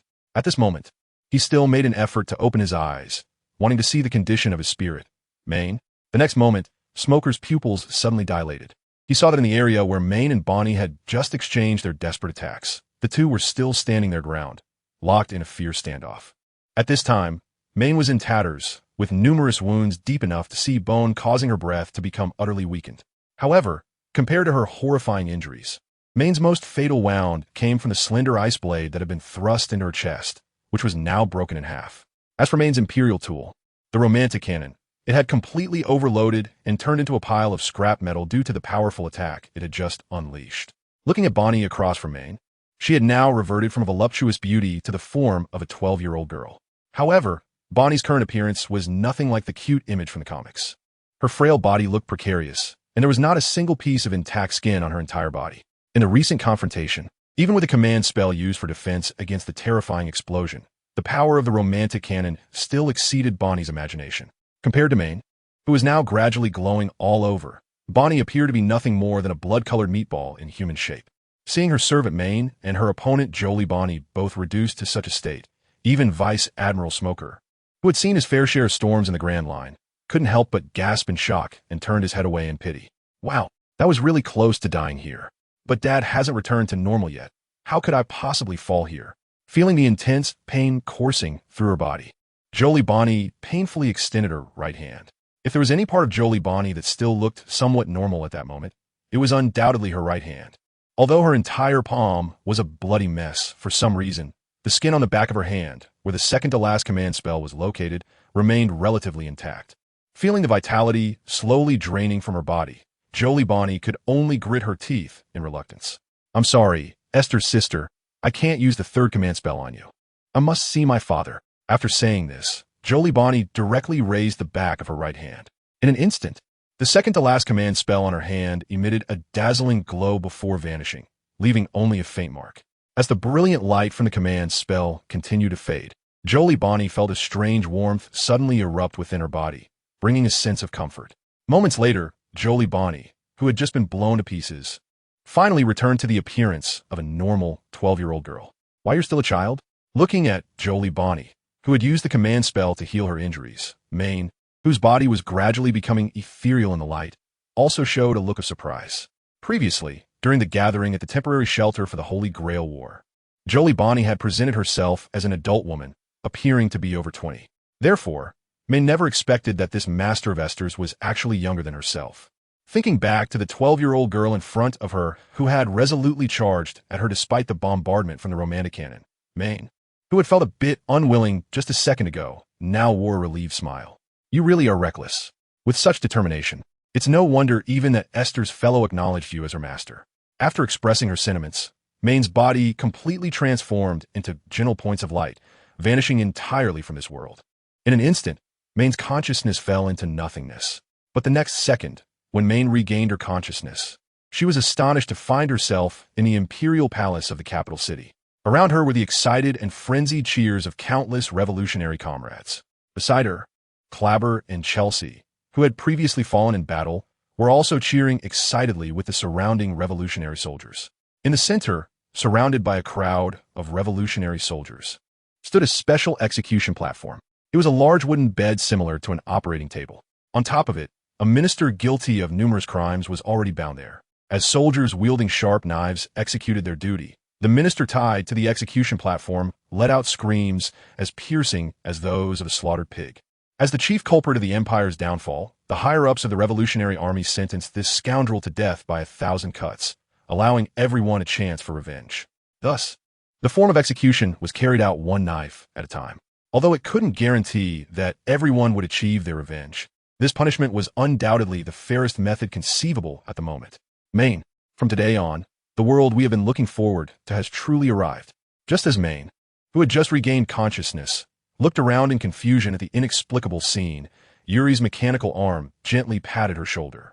Turning around, she saw a stunning woman with a voluptuous figure, wearing a one-eyed mask and having a completely mechanical right arm, smiling at her. It was none other than Najida, the boss of the night raid assassination squad that Main was part of. Listening to Najida's description and looking at the cheering revolutionary soldiers around her, as well as the minister screaming on the execution platform, a look of shock suddenly appeared on Main's face. Najida, did we succeed in the revolution? Are Chelsea and Clabber safe and sound? In an instant, tears rolled down Main's shocked eyes. Hey, Main, what nonsense are you talking about? We fought tooth and nail to get here. Do you really hope we sacrificed ourselves halfway? Haha. I never expected to survive until the day the revolutionary army stormed this place. I really don't know which deity blessed me. Just as Main was bewildered with tears in her eyes, Clabber and Chelsea, who had just been celebrating wildly with other revolutionary soldiers, walked over and gave her a hard pat on the shoulder. Seeing Chelsea and Clabber, who should have already sacrificed themselves, standing right in front of her and having successfully lived to see the day of revolutionary victory, Main could no longer suppress her emotions and rushed forward to embrace her two night raid comrades in one leap. That's great. What should have happened has changed in the middle. Could it be that the Holy Grail granted my wish? Feeling the warmth of Clabber and Chelsea's bodies and their incredibly real heartbeats, tears of happiness filled Main's face in an instant. No one knew what she had gone through before, but who cared? The revolutionary army had won, and the country they had longed for had been successfully established. From now on, they, who had always lived in the shadows, could finally live openly under the sunlight. Main, I understand your excitement, but haven't you always had issues with me? When did our relationship become this good? Feeling the strength of Main's arms, Chelsea, who was sucking on a lollipop, had a bewildered expression on her face. Suddenly, as Main was hugging Chelsea and Clabber tightly, she remembered something. Then, she released her comrades and began to search around her intently. After not seeing the person she was looking for, Main immediately became a bit impatient and started asking her comrades, "Where's Tasmi? I still have so much to say to him." Looking at the excited yet nervous Main, Najida, Chelsea, Clabber, and Leona, her night raid companions, were first taken aback. Then their expressions became somewhat unnatural. Main, we achieved this victory with minimal losses, and Tasmi's contribution is the greatest. He took down the Empire's generalist Death all by himself. Those two are no longer in this world. Have you forgotten? Seeing the serious expression on her superior Najida's face, Main, who hadn't had the chance to confess to Tasmi, suddenly froze like a statue. Watching the somewhat sad Main, Najida let out a sigh and then shoved a special dagger into Main's hand. It's all the fault of that culprit minister. Main, you also have the right to participate in the minister's punishment. As your commander, I specially allow you to take an extra stab. Just don't hit too hard. Everyone is waiting for this chance for revenge. Looking at the dagger shoved into her hand, Main's tear-streaked face first showed surprise, then became resolute. Ah, I understand now. This is the price of victory, isn't it? Considering the circumstances of their crushing defeat, this was already quite a good outcome. After quietly lamenting to herself, Main's gaze gradually became sharp. Then, amidst the bewildered looks of her night raid companions, she strode confidently towards the minister's execution stage. In the chat group of the Holy Grail War, the faces of the naval and pirate strongmen were all filled with shock. Moments later, Rox-D, Zebek, a strongman who had nearly become the pirate king of the old era, finally broke the suffocating silence. Hey, did you see that? That servant of the class Archer actually unleashed 2 terrifying attacks in a row. If it weren't for her incredible recovery ability, each of her attacks could probably blow up the entire Saber archipelago. One hit could destroy an island. In my memory, Only the ancient weapon Pluton had such output capability. This humanoid ancient weapon. The servants are truly terrifying. Is Whitebeard currently fighting against such guys? Compared to that, I'm even more curious about that supervisor of the Holy Grail War, Lin Hao. Without that guy, how could these servants possibly manifest? And was Musin also taken down by Lin Hao? What a terrifying guy, his strength has reached such a level. And Lin Hao poses a threat to the world government, no less than that of the ancient weapons. Hey, Akainu, can you hear me? Because of the explosion just now, 4 of the ships executing the demon-slaying order have already sunk. The only one left is currently rescuing the injured. Do we need to return immediately after this? Borsellino, you idiot, just report such news directly via the Den Mushi. Why say it here? Everyone can hear it. With a somewhat humorous message from Admiral Kazuru, the previously tense atmosphere in the Holy Grail War chat group was instantly swept away. Taking this opportunity, the pirates and Revolutionary Army strongmen in the chat group began to loudly criticize the Navy and the world government. In the Panga city of the Holy Land, Mary Geos, 5 men, standing at the pinnacle of global power, were currently kneeling respectfully beneath a high throne. And on that magnificent throne, a shadow that wasn't particularly large emitted an aura that made the 5 elders too afraid to raise their heads. The Holy Grail War is truly an interesting affair. As Lordum on the throne spoke, the 5 elders kneeling below couldn't help but tremble. After a moment of silence, the scientific defense god Satan stepped forward respectfully among the 5 elders. He then tentatively inquired, Lordum, if the victor of this Holy Grail War is not one of our navy, then we should prepare the thing. If our navy fails, we will immediately destroy the Saber archipelago. Before Satan could finish, Lordum on the throne directly issued the command. Upon hearing Lord M's deadly order, the 5 old men, who were kneeling respectfully, couldn't help but tremble. Subsequently, the 5 old men did not dare to say another word and respectfully exited the secret room. Understood. We will prepare right away. What about you, uncle? Your heroic spirit has already exited. Do you want to continue? After the heroic spirit archer transformed into a pile of light and completely disappeared, Pony, who had restored her body using a command seal, turned coldly to look at Smoker, who at that moment had a pale face. Seeing the determined expression on Pony's face, Smoker, who was covered in injuries, hesitated for a moment before reluctantly lying down on the ground. My heroic spirit has exited the stage. You have won this battle, and I have no reason to continue this war. Upon hearing Smoker's response, Joelle Pony also put away her intention to kill him. When coming over, HolyDeath specifically instructed her, after Archer's spirit is eliminated, if conditions allow, try to take down Archer's master to prevent them from being dissatisfied and signing contracts with other spirits or continuing to summon other spirits. However, for Bonney, who is only 12 years old, she cannot be as decisive as HolyDeath. Therefore, upon seeing that Smog's hand no longer has any command seals, Jolie Bonney quickly moved towards the battlefield where HolyDeath was located. On the other side, on the island where Astas, Whitebeard, and the Dark King Rayleigh fought, a gigantic ice wall, as massive as a mountain, had completely surrounded the entire island. Under the encirclement of the huge ice walls, this battlefield has completely become a place isolated from the world. Looking at the towering ice walls around, both Whitebeard and Rayleigh showed a look of amazement on their faces.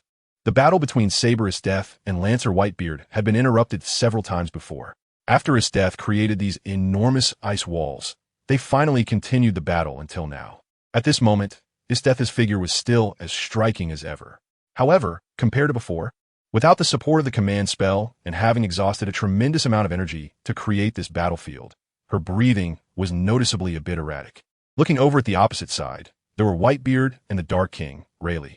Under the blessing of the command spell, even after a long battle, Whitebeard was still in nearly peak condition and showed no signs of being affected. As for Whitebeard's master, Rayleigh, although he was a top-tier fighter in the pirate world, his age was no longer young, and he had forcibly intervened in the battle between the servants. He had also suffered quite a bit. Although he appeared capable of continuing to fight, the terrifying wounds that went deep to the bone were something even an idiot could deduce with their knee. If the fight continued, as long as HolyDeath specifically targeted Rayleigh, it was certain that the Lancer team's contestant would be the one to exit the battle. Hey, Rayleigh. I understand. Although Whitebeard hadn't finished speaking, Rayleigh, as an old acquaintance, immediately understood what the other party meant. After reluctantly agreeing, the legendary powerhouse of the Grand Line took a step, instantly creating a significant distance between himself and the heroic spirit Esters not far away. After confirming that his master, the Grim Reaper, Rayleigh, was completely safe, Whitebeard let out his signature laugh. Gwahaha, you really are impressive. If it weren't for the reinforcement of this command spell, I would probably be quite embarrassed battling you. Looking at Whitebeard, who had a look of admiration while raising his massive sword, Isteth also revealed a bloodthirsty smile.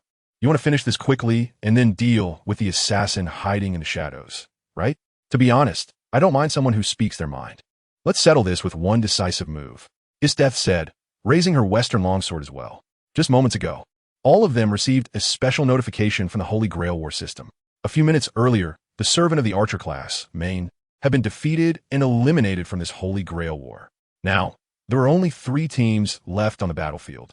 Apart from the fierce battle between Whitebeard and Isteth, there was only the assassin, Sasaki Kojiru, who was completely unaware of what was going on. Although they couldn't detect his presence, both Isteth and Whitebeard understood. That guy was definitely lurking in the shadows, using his incredible stealth abilities to observe them secretly. Once this battle concluded, the assassin, who excelled in stealth and surprise attacks, would instantly appear to clean up the aftermath. Therefore, the longer the battle between Isteth and Whitebeard dragged on, the greater the consumption of energy. In the end, regardless of who emerged victorious, it was unlikely that they would have the strength to face the waiting assassin. Thus, a quick resolution was the best course of action now. Your name is Isteth, right? You're truly a ridiculously strong individual. If you were in our world, you'd surely have a place among the 4 emperors of the Grand Line. Whitebeard said as he raised his sword, the Tsongyun Chiahai. In an instant, a white energy sphere rapidly coiled around the sharp blade of the Tsongyun Chia. As the light on the Tsongyun Chia flickered, the surrounding island also experienced noticeable violent tremors centered around Whitebeard. Even Isteth, who was concentrating on preparing for battle, felt the terrifying energy beneath her feet that was about to erupt like a primordial beast. Seeing that Whitebeard was ready to strike, Isteth's bloodthirsty smile remained unchanged. She sheathed her western longsword and then bent down into a stance for a Ayajutsu draw. You're also incredibly strong, although you've been enhanced by the command spell. I haven't had such a thrilling battle in a long time. If you were in our world, even General Zod would have to bow to you. Though her words were filled with praise at that moment, an indescribable, terrifying aura erupted from Isteth's entire being. In that instant, both sides pushed their momentum to the extreme. Although Whitebeard was enhanced by a command spell at this moment, the aura emanating from Isteth was not in the slightest inferior to that of the so-called strongest man in the pirate world. Not only were the emotions of the battling parties at their peak, but even the powerful beings watching the live stream in the Holy Grail War chat group were highly focused. No one dared to say a word, fearing they might miss the moment when this thrilling battle would determine a victor. The next moment, both prepared parties moved simultaneously. Facing the towering Isteth, Whitebeard's muscles bulged instantly. And then the Tsongyun Xia, infused with the powers of the Tremor fruit, came crashing down towards the ground. In an instant, the violent tremors turned the battlefield into a scene of chaos. A terrifying earthquake occurred in the blink of an eye. The massive ice walls that Isteth had created to block external interference were shattered into countless ice shards at that moment. Feeling the terrifying waves beneath her feet and in front of her, Isteth's bloodthirsty smile became even more radiant. Before that terrifying tremor could reach her, Isteth stepped forward and instantly vanished from her original position. However, the next second, something that left the powerful beings in the chat group in shock happened. In an instant, the previously chaotic island became eerily quiet. Whitebeard, who had just swung down the Tsongyun Xia, found his attack inexplicably frozen in mid-air. Everything suddenly came to a halt at that moment. For some reason, even though the powerful beings in the Holy Grail War chat group knew they were not on the battlefield, they still felt an uncontrollable shiver spreading through their bodies while watching the live stream. And on the battlefield that had fallen into a state of stillness, Isteth's striking figure reappeared. In the midst of all this stillness, Isteth slowly walked towards the white-bearded man with a smile, step by step. After approaching Whitebeard, Isteth stepped forward, and her agile figure leaped directly into the air at neck height of Whitebeard. In the shocked gaze of the strong figures in the chat group, the western sword in Isteth's sheath was quickly drawn. In an instant, it left a horrifying wound on Whitebeard's thick neck. Looking at Whitebeard's still imposing expression frozen in place, Isteth leaped elegantly into the air and then landed gracefully on the ground. You are very strong, but unfortunately, in this battle, I am the one who wins. At the moment when Isteth sheathed her long sword, the magical state of stillness around them instantly returned to normal. Looking at Isteth, who suddenly appeared in front of him with her back turned, Whitebeard's face immediately showed a bewildered expression. But in the next moment, just as he was about to let out a roar of anger, he instantly spat out a mouthful of blood foam. In an instant, the power that had been surging within his body quickly vanished. Not only was the strength enhanced by the command spell gone, but even the vigorous vitality within his body was rapidly draining away at an extremely exaggerated speed. Watching Isdeath walk further away, Whitebeard's hands no longer had even the slightest bit of strength. At the same time, the terrifying energy that had been entwined around the blade of his famous sword, Songyun, also disappeared in an instant. Boom! Before Whitebeard could exert all his strength to strike Isdeath with Songyun, his massive body was suddenly drained of all its power. With a loss of balance, he collapsed heavily on the spot. Hey, Whitebeard, what's wrong with you? What the hell is going on? Seeing that just a second ago, Whitebeard was launching an all-out attack, and now he had fallen heavily injured, with dazzling light symbolizing the imminent departure of a heroic spirit flashing within him. King of the underworld, Rayleigh immediately rushed to Whitebeard's side, disregarding his own injuries. Looking at the worried and unwilling expression on his master Rayleigh's face, Whitebeard, who had understood everything, showed a bitter smile. Time was actually frozen directly with ice powers? Is this really something a human can do? Although Whitebeard could no longer speak at this moment, the telepathic connection between the master and the heroic spirit was still able to communicate. After learning about the opponent's methods from Whitebeard, the expression on Dark King Rayleigh's face instantly flashed with a hint of despair. Is this what a heroic spirit is? Such powerful strength. Even if Captain Roger came to fight in person, he probably wouldn't achieve ultimate victory.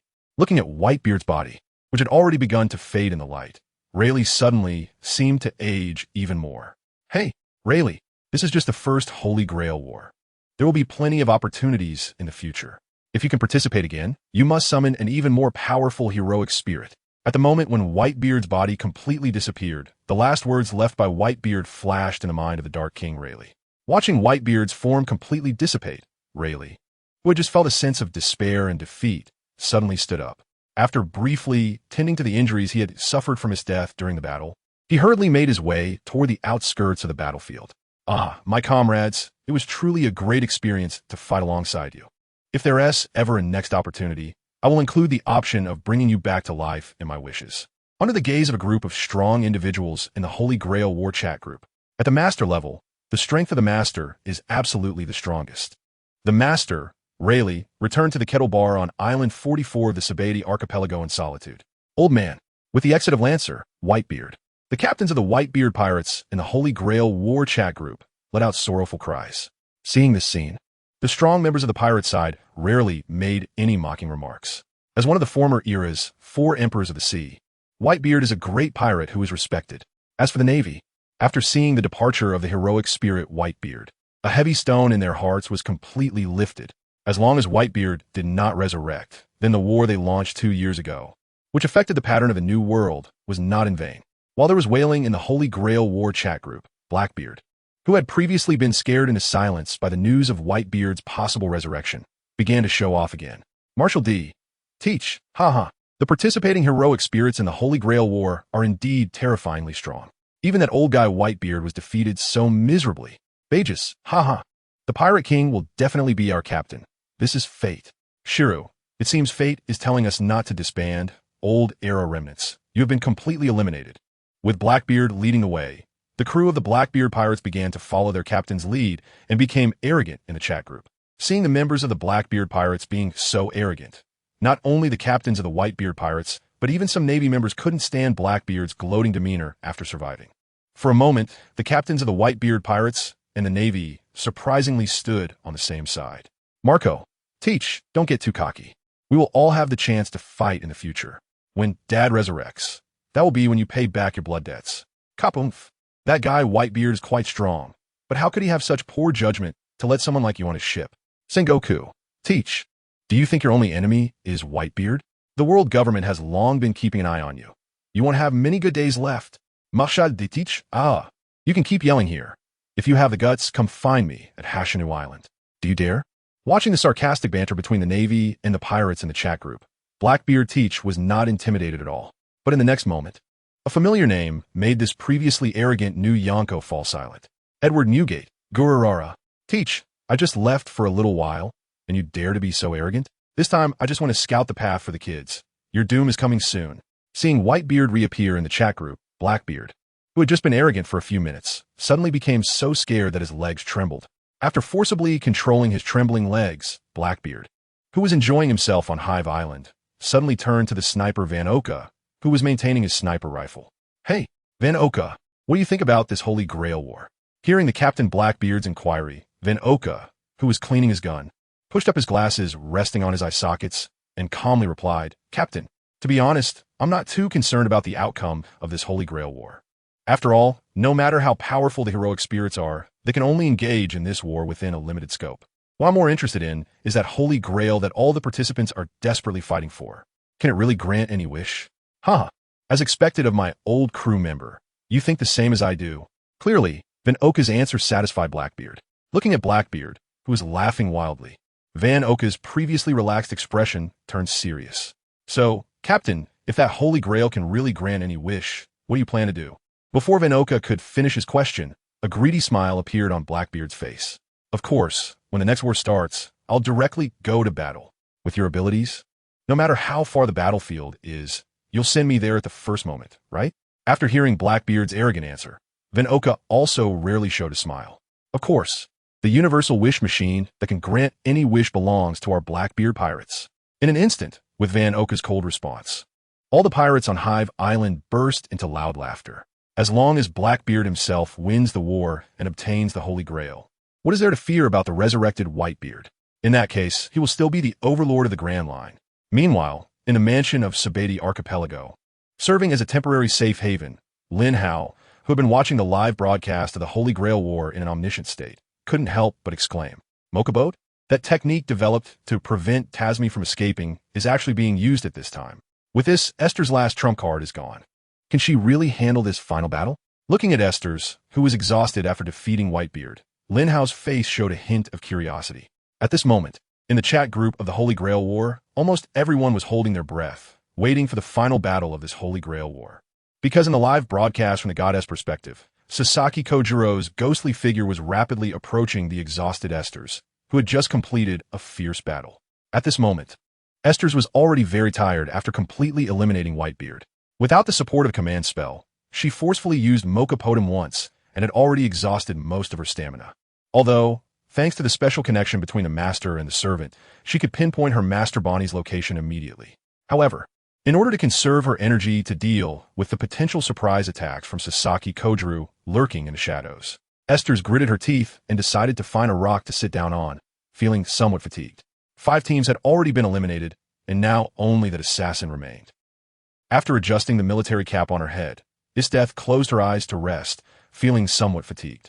Suddenly, just as she relaxed her mind and body, 3 subtle sounds of slicing wind rushed toward her from 3 different directions in an instant.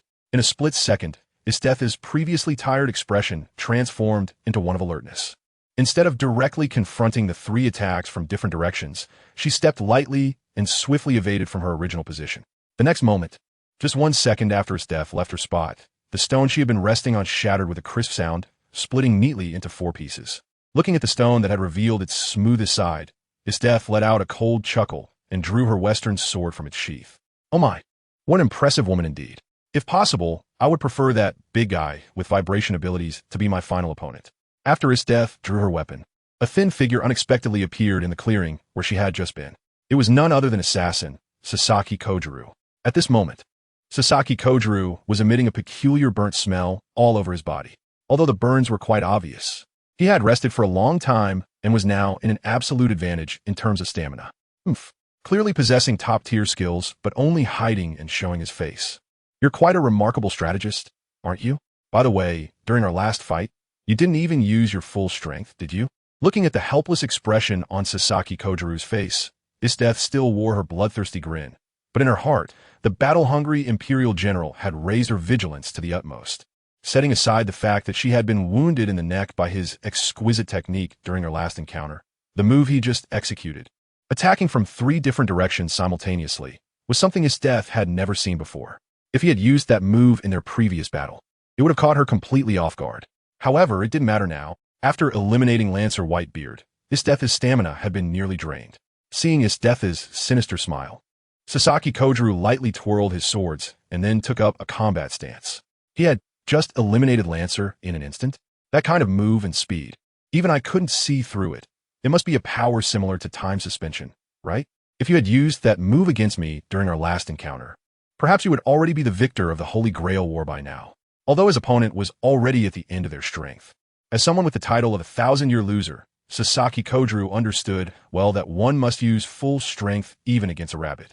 Moreover, the death before him was definitely not a rabbit. She was a monstrous beast, 1,000 times more terrifying than a lion. With that thought, a cold smile appeared on Sasaki Kojiro's face. Sorry, what I carry is beyond your imagination. Therefore, the victory of this Holy Grail War absolutely cannot be given to you.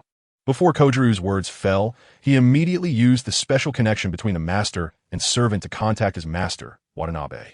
Hey, big guy, you should still have 2 command spells left, right? At that moment, Watanabe was nervously on guard around the final battlefield. Although he couldn't watch the live broadcast through the Holy Grail Wars chat group, he had clearly heard the news of the elimination of the Servamain.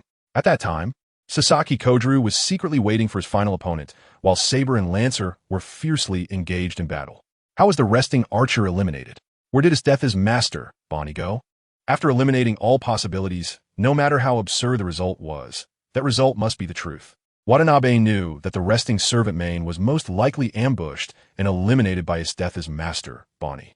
After all, Main was being protected by another vice admiral, Smoker.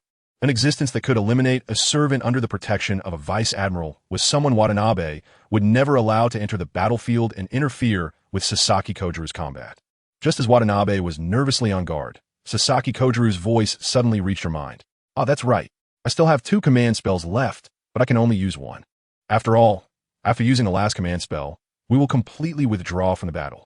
Watanabe quickly responded to Sasaki Kojiro's inquiry. Hearing the expected response, Sasaki Kojiro's expression grew more confident. Then it's time. Use the last command spell to enhance me.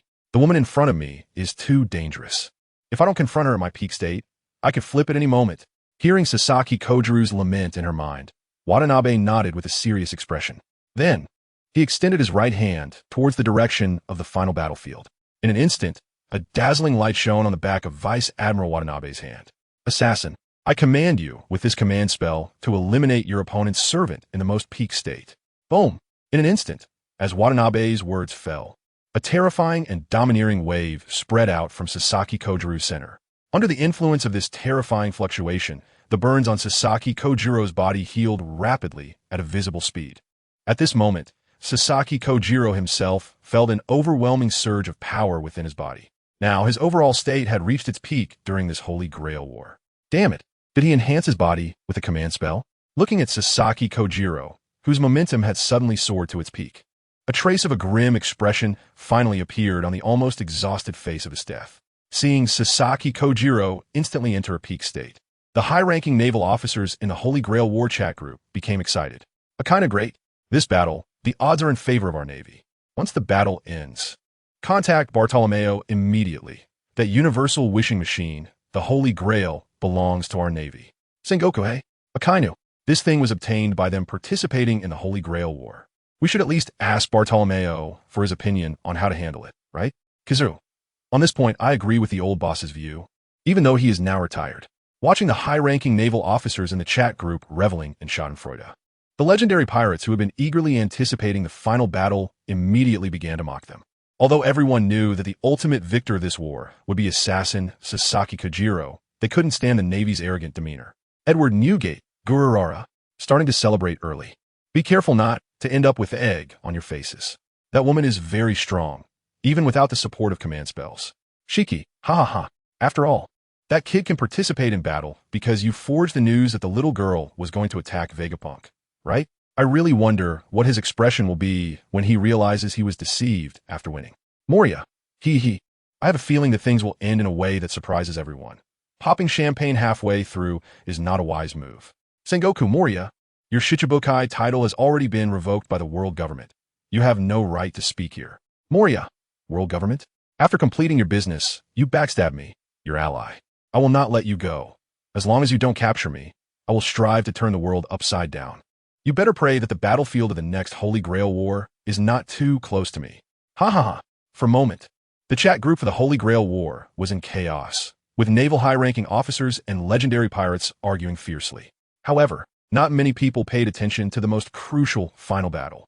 Meanwhile, at the temporary safe house on Island 53 of Saber Archipelago, Supervisor Lin Hao was preparing to watch the final battle with great interest.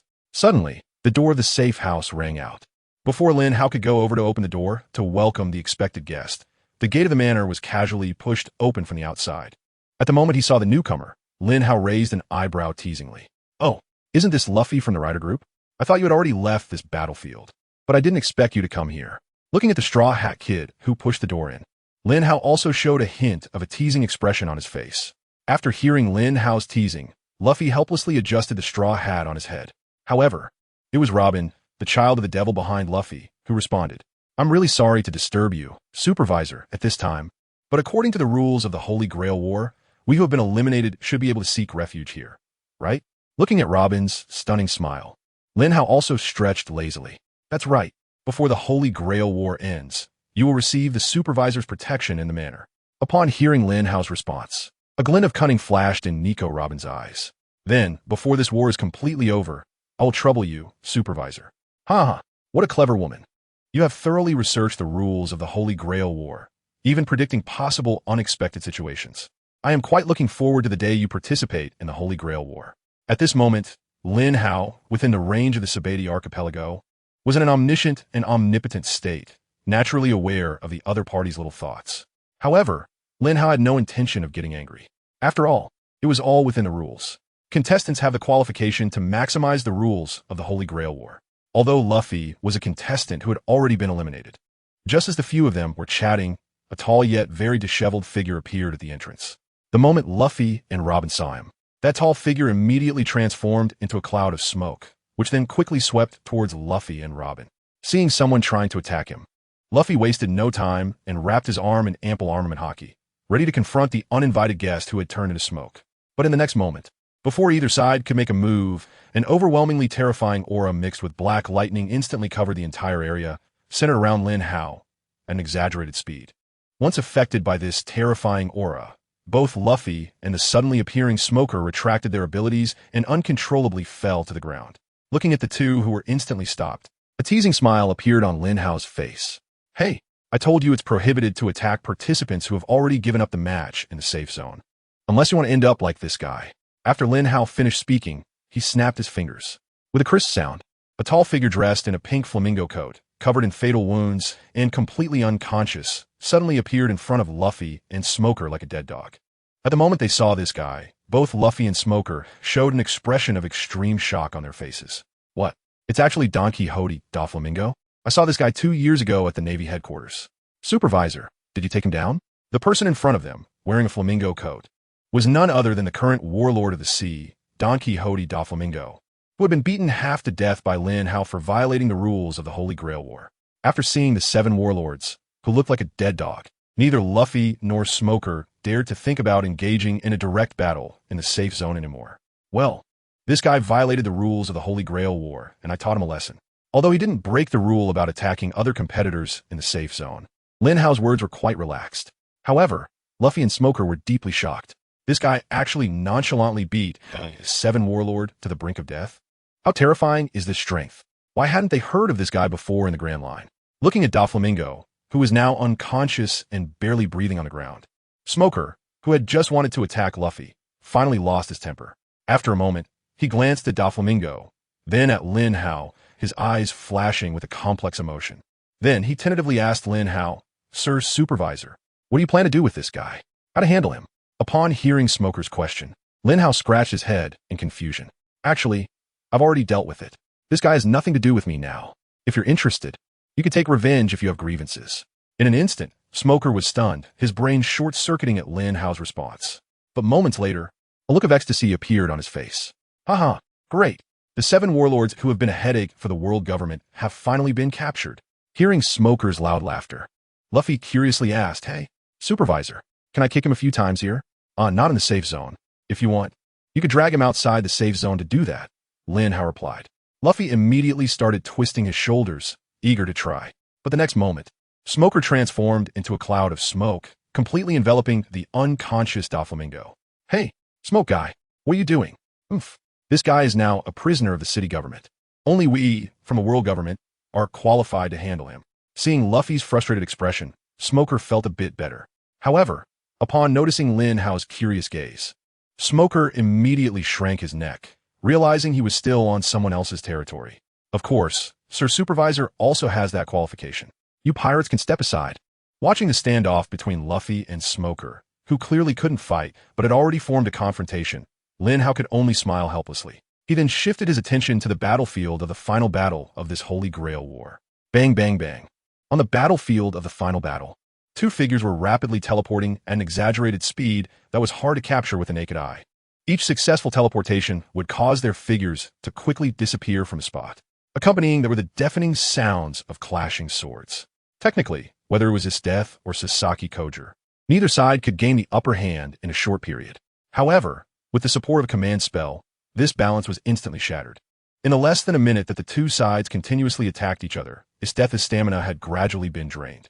Although she could still barely keep up with her opponent's speed, after multiple exchanges, she had several obvious and terrifying sword wounds on her body. Looking at the opposite side, Sasaki Kojiro, although he was also maintaining a high-speed attack frequency, his stamina showed no signs of depletion thanks to the support of his command spell. While he had also sustained a few minor sword wounds from the opponent's life-exchanging tactics, it was clear to the discerning viewers that if this continued, it wouldn't be long before the last servant to be eliminated in this Holy Grail War would undoubtedly be HolyGrail, the Saber class. After once again barely successfully blocking an attack from a tricky angle, HolyGrail's face turned pale.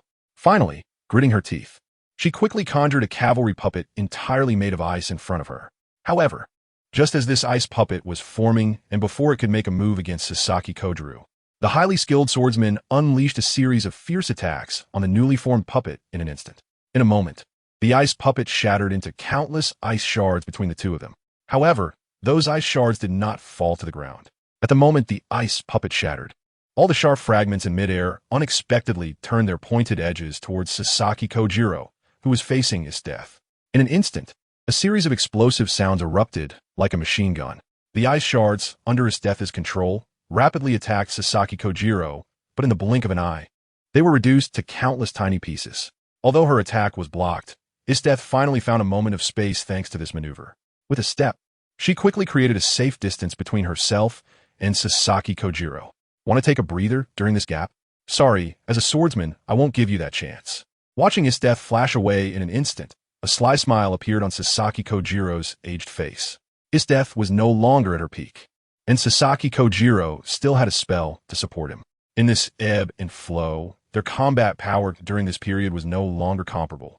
Almost in the blink of an eye, Sasaki Kojiro, relying on his agile movements and extreme speed, caught up with the recuperating HolyGrail. Noticing the ashen expression on her face, Sasaki Kojiro accelerated the frequency of his attacks with his long knife. In an instant, the fierce sounds of clashing swords echoed again. However, amidst the deafening noise of blades colliding, faint, almost imperceptible sounds of flesh being cut could also be heard. In less than 2 seconds, the two had exchanged dozens of blows.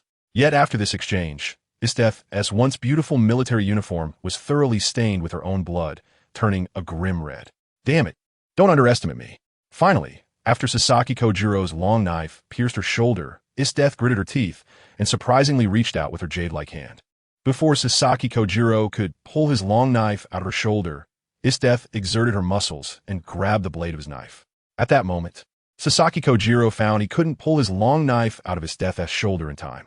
Taking advantage of this moment, HolyGrail grinned viciously, then lifted her long leg and delivered a heavy kick directly to Sasaki Kojiro's frail abdomen.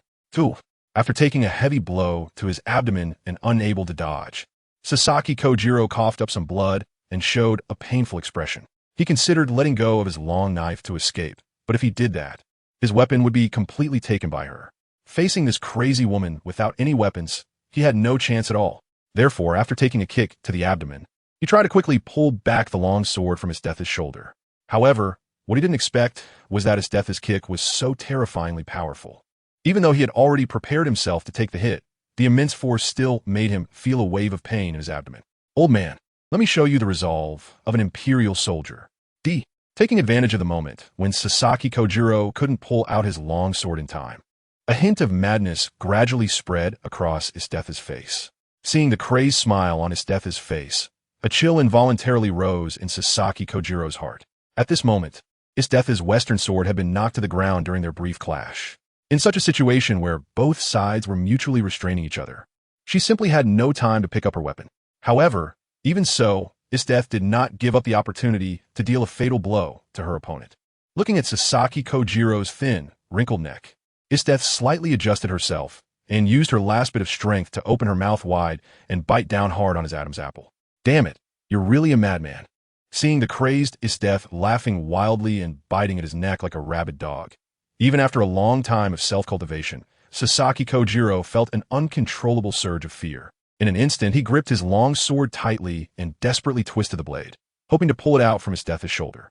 In response to Sasaki Kojiro's struggle, HolyGrail's attacking motion only paused for less than a second before she continued her previous assault. At that critical moment, Sasaki Kojiro gritted his teeth and finally freed himself from the state of having his long sword locked by HolyGrail. With a crisp sound of metal breaking, the long sword in Sasaki Kojiro's hand snapped into two pieces. One piece became a short knife in his hand, which was less than a third of the original length, while the other piece remained embedded in HolyGrail's shoulder. Looking at the disheveled Sasaki Kojiro in front of her, HolyGrail, who had completely exhausted her strength, softened and collapsed onto the ground. Feeling the excruciating pain in her shoulder, HolyGrail wasted no time and forcefully pulled the long broken sword out of her shoulder. In an instant, a stream of blood gushed from HolyGrail's shoulder like a pillar. From a distance, HolyGrail, still wearing a mad smile on her face, looked like a demon god. Although she knew the opponent's stamina was nearly depleted, Sasaki Kojiro, holding a short knife, still dared not step forward to deliver the final blow. For a moment, the two heroic spirits, who had just been engaged in a fierce battle, formed a bizarre standoff. HolyGrail, hold on.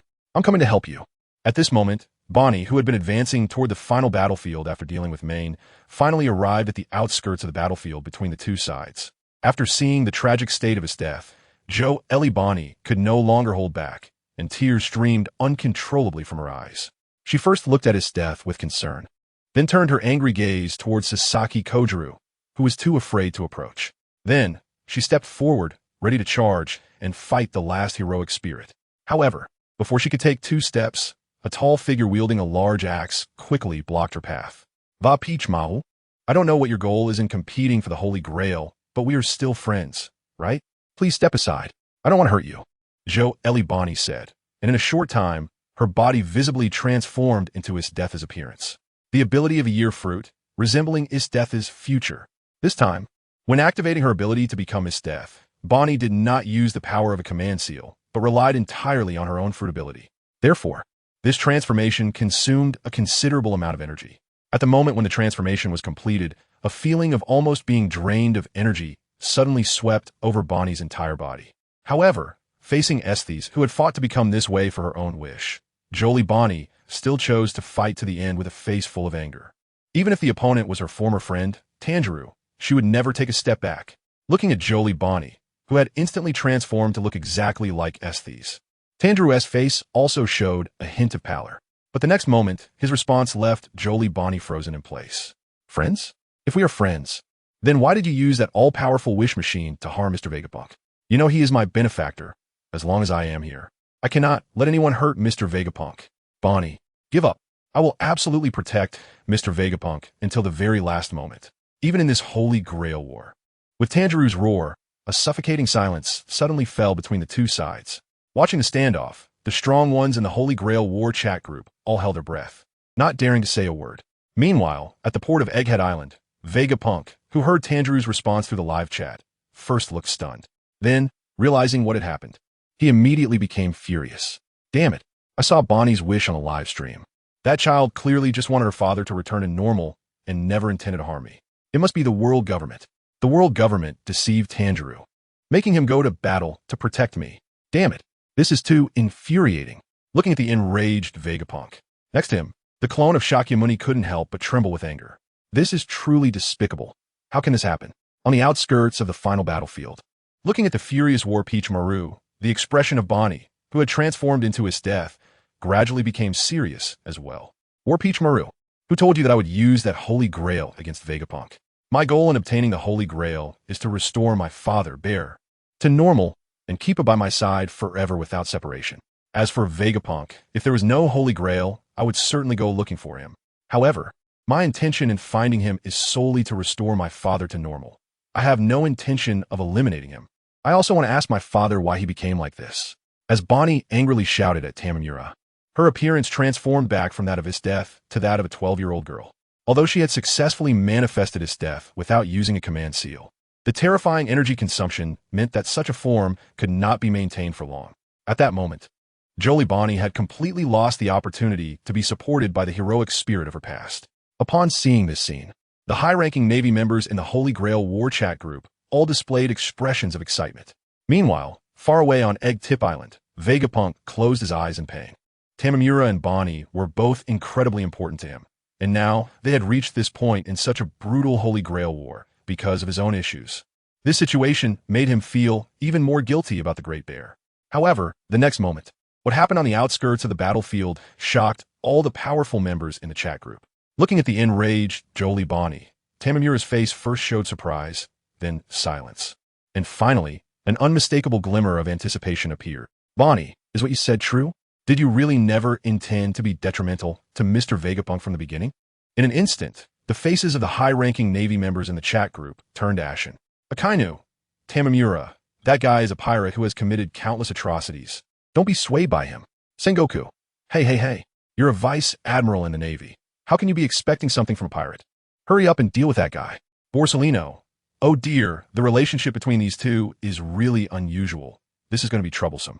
At this moment, almost all the Navy high-ranking members in the chat group felt a bad premonition. But even if they shouted at the top of their lungs in the chat group, Tamamura, who was deep in the battlefield, could not hear a single word. Seeing this, the pirates and revolutionaries in the chat group all began to revel in the misfortune. The final battle of this Holy Grail War seemed to be heading towards an unexpected conclusion. At this moment, what Tamamura most anticipated was Bonney's answer, who still considered herself a friend. Looking at Tamamura's eager eyes, Bonney suddenly started crying in grievance. At that moment, she was no longer a pirate, just a 12-year-old girl longing for her father to return to her side. Tamamura, are you still doubting me? The time I spent with you and Grandpa Vegapunk on Egg Tip Island was the happiest time of my life. Back then, my dad was there, Grandpa Vegapunk, and you treated me so well. Everyone on the island was so gentle. How could my dad have turned out like this now? Why? Why is all this happening? I just want my dad to come back to me, so we can travel to places we haven't been to together. What's wrong with that? As long as my dad returns to normal and comes back to me, why would I have any reason to be detrimental to Grandpa Vegapunk?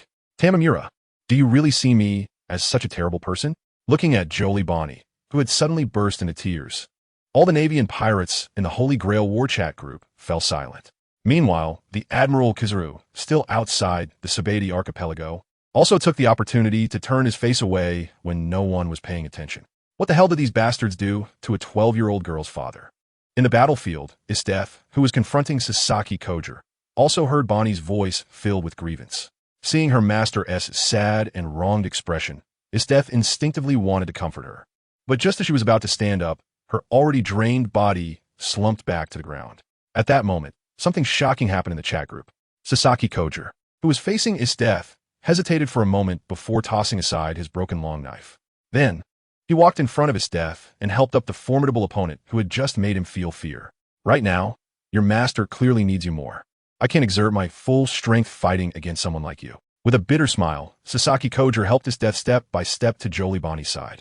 Seeing her master crying so sadly, the once incredibly fierce Death couldn't help but soften and embraced her. Her master was just a child wanting to save her father. Everything happening in this Holy Grail War and in this world was far too cruel for this child. Don't. I actually never thought of you as such a bad person. I just wanted to protect Mr. Vegapunk.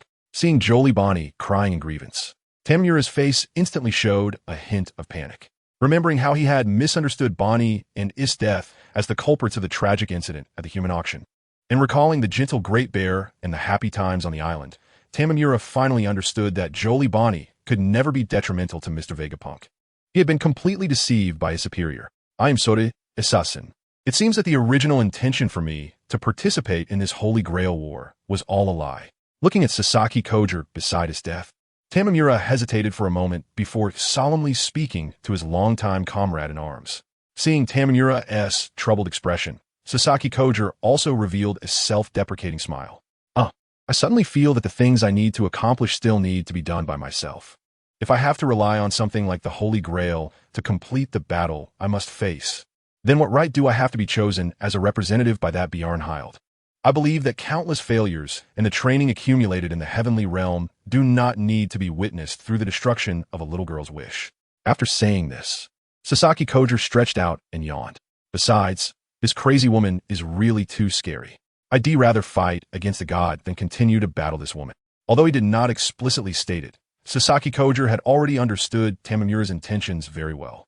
Therefore, after relaxing a bit, this swordsman with the title of 1,000 Years of Defeat found a spacious area. Since he was going to withdraw, he should find a more open place, right? Seeing Sasaki Koger's calm demeanor, Tamamura felt both guilty and grateful. It is my honor to fight alongside a warrior like you, Mr. Sasaki Koger. Cut out the boring pleasantries. I don't want to stay with this crazy woman for even a minute. Hurry up and take me back. Facing the guilty Jean Tamuro, Sasaki Kojiro spread his hands in annoyance.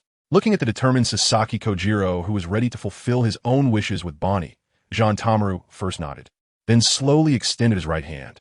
Sasaki Kojiro, I command you with my final command spell. You must defeat the opponents you face in your world. Oh, this is quite an unexpected exit command, huh? As Jean Tamuru's final command spell was spoken, countless brilliant light points surged from Sasaki Kojiro's body in an instant. Moments later, the man who was about to battle the gods in the celestial realm completely vanished from this world. At the same time, in everyone's mind, an ethereal electronic sound suddenly rang out. Ding! The penultimate group of contestants, the assassin group, has had their heroic spirit, Sasaki Kojiro, retire. The Holy Grail War ends here. Winner, Saber Group, Master, Joel Bonney, heroic spirit, is death. Sakazuki, damn. War Peach Maru actually handed over the victory that was within reach to a pirate. You are truly a disgrace to the Navy. Salino. Oh dear, this is indeed an unexpected result. Sengoku, it's troublesome that a universal wish machine like the Holy Grail has been obtained by a pirate. Carp, hey. Sengoku. War Peach Maru's participation in this Holy Grail War was a surprise in the first place. That pirate had no intention of harming Vegapunk at all. Seeing that War Peach Maru actually used a command spell to have his heroic spirit withdraw from this Holy Grail War, the high-ranking Navy officials in the Holy Grail War chat group could no longer sit still, comparing the states of Sasaki Kojiro and his death. If they could just delay for a few more minutes until his death was completely out of energy, then the victory of the first Holy Grail War would surely belong to the Navy. Whether the so-called Holy Grail can truly fulfill anyone's wish can be set aside for now. The mere fact that the Navy and the world government did not achieve the final victory in this globally broadcasted war was enough to provide ammunition for those pirates and revolutionaries who had long been itching for an opportunity. Sure enough, as the high-ranking Navy officials in the chat group began to criticize War Peach Maru, the other pirates, who had not said much before, also started to send messages mocking the somewhat exasperated Navy, although they had not participated in the first Holy Grail War. Seeing the Navy suffer in front of the whole world brought great satisfaction to these pirates and revolutionaries. Roque de Gibec, how dare you Navy criticize that Vice Admiral? If you hadn't deceived that guy Vegapunk into thinking he was in danger, would he have participated in this Holy Grail War? Truly a group of shameless scum. Shiki, he.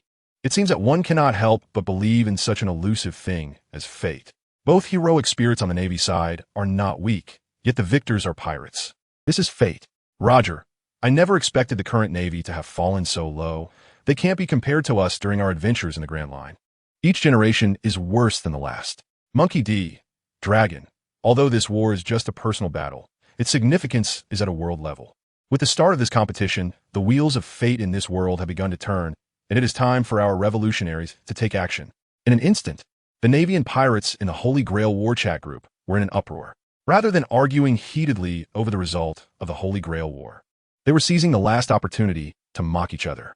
Because after assassin Sasaki Kojiro's retirement, a countdown also appeared in the Holy Grail War chat group. According to the rules of the Holy Grail War, that countdown indicated the time until the chat group would be completely closed. The next time it opened would be when the second Holy Grail War began again. In the Panga city of Mariehua, sitting on the Void Throne, looked grimly at the live results of the Holy Grail War. As for the 5 old men standing at the pinnacle of world power beneath the throne, they did not dare to take a deep breath. At this moment, an invisible pressure emanated from Lord M, and the killing intent spread throughout Panga City without any concealment. Is everything ready? In a live broadcast, after seeing the victorious Death and Bonney being teleported to the wet safe haven of the Holy Grail War. The usually silent Lord Im finally let out a gloomy whisper. Lord Im, I am ready. The ancient weapon, the Heavenly King, can be activated at any time. Upon hearing Lord Im's inquiry, the scientific defense warrior of the Five Elders, Satan, immediately stepped forward and respectfully replied. However, he hadn't finished his previous sentence when a strong sense of unease quickly spread in his heart. Is Lord Im really going to use the Heavenly King to deal with that overseer and initiator of the Holy Grail War? If that Holy Grail, which all participants are fighting for, truly is an omnipotent wishing machine that can fulfill any wish. No problem. In this world, there's only one person who is all-powerful enough. If any powerful individual cannot stand on our side, they have no reason to exist. Joy Boy is one. And so is this Lin Hao. The result is the same. As Lord Im spoke, that terrifying killing intent instantly broke through the restraints of Panga City and spread directly to the entire Holy Land. In an instant, all the celestial dragons in the Holy Land felt an inexplicable pressure. In the safe haven of Island 53 of the Saber archipelago, Death and Bonney were looking at the overseer Lin Hao in confusion. After Sasaki Kojiro exited, the participants and Watanabe no Tsuna were directly transported to this manor. After supervisor Lin Hao made an inviting gesture, a strange and powerful aura instantly spread throughout the manor. In the next moment, before Death and the others could react, in the center of the manor, a holy light suddenly appeared. Following that, within the dazzling and sacred light, a golden cup began to slowly take shape. The shape of the cup was astonishingly identical to the Holy Grail that Lin Hao had seen in the game FGO before his crossing. At this moment, not only Death and Bonney, but even the high-ranking Navy members, pirates, and revolutionaries in the Holy Grail War chat group stopped their quarrels and focused intently on the live stream. The killing phase of the Holy Grail War had already ended. These top powers over the seas wanted to see for themselves whether this Holy Grail, which had caused 7 heroic spirits and 7 masters to fight against each other, could truly be a universal wish-granting machine that could fulfill anyone's desires. Is this the Holy Grail? Can it really fulfill my wish? Watching the golden Holy Grail take shape, Joelle Bonney swallowed hard. As for her heroic spirit Death, she remained much calmer. However, upon thinking about the chance to be with her beloved Tasmi forever, even this usually proud and cold Imperial general felt her chest rise and fall rapidly due to nervousness. Suddenly, just as the glittering Holy Grail was about to be fully formed, a thick layer of dark clouds suddenly gathered in the originally clear sky above the Saber archipelago. In an instant, with the rumbling of deep thunder echoing within the clouds, terrifying waves of energy began to spread from the clouds. Is victory not on your side? So you want to destroy the Holy Grail directly? No. Do you want to destroy the Holy Grail or make the entire Saber archipelago disappear? Looking at the thunderous dark clouds in the sky, a cold expression flashed across Lin Hao's face. As a traveler, Lin Hao certainly knew what that dark cloud above the Saber archipelago was. At the moment when the victor of the Holy Grail War was decided, Lin Hao thought of countless unexpected events that could occur, but he never imagined that Lord Emu, the de facto king of the world, would directly take action against the soon-to-be-formed Holy Grail. Supervisor, is there an outsider trying to destroy the Holy Grail? What should we do now? Feeling the terrifying aura emanating from the sky, the recently victorious heroic spirit, Death, immediately displayed an unmistakable killing intent on her face. However, even so, she, having exhausted all her strength, had no way to respond. Therefore, she could only seek help from Lin Hao, the supervisor of the Holy Grail War. Regarding Death's concerns, Lin Hao waved his hand, indicating that it was unnecessary. As the supervisor and initiator of the Holy Grail War, I naturally have the obligation to protect the arrival of the Holy Grail. If a victor is decided, but there is no Holy Grail, then what is the meaning of this war? What right does it have to be called the Holy Grail War? After Lin Hao finished speaking, he smiled and rolled up the sleeves on his arms. If, after the victor's wish is fulfilled, Lin Hao faced the King of Heaven, he would indeed have to avoid the confrontation. But now, the Holy Grail had just descended, and the victor's wish had not yet been realized. This Holy Grail War was not over yet. In other words, Lin Hao could still utilize his reality-altering abilities. Looking at the enormous black cloud in the sky that had already emitted a deafening roar, Lin Hao smiled slightly. And then 2 different colored energy halos formed in his hands. At the same time, a crimson, strange magic circle also took shape above Lin Hao's head. Since you don't want the trump card anymore, I'll help you destroy it in advance. Remember, not everyone is someone you can provoke. After Lin Hao finished speaking, He swung his fists fiercely and struck hard at the fiery red magic circle above his head. In the next moment, a terrifying wave of energy erupted, sending chills down people's spines. Under Lin Hao's manipulation, the enormous magic array above his head began to spin rapidly. In less than a second, a massive beam of light, composed of red, white, and blue colors, shot towards the dark clouds in the sky. I could feel the breath of ice from that attack. Seeing the gigantic beam of light soaring into the sky, a look of shock appeared on Esteth's face. At the same time, Luffy and Smoker, who had previously come to the safe zone as eliminators, couldn't help but exclaim in awe. Not only was there the breath of ice, but I also sensed Natsu's flames. Fire and ice could actually fuse together? This is simply amazing. As the master of the Dragon Slayer, Mage Natsu, Luffy naturally felt the familiar aura of Dragon Slayer magic within the beam of light. Beside him, Navy Vice Admiral Smoker also wore a shocked expression. Not only was there fire and ice, but this attack also contained a fierce shockwave. Could it be the power of Whitebeard's Tremor Fruit? How is this possible?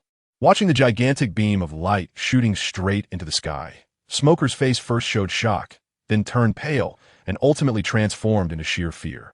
Such an existence. And I actually thought about capturing him and bringing him to impel down? What an overestimation of myself.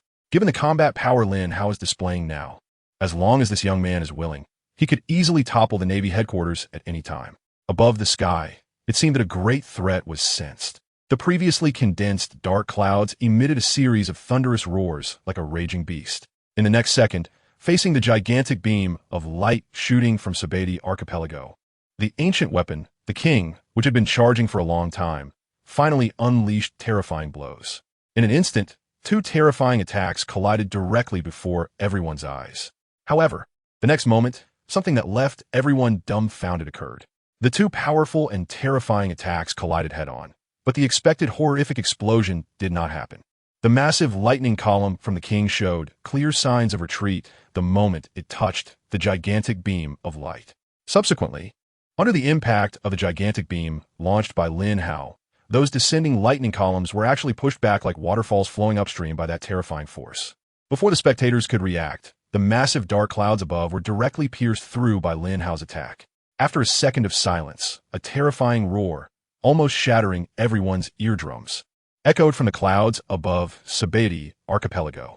Although no one could see what happened at the height of 10,000 meters, everyone knew that it must have been a world-destroying explosion. The intensity of it surpassed even the combined strike of the three ancient weapons. After more than 10 minutes, the sound of the explosion in the sky completely dissipated. Everyone who witnessed this distant confrontation couldn't help but swallow hard. The terrifying power exhibited by Lin Hao, the overseer of the Holy Grail War, had completely surpassed the understanding of all the powerful beings in this world. Meanwhile, in Pangu City, who had just activated the king, believing that she could make the Holy Grail War disappear from the pirate world, was also violently shaken. The shock was evident in her deep-set eyes, followed by a subtle fear that gradually spread. Looking at the five elders, who were still respectfully kneeling beneath the throne of Void, who had been somewhat panicked just a moment ago, quickly adjusted her posture. It seems that the abilities of the Holy Grail War Overseer far exceed expectations. It's better to call all members of the Knights of God immediately. Since we cannot stop this war, we will send our strongest warriors in the next battle. No matter what the Holy Grail is, we must have it in our hands. Understood. Lady M, watching the sudden change in attitude of Lady M on the throne of Void, the five old men with the highest power in the world respectfully retreated. Moments later, as only Lady M remained in this mysterious room, a mouthful of crimson blood suddenly spewed from her mouth. Such terrifying power, it actually hurt my true body through the attack. Who exactly are you? In the safe zone of Island 53 in Saber archipelago, all the contestants stood frozen in place, staring at the enormous black hole slowly recovering in the sky. After a moment, everyone in the manor who regained their composure looked at Lin Hao, their eyes filled with undisguised respect. This person's strength surpasses everyone's understanding. Even if the 7 teams of contestants battled together, they would absolutely not be a match for this Holy Grail War Overseer. Now, the victors of the first Holy Grail War, Esteth and Bonney. As the final step to conclude this Holy Grail War, it is time for you to make your wishes. When Lin Hao smiled and said this, the golden Holy Grail in the center of the manor had completely taken shape. Great! Can this Holy Grail really grant my wish? Hearing Lin Hao's reminder, Jolly Pony, the master of the Saber group, immediately asked excitedly. as Bonney excitedly inquired. The group of powerful figures in the Holy Grail War chat quickly reacted. Soon, everyone, including Lord IMM who had previously failed to destroy the Holy Grail, was waiting for the moment when all miracles would descend. Well, as long as the wish is not too abstract, the Holy Grail can help you realize it. So just go ahead and state your wish. Linhow also gave a very affirmative answer to the excited Bonney. While all the contestants were still fiercely battling for the Holy Grail, Linhow had already inquired about the Holy Grail settings with the system. The Holy Grail here has made significant improvements compared to the original version in the Type Moon world, at least in cases where the wishes are not too abstract. This still pure Holy Grail will not manifest the wish in the abstract and extreme manner that Kiritsugu Amiya encountered. Moreover, whether it's Pony or his death, their wishes are not that outrageous, which is why Lin Hao dared to make such a guarantee. Of course, if it were a wish like Smoker's that would completely usher the world into a peaceful era of the Great Navy, this Holy Grail might still produce unexpected complications. Regarding this, Lin Hao would need to make gradual adjustments in the future. Upon hearing Lin Hao's assurance, Jolie Pony immediately displayed an excited expression. After calming her tense emotions, the 12-year-old girl shouted her wish at the Holy Grail. Holy Grail, I wish for my father, the bear, to return to normal immediately, and for our family to be together forever, with no one able to separate us again. When expressing her wishes, Bonney's chest trembled violently with anxiety. Since it was her first time, even with the endorsement of the supervisor Linhow, Bonney couldn't help but feel a rush of fear. The moment Bonney's wish was successfully granted, a dazzling beam of light immediately erupted from the completely golden Holy Grail. In the bewildered gaze of the crowd, the Book of Light rapidly flew towards the direction of the Holy Land. In the residence area of the Celestial Dragons in Mariehua, the old Celestial Dragon Roswald was proudly seated on a massive slave. In his hand, he tightly held a chain that was fastened around the slave's neck. With the long whip in Roswald's other hand continuously waving, the large slave obediently moved around according to the Celestial Dragon's commands. Watching this high-quality slave, the surrounding Celestial Dragons all burst into envious and greedy laughter. Ha ha! So this is the survivor of the Bacchania clan? What an excellent slave. Hey, Roswald, we agreed that such an outstanding slave can't be monopolized by just your family. We need to take turns having fun. Ha ha! The bloodline of the Bacchania clan sinners is meant to serve us Celestial Dragons. I've heard this guy is quite sturdy. I can't wait to try out those new weapons. Listening to the envious and jealous flattery from the surrounding Celestial Dragons, the smile on Roswald's face became even more proud. He even swung the whip in his hand with more vigor than before. However, the next second, as the Celestial Dragons in the Holy Land curiously and proudly observed this high-quality slave from the Lunaria clan, a holy light suddenly flew in from the horizon. In the astonished gaze of the Celestial Dragons, this holy light directly entered the body of the bear, who was currently existing as a slave. In an instant, the murkiness in the bear's eyes completely vanished, replaced by a clarity akin to that of sage. Within less than a second, all the images related to this Holy Grail War rushed into the bear's mind, which had just regained its sanity. Watching his daughter fighting alongside so many powerful beings in the Holy Grail War, the previously expressionless bear couldn't help but shed tears of heartache. Upon seeing the slave bear shed tears, the group of watching Celestial Dragons burst into triumphant laughter, even forgetting about the miraculous beam of light. But in the next moment, the Celestial Dragons could no longer laugh, because right before their eyes, the Celestial Dragon Roswald, who had been riding on the bear and acting arrogantly just a second ago, suddenly disappeared without a trace after being slapped by the bear. Following that, to their terrified gazes, the bear, who had just been crawling on the ground like livestock, stood up directly. With a slight effort, he tore apart the iron chains around his neck. Looking at the bewildered Celestial Dragons in front of him, a fierce killing intent suddenly filled the bear's face. Jinny, is it because of these people that you died? And the suffering endured by everyone in the kingdom is all because of you? Before the bear's words fell, he quickly gathered a small energy sphere in the shape of a bear paw between his hands. Before the group of Celestial Dragons could react, the bear paw-shaped energy suddenly exploded among the crowd of Celestial Dragons under the bear's control. In an instant, the area was filled with the wails and severed limbs of the Celestial Dragons. Before they could understand what was happening, the bear's bear paw strike had already caused heavy casualties among them. Looking at the fallen Celestial Dragons, the bear did not completely exterminate them. Instead, after walking to a fountain to carefully wash the dirt off his face, he extended his bear paw and slapped it. Then his massive body suddenly vanished from the spot.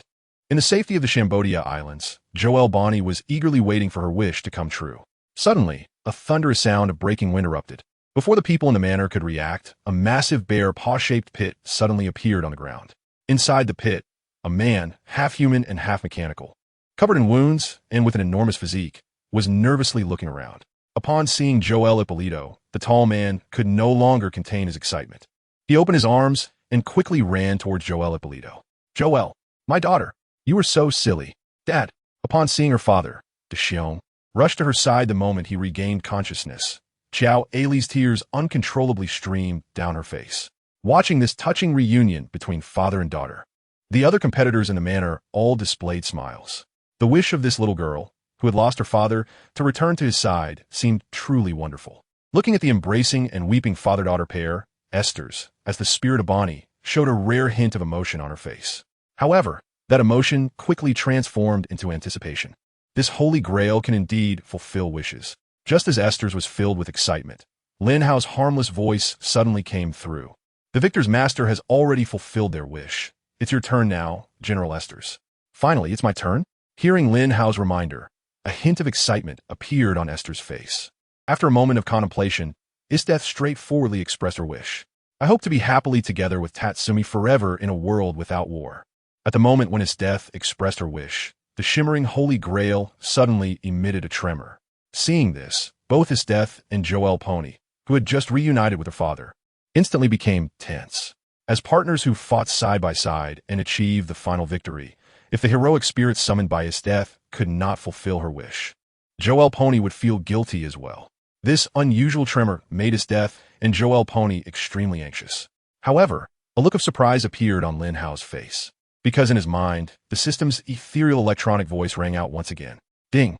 It detected that in a possible future, the wish of the heroic spirit Isdeth has already been fulfilled, and this wish belongs to a repeated wish. If not corrected, the wish of the heroic spirit Isdeth will be realized through this fixed route. If this were Isdeth, she would definitely not understand, as she is unaware of her own ending. However, as a time traveler, Linhow was well aware. Familiar with the plot, he knew that in the anime, Akame Ga Kill, there are two different endings between the anime and the manga. In the manga, Isdeth is ultimately killed by the final move of the demon blade Muramasa, Akame. Naturally, Isdeth's wish is not fulfilled. However, in the anime's ending, after being defeated by Akame, Isdeth directly freezes the body of her beloved Tatsumi and self-destructs. In a sense, Isdeth is indeed forever together with her lover Tatsumi in a world without war. If some adjustments are not made, it seems that after returning to her own world, Isdeth would truly realize her wish in this way. Well, since the system has given a prompt, let's give Isdeth a chance for correction. After a moment of thought, Linhow smiled slightly at Isdeth and said, "Isdeth, your wish is somewhat vague compared to Master Bonney. You should try to express your wish in more detail." Upon hearing Linhow's reminder, Isdeth suddenly understood and began to think seriously. Indeed, among the criminals she had previously interrogated, there were not a few couples. Sometimes, before dying, they would request to be buried together, which could also be seen as being together. "I don't want to fulfill my wish in such a way." After pondering while stroking her chin for a moment, Isdeth's somewhat confused eyes suddenly sparkled with a glimmer of light. "Got it. The Holy Grail. I want Tatsumi to truly fall in love with me, and then we can live together in a world without war until we grow old, just the two of us. That's probably my wish. It still seems a bit vague, but it's better than before. At least a method to achieve the wish isn't so abstract and extreme anymore." After hearing Isdeth detail her wish, Linhow couldn't help but scratch his head in helplessness. However, the next moment, the system's prompt did not sound again. Instead, a brilliant light emanated from the Holy Grail and directly struck Isdeth's body. As the light from the Holy Grail hit her body, countless shining spots began to appear on the body of the heroic spirit Isdeth. Everyone present knows that Isdeth's wish has truly come true. However, now, as a heroic spirit, she must return to her own world first. "Sister Isdeth, thank you." As Isdeth's body gradually became transparent, Pony, who had just reunited with her father, immediately jumped out of Big Bear's embrace and quickly ran to Isdeth's side, tightly hugging the general of the Empire. After the intense Holy Grail War, an extraordinary bond had developed between Isdeth and Pony. Naturally, Pony was very reluctant to part ways now. Seeing Pony, with tears on her face, hugging her, Isdeth fondly patted her head. "Miss Isdeth, thank you so much. If it weren't for you, my daughter would have been in danger. As Bonney and HolyGrail were saying their final goodbyes, the former warlord Bartholomew Kuma approached HolyGrail with sincerity, thanking the heroic spirit who had helped his daughter make it through the war. Looking at Kuma's earnest expression, a charming smile appeared on HolyGrail's stunning face. You are her father. I am very happy to see my master fulfill her wish. From now on, you and Bonney must live happily together. Don't worry, we definitely will. Hearing HolyGrail's words of encouragement, Kuma nodded seriously. In the conversation between the two, HolyGrail's figure became increasingly transparent. The pony, who had been holding her, gradually felt that his heroic spirit was about to completely leave this world. The next moment, before the figure of HolyGrail completely disappeared, Joelle Pawnee suddenly raised her right hand as if she had remembered something. On the back of her hand, there was still one last curse mark that had not been used. Sister HolyGrail, this is my blessing. No matter what happens in the future, you must always be with the one you love. After Joelle Pawnee finished speaking, the curse mark on her hand flickered once before completely dissipating. As for HolyGrail, after a moment of shock, a hint of a fond smile appeared on her face. If only I could have a sister like you. In the next moment, darkness enveloped HolyGrail, and she completely vanished from his world. When she regained consciousness, her legs felt weak as she found herself in the one and only night she had shared a bed with Tatsumi, but nothing had happened. In front of her was the handsome boy with a face full of fear and tension. Looking at Tatsumi, HolyGrail, who had just been in a daze, suddenly became excited. However, in the next moment, before HolyGrail could rush over and embrace the boy she liked, Tatsumi, who was sitting next to her, suddenly uttered a line that left her frozen in place. Mrs. HolyGrail, actually, I really like you too. So, I will quit Night Raid, and you quit the Imperial Army, and let's find a place where no one knows us to be together forever. Hearing Tatsumi's proposal, HolyGrail immediately rejected him. But in the next second, before she could even voice her refusal, a strange light that only she could see flashed within her body. Then, in this light, HolyGrail saw two outcomes of her refusal. The first was a tragic end where she and Tatsumi were frozen and self-destructed after being defeated by Akame. The second was an even more tragic end where she was ultimately defeated by Akame, without even a complete corpse, and without Tatsumi by her side. It was the light that only appeared when the curse mark was activated. In an instant, after seeing two outcomes in the light, a serious expression appeared on HolyGrail's face. Bonney, your final command didn't force me to do anything, but rather allowed me to see all the possibilities for my future after losing this opportunity. Is the form in which the Holy Grail grants wishes giving me such a chance?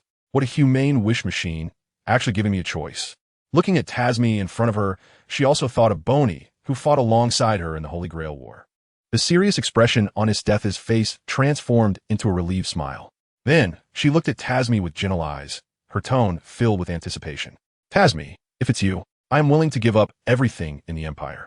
Tomorrow morning, let's set sail together to a place where no one knows us and be together forever. That's great. Mrs. Death, we will never be apart from now on. After hearing HolyGrail's response, Tasmi, who was just filled with tension, excitedly hugged HolyGrail in front of him. From that moment on, the Revolutionary Army lost a sunny and vibrant assassin, and the Imperial Army lost the pillar that was HolyGrail. The entire direction of the Empire underwent a complete change on that day. Ding! The first Holy Grail War has ended. The host's task has been completed. Reward for the war. Holy Grail War gift package. From this moment on, the host will lose the power of dimension-level greatness. Please act cautiously before the next Holy Grail War begins. During this period, the host needs to correct the shortcomings of the first Holy Grail War. Once the corrections are completed, the host can choose a new location for the second Holy Grail War. As HolyGrail's figure completely vanished within the manor, everything that Lin Hao had done on island number 53 began to slowly disappear. However, at the same time the manor disappeared, the civilians who had perished in the Holy Grail War due to the aftermath surprisingly returned to this world under the influence of a mysterious power. For a moment, the entire Chaldean archipelago was filled with cheers of survival. Looking at the manor that disappeared around him, Lin Hao was not the least bit flustered. After gaining the ability to have 7 masters and servants as tickets to participate, even without the dimension-level power temporarily acquired during the Holy Grail War, Lin Hao is now definitely a top-tier force in the pirate world, and he can even directly challenge the peak. As long as he doesn't use large-scale destructive weapons, like ancient armaments, Lin Hao can completely walk unhindered in the pirate world. It seems that the first Holy Grail War has come to an end here. What a truly magical experience. Now, Supervisor, I will take my leave. Seeing the manor, which served as a safe haven, disappear, even the carefree Luffy understood that as a pirate, he had completely lost the protection of the Supervisor. So, after saying a few words, he dashed toward the port. As the captain left, Robin, as a crew member, naturally followed closely behind. However, before leaving, Robin cast a meaningful glance at Lin Hao, the instigator of the Holy Grail War. The Holy Grail War is definitely not just this one. No matter how many times it occurs, she must participate in a Holy Grail War. By then, she will bring everyone's wishes to the battlefield. That's Supervisor. Can I really take Doflamingo back? After the Straw Hat Boy left, Smoker, who almost clashed with Luffy at the safe house, pointed somewhat sheepishly at Doflamingo, who was now lying on the ground like a dead dog.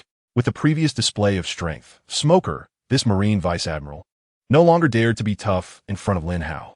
Of course, this guy was punished for violating the rules of the Holy Grail War. What would happen to him afterward was his own fate and had nothing to do with me. Looking at the cautious Smoker, Lin Hao also stretched lazily.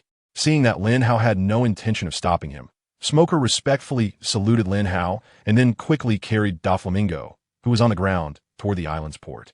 Lin Hao had already informed him as a supervisor. After the victor is determined, the restrictions of the Holy Grail War in the Chambord Islands have been completely lifted. The Navy has already been able to enter. We have to take this opportunity to join the main force. Huh, Watanabe, aren't you coming along? As he passed by Admiral Smoker, who is also a Marine Vice Admiral, Django couldn't help but ask him a question. Upon hearing Smoker's inquiry, Django revealed a wry smile. I made a huge mistake before, and I'm afraid it won't be easy to explain to the Navy. I should probably go back to Egghead Island and lay low for a while. Well, okay. I will try my best to speak up for you in front of my superior.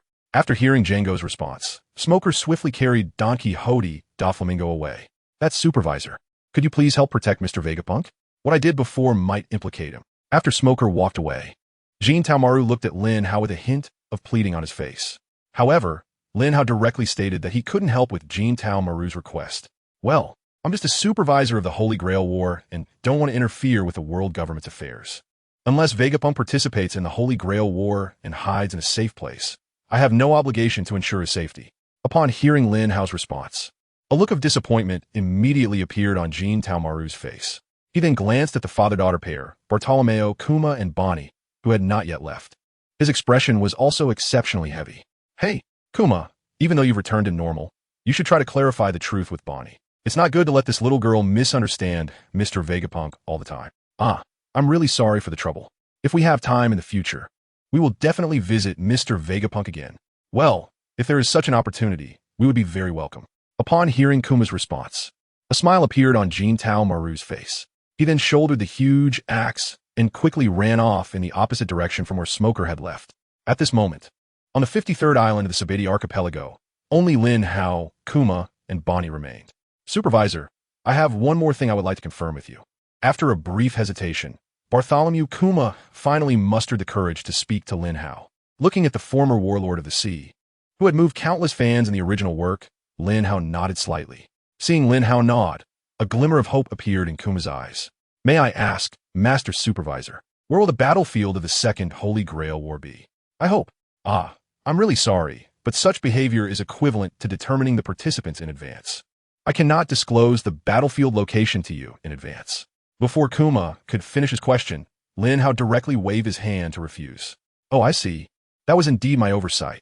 Upon hearing Lin Hao's response, a hint of despondency appeared on Kuma's face. However, the next moment, after his daughter Bonney respectfully greeted Lin Hao, Kuma took Bonney and disappeared from the spot in an instant. As long as the battlefield of the Holy Grail War still takes place in this world, he has the ability to reach it quickly at the first moment. During this time, he wanted to make up for his daughter and visit all the places he had promised to take her. Moments later, Big Bear had already taken Bonney out of the Shambadi archipelago. Looking at her doting father, Jolie Bonney couldn't help but ask Dad, "We could be together forever now. Why do you still want to participate in the dangerous Holy Grail War?" Hearing his daughter's question, Big Bear gently stroked her head. His expression filled with both guilt and heartache. Because our family is still not complete. Less than 10 minutes after the Holy Grail War ended, all the surviving participants began to leave the previously safe venue one after another, looking at the empty surroundings. With the Holy Grail War chat group completely shut down his mind, Lin Hao's lips also curved up slightly. System. Open the Holy Grail War gift pack. As the initiator and supervisor of the Holy Grail War, this gift pack is an important reward for Lin Hao. After completing such a feat, He naturally wanted to unbox it as soon as possible. With Lin Hao's command given, the familiar ethereal electronic sound of the system echoed in his mind once again. Ding! The Holy Grail War gift pack is being opened. The Holy Grail War gift pack has been opened. Congratulations to the host for obtaining the Seed of the Divine Nation. Seed of the Divine Nation. A seed of fate for the initiator and supervisor of the Holy Grail War to establish their own divine nation. Once planted, the relevant area will become the host's system divine nation. In the kingdom of God, the host possesses absolute authority and world-level power, even before the Holy Grail War has begun. If a Holy Grail War is held in the kingdom of God, after its conclusion, the host can randomly summon heroic spirits of any class from all realms to serve as guardians of the kingdom of God. All actions of the guardians are subject to the will of the Lord of the kingdom. Conditions for planting the seed of the kingdom of God. If it is within a nation that is already formed in this world, the seed must be planted inside a palace. If it is an unclaimed wasteland that has not become a nation, the seed can be planted anywhere within the wasteland. In an instant, ethereal electronic sounds of the system appeared in Lin Hao's mind.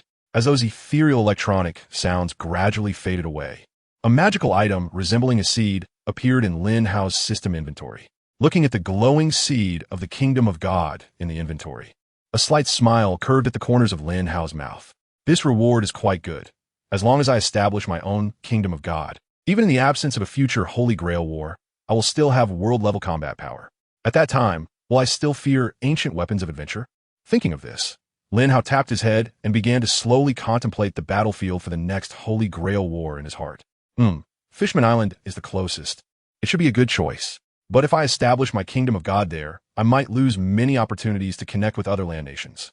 I should find a land nation to plant the seed of the kingdom of God instead. While pondering, Lin Hao quickly moved towards the direction of the port on the island. Along the way, Lin Hao encountered many ordinary people who had either been killed by the great guardian Yagumo or affected by battles involving other heroic spirits. At this moment, the people all wore expressions of relief, having survived the disaster.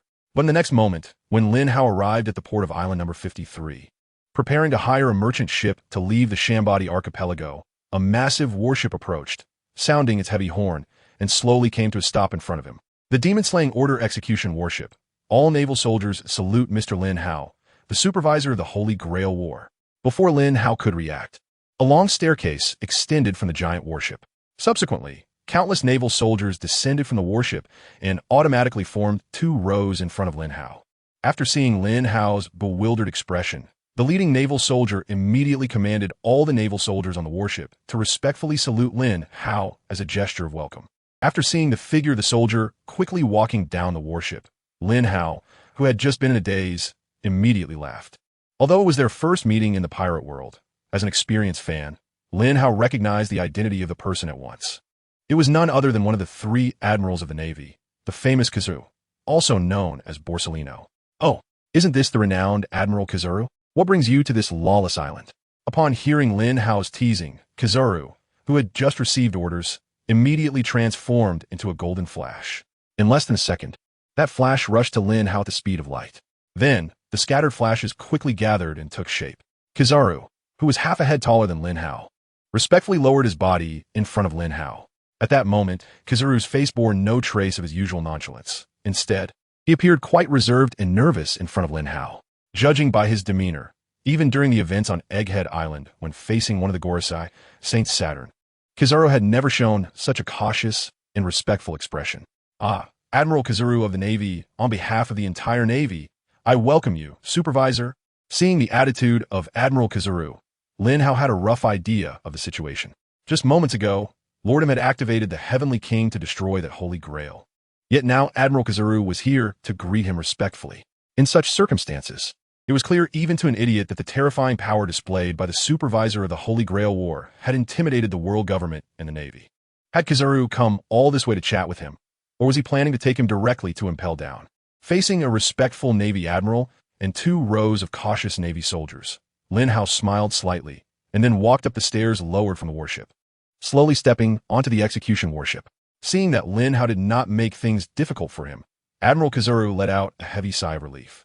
He had been sent here to express the world government's goodwill towards this supervisor of the Holy Grail War, hoping that he would not turn hostile due to some past unpleasantness. During the task on the street, although Kizaru didn't say anything, He had cursed Akainu and the entire female family of the Gorosei countless times in his heart. You just wanted to cause trouble in the Holy Grail War. And now you want me to come over to express goodwill? How dangerous is this job? Even the grandson of the Navy hero could see that, right? Fortunately, the supervisor of this Holy Grail War doesn't seem to be too hard to talk to. Mr. Linhow, you jest. How could we dare to be rough with you? If you would be gracious enough to accompany me to the Navy headquarters, we have prepared the most luxurious banquet awaiting your esteemed presence. If you have no intention of that, we can send you to anywhere you wish to go, as long as you don't have any negative impressions of our Navy and the world government. By the way, here is your service fee, as General Kazuru spoke. He handed Lin Hao a shiny golden card. After seeing the numbers on that card, Lin Hao raised his eyebrows in a teasing manner. It was a golden check from the Pirate World Bank. As for the amount, it was a whopping 10 billion berries. If this had happened before the system came, seeing such a large sum of berries would have definitely made Lin Hao's blood pressure rise and caused him to have a nosebleed from excitement. But now, this money was really just a number to him. As long as he had powerful strength, obtaining 10 billion berries in the pirate world was not difficult at all. Whether it was the Navy or pirates, no merit, no reward. With so much money, it seemed I had no reason to just accept it. Just as Lin Hao was about to return the golden card, Admiral Kazuru nearly slid to his knees at light speed. He respectfully and nervously pushed the golden card back to Lin Hao, then cautiously spoke in a tone that even Lin Hao was not used to. I already said, this is the reward from the world government for Lord Lin Hao. Don Quixote da Flamingo has been a major headache for our world government, and you have resolved a big problem for us. However, it seems da Flamingo's bounty doesn't. Supervisor, please don't mind those details. Seeing the supervisor hesitate a bit, in front of Lin Hao, the Admiral Kazuru deliberately knelt halfway to make himself look shorter than Lin Hao, and beads of sweat started to appear on his face. Looking at Kazuru's awkward expression, which was about to cry but still forced a smile, Lin Hao's forehead instantly broke out in a series of black lines. After thinking for a moment, Lin Hao finally nodded and casually shoved the 10 billion berry check into his pocket. Seeing this scene, Kazuru, as an admiral of the Navy, finally let out a heavy sigh of relief. To be able to pierce through the ancient Weapon King with one blow, dealing with a Navy admiral would be incredibly easy for such a person. Now that the other party did not show any disdain towards him, this admiral, who was used to slacking off, was already overjoyed in his heart. Seeing that Lin Hao did not show any disgust, Admiral Kazuru immediately leaned closer to Lin Hao with a big smile. So, Supervisor, may I ask if you would like to grace us with your presence? I don't plan to go to the Navy headquarters. No problem. Where do you want to go? Just give us a shout, and we are on standby at any time. Upon hearing that Lin Hao did not intend to go to the Navy headquarters, Admiral Kazuru immediately retracted his invitation, although his superior, Akainu, had ordered him to try to bring Lin Hao back. Kazuru's heart now held only one thought regarding that command: forget it. Who would dare to offend such a powerful force? When the time comes, he could just make up some excuse saying the supervisor simply didn't want to go. Who could doubt that? And if anyone questioned it, they could come and take him themselves. After respectfully saluting Lin Hao, General Kazuru quickly dashed to the other side of the warship. A few minutes later, just as Lin Hao was contemplating where to go next, a very familiar voice made him pause slightly. Hey, aren't you Lin Hao? I couldn't find you during the war on the island. Where have you been? By the way, were you also summoned to the Navy headquarters to coat the warships? The voice was old and solid. In the past 2 years, Lin Hao had heard this voice countless times. In fact, on the very day he received the system, he had a conversation with the owner of this voice. Looking back, a bright and cheerful smile appeared on Lin Hao's face, just like usual. The middle-aged man who was greeting him was none other than the craftsman who had taught him the coding skills during the previous 2 years. At the beginning of the Holy Grail War, the diligent craftsman master did not leave with the island's residents because he had too much work to do. After the Holy Grail War began, the worried master started searching everywhere for Lin Hao, hoping to take this hard-working young man, who had been diligent for the past 2 years, to safety elsewhere. While passing by an amusement park, the master happened to witness the outrageous actions of the show Yagumo and Spandam. It wasn't until the end of the Holy Grail War that he was revived by that mysterious power. Although the announcement of the impending Holy Grail War was clearly displayed in the sky, he was too busy with his coding work to pay much attention and simply glanced at it before continuing his tasks. Having seen many capable individuals in his life, he thought that such a grand display must be some kind of prank by a powerful person. At least, that's what the uncle thought at the time. Therefore, he completely missed the name of the supervisor, Lin Hao. It was only just now, when he was summoned by the Navy to the headquarters for coding work, that he saw his apprentice. Looking at this coding master who had taken care of him over the past 2 years, Lin Hao felt a warmth in his heart. In this world where pirates are everywhere and human life is worth less than grass, the coding master is one of the few sources of warmth that Lin Hao feels. Ah, I'm not going to the Navy headquarters to get coded. I'm about to start my own journey. Thank you for your care over the past 2 years, Lin Hao said, pulling out the golden card that Admiral Kazuru had given him from his pocket, and with a beaming smile, he handed it to his coding master. Lin Hao's action made the coding master look at the golden card in his hand with a stunned expression, as if his jaw had dropped to the ground. But before he could react, Lin Hao had already patted him on the shoulder. Take this card and live well from now on. If you feel unsafe, you can go to a country called the Holy Grail Kingdom. By the way, the Navy can send you there. Just say it's a request from Lin Hao. But before that, don't let this thing be exposed easily. After saying this, Lin Hao smiled kindly again.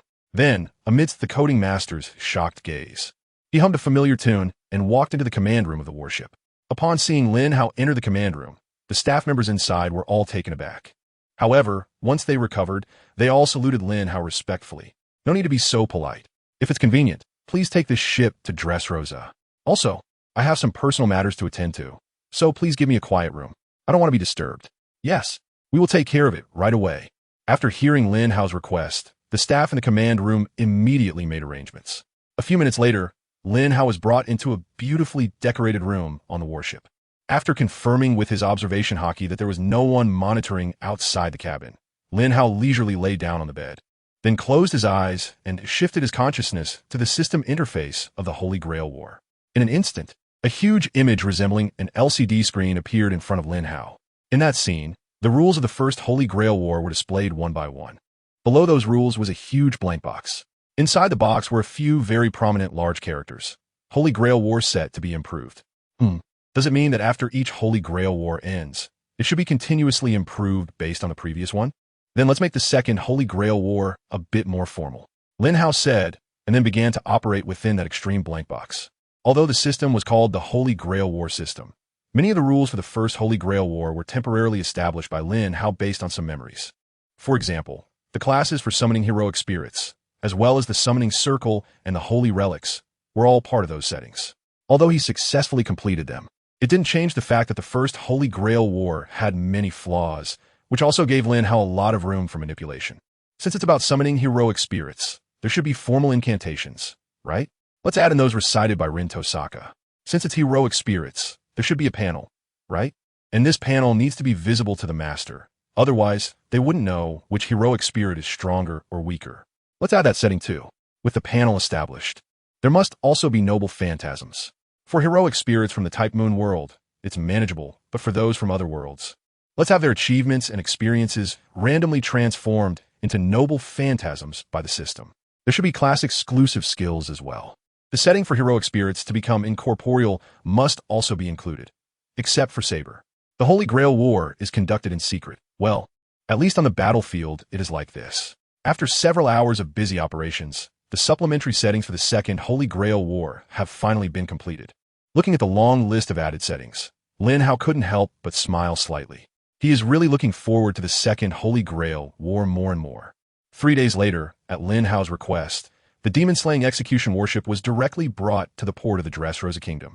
After confirming that Lin Hao had no other demands, Admiral Kazuru finally felt relieved and ordered the crew to sail away on that huge warship. Although Lin Hao did not show any strange preferences, being around such a terrifying powerhouse always made Admiral Kazuru feel uneasy. Now that they had reached their destination, he could finally go back and report. At that moment, the streets of Dressrosa were filled with laughter and joy. In addition to the bustling crowds and various stalls along the roadside, one could also see a few strange toys helping the townsfolk with odd jobs.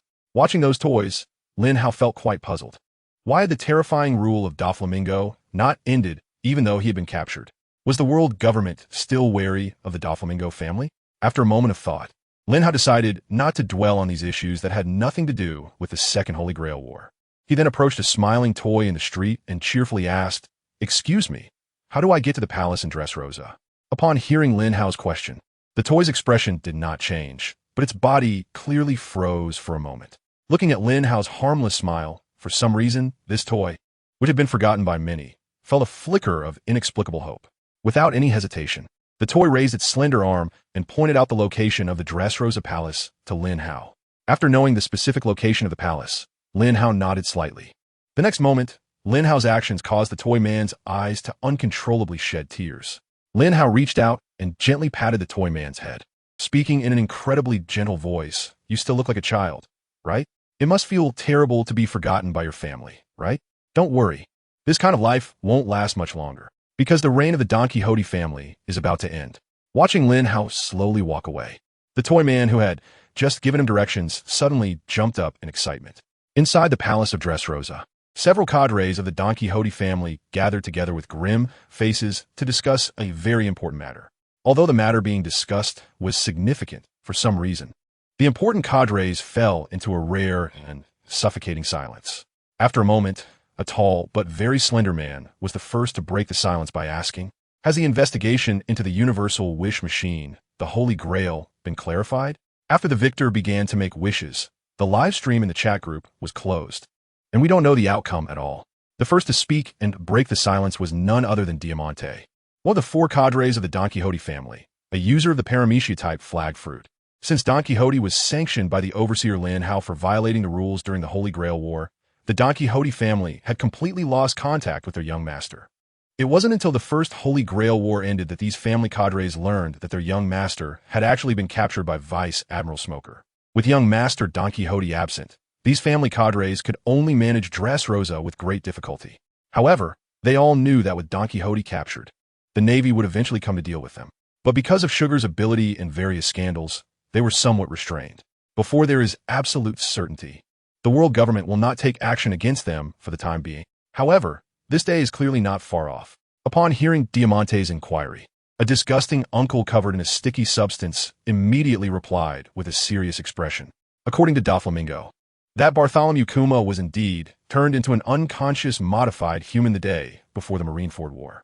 However, according to our informants in Fishman Island, just a few days ago, Kuma and Bonney appeared on Fishman Island in the New World, and that warlord Kuma has completely returned to normal. Jewelry Bonnie's wish is to bring her father Kuma back to consciousness. That Holy Grail, it really can fulfill wishes. What? Toripole, are you serious? Upon hearing the sticky uncle's response, the tallest and most robust man among the key officers, dressed in armor, immediately showed a shocked expression. However, when he asked in shock, the tall man's voice sounded quite comical. The sticky uncle is also one of the 4 main officers of the Doflamingo family, codenamed Toripole. As for the tall, comically voiced guy, he is another one of the 4 main officers codenamed Pika. After hearing Torpol's confirmation, aside from the 4 major cadres, other members of the Don Quixote family, such as Buffalo and BSBY5, all had shocked expressions on their faces. No wonder the young master would rather be enemies with someone like Rayleigh than miss out on this Holy Grail War. That Holy Grail is truly irresistible. That despicable supervisor actually knocked the young master unconscious. If it weren't for that, how could the Navy possibly have captured him? It's truly infuriating. Dressrosa probably won't be able to hold on for much longer. However, if we get the chance in the future, we must take down that supervisor and avenge the young master. Not just take him down, but capture him. At that time, we won't just save the young master. That all-powerful wishing machine, the Holy Grail, will also be ours. Ha, this is great. Let's do it this way. Then the young master's wish can be fulfilled. With several key cadres taking the lead, the previously dull palace began to liven up. Senor, Jorah, Sugar, and several other members of the Don Quixote family began to loudly conspire their plans. But in the next moment, just as they were angrily cursing the supervisor of the Holy Grail War, Lin Hao, a light-hearted and teasing voice suddenly appeared at the entrance of the palace. Oh my, the members of the Don Quixote family really are spirited. I like this straightforward approach, unlike your young master who always tries to find loopholes in the rules. When this seemingly harmless voice appeared at the palace door, several members of the Don Quixote family immediately turned in surprise. As the voice approached, a tall, extremely handsome young man slowly walked towards the cadres in the hall. I heard you want to capture me and claim the Holy Grail for yourselves? The opportunity is right before you. Don't miss it. Looking at Linhow's harmless and charming smile, the members of the Don Quixote family couldn't help but feel a chill run down their spines. In the next moment, a terrifying conqueror's hockey mixed with black thunder instantly filled the entire palace of Dressrosa. On that noon, Dressrosa fell into unprecedented chaos. Countless toys that had been helping residents with various chores suddenly transformed into humans. Seeing this unusual scene, the residents of Dressrosa were first thrown into panic, followed by overwhelming fear. But as lost memories returned, and they learned the truth of Dressrosa's prosperity, the enraged populace quickly eliminated the previously arrogant minions of the Dressrosa family. They then rushed into the royal palace. However, when they arrived at the main hall of the palace, the sight before them left them stunned. They had originally thought the cadres of the Don Quixote family would fiercely resist, but at that moment in the palace, all the cadres were actually collapsed on the ground, rolling their eyes and foaming at the mouth.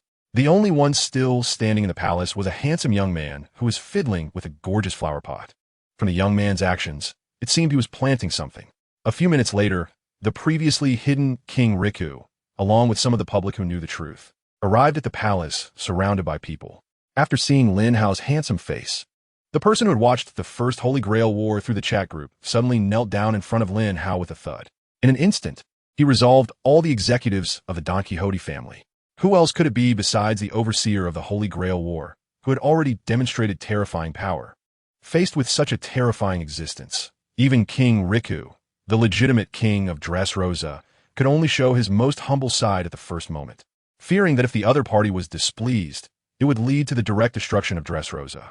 Seeing King Riku's reaction, Lin Hao nodded in satisfaction.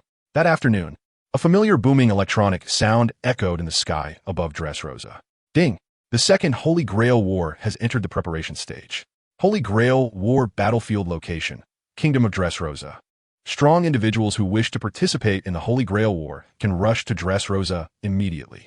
Compared to the last Holy Grail War, this war has the following additional regulations.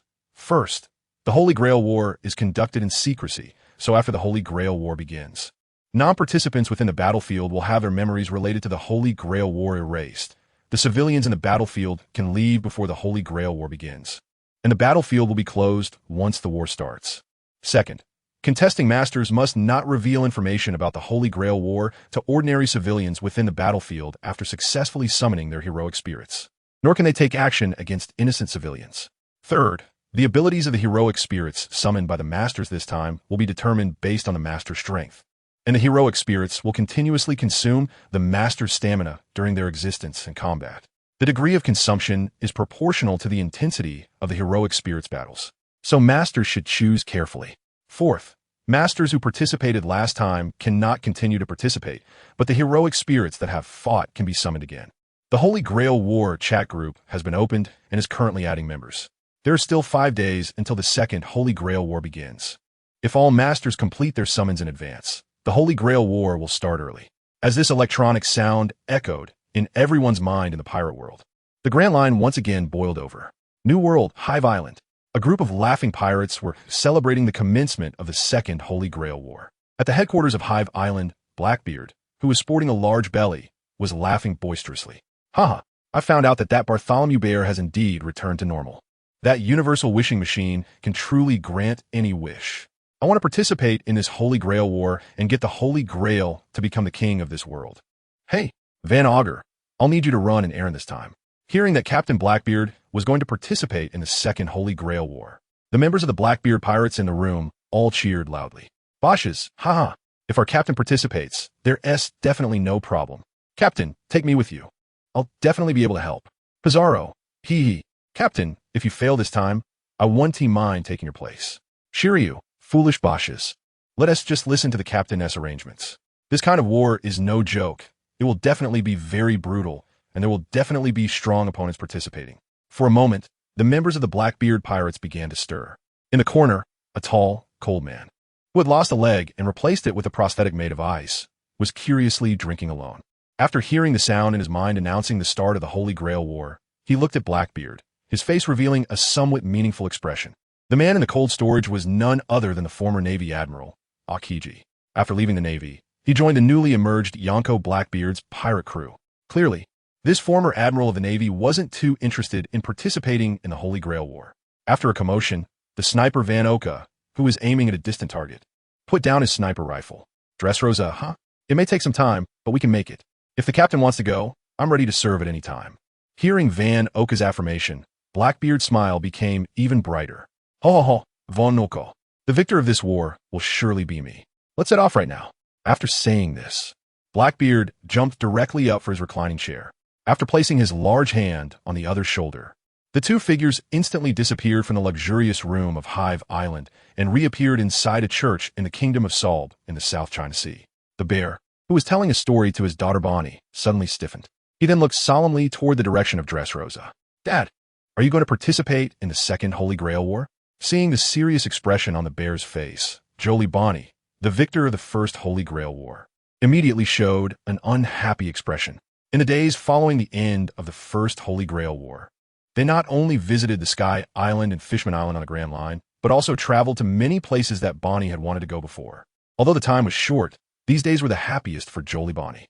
This 12-year-old girl never expected that less than 10 days after the end of the First Holy Grail War, the Second Holy Grail War would begin so soon. Looking at Bonney's dissatisfied face, Bear also showed a gentle expression. "Bonney, this home is not a complete home. I must participate in this Holy Grail War to resurrect your mother, Ginny." "My mother? Dad, what kind of person is she? Why have I never seen her?" Hearing Bonney's question, a look of longing and happiness appeared on Bear's gentle face. "Your mother, she is the most gentle and beautiful woman in the world. If it weren't for her, Bonney, you probably wouldn't even remember anything before she was gone." "Ah, Bonney, your mother is truly a wonderful woman.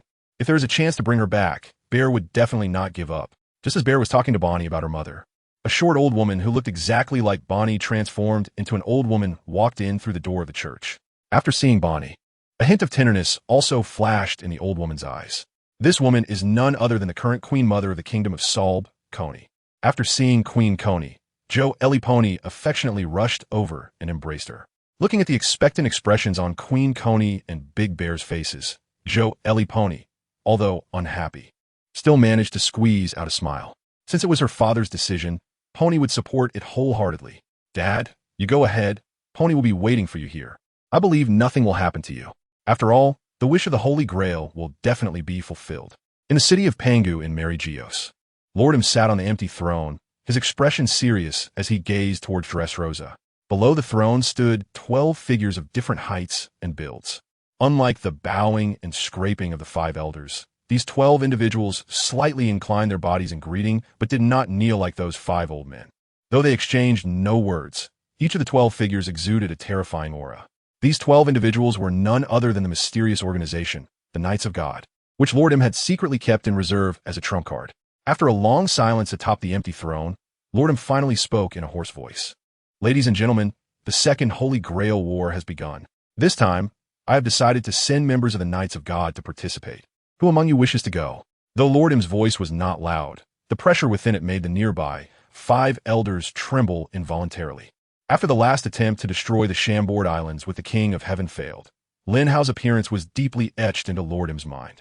This time, dispatching members of the Knights of God to battle was truly a last resort. Upon hearing Lordum's inquiry, the 12 members of the Knights of God immediately began to whisper among themselves. A few seconds later, Commander Faye Gallen of the Knights of God took the initiative to step forward. "Our Knights of God have never acted lightly, nor would we expose our intelligence. Since we must act this time, I will go alone. This time, I must bring the Holy Grail back to Lordum." After finishing his words, Faye Gallen bowed to the figure on the throne of emptiness. Then, amidst the complex gazes of the other members of the Knights of God, the commanding Faye Gallen dramatically swung his cloak and quickly left the secret room within this holy place. At the port of Dressrosa, an inconspicuous small boat swiftly docked. After the boat reached the shore, a mysterious figure cloaked in a hood leaped onto the land of Dressrosa. On the boat, another cloaked person looked worriedly at their companion. At this moment, many citizens of Dressrosa were fleeing towards the outskirts of the battlefield. The two individuals moving against the tide inevitably attracted some attention. However, amidst the bustling crowd, such attention quickly faded away. "Hey, Captain, are you really going to participate in this Holy Grail War? This is the second time. Now that we know that the Holy Grail can indeed grant wishes, stronger opponents will probably come to fight." Hearing the concerns of their companion on the boat, the figure in the black robe on the shore revealed a hint of a smile. "Of course, I know this, but the chance to resurrect the captain is right in front of me. How could I just let it slip away like that?" Looking at the determined figure on the shore, the one who had just been rowing fell silent for a few seconds and then tried to make one last effort. "Captain, the opponents this time may far exceed our expectations. Do you really not need me to go with you?" "Well, this has already been decided. After the war starts, memories will be erased anyway, and the more people there are, the easier it is to expose ourselves. After saying this, the man on the shore pulled down his cloak and quickly disappeared into the flowing crowd at the port. Watching the captain leave, the rowing companion couldn't help but show a hint of helplessness. After determining that the captain would not return, he slowly rowed the small boat away from the port of Dressrosa. After leaving the port, the cloaked man who still wore his hood began to walk briskly through the streets of Dressrosa. Although many citizens had left, some residents remained on the streets, discussing the Holy Grail War. Seeing this scene, the man in the cloak couldn't help but smile wryly. He then made his way to a nearly deserted alley. Relying on the memories in his mind, the man drew his dagger and quickly began to inscribe a summoning array on the ground. Upon closer inspection, it could be seen that the man under the cloak was missing his left arm, while on his right arm were 3 deep red command seals shaped like sword sheaths.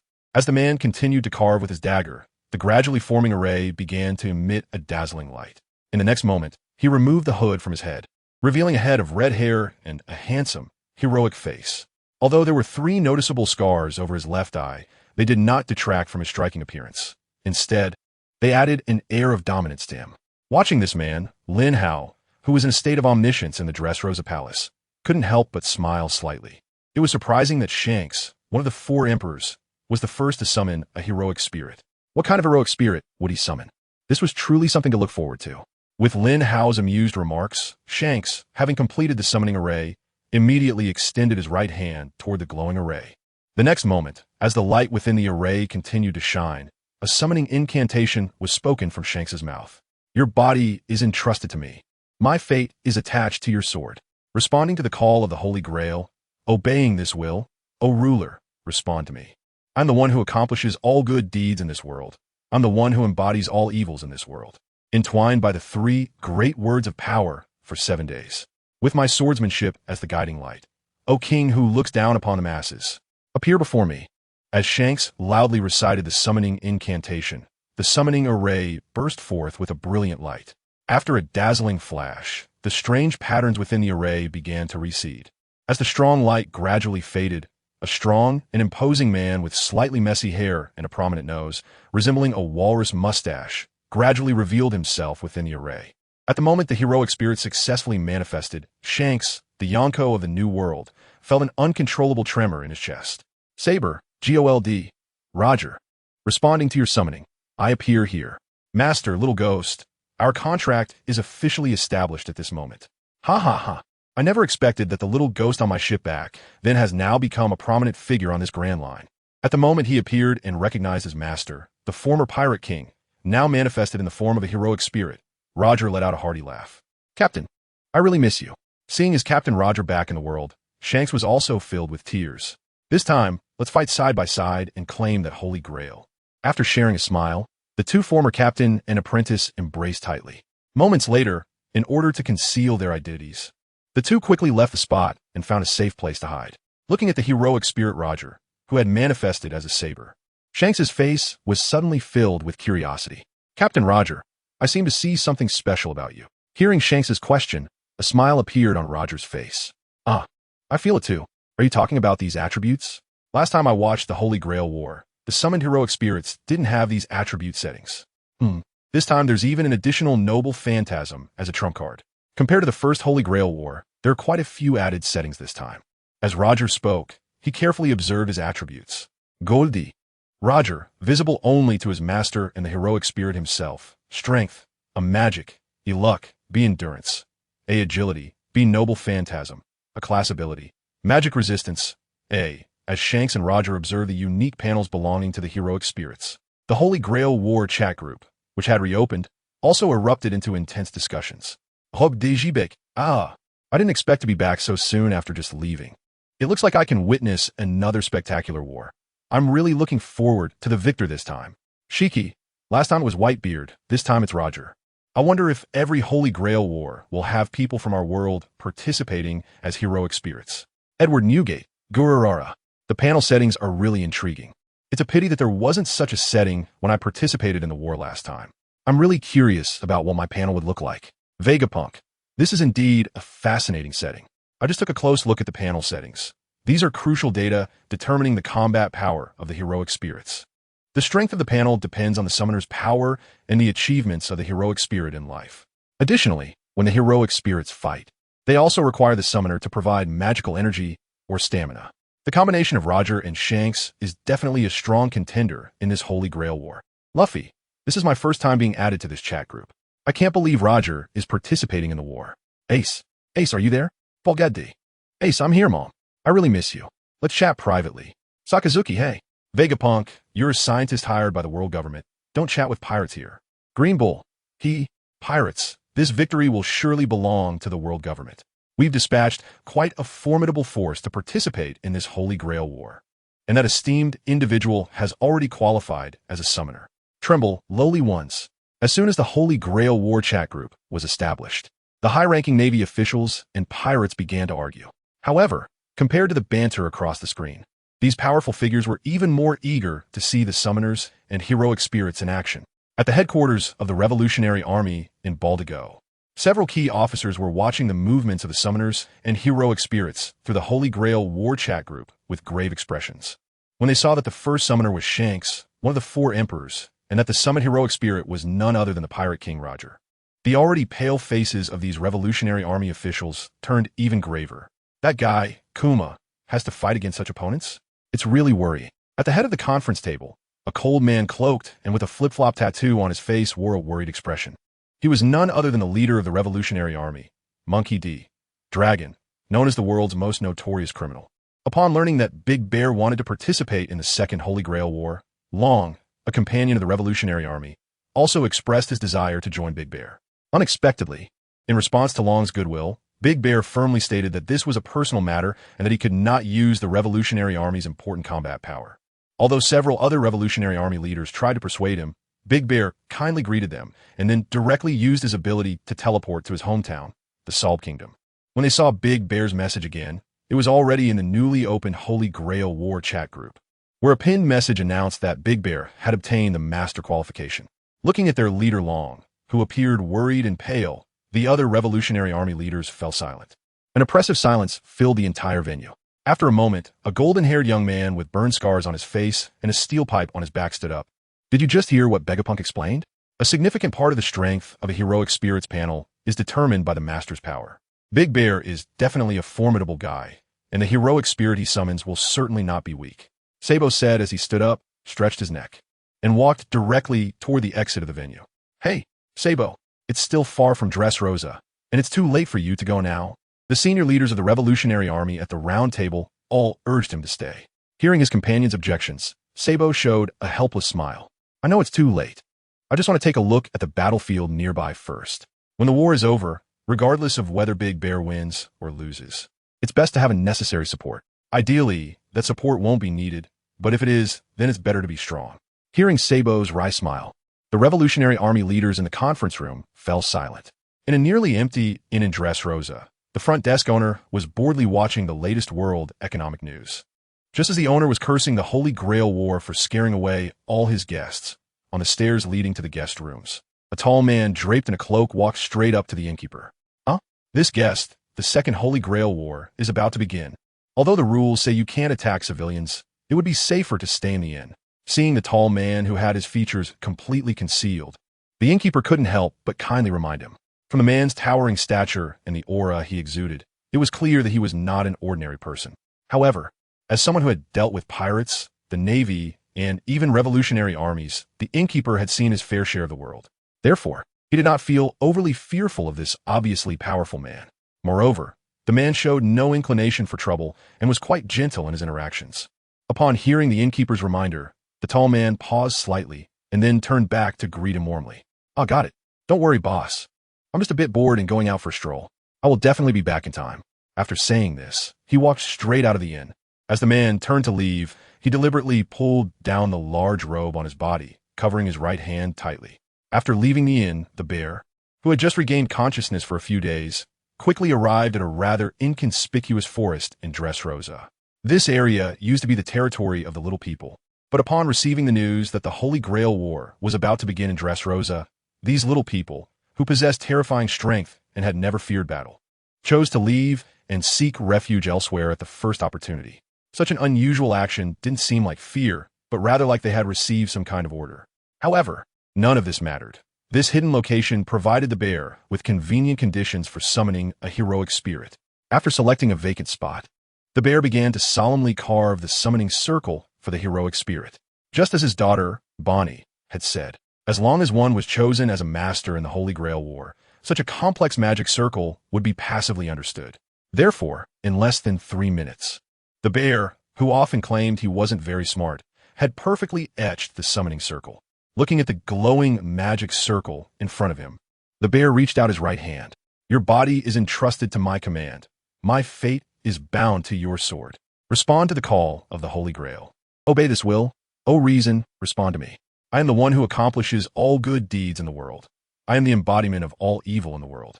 Entwined by the 3 great words of power for 7 days. With the lost affection of my family as a sacred relic. O strong one who wishes to mend that familial regret like I do. Appear before me. As the bear completed the summoning chant, the magic circle that had just been glowing faintly suddenly became dazzling. In an instant, a terrifying aura spread from the magic circle. As the light within the circle grew brighter, a figure with a normal human physique materialized in the center of the magic circle. The next moment, as the light in the magic circle dissipated, a cold, expressionless man with a noticeable scar at the corner of his mouth appeared before the bear.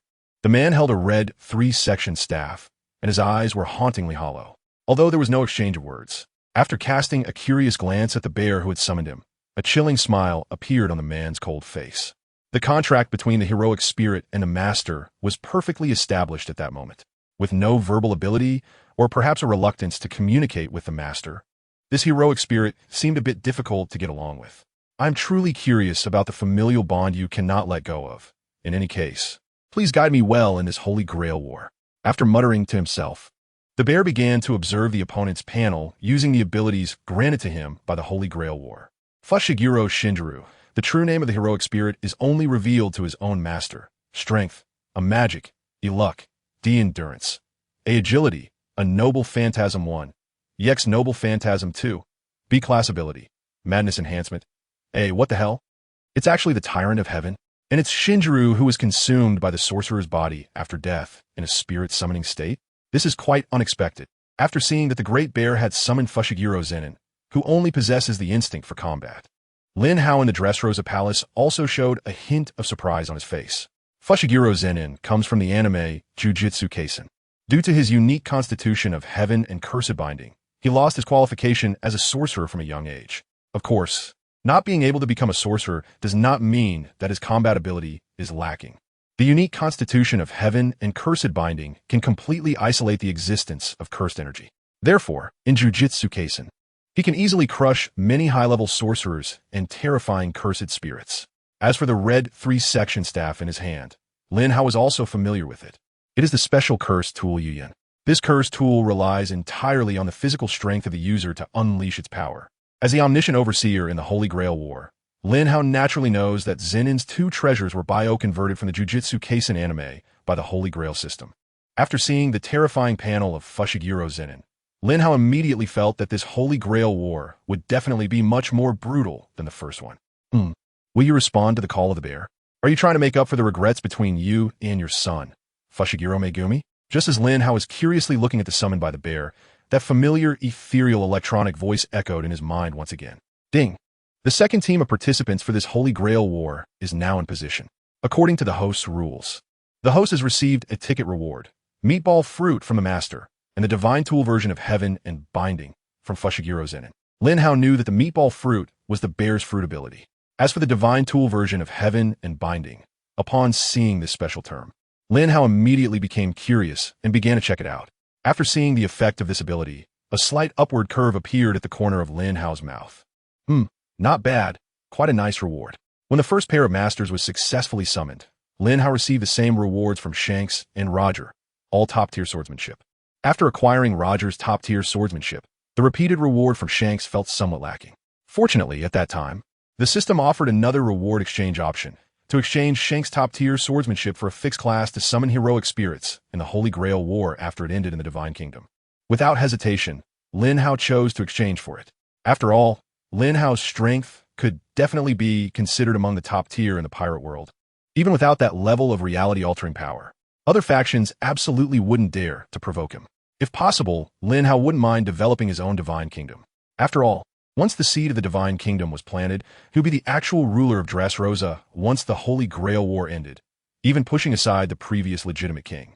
Riku. After a moment of contemplation, Lin Hao shifted his attention to the other groups of masters. It hadn't even been half a day since the countdown began, and already 2 pairs of participants had completed their summons. It seemed that the Holy Grail War could indeed start early this time. Just as Lin Hao was pleased with the speed at which the masters and heroic spirits were getting into position, the chat group for the Holy Grail War erupted into another argument. Green Bull, ha ha ha, that world-S criminal bear actually summoned a Berserker-class heroic spirit. Looks like you revolutionary army ISNT so great, after all. Akainu, everyone saw what happened with the Berserker heroic spirit and the master in the last Holy Grail War. To win the Holy Grail War, your hypocritical faces in the revolutionary army will be completely exposed. Seeing that gentleman being slandered by the Navy is quite the irony. Immediately, the main cadres of the revolutionary army in the chat group couldn't sit still. Monkey D. Dragon. The type of person who summons a heroic spirit reflects their character. The quality of a heroic spirit ISNT determined by their class. That master of the great guardian Yakumo is the best proof.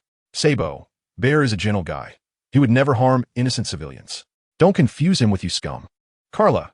Jumping to conclusions before anything happens will only lead to you getting slapped in the face later. This ISNT the first or second time this has happened. Sengoku, hey. Garp. Your son is out there tarnishing the world government's name again. Monkey D. Garp. The weather is nice today. I should buy a big bag of sanbei and enjoy it slowly. Jozu. Is this because Spandam and the heroic spirit's actions made them feel guilty? So they started deflecting attention early? What a petty move. Even more despicable than during the Marineford War.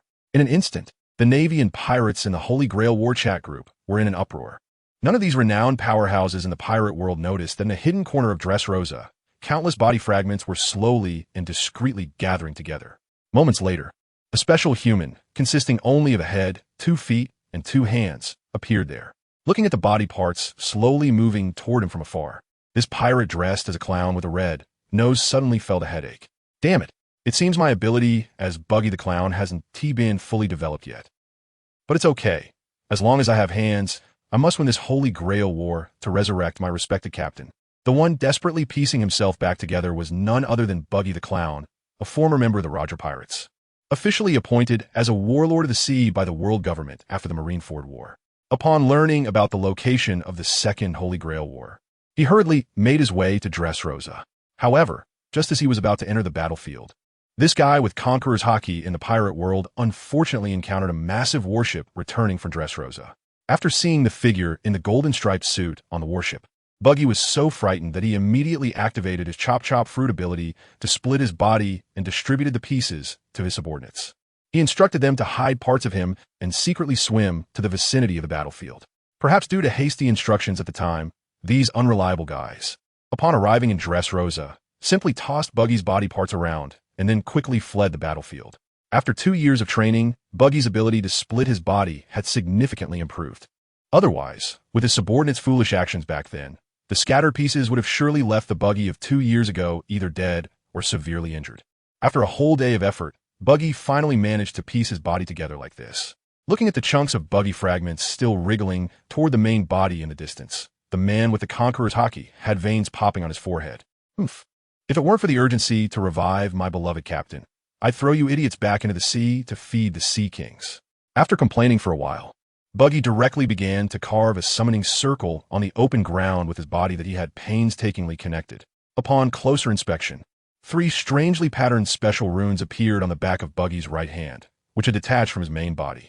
Once the summoning circle was completed, Buggy couldn't help but feel nervous. That damn Marine Admiral Kazuru ruined my good plans. I had prepared a bunch of powerful relics, and they're all on the ship. There's no helping it. I'll just use myself as the relic and try my luck. I have unimaginable good fortune. A powerful heroic spirit will surely favor me. Buggy, ha ha ha. After saying this, Buggy directly controlled his right hand to reach towards the summoning circle that was glowing with an unusual light. Ahem. Your body is entrusted to me, and my fate is bestowed upon your sword. With this body blessed by fate, I call upon a terrifyingly powerful, heroic spirit to appear before me. Boom! As Buggy finished his last sentence, The light within the summoning circle suddenly blazed brightly. Moments later, the light from the circle rapidly dissipated.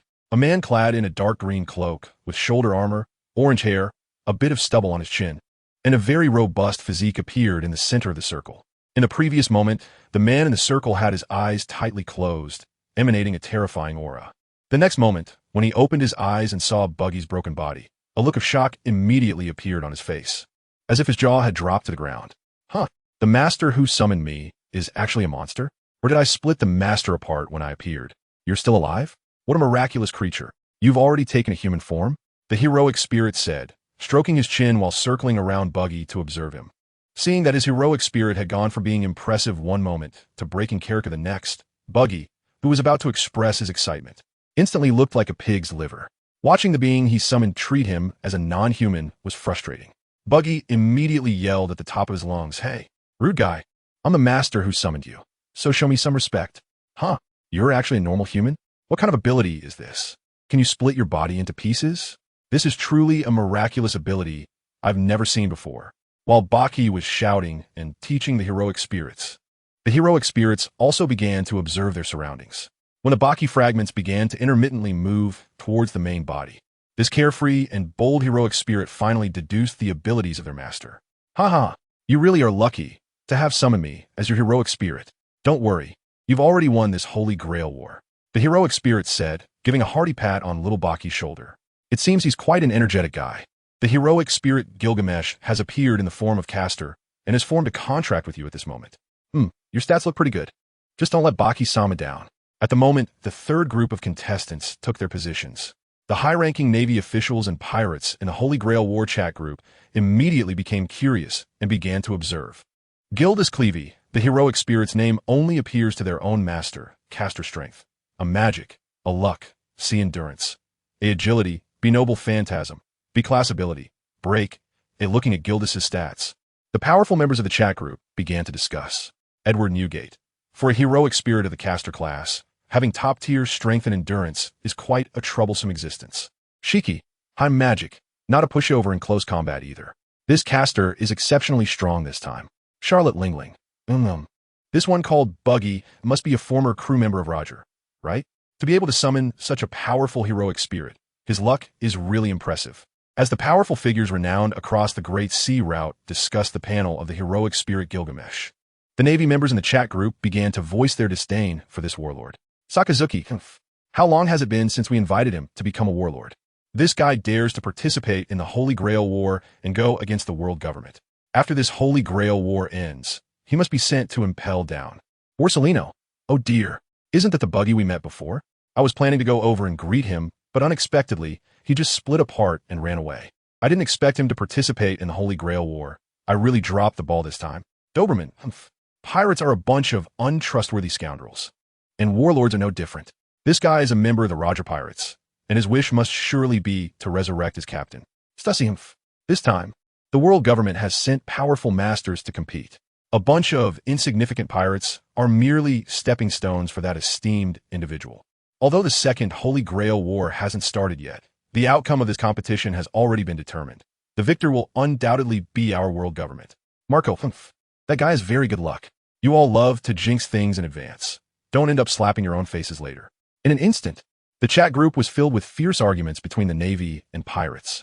However, the next moment, just as they were about to say some easily censored nice words, the unexpected situation brought by Gilgamesh and his master Buggy, who had just finished observing the panel, left the arguing powers in the chat group with their jaws dropped in shock. In an inconspicuous alley in Dressrosa, with the help of Kildas, Bakina's fragmented body was finally pieced together with great difficulty. After placing the last piece of the Master Buggy's body, Gildarts immediately showed a hint of displeasure on his face. Seriously, based on my situation in the original world, my agility should be higher, and my noble phantasm should also be top-notch. But after being summoned by you, it seems that only my luck attribute has increased a bit. Speaking of which, Master, isn't your strength quite mediocre in this world? Hearing Gildart's complaint, Buggy, who had just pieced his body back together, was so furious that he almost fell apart again. Buggy stood with his hands on his hips, but his head was constantly flying up and down around Gildart's. The annoyance was comparable to a fly buzzing around during a nap. You rude guy, do you know who I am? I am the renowned Captain Buggy of the world, the one who dared to livestream during the Marineford War, the former ace intern of the Roger Pirates, and the fearsome pirate who once dominated the East Blue, even that impelled down, from which no one has ever escaped. I came out safely with a large group of people. How dare you, an ignorant fool, doubt my strength? As Baki's head spun around, wildly spraying saliva, Gildarts was half-heartedly responding while looking around on his own. The place summoned by Baki was a very secretive and secluded alley. The S-class mage from the Fairy Tale Guild was eager to see the battlefield of the Second Holy Grail War. However, Baki's incessant chatter was quite annoying, which caused a hint of impatience to appear on Gildart's face. After the clown Baki's head once again charged in front of Kilda's, the powerful wizard in the fairy tale world, who uniquely used ultra-supreme magic as a regular source of magic, impatiently swatted Baki's head away from his sight. As a result, the next moment, Clown Baki's head rolled around like a rubber ball. After crashing into the wall of a building, it rolled unexpectedly to the feet of Kilda's. This unanticipated moment caused Kilda's large foot to land directly on the head of the clown Buggy. "You bastard! How dare you step on your own master? I'll teach you a lesson," Buggy exclaimed. "Oh no, you idiot, quickly control your body and help me up." In an instant, a very obvious shoe print appeared on Buggy's face. Meanwhile, the S-class mage Kilda's lost control and plunged forward due to the unexpected stumble. In a moment, Buggy was furious, and Kilda's was in a panic. But before they could react, Kilda's, unable to control his magic, staggered and crashed into the wall of the building in front of him. Boom! A deafening sound of collapse echoed in the sky above Dressrosa. Before Buggy, who had just managed to stabilize his head on his neck, could comprehend what had happened. In front of him, the building that had previously been touched by Kilda's hand suddenly shattered with a loud crash, breaking apart right before their eyes, and then collapsed at an extremely fast speed. The area of this collapse was vast. It wasn't just the building that Kilda's had touched that was instantly reduced to rubble. Even the surrounding dozen tall buildings were instantly crushed into a large pile of tiny fragments. Seeing this scene, Kilda's face turned ashen. Meanwhile, Master Baki's jaw dropped so wide that it could fit a watermelon. After a moment of awkward and suffocating silence, huge blue veins resembling tree roots suddenly bulged on Baki's forehead. "You idiot! How dare you attack innocent civilians on the battlefield of the Holy Grail War? This will get you punished by the supervisors." Upon hearing Baki's roar, dark lines also appeared on Gildas's forehead. "Shut up, you idiot master. It's your fault for messing things up here. My class skill is a passive ability that breaks everything it touches. If I don't control it in advance, something is bound to go wrong. Damn it, why didn't you say this earlier? I've always had good luck, so why am I so unlucky after summoning you?" Upon learning about the powerful and troublesome direct skills of Gilgamesh, the clown Baki's face turned pale. He had witnessed the consequences of a heroic spirit attacking civilians during the First Holy Grail War as an observer, watching the entire event unfold live. Now, his heroic spirit had destroyed such a large building. Who knew if there were unfortunate ordinary people inside? Just as Master Baki and heroic spirit Gilgamesh were contemplating whether to rush over and check for any civilians in need of rescue, a chilling voice suddenly sent a shiver down the spine of the red-nosed clown. "You made such a commotion. You must have attacked the civilians, right? Then let's settle this here." In an instant, upon hearing that cold voice, Baki jumped up in alarm. Looking up, he saw a tall, strong man on the rooftop of a nearby building, holding a purple Bible and looking at him with a serious expression. Beside this man was another who had a normal physique, dressed in a white casual shirt, holding a red 3-section staff, and grinning as he stared at Baki and his heroic spirit Gilgamesh. Although the man was smiling, the smile sent an uncontrollable chill through the hearts of Master Baki and heroic spirit Gilgamesh. The man with the smile had no trace of rationality in his eyes. All that was present was the instinct to tear everything he saw into pieces. "Ah, it seems to be a Berserker. How unfortunate to encounter such a situation right after coming into existence. It looks like I have to show off my skills earlier than expected." Although it was their first meeting, Gilgamesh recognized the identity of the heroic spirit and even deduced the opponent's class at first glance. The situation had already unfolded, and at this point, no explanation would be useful. Thinking of this, with a serious expression, Gilgamesh twisted his neck and then directly removed the massive cloak draped over him. In an instant, a terrifying aura erupted from his strong body. Under this terrifying momentum, the Master Bear couldn't help but take a few steps back. Before arriving in Dressrosa, he had already learned some details about the Holy Grail War through his daughter, Bonney, especially about the power of the heroic spirits. Although he had been mentally prepared, upon seeing Kilda's panel and feeling the terrifying aura emanating from him. He immediately realized that as a former Shichibukai and a high-ranking combatant of the Revolutionary Army, it was impossible for him to defeat the man in front of him, who bore the emblem of the Mage Guild on his chest. Watching Kilda's, who was ready to fight, and the panicked clown Buggy, Big Bear stroked his chin and thought for a second before directly giving battle orders to his heroic spirit, Fushiguro Zen. Berserker, go take down that heroic spirit, and I'll deal with his master. As soon as Big Bear finished speaking, both he and Fushiguro Zen suddenly vanished from their spot. When this duo reappeared, Big Bear had teleported directly behind Clown Buggy. As for his heroic spirit, Fushiguro Zen, he swung his red nunchaku down fiercely towards Kilda's head. Bang! A terrifying sound of an explosion suddenly erupted. Facing the terrifying strike from the cackling Fushiguro Zen, Kilda smiled slightly. A strange orb of light appeared in his hand. This was the basic source technique of his super high-level destruction magic, Crash. Anything that came into contact with that orb of light, whether it be objects, living beings, or even abstract concepts like magic, would be instantly crushed. Because of his troublesome, super high-level magic in his original world, every time Kilda's returned to the guild, the town where the guild was located would immediately use magic to alter the layout of the streets, transforming the paths of the entire town to allow Kilda's to return to the guild directly. However, despite this, every time he returned to the guild, Kilda's would inadvertently cause some damage to the town. Thus, Kilda's had always been troubled by this very difficult-to-control, super high-level magic. But on the battlefield of this Holy Grail War, he could fight without any concerns. In an instant, relying on his years of combat experience, Kilda's firmly grasped the nunchaku swung by Fushiguro Zen, steady against the howling wind. But in the next moment, something shocking happened. The expected result of the red nunchaku being crushed did not occur. Instead, a sharp pain surged through his palm due to the immense force. Without time to be surprised as to why his crushing magic had not worked, Kilda's immediately released his grip just before that terrifying force fully bore down on his shoulder. Then, with a very clever maneuver, he narrowly avoided the undiminished red nunchaku. In the next second, the red nunchaku struck the ground beneath Kilda's, creating a massive pit. The terrifying power caused cracks to spread out like a spider web around the battlefield. As for Kilda's, although he had not been directly hit by that terrifying blow, the residual force of the attack was still incredibly fierce. Just being hit by the shockwave sent Kilda's strong body flying. It wasn't until he crashed into a distant large tree that his body finally came to a halt, albeit very awkwardly. Watching Fushiguro Zen charging towards him in an instant, Kilda's expression turned grave. Meanwhile, in another battle circle, in an instant, the giant bear teleported behind Buggy without waiting for him to react. He directly raised his palm, and in that moment, an energy ball shaped like a bear paw quickly wrapped around the giant bear's hand. Feeling the terrifying fluctuations emanating from the energy ball, Buggy's eyes nearly popped out of his sockets. Bear paw impact. Oh my god, are you really going to kill me?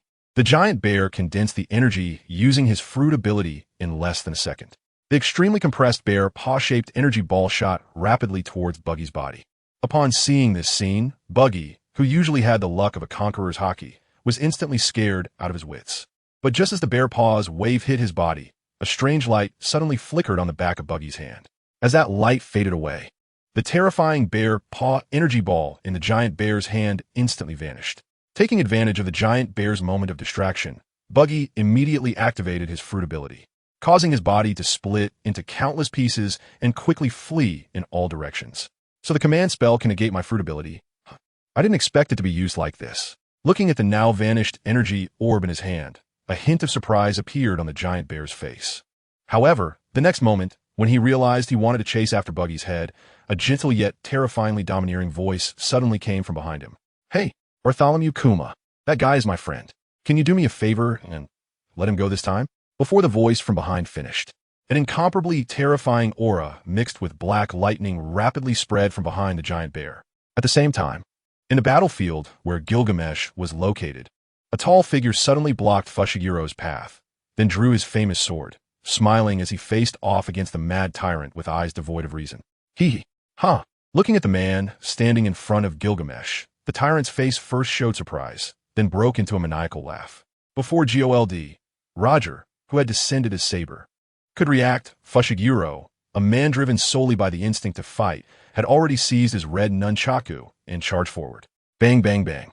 In an instant, The deafening sound of metal clashing mixed with the terrifying shockwaves echoed throughout the entire street. The glass in the surrounding buildings shattered due to the fight between Roger and Fushiguro. After deflecting Fushigiro's red nunchaku with a single strike, a grave expression appeared on Roger's face. The two had been fighting for less than half a minute, but in that brief time, Roger had felt something quite unusual. The Berserker class heroic spirit in front of him not only possessed incredibly terrifying martial skills, but the force of his attacks was growing increasingly formidable with each strike. Without using noble phantasms, if this continues for a few more minutes, Roger's defeat will become inevitable. Feeling the soreness in his arms, Roger, who just thought he could easily handle his opponent, now wore a serious expression. Hey, you should be caster, right? Did you get any useful information while fighting that guy? Seeing the Berserker, who had just been hit by his attack, trying to charge at him again, Roger could only helplessly look at the recently saved Kildas.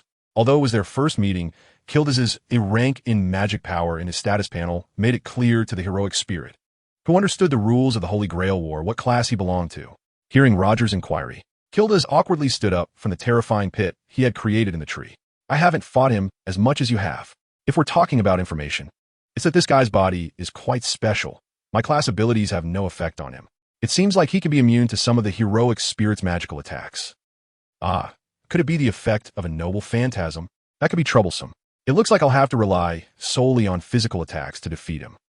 After receiving this piece of information that wasn't exactly intelligence, GOLD, Roger couldn't help but furrow his brows. Then he tightly gripped his sword ace.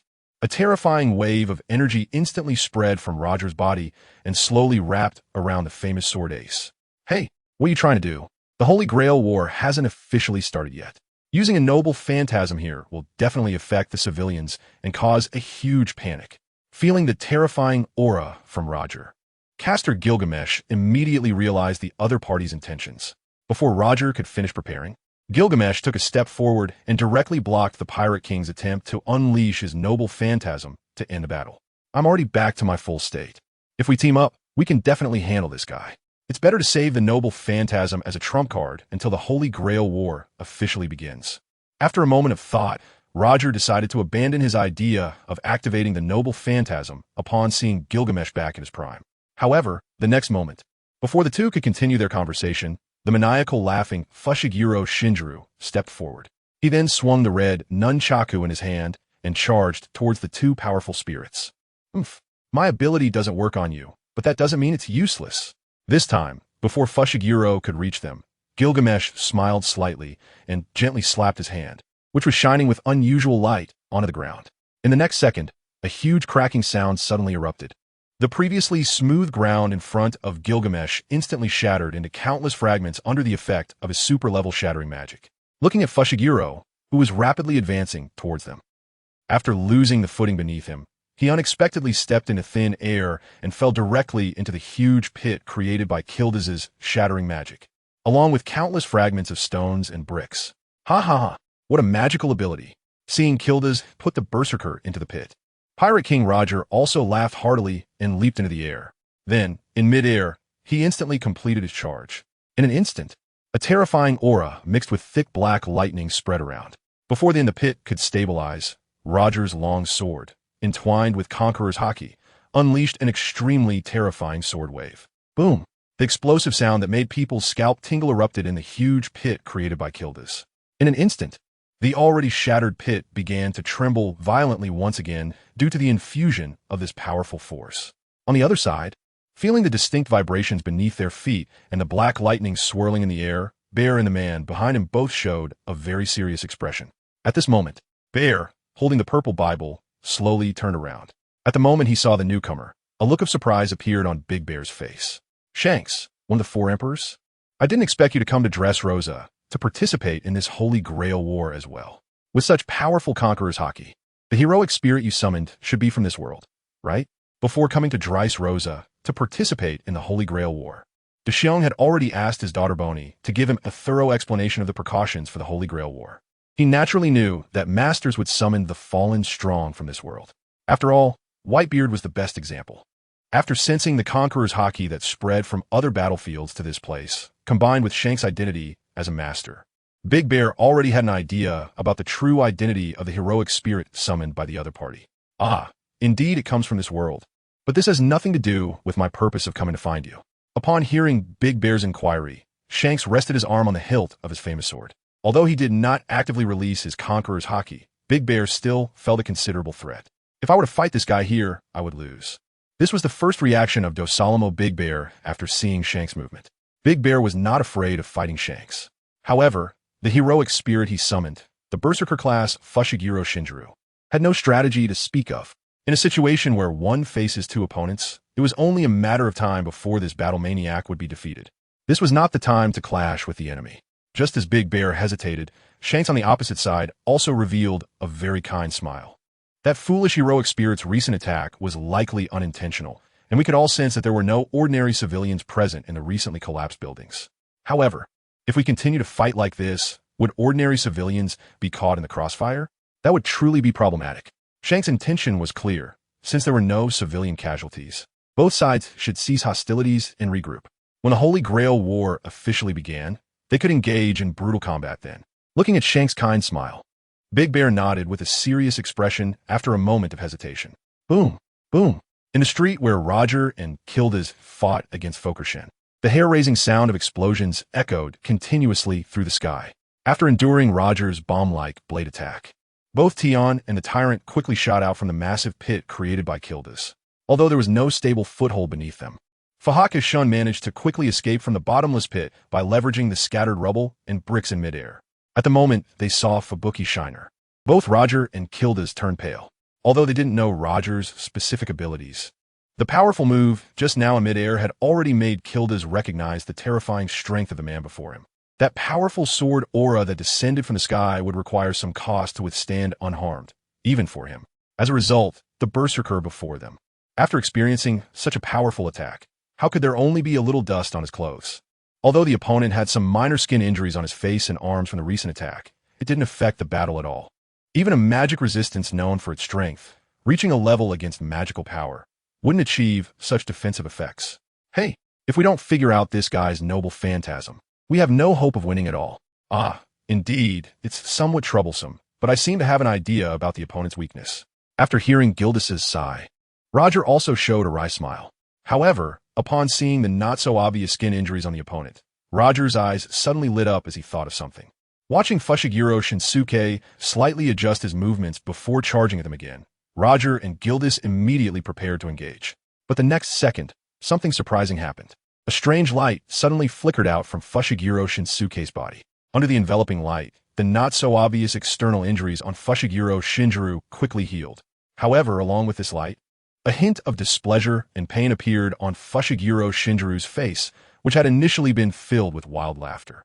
A few seconds later, reluctantly looking at Roger and Kildas, Fushiguro Shinjiro's body suddenly trembled, and then he unwillingly retreated. Within a few breaths, he quickly disappeared before the two powerful spirits. Watching this unbelievable scene, relief appeared on Roger and Kildas's faces. It seemed that his master had used a command spell to force this madman to terminate the fight. Finally, it was over. This time, it was a big loss as my master had to passively use a valuable command spell to fend off the opponent's attack. I wonder if there will still be a chance to receive extra rewards this time. As two powerful spirits chatted, the streets and buildings that had just been destroyed due to the battle between the spirits began to visibly restore themselves at an astonishing speed. Seeing this scene, Kildas, who had previously caused a mess, also let out a slow sigh of relief. In the original world, he often caused quite a bit of trouble for those around him due to his inability to control his shattering magic. In the Holy Grail War, a battlefield with a special mechanism, he could finally unleash his strength without any scruples. Just as the two were chatting, not far away, Shanks, who had just reached a truce with Bear, was comically walking over with Buggy's head in hand.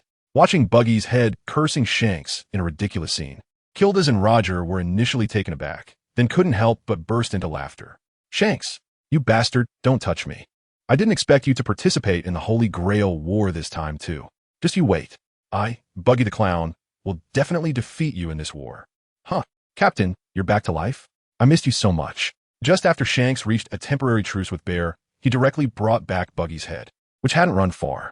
However, while he brought it back, Shanks showed no intention of helping Buggy retrieve the rest of his body. This made Buggy, who was already quite dissatisfied with Shanks, start cursing at his former friend. But upon seeing his Captain Roger standing alive in front of him, Buggy, who appeared strong on the surface but was very sensitive inside, could no longer hold back his tears. He immediately wanted to escape from Shank's grip and fly towards Roger, who was approaching with a smile. However, due to the distance of his other body parts, Buggy's flying range was still limited by Shank's hand. Roger laughed heartily as he walked up, feeling gratified as he patted the head of this intern on his ship. Ha ha ha. I never expected that both of my interns from back in the day are now powerful figures on the seas. To see you both alive again is truly fate smiling upon me. Hearing his captain's sentiment, Buggy couldn't help but feel a pang of bitterness on his face. Don't worry, Captain. My wish is to bring you back to life, and I will definitely win this Holy Grail War. Ha ha ha. Buggy, you're really thoughtful. Our wishes are the same. If that wish can really come true, then I'd like to gather those old crew members and venture out on the Grand Line again. Looking at Buggy's sincere face, the Pirate King Roger, in his heroic spirit form, also showed a look of relief. Upon hearing that Buggy's wish was the same as his, Shank's eyes suddenly lit up. Hey, Captain, Buggy, since our wishes are the same, how about we form an alliance? In this war, having one more ally means one more hope for victory. During the first Holy Grail War, Shanks had watched the entire live broadcast of the war in the chat group. He naturally knew that forming alliances was allowed. Although the alliance between Natsu and Whitebeard in the first Holy Grail War collapsed instantly due to their flimsy friendship, he and Buggy were different. They had a bond of life and death. Once this alliance was formed, it would definitely be a powerful force in this Holy Grail War. Upon hearing Shank's proposal, both Roger and Buggy's eyes lit up. At the same time, the high-ranking Navy members in the Holy Grail War chat group became tense. Alliance? Upon hearing Shank's proposal, Buggy's eyes immediately lit up. Since he and Shanks both wished to bring Captain Roger back to life, that meant that whoever won would benefit either way. Captain Roger's strength was definitely not weak, and his heroic spirit was visibly powerful. If they really teamed up, aside from the heroic spirit Berserker, whose noble phantasm's information was unclear, who else could be their opponent? Ahem, Shanks, you still don't have the qualifications to cooperate with me. But since your heroic spirit is captain, I guess I can reluctantly cooperate with you this once. Ha ha ha. This kid, after so many years, has become so pretentious. Ah, that's really great. I didn't expect that after so many years, we could fight side by side again. Although Buggy had a somewhat proud attitude towards Shanks, under the circumstance of having the same wish, he still agreed to Shanks' cooperation request without hesitation. This also brought smiles to the faces of heroic spirit Roger and Master Shanks. However, the next moment, before the few could continue reminiscing, Buggy's heroic spirit Kildas stroked his chin and interrupted them. Hey, you three have the same wish. So it's natural to form an alliance. But I have my own wish too. If only our two groups of contestants are left, do I have to fight this guy to the death? Looking at Kilda's serious face, Buggy and Shanks immediately fell silent. But after a somewhat awkward silence, Pirate King Roger burst into hearty laughter. Ha ha ha. Our masters all have the same wish, which means whichever of our two groups wins is fine. So, here's the deal. If it really comes down to just our two groups, I'll simply forfeit and let you win. Oh, I see. That's indeed a perfect solution. Then we can all achieve our wishes. Hearing Roger's proposal, Kildas was initially taken aback, then a look of agreement appeared on his face. This result was good for everyone in the team, so for the next few days, please take care of us. Saying this, Kildas extended his right hand towards Roger in a friendly manner. Roger, with a loud laugh, also extended his right hand and shook hands with Kildas in a very generous manner. Upon seeing this scene, the high-ranking Navy members in the Holy Grail War chat group suddenly became restless. Akainu, damn it, another pirate alliance. There should be a rule in the Holy Grail War prohibiting alliances. Borsalino, oh dear, both of these heroic spirits seem quite strong. Once that Berserker's noble phantasm is fully understood, this alliance might just be a preordained victory. Sengoku, these people are not like the last Whitebeard. They were all partners before and definitely won't have a situation like Whitebeard and Natsu. Shiki, ha. I never expected to see Roger's crew fighting together again. It reminds me of that unfortunate naval battle. Silver's Rayleigh, Captain, Shanks, Buggy, you must win. While discussing this group of alliances in the chat group, the omniscient Lin Hao was leisurely watching the entire process. As he observed the rapidly retreating Xiong and Fu Hei Shinair, a curious smile appeared on Lin Hao's face.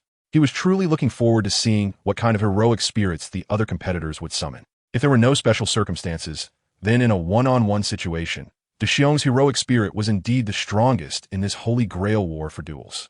As for the reasons why Gilgamesh's crushing magic and Captain Roger's conqueror's haki had no effect on Fu Hei heir, Lin Hao, as the supervisor of the Holy Grail War, was well aware.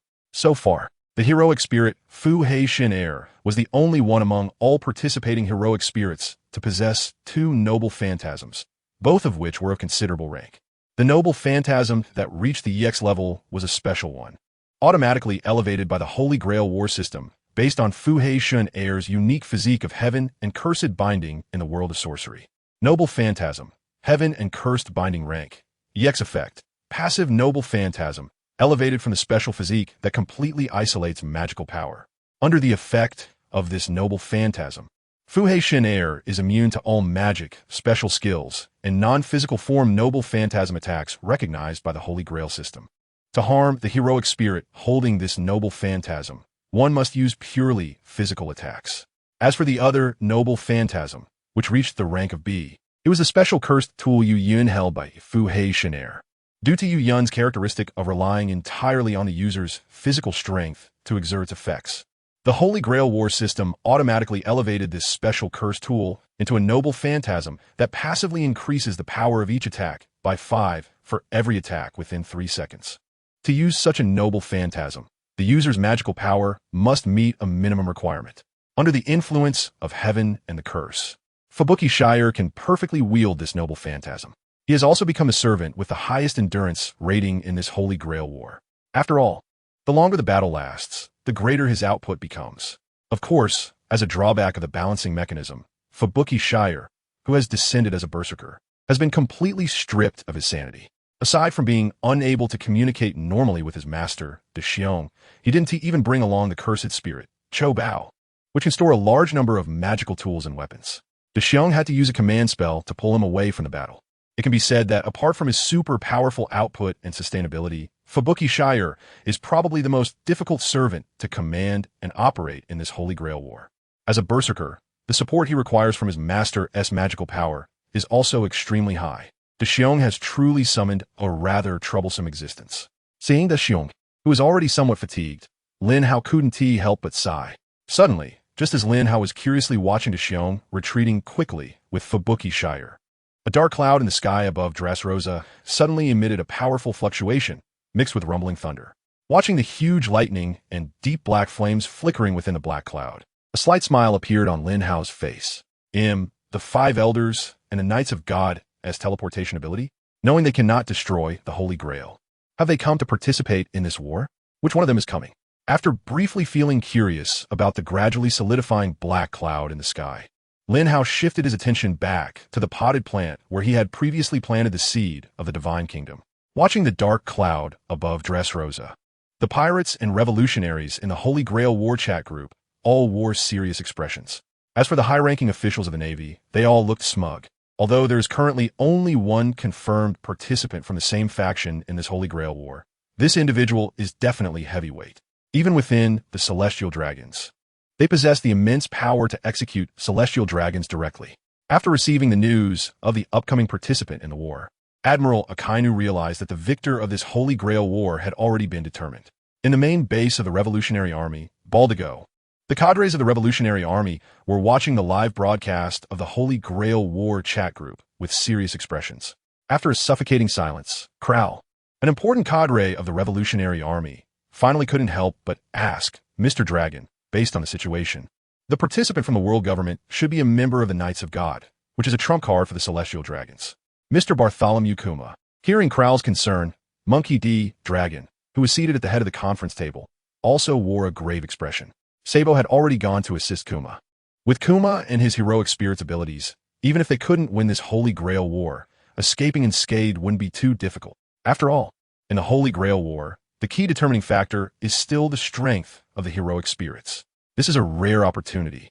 We can take this chance to observe the strength of the members of the Knights of God.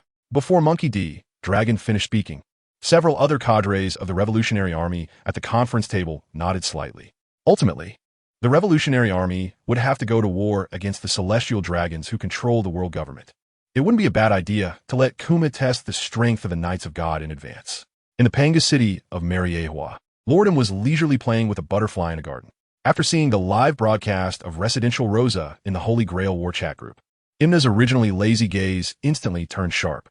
Fegaland, you will definitely summon the strongest heroic spirit. After saying this, a terrifying aura suddenly erupted from Lordum's body. Under this momentum, the butterfly that was just fluttering in the hands of Lord Im immediately shattered into countless fragments with a loud bang, rumbling. With a deafening sound echoing across the sky of Dressrosa, a massive thunderbolt mixed with mysterious flames struck down vertically from the enormous black clouds. This black lightning struck directly into the most luxurious hotel lobby within Dressrosa. As the hotel ceiling was pierced by the black thunder, guests and staff in the hotel screamed and rushed for the exit in a panic. Within a few seconds, the once bustling hotel lobby became completely empty. The enormous black lightning hit the floor tiles of the lobby, but did not trigger a large-scale explosion. Instead, a magical formation resembling a hexagram slowly took shape on the ground. As the black flames within the formation gradually dissipated, a tall and somewhat thin figure in the center of the formation became clearer. Moments later, the black flames within the formation were entirely extinguished, revealing the true appearance of the figure at its center. The newcomer was dressed in a very extravagant outfit, with a beautifully crafted long sword at his waist, clearly a famous blade. Looking at his face, although it appeared aged, a discerning person could tell at a glance that this man must have been a handsome figure who captivated countless young girls in his youth. However, amidst his crescent-shaped hairstyle and beard, his eyes filled with murderous intent and disdain for everything made one feel a chill down their spine. The commander of the Knights of God, Fegaland Green, a king who performed remarkably in the Battle of God Valley 38 years ago. The moment the old man appeared within the magic circle, all the seasoned strongmen in the Holy Grail War chat group immediately recognized his identity. Roxd. Jibek, to think the commander of the Knight of God personally entered this Holy Grail War. How nostalgic and shocking. The once spirited you has now turned into an old man. I really look forward to seeing your miserable state in this Holy Grail War. Ha ha ha. Upon seeing the identity of the newcomer, the pirate with the highest achievements in the chat group, Rox, immediately burst into laughter. As the final boss of the Battle of God Valley, he was well aware of the strength of this commander of the Knight of God. Although he knew the other party was very powerful, he still sarcastically remarked that this celestial dragon would definitely be beaten by his pirate descendants in this Holy Grail War. Seeing Rox mock the contestant from the world government, the high-ranking Navy officials in the chat group could no longer hold back. A kind of, you're just a defeated opponent of our Navy hero. You have no right to point fingers at the commander of the Knight of God. Sengoku Rox, your era has ended. Just watch us, the contestants of the world government, kill freely in this Holy Grail War. Carp, what a pity no one summoned you. Otherwise, I could watch you get killed again in this world. In an instant, the high-ranking Navy officials in the chat group began to mock Rox. However, the next moment, a single sentence from Rox made these guys instantly shut their mouths. Roxd. Jibek, oh, a defeated opponent of the Navy hero? Have you forgotten that the one who helped your Navy hero obtain that title is currently on the battlefield of the Holy Grail War? Carp, how did you earn that title of Navy hero? Are you still afraid to speak the truth? Seeing that the top powerhouse of the previous era, Rox, was about to expose a major scoop, the pirates in the chat group who loved to watch the drama all perked up their ears, ready to hear the juicy details about the Navy and the world government. However, seconds later, the high-ranking Navy officials and pirates in the chat group abruptly stopped the argument that was about to break out. Because in the most luxurious hotel in Dressrosa, the commander of the Knight of God, Figurando Gringot, had slowly drawn his sword. And on the sword, the pitch-black flames entwined around the blade had erupted with a heart-pounding wave of energy. Under the operation of Fega Landu Jelen Gushang, the famous blade entwined with black flames began to carve a summoning array for the heroic spirit on the hotel floor. As the array, shining with fluorescence and black flames, gradually took shape, Fega Landu Jelen Gushang also slowly recited the incantation to summon the heroic spirit. Your body is entrusted to my command. My fate is bound to your sword. Respond to the call of the Holy Grail. Obey this will. O being of reason, respond to me. I am the one who accomplishes all good deeds in the world. I am the culmination of all evils in the world, entwined by the three great words of power for 7 days. O powerful heroic spirit, who serves a supreme master like me, show yourself here. This time, Fega Landu Jelen Gushang did not use a relic, but directly specified the identity of the summoned heroic spirit. This kind of summoning was the first of its kind in the Holy Grail War. Watching the black flames gradually dissipate and the dazzling light of the black array gradually brighten. All the powerful beings in the Holy Grail War chat group were filled with anticipation and curiosity, eagerly awaiting the moment. In the next moment, an incredibly terrifying wave erupted from within the summoning array. Within the array, a very petite figure gradually emerged. As the terrifying fluctuations within the array gradually subsided, a boy with golden hair and unusually sharp ears, whose left eye was blue and right eye was slightly green, slowly appeared in the center of the summoning array. Moments later, the light within the array completely faded away, and the figure of this boy fully materialized. I was summoned here on the 6th floor for some inexplicable reason. What a troublesome war. Hey, old man, are you my master? Hurry up and sign the contract to end this time-wasting Holy Grail War. When he saw the 3 command seals on the back of the right hand of Fegalandu Shang, the boy with heterochromia, golden hair, and dressed in a small high-collared suit, couldn't help but impatiently greet the other party.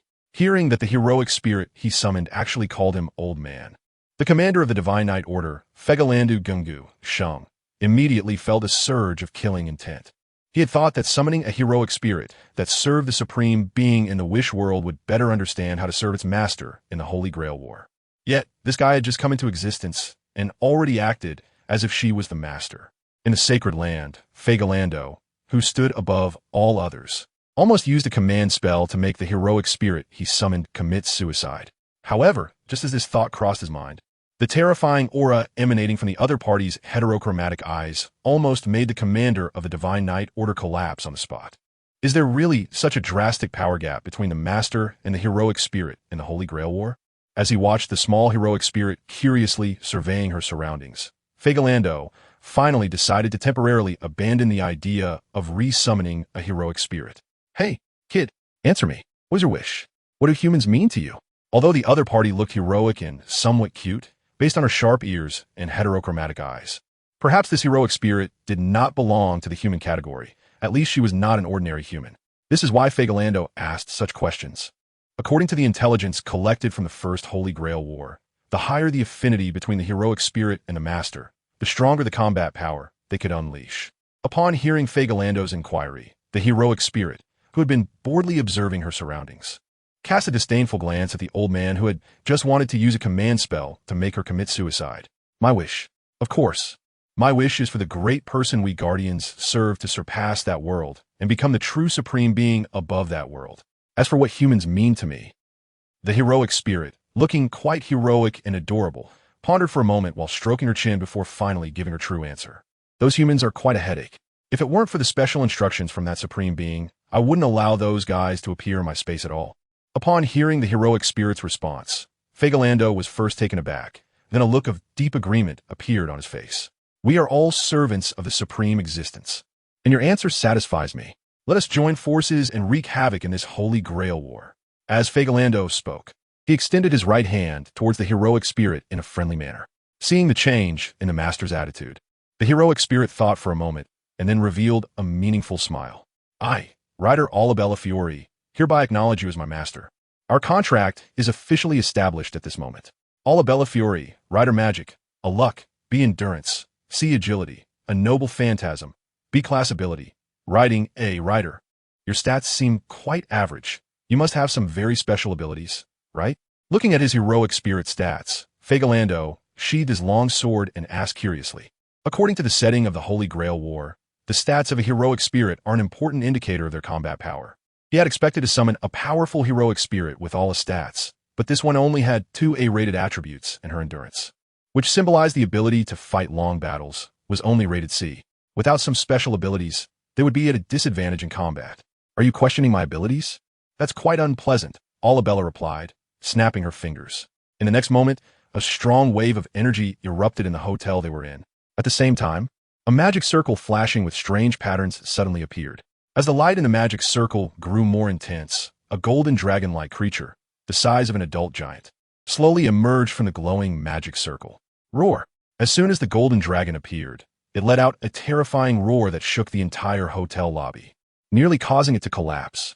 The terrifying aura within that roar was far more intimidating than the Conqueror's haki in this world. If an ordinary person heard this roar, it would be far more than just fainting.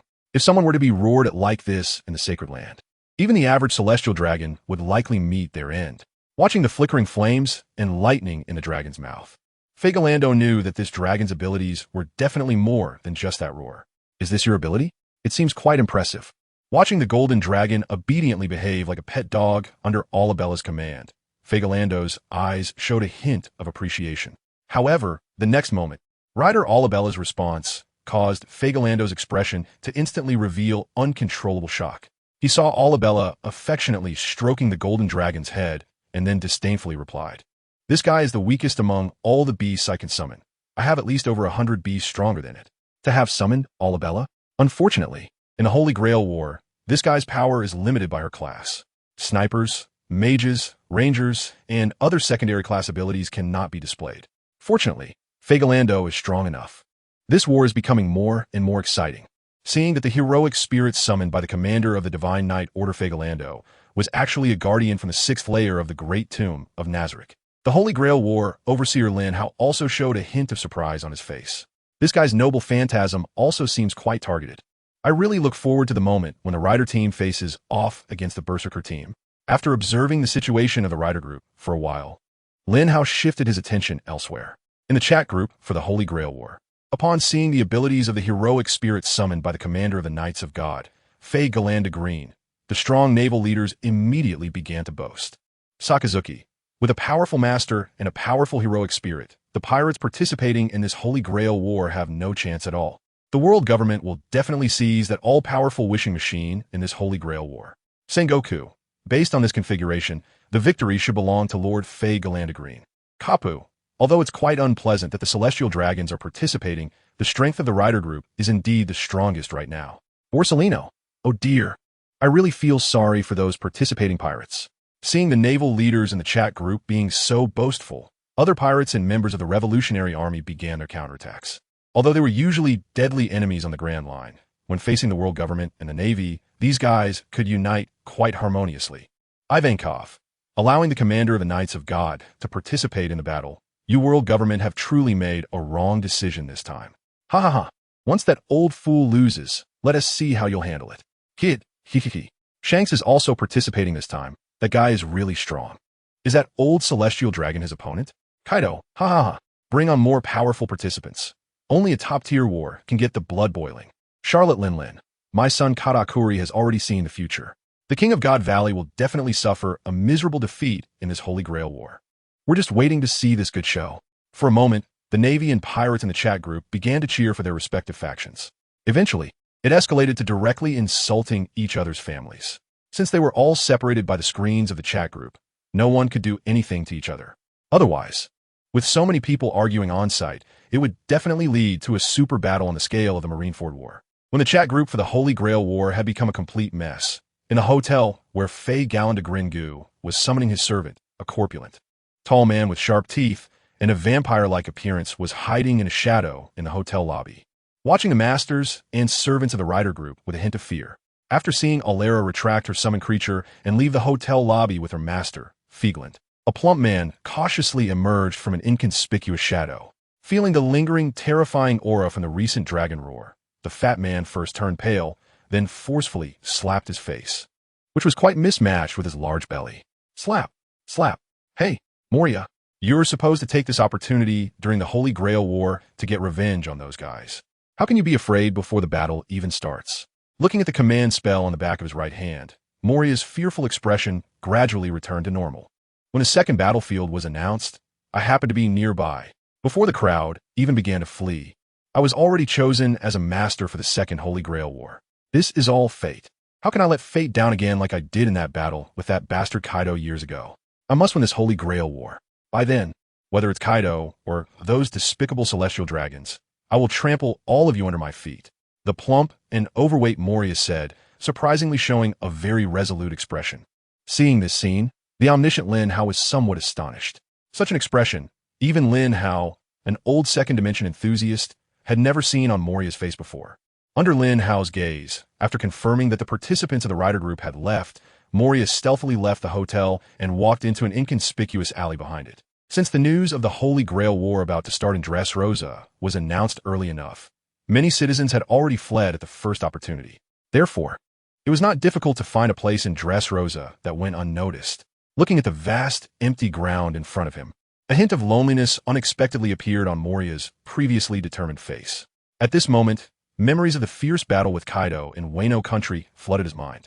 Although it happened many years ago, for Moriya, those scenes felt as fresh as if they had just occurred yesterday. Captain Moriya, we've already lost. Don't worry about us. Run away quickly. Damn it. Everyone gather together, protect the captain, and get out of here. Captain, we don't regret becoming your subordinates. Hurry and escape from Wano and live well with our share. Reflecting on the moment his subordinates desperately pushed him off the waterfall, a mist unexpectedly welled up in Moriya's eyes. All these years, I lost my initial ambition and further disappointed my companions who fought to save me. If you can see me from there, you must be very disappointed. Don't worry, I'm still that captain, and I will bring you all back. Forcing the images in his mind to disperse, Moriya's bulky body cast a long shadow, which immediately drew an array for summoning spirits on the wide ground. Looking at the glowing array, Moriya immediately extended his right hand. Your body is entrusted to my command. My fate is attached to your sword. Respond to the call of the Holy Grail, obey this will, and those who understand, respond to me. I am the one who accomplishes all good deeds in the world. I am the one who embodies all the evils of the world, entwined with the 3 great words of power for 7 days. A powerful partner who has the ambition to fight with me until the last moment. Appear here. Boom. As Moriya completed the summoning incantation, a strong wave erupted from the shadow-formed array. In an instant, the light within the array flashed continuously and became increasingly intense. Seeing the scene, the arguing Navy and pirates in the Holy Grail War chat group immediately stopped. They never expected that Moriya, who had been defeated by Kaido, who was not yet a Yonko in Wano country and abandoned by the world government after the war that determined the Grand Line as patterned 2 years ago, would dare to participate in this fierce Holy Grail War. They were eager to see what kind of heroic spirit this complete failure would summon. In front of Moriya, as the light continued to flash in the array, a handsome and tall figure slowly appeared within it. Moments later, the shadow-formed array completely vanished. And on the ground where the array had just been, a young man holding dual pistols, handsome, with a peculiar tear mole under his eye, suddenly appeared in the array. Lancer D'Armuid Ua Duidme has arrived. May I ask, great sir before me, are you the master who summoned me here? Upon seeing the pale-faced, ugly, somewhat sinister-looking, and obviously out-of-shape individual before him, the heroic spirit D'Armuid immediately displayed a hint of displeasure. Whether it was the king he served in life or his master during that Holy Grail War, they both seemed far more wise than this person in front of him. However, upon recalling his own wish, D'Armuid quickly masked his displeasure with a perfect demeanor. Ah, looking at you. It seems you're not very eager to participate in this Holy Grail War as my heroic spirit. But it's all right. I truly have no right to be acknowledged by a powerful heroic spirit when I've already lost my fighting spirit. So, Lancer, before we establish the contract for this war, I would like to ask, what is your wish? Hearing Moriya's inquiry, a sense of melancholy appeared on D'Armuid's face. The moment he saw the master who summoned him, he felt that his wish seemed to be impossible to fulfill. However, as a knight knowledgeable in etiquette, he honestly stated his wish. My wish is very simple, to wholeheartedly serve a master and complete this Holy Grail War, regardless of the outcome. After Delimido finished speaking, a hint of self-mockery appeared on his face. But in the next moment, upon hearing Delimido's wish, the eyes of the former 7 warlords, who hoped to regain their fighting spirit in the Holy Grail War, suddenly lit up. Ah, this is your wish. Then you will definitely not betray your master, right? Although I am in this state now, I have a wish that I must fulfill by participating in this Holy Grail War. Partner, the opponents we face are stronger than I imagined. Please lend me your strength, and let me reach the end of this war. Looking at Moriya, who had an expectant expression, Delimido was momentarily taken aback. Then a gentle smile appeared on his face. My panel is unexpectedly unusual. Is it because I was summoned by you? Then, Master, our contract is established at this moment. I will dedicate all of myself to accompany you to the end of this Holy Grail War. Delimido owed in Lancer strength, B magic, D luck, A endurance, C agility, a noble phantasm, B class ability, knight strategy B. What the heck? Historically, spearmen have a luck rating of E. How come Delimido's luck attribute is so high? Could it also be related to the master?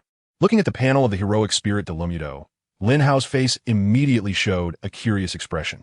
As an old-school, second-dimensional fan, he naturally knew that Delimido was a heroic character from the Type Moon world. Whether in life or after becoming a heroic spirit, this tragically fated guy was not someone known for his luck. especially in the Fourth Holy Grail War, where he was backstabbed by his master and met a tragic end. Countless fans lamented his unfair fate. Even in the Saber class form, his luck rating remained E. Yet in this Holy Grail War, his luck attribute has dramatically reversed from E to A. This is truly a significant anomaly. In the chat group for the Holy Grail War, a group of Navy and pirates burst into laughter. Kaido, haha, I never expected this guy, who was once defeated by me, would have the guts to participate in this Holy Grail War. I'm quite curious if he can succeed in the first battle. Rocks D. Zebek from the panel attributes. This heroic spirit only has top-tier agility and luck. In such a brutal battle, it's not luck that counts. Edward Newgate. After all, he's a former Seven Warlords. Perhaps the heroic spirit he summoned has some special abilities like that guy. Fegaland? Sengoku Whitebeard. You really have been hit in the head during the Holy Grail War. Whether it's Gilgamesh or Altria, which heroic spirit with special abilities doesn't have at least a magic? Look at Delumudo. His magic is D. Sakazuki Inf. Just a worthless stepping stone. His wish is actually to take revenge on the world government that abandoned him. The outcome of the war will make him realize how foolish his actions are. In response to the mockery in the Holy Grail War chat group, Lin Hao remained completely indifferent, while Moria didn't seem to notice it at all. The moment Dilram made a contract with the heroic spirit, he relayed all the information he had previously observed while hiding in the shadows about the contestants of the rider group to the heroic spirit he had summoned. After rubbing his chin and analyzing for a while, Delumudo's serious face also showed a hint of solemnity. Looking at what seemed to be nothing, Delumudo Morlia suddenly inquired tentatively. Hey, Lancer, since you're manifesting as this class of hero, you must possess extremely powerful physical skills, right? Well, it's passable, replied Morlia. Did you think of something? Hearing Morlia's question, Delumudo responded with a puzzled expression. But in the next moment, as shadows began to emanate from Morlia's body, both heroic spirit Delumudo and the powerful figures in the Holy Grail War chat group were shocked. In this relatively spacious alley, Moria released all the shadows from his body one by one. In just a few seconds, these shadows filled the entire area. These shadows were collected from the strong individuals above that sea. Although their abilities would be limited, the most basic physical techniques should still be retained. Now, let us try this experiment, Moria said as he directly stuffed one of the shadows into Dilamud's body. 2 years ago, when Moria was still a warlord, he encountered the Straw Hat crew, who were then still newcomers in his territory, the Devil's Triangle. Although he was defeated, the Nightmare Luffy form, which had consumed hundreds of shadows, left a very deep impression on him. With Luffy's physical strength, he could endure hundreds of shadows, greatly enhancing his own power, even able to overpower the giant zombie Oars, who had Luffy's shadow inside him. Now, the target for inserting shadows had changed to a heroic spirit. Given the physical strength of a heroic spirit, Dilamud should be able to endure more shadows than Luffy, right? Dilamud, do you feel anything unpleasant now? Looking at Dilamud, who had one shadow inserted, Moria excitedly asked. No, I don't feel anything unpleasant. Instead, I feel like there's a strange martial technique that I've never mastered before within my body. Feeling the changes within him, a hint of surprise appeared on Dilamud's face. Hearing Dilamud's response, Moria immediately showed a very happy smile. Haha, it really works. That shadow came from an interned CP agent. And the strange martial technique in your body is the Moonwalk and Iron Body from the Marine 6 powers, both of which are very powerful physical techniques. Come on, Dilamud, let's continue, Moria said, stuffing even more shadows into Dilamud's body. As more shadows were continuously inserted, Dilamud's expression gradually became uncontrollable. During this period, Dilamud realized that he had subconsciously mastered more amazing physical techniques. Although he had appeared in this world as a gunman, he now had the ability to fight against other heroic spirits, even if he threw away his dual pistols. Moreover, even more surprisingly, with the constant addition of shadows, his status panel underwent very noticeable changes. After inserting 100 shadows, the original strength attribute upgraded from B to B. After inserting 200 shadows, the original durability attribute upgraded from C to B. By the time 300 shadows were inserted, his panel attributes had stopped growing, and the limit of what his body could endure had also been reached. Although the panel stopped increasing, the martial skills he could use multiplied geometrically. With his current combat power, he could probably even overpower Artoria in a fight for a while. However, just as Durando was shocked and Moria was excited, the 300 shadows that had been inserted into Durando's body suddenly began to tremble within him. Moments later, These shadows burst forth from Duramdo's body like water overflowing from a container. Within a few seconds, the panel of Duramdo, enhanced by the 300 shadows, reverted back to the state it had just arrived in. This is indeed a magical ability, but it probably can't be used as a regular means. It can only serve as a trump card.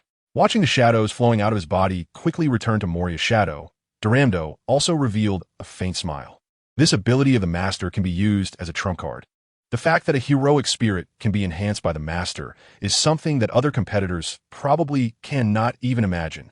Master, in this Holy Grail War, we have a chance to fight. Haha, it's great to be able to help. Seeing that he had gained the recognition of the heroic spirit, a hint of a happy smile also appeared on Moria's terrifying face. After a serious discussion, the heroic spirit Duramdo directly transformed into a spirit state. In this state, the heroic spirit can reduce its magical supply requirements from the Master. Although no battle occurred, the recent actions left Moria a bit out of breath. Watching Moria and Duramdo's recent operations, the powerful figures of the Navy and pirates in the Holy Grail War chat group all displayed shocked expressions, as if their jaws had dropped to the ground. As a Master, being able to forcibly enhance certain aspects of a heroic spirit's abilities by a level, this is truly new information. At the port of Eggtip Island in the New World, the world's #1 scientist, Vegapunk, wore a look of astonishment on his face. After seeing Moria and his heroic spirit leave the place, he immediately took out his notebook and began to record very seriously. Beside him, the clone of Shakyamuni was also stroking his chin, deep in thought.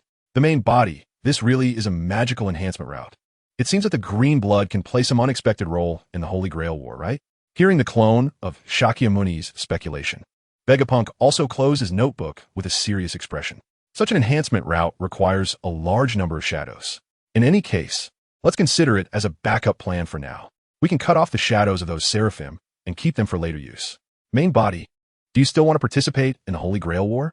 Looking at the live broadcast scene in the Holy Grail War chat group, a serious expression appeared on Vegapunk's face.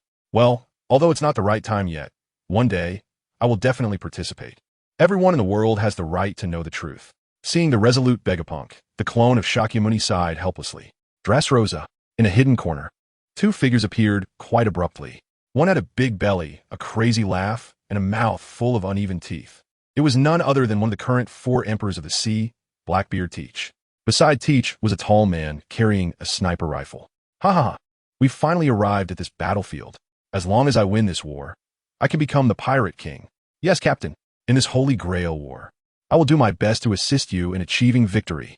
Hearing the captain's loud laughter, the sniper Van Oka, who was carrying the famous gun Xianlu, also responded seriously. While Van Oka was speaking, a magical energy body the size of a soccer ball, resembling a satellite and hanging 2 keys below, was continuously floating up and down around the renowned sniper Qianlu.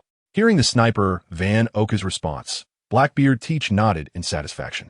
In the chat group of the Holy Grail War, powerful figures from both the Navy and pirate camps were also shocked to watch this pair of contestants. Hobdi, Jibek, I didn't expect that while we were arguing, the Master of the Archer class had already completed the summoning ritual. Their efficiency is really high. Edward Newgate, I know that guy. He is the sniper of the Blackbeard Pirates. Back when I perished at the Navy headquarters, he was also involved. It's a pity I can't participate in this Holy Grail War to take revenge. Shiki, Whitebeard, although your death was quite tragic, being taken advantage of by such a bunch of petty people makes me feel that you were wronged. Rayleigh, the contestants from the Saber and Caster classes have already formed an alliance. If nothing unexpected happens, Teach and his sniper crew will also form a corresponding alliance, right? Compared to the first Holy Grail War, this one is bound to be much more brutal. Wangguahumph, Lord Figurando's strength is definitely the strongest master in this Holy Grail War, and his heroic spirit is no ordinary being. Borsellino, exactly. That rider has over 100 magical beasts under his command. Even a single beast's urine could drown these pirates. Ulki, you bastard Navy Admiral, why don't you speak? You would drown in urine. Your whole family would drown in urine. Borsellino, look, he's anxious, he's anxious. At this moment, the powerful figures in the Holy Grail War chat group once again greeted the female members of the opposing camp's family. As for the omniscient Lin Hao, he was very curious about the heroic spirit of the Archer class. Manhattan Transfer, Stand, Archer Strength, E Magic, E Luck, D Endurance, EX Agility, D Noble Phantasm, B Class Ability, Share Perception, A. The stand from Stone Ocean actually appeared as a heroic spirit, and it came with a Sniper Master. This combination truly has infinite possibilities. As an old-school anime fan, Lin Hao naturally knew the ability of the stand Manhattan Transfer, which is the stand of the character Enrico Pucci from Stone Ocean. The type of stand is remote control, with its core abilities being airflow perception and ballistic manipulation. In the anime Stone Ocean, the stand's master relies on subtle changes in airflow sensed through synchronization with the stand to detect the exact location of distant enemies. Additionally, when a sniper bullet hits the stand's body, the stand can automatically alter the bullet's trajectory to accurately strike the target, creating a highly threatening long-range attack method known as a curving bullet. This ability to sense changes in airflow and synchronize with the master means that targets targeted by this stand's master have almost no chance to hide. As a sniper support, this stand is undoubtedly a god-tier auxiliary stand. When Jotaro Kujo, who possesses Star Platinum, visits his daughter in prison, he is almost taken out directly by Jonathan Joestar using this stand's ability.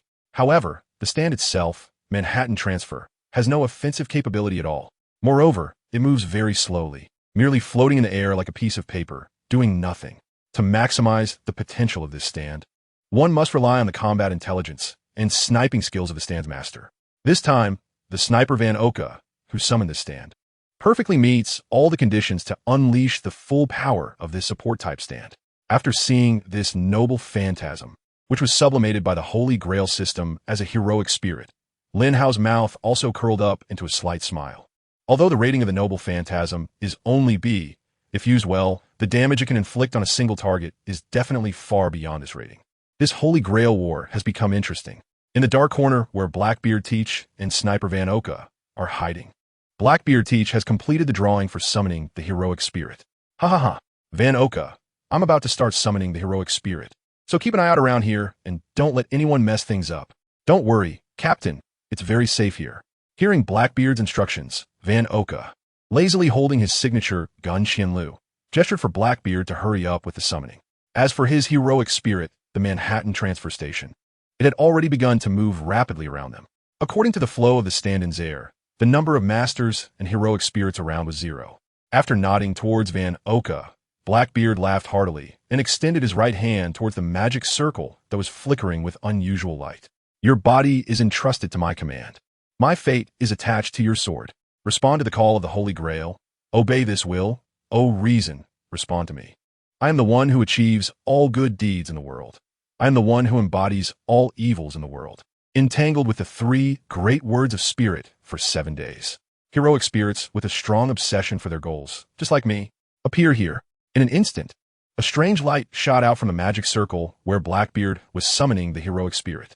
Unlike the brilliant or holy light emitted when other heroic spirits appeared, the light from Blackbeard's magic circle actually exuded a deeply unsettling, evil aura. After a moment, all the strong fighters in the Holy Grail War chat group who were arguing held their breath and widened their eyes. This was the last heroic spirit to appear in the Second Holy Grail War. Once Blackbeard Teach completed the summoning ritual, the Holy Grail War would officially begin. In the next moment, as the strange light from the magic circle gradually dissipated, a thin figure dressed in a black cloak, wearing a skull mask, with a right hand wrapped in special bandages shaped like an iron rod, appeared in the center of the magic circle. Although it had not yet spoken, at the moment the heroic spirit appeared, Blackbeard, as the master, first showed surprise, which quickly faded into a look of unmasked excitement. Ha ha ha. Although I still don't know your abilities, I have a feeling that you are the heroic spirit I want to find in this Holy Grail War. Hearing Blackbeard's praise, the heroic spirit, tall and wrapped in a black cloak with a skull mask, tilted its head and carefully examined the master who had summoned it. After a moment, this heroic spirit, exuding an eerie aura, slightly bowed to Blackbeard. A master with such obsession is indeed the rightful one we should follow. Assassin Hassan Sabah hereby acknowledges you as my master, and our contract is established at this moment.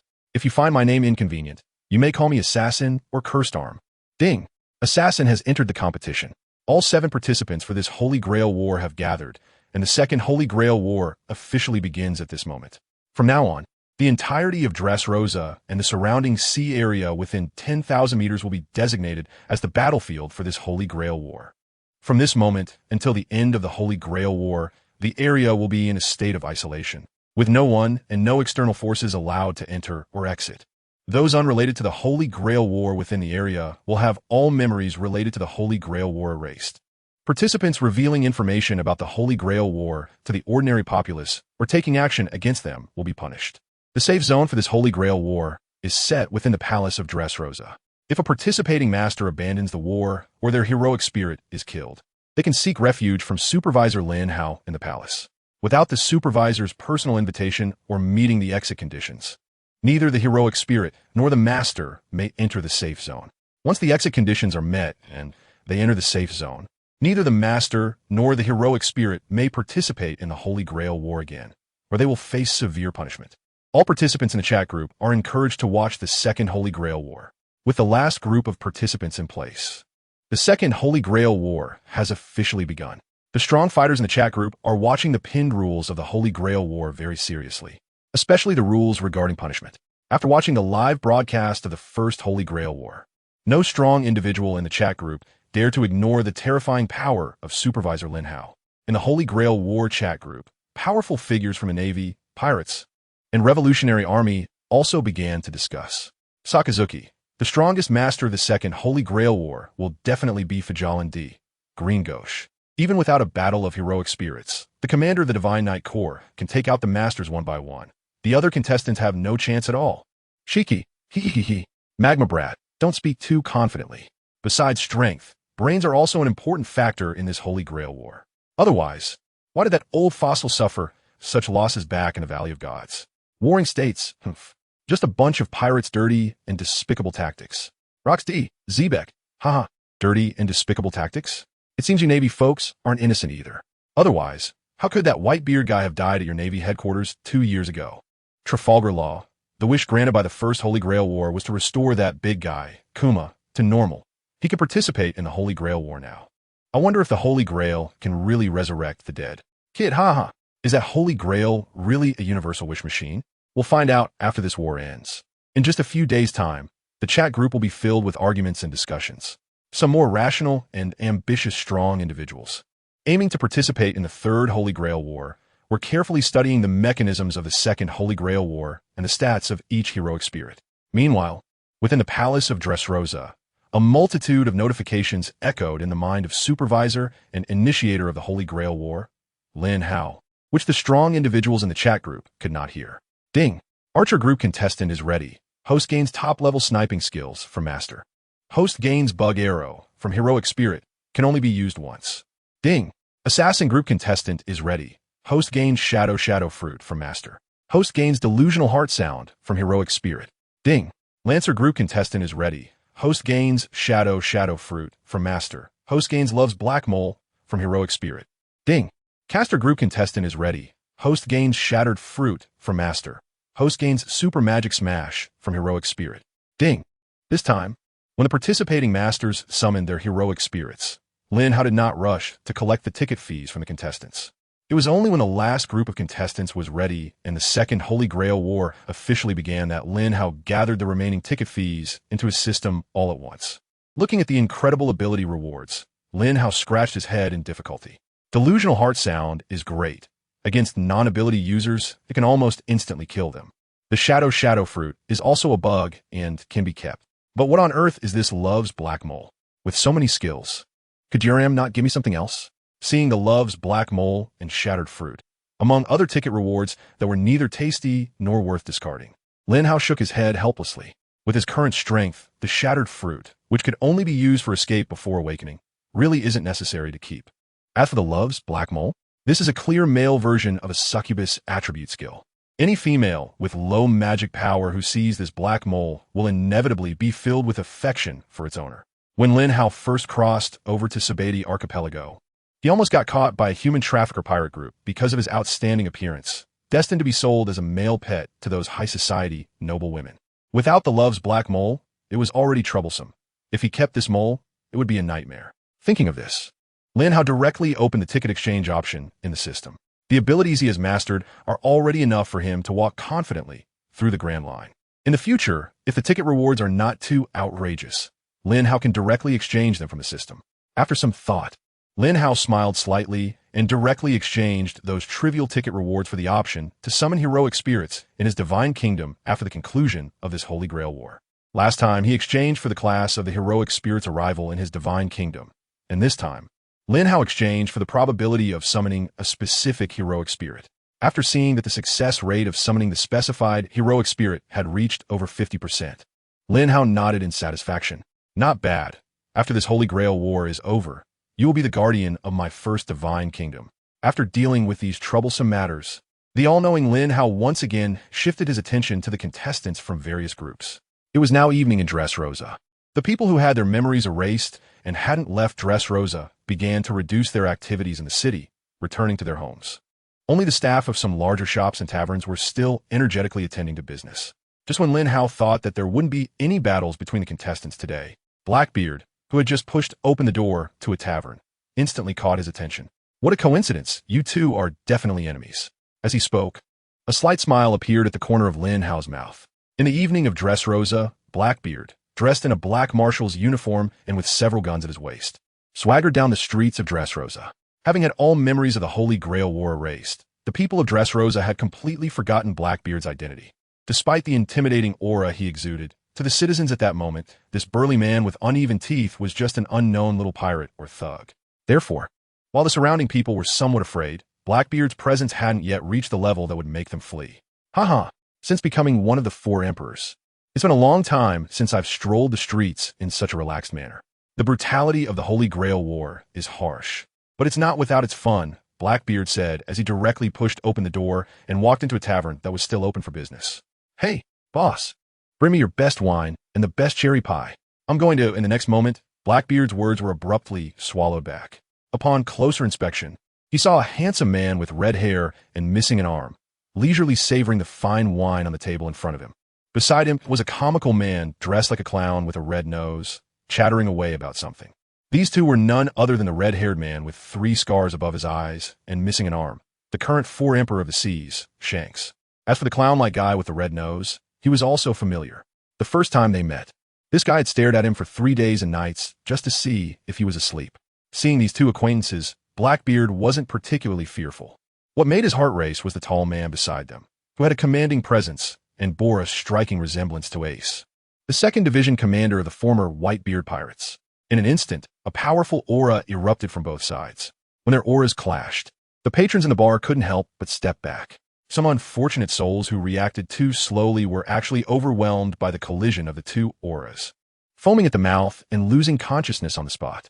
Red-haired, Buggy, and Pirate King Roger, upon seeing the 3 before him, the current 4 Emperor Blackbeard was clearly taken aback, and then a smug smile spread across his face. Aside from his partner Van Augur, Blackbeard had no idea who the other enemy masters and servants were. But at this moment, he had already obtained some very interesting intel. The deceased Roger appearing here. What else could he be but a heroic spirit? Ha! Red-haired, Buggy, I didn't expect you two to join the Holy Grail War as well. And the famous Captain Roger, are you planning to take action against me right here? Blackbeard said, striding boldly to the bar counter and taking a seat. You bastard, I didn't expect you to be here. The death of the captain's son is closely related to you, and I will definitely not let you off. Seeing Blackbeard's casual demeanor, Buggy's face immediately showed a look of anger. But just as he drew his 3 daggers, Roger, the tall man, pressed down on the wannabe pirate with a single hand. You're already a warlord. How can you still be so reckless? You should learn a thing or 2 from Shanks, Roger said, downing a large mug of beer with gusto. His gaze turned sharp as he looked at Blackbeard, although he didn't use Conqueror's hockey. The intimidation from the Pirate King still made Blackbeard instinctively shrink his neck. Your name is Teach, right? It seems we're destined to have a bloody battle, Roger said. There are too many people here, and it's not the right time to fight. How about we set a time and place to settle our grievances once and for all? Roger spoke in a very bold tone, but Blackbeard couldn't help feeling a bit uneasy upon hearing this. Observing Blackbeard's slightly guilty expression, Roger's master, Shanks, also had a slight smile at the corner of his mouth. Teach, we will inevitably cross paths. If you don't agree to this proposal, I wouldn't mind starting a fight with you right here. Even if it affects ordinary people and I face consequences, I wouldn't mind avenging the captain's son right here. After knowing that Ace is Captain Roger's son, he has been plagued by guilt for the past 2 years. If he had arrived at Marineford a bit faster 2 years ago to end that war sooner, perhaps Whitebeard would not have died. And Roger's son Ace would not have died either. This time, participating in the Holy Grail War. The culprit behind the death of the captain's son is actually one of the masters. Shanks may not achieve victory in the final match, But Blackbeard Teach must die in this Holy Grail War. As Shanks said this, he placed his palm on the famous sword griffin. In an instant, a terrifying and heart-pounding aura erupted from Shanks once again. However, this time, there were no ordinary civilians around them. Feeling the overwhelming battle intent radiating from Shanks, Blackbeard's expression initially turned ashen, but quickly returned to normal. Red-haired, don't think you could take me down just like that. Although your heroic spirit is Pirate King Roger, I have my own trump card. Since you want to exit early, I agree. Let's set our duel location at the Coliseum in Dressrosa, and you can decide the time. Looking at Blackbeard's face, which had instantly returned to normal, Roger, Shanks, and Buggy exchanged surprised glances. After obtaining permission from Captain Roger, the previously fragmented Buggy jumped up from his seat. Blackbeard, let's settle our duel tonight. That will be your death day. The thief laughed heartily. It's decided then, but don't regret it when the time comes.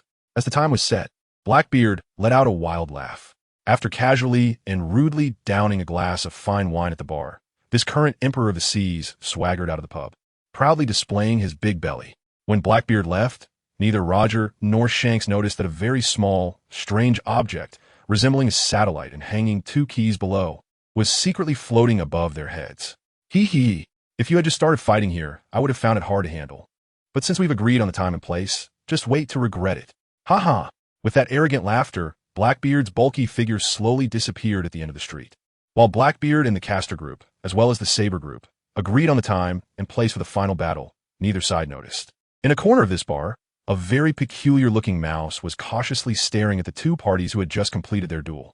Inside the most luxurious hotel in Dressrosa, Fei Jialan Du Green Gusheng was curiously gazing at a crystal ball on the table in front of him. Inside the crystal ball, the scene of Blackbeard, red-haired Shanks, and Buggy finishing their duel was clearly displayed. Meanwhile, Ura, who was nearby, lazily rested her head on her hands, lying on a not-so-large lounge chair, looking quite bored. At this point, we have gathered intelligence on the 3 participating masters. It's unexpected that Shanks would come to participate in this Holy Grail War. Oh, Master, why are you so concerned about that guy named Shanks? Did you know each other before? Seeing Fei Jialan Du Green Gusheng's serious expression, Ura, who was lying on the lounge chair, also became a bit curious. After hesitating for a moment upon hearing Ura's question, Green Gusheng seriously adjusted his glasses perched on his nose. That guy's my son, who I lost contact with 38 years ago. There's actually a father-son duo in this Holy Grail War? What a strange twist of fate, ha. Upon hearing Fei Jialandu's answer, Ura, who was initially very bored, was taken aback for a moment and then displayed an unabashed expression of schadenfreude. Looking at the laughing Ura, Fei Jialandu was not angry but instead instructed her earnestly, go make preparations. We will head to the arena they agreed upon tonight. At this moment, in the chat group for the Holy Grail War, all the powerful figures from the Marines, pirates, and revolutionaries fell into a suffocating silence. The current Sea Emperor, the great pirate Shanks, is actually a descendant of the celestial dragon Fei Jialan Du Green Gusheng, whether among the Marines, pirates, or revolutionaries. This explosive news was enough to keep them occupied for a long time. For a moment, the chat group fell into a rare collective silence. Shanks' identity was simply too special. Knowing that the entire Holy Grail War would be broadcasted live in the chat group, Green Gusheng intentionally leaked this information. This way, perhaps his son, who had been lost for over 30 years, would be pressured from all sides and would have to return to the Holy Land. After all, celestial dragons are not well regarded in the so-called lower world. On an island in the New World, all members of the red-haired pirates wore gloomy expressions and remained silent.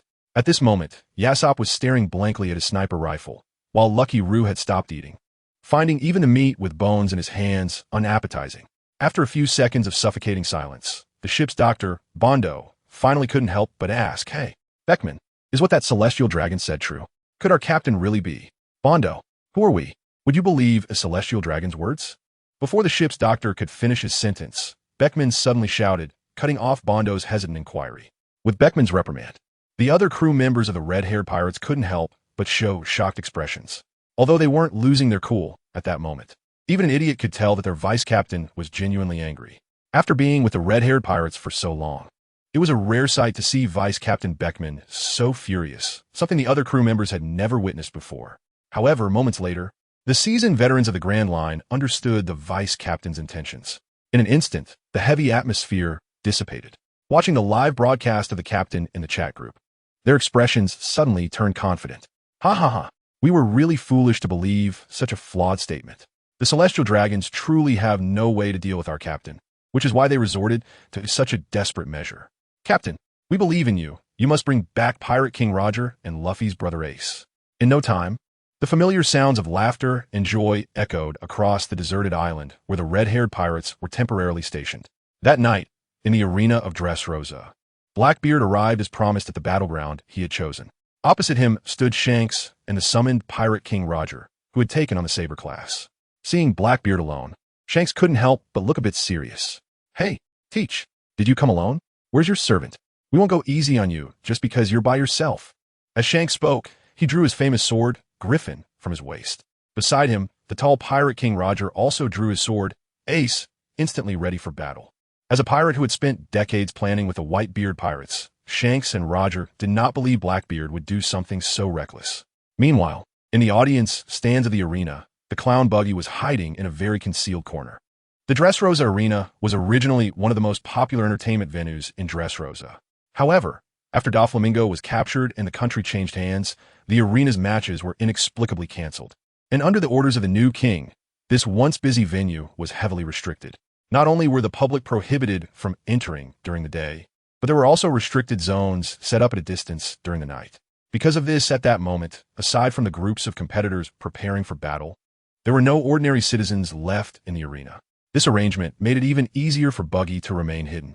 Hey, Gildarts, aside from Blackbeard's master, do you sense the presence of any other servants? Watching the standoff between Blackbeard, Shanks, and Captain Roger in the arena, the clown Buggy couldn't help but curiously ask in his mind. Hearing his master's inquiry, the caster Gildarts, who had materialized to conserve energy, immediately responded, No, I can't sense any other servants. It seems Blackbeard really did come alone.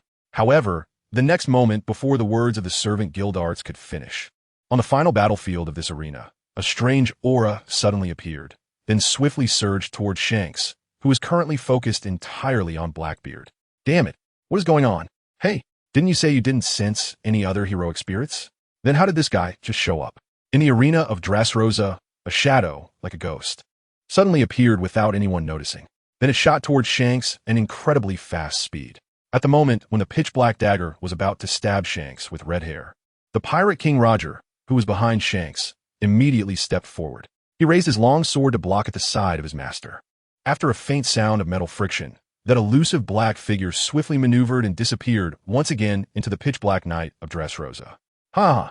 Such a perfect ambush was actually thwarted. Captain Roger, you're really something? Seeing his heroic strike fail, Blackbeard, who had just shown a cautious expression, now revealed an unusually hearty laugh.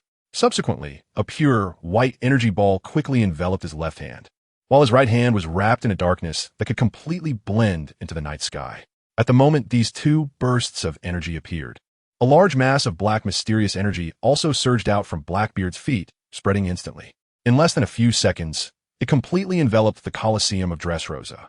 Ha ha, red-haired, be thoroughly consumed by my darkness. In an instant, boundless dark matter suddenly spread from beneath Roger and Shanks' feet up to their bodies. In the moment when dark energy enveloped his body, red-haired Shanks immediately felt that a significant amount of power was being directly drained from him. The ability of the dark fruit not only nullified the powers of other devil fruits, but could also directly affect the bodies of non-devil fruit users. Watching the dark energy continuously consume him, a cold smile appeared on the corner of red-haired Shanks' mouth. This really is a boring tactic, useless. Before Shanks could finish his sentence, a pitch-black stream of energy instantly wrapped around his entire body. Under the obstruction of this dense black air current, the dark energy that had just wrapped around Shanks' foot, trying to directly consume him, surprisingly retreated rapidly. Looking across, he still saw the grinning Blackbeard. Shanks unleashed his Conqueror's Haki, enveloped in black thunder. After pinpointing Blackbeard's position, he unleashed a powerful vertical slash. In an instant, time and space in the entire arena seemed to freeze. Only the advancing blade aura moved slowly and accurately towards Blackbeard in this stillness. Wherever the blade aura, wrapped in Conqueror's Haki, passed, the black material covering the arena's ground was instantly scattered. In the face of such a formidable blade aura, Blackbeard remained calm and unhurried. In a moment before the blade energy struck him, his body unexpectedly vanished into the pitch-black night. Boom! The sharp blade energy passed through the afterimage left by Blackbeard. directly cleaving a massive pit in the edge of the arena that resembled a canyon. Rumbling under the impact of this strike, the entire arena was filled with a terrifying tremor that was very noticeable. As he watched Blackbeard vanish before him, Shanks the Red-Haired was suddenly filled with a look of surprise. However, the next moment, the surroundings of Shanks and Roger instantly turned pitch black, and within just a few seconds, they found themselves in a strange dark space. Blackbeard's signature laughter echoed from all directions of the arena. Ha ha ha. Red-Haired, Roger, you didn't attack me directly during the day, but that was your mistake. My dark fruit can devour everything and merge with all darkness. The entire night sky around you can be controlled by me. I am the darkness. You have entered my domain. Ha ha ha. Hearing Blackbeard's maniacal laughter, Shanks's face immediately showed a look of astonishment. But in the next moment, his astonishment turned into a deep frown. Because just moments ago, Shanks and his Captain Roger had both used their observation haki to sense the enemy's position and attacks. Yet at the moment they activated their observation haki, they were shocked to discover that upon touching the surrounding night sky, their haki was rendered completely ineffective, as if it had sunk into the sea. They couldn't sense Blackbeard's direction at all. Their armament haki could only protect them from having the power within their bodies drawn away by that mysterious dark ability. As the surrounding darkness grew denser, the level of armament haki they needed to use increased as well. From a distance, the entire Dressrosa arena seemed to be enveloped in a gigantic black sphere. What a boring trick. Only haki can surpass everything. Looking at the endless darkness around him, Pirate King Roger immediately displayed a disdainful smirk. But in the next moment, just as Roger was about to strike with a sword wrapped in Conqueror's haki to completely tear apart this black space, in the endless darkness of the 4 weeks, a strange and faint sound of wind suddenly appeared behind him. Relying on his rich combat experience, Pirate King Roger instantly reacted. He raised the long sword in his hand behind his head, directly blocking the almost silent and eerie attack. At the moment he blocked the attack, Pirate King Roger immediately turned around to see who was ambushing him in the darkness. The next moment, a figure wearing a skull mask and draped in a black cloak mysteriously and swiftly disappeared into the surrounding darkness. No matter how Roger and Shanks used their observation haki, they couldn't sense even the slightest trace of the other's presence. Before the mysterious shadow vanished, Roger and Shanks quickly caught a glimpse of the other's status panel. Strength, B. Magic, C. Luck, E. Endurance, C. Agility, A. Noble Phantasm, C. Class Skills. Damn, it's actually a heroic spirit, capable of hiding their presence so well. This guy must be an assassin. This is going to be troublesome. Looking at the increasingly dense darkness around them, and feeling the power gradually draining from his body, Pirate King Roger's face suddenly turned a shade of deep pallor. In the chat group of the Holy Grail War, the strong participants all showed a serious expression upon seeing the black sphere that enveloped the entire Dressrosa arena. Roxd, Zebek, the dark fruit, I once fought against the user of this fruit. However, that guy's mastery of the dark fruit is nowhere near this one's. Given the situation, this is one of the awakened forms of the dark fruit. Calm. An awakened user of the dark fruit? That's quite a unique concept. It has been hundreds of years since the last one appeared. Monkey de Gop, Old Marshal. Besides the abilities we know about the dark fruit, what other special effects does it have? Upon hearing the blunt question from the carefree Garp, the chat group of the Holy Grail War fell silent. Blackbeard teach. Whether it be the Navy, Pirates, or Revolutionary Army, all 3 factions regard him with great caution. The dark fruit he possesses is exceedingly bizarre. During the Marineford War, 2 years ago, his act of using the dark fruit to absorb Whitebeard's powers left a profound impression on everyone present. After a suffocating silence, the empty marshal also revealed the information he knew in the chat group. Before saying all this, he specifically asked about the meaning of the above. After receiving permission, this high-ranking official from the military inspectorate selectively revealed some intelligence he knew. The dark fruit is truly a cursed fruit. When not awakened, it grants the user immunity to all other devil fruit abilities and can even absorb the powers of other fruits for their own use in certain situations. However, in its awakened state, this effect manifests spatially. Once enveloped within the range of the dark fruit's ability, even non-users will gradually have their physical strength and spirit absorbed until they are completely drained. Although this absorption can be hindered by armament haki, being under the influence of the dark fruit will exponentially increase the consumption of the body caused by armament haki. Only by using forceful means to break through the barrier of the awakened dark fruit's ability can one hope to escape from within. Now the entire Dressrosa is shrouded in night, and this condition allows the range of the dark fruit's awakening to continuously expand. For powerful figures like Roger and Shanks, breaking out from within the range of the dark fruit's awakening shouldn't be difficult, but they must be encountering some unexpected obstacles inside. After hearing Steelbone Kong's explanation, the strong figures in the chat group fell silent. They never expected the dark fruit to be so overpowered after awakening, and combined with Assassin Hassan's special job ability, it truly has managed to trap the kingly duo of Shanks and Roger within the awakened barrier of the dark fruit. The dark fruit has indeed awakened, and its special ability is astonishing. Coupled with Hassan's irradiated breath concealment, trapping Roger and Shanks inside is truly no small feat. While Steelbone Kong announced some information about the dark fruit in the chat group, the all-knowing Lin Hao was also paying attention to the first real battle in this Holy Grail War. Combining this with the plot Lin Hao saw in the manga One Piece before his transmigration, he believed that the information released by Steelbone Kong was merely a small part of the effects of the dark fruit after its awakening. Its true purpose was just to make others in the Grand Line find ways to exhaust Blackbeard's strength as much as possible. Recalling the scene when Lord M first appeared and unhesitatingly stabbed the wanted poster of Blackbeard with the sword in hand, it seemed that Lord M's wariness of the dark fruit was no less than that of the destined child Nika. After slightly stretching his shoulders, Lin Hao continued to focus his attention on the arena in Dressrosa. Damn it, could this also be Blackbeard's ability? This is just too bizarre. Hey, Caster, that idiot Shanks and the captain have been inside for a long time. We need to think of a way to rescue them quickly. Looking at the huge black sphere in the arena, Buggy, who had just hidden his figure in the stands to prevent any unexpected events, immediately became anxious and summoned his heroic spirit, Gildarts, although he didn't know the ability of the dark fruit. Being trapped inside for so long without coming out was definitely not a good sign. Watching the massive black energy sphere adhering to the ground, Gildarts, who had just materialized, didn't hesitate and immediately stepped forward, ready to use his ability to interfere from the outside of the black energy sphere. However, the next second, before he could take a few steps, a faint sound of breaking wind suddenly rang in Gildart's ears. In almost a fraction of a second, Gildarts instinctively extended his palm toward the direction of the sound. A tiny bullet exploded in midair upon touching the strange energy light group in Gildart's hand. Damn it! Is it a sniper? The attack of this bullet is very strange. Could it be an archer-class heroic spirit? Feeling an inexplicable pain throughout his arm, Gildarts knew that the bullet just now was definitely not an ordinary bullet, but a special ability that could directly attack soul energy. Such an attack causes physical damage to ordinary people, but for a heroic spirit composed entirely of spiritual energy, being hit once would be absolutely fatal. In a jungle on the remote island of Greenbit, far to the north of Dressrosa, a sniper named Van Oka was cautiously observing the situation in the arena from the treetop of a large tree. Above in the sky, the stand Manhattan Transfer was dancing lightly in the night breeze of Dressrosa.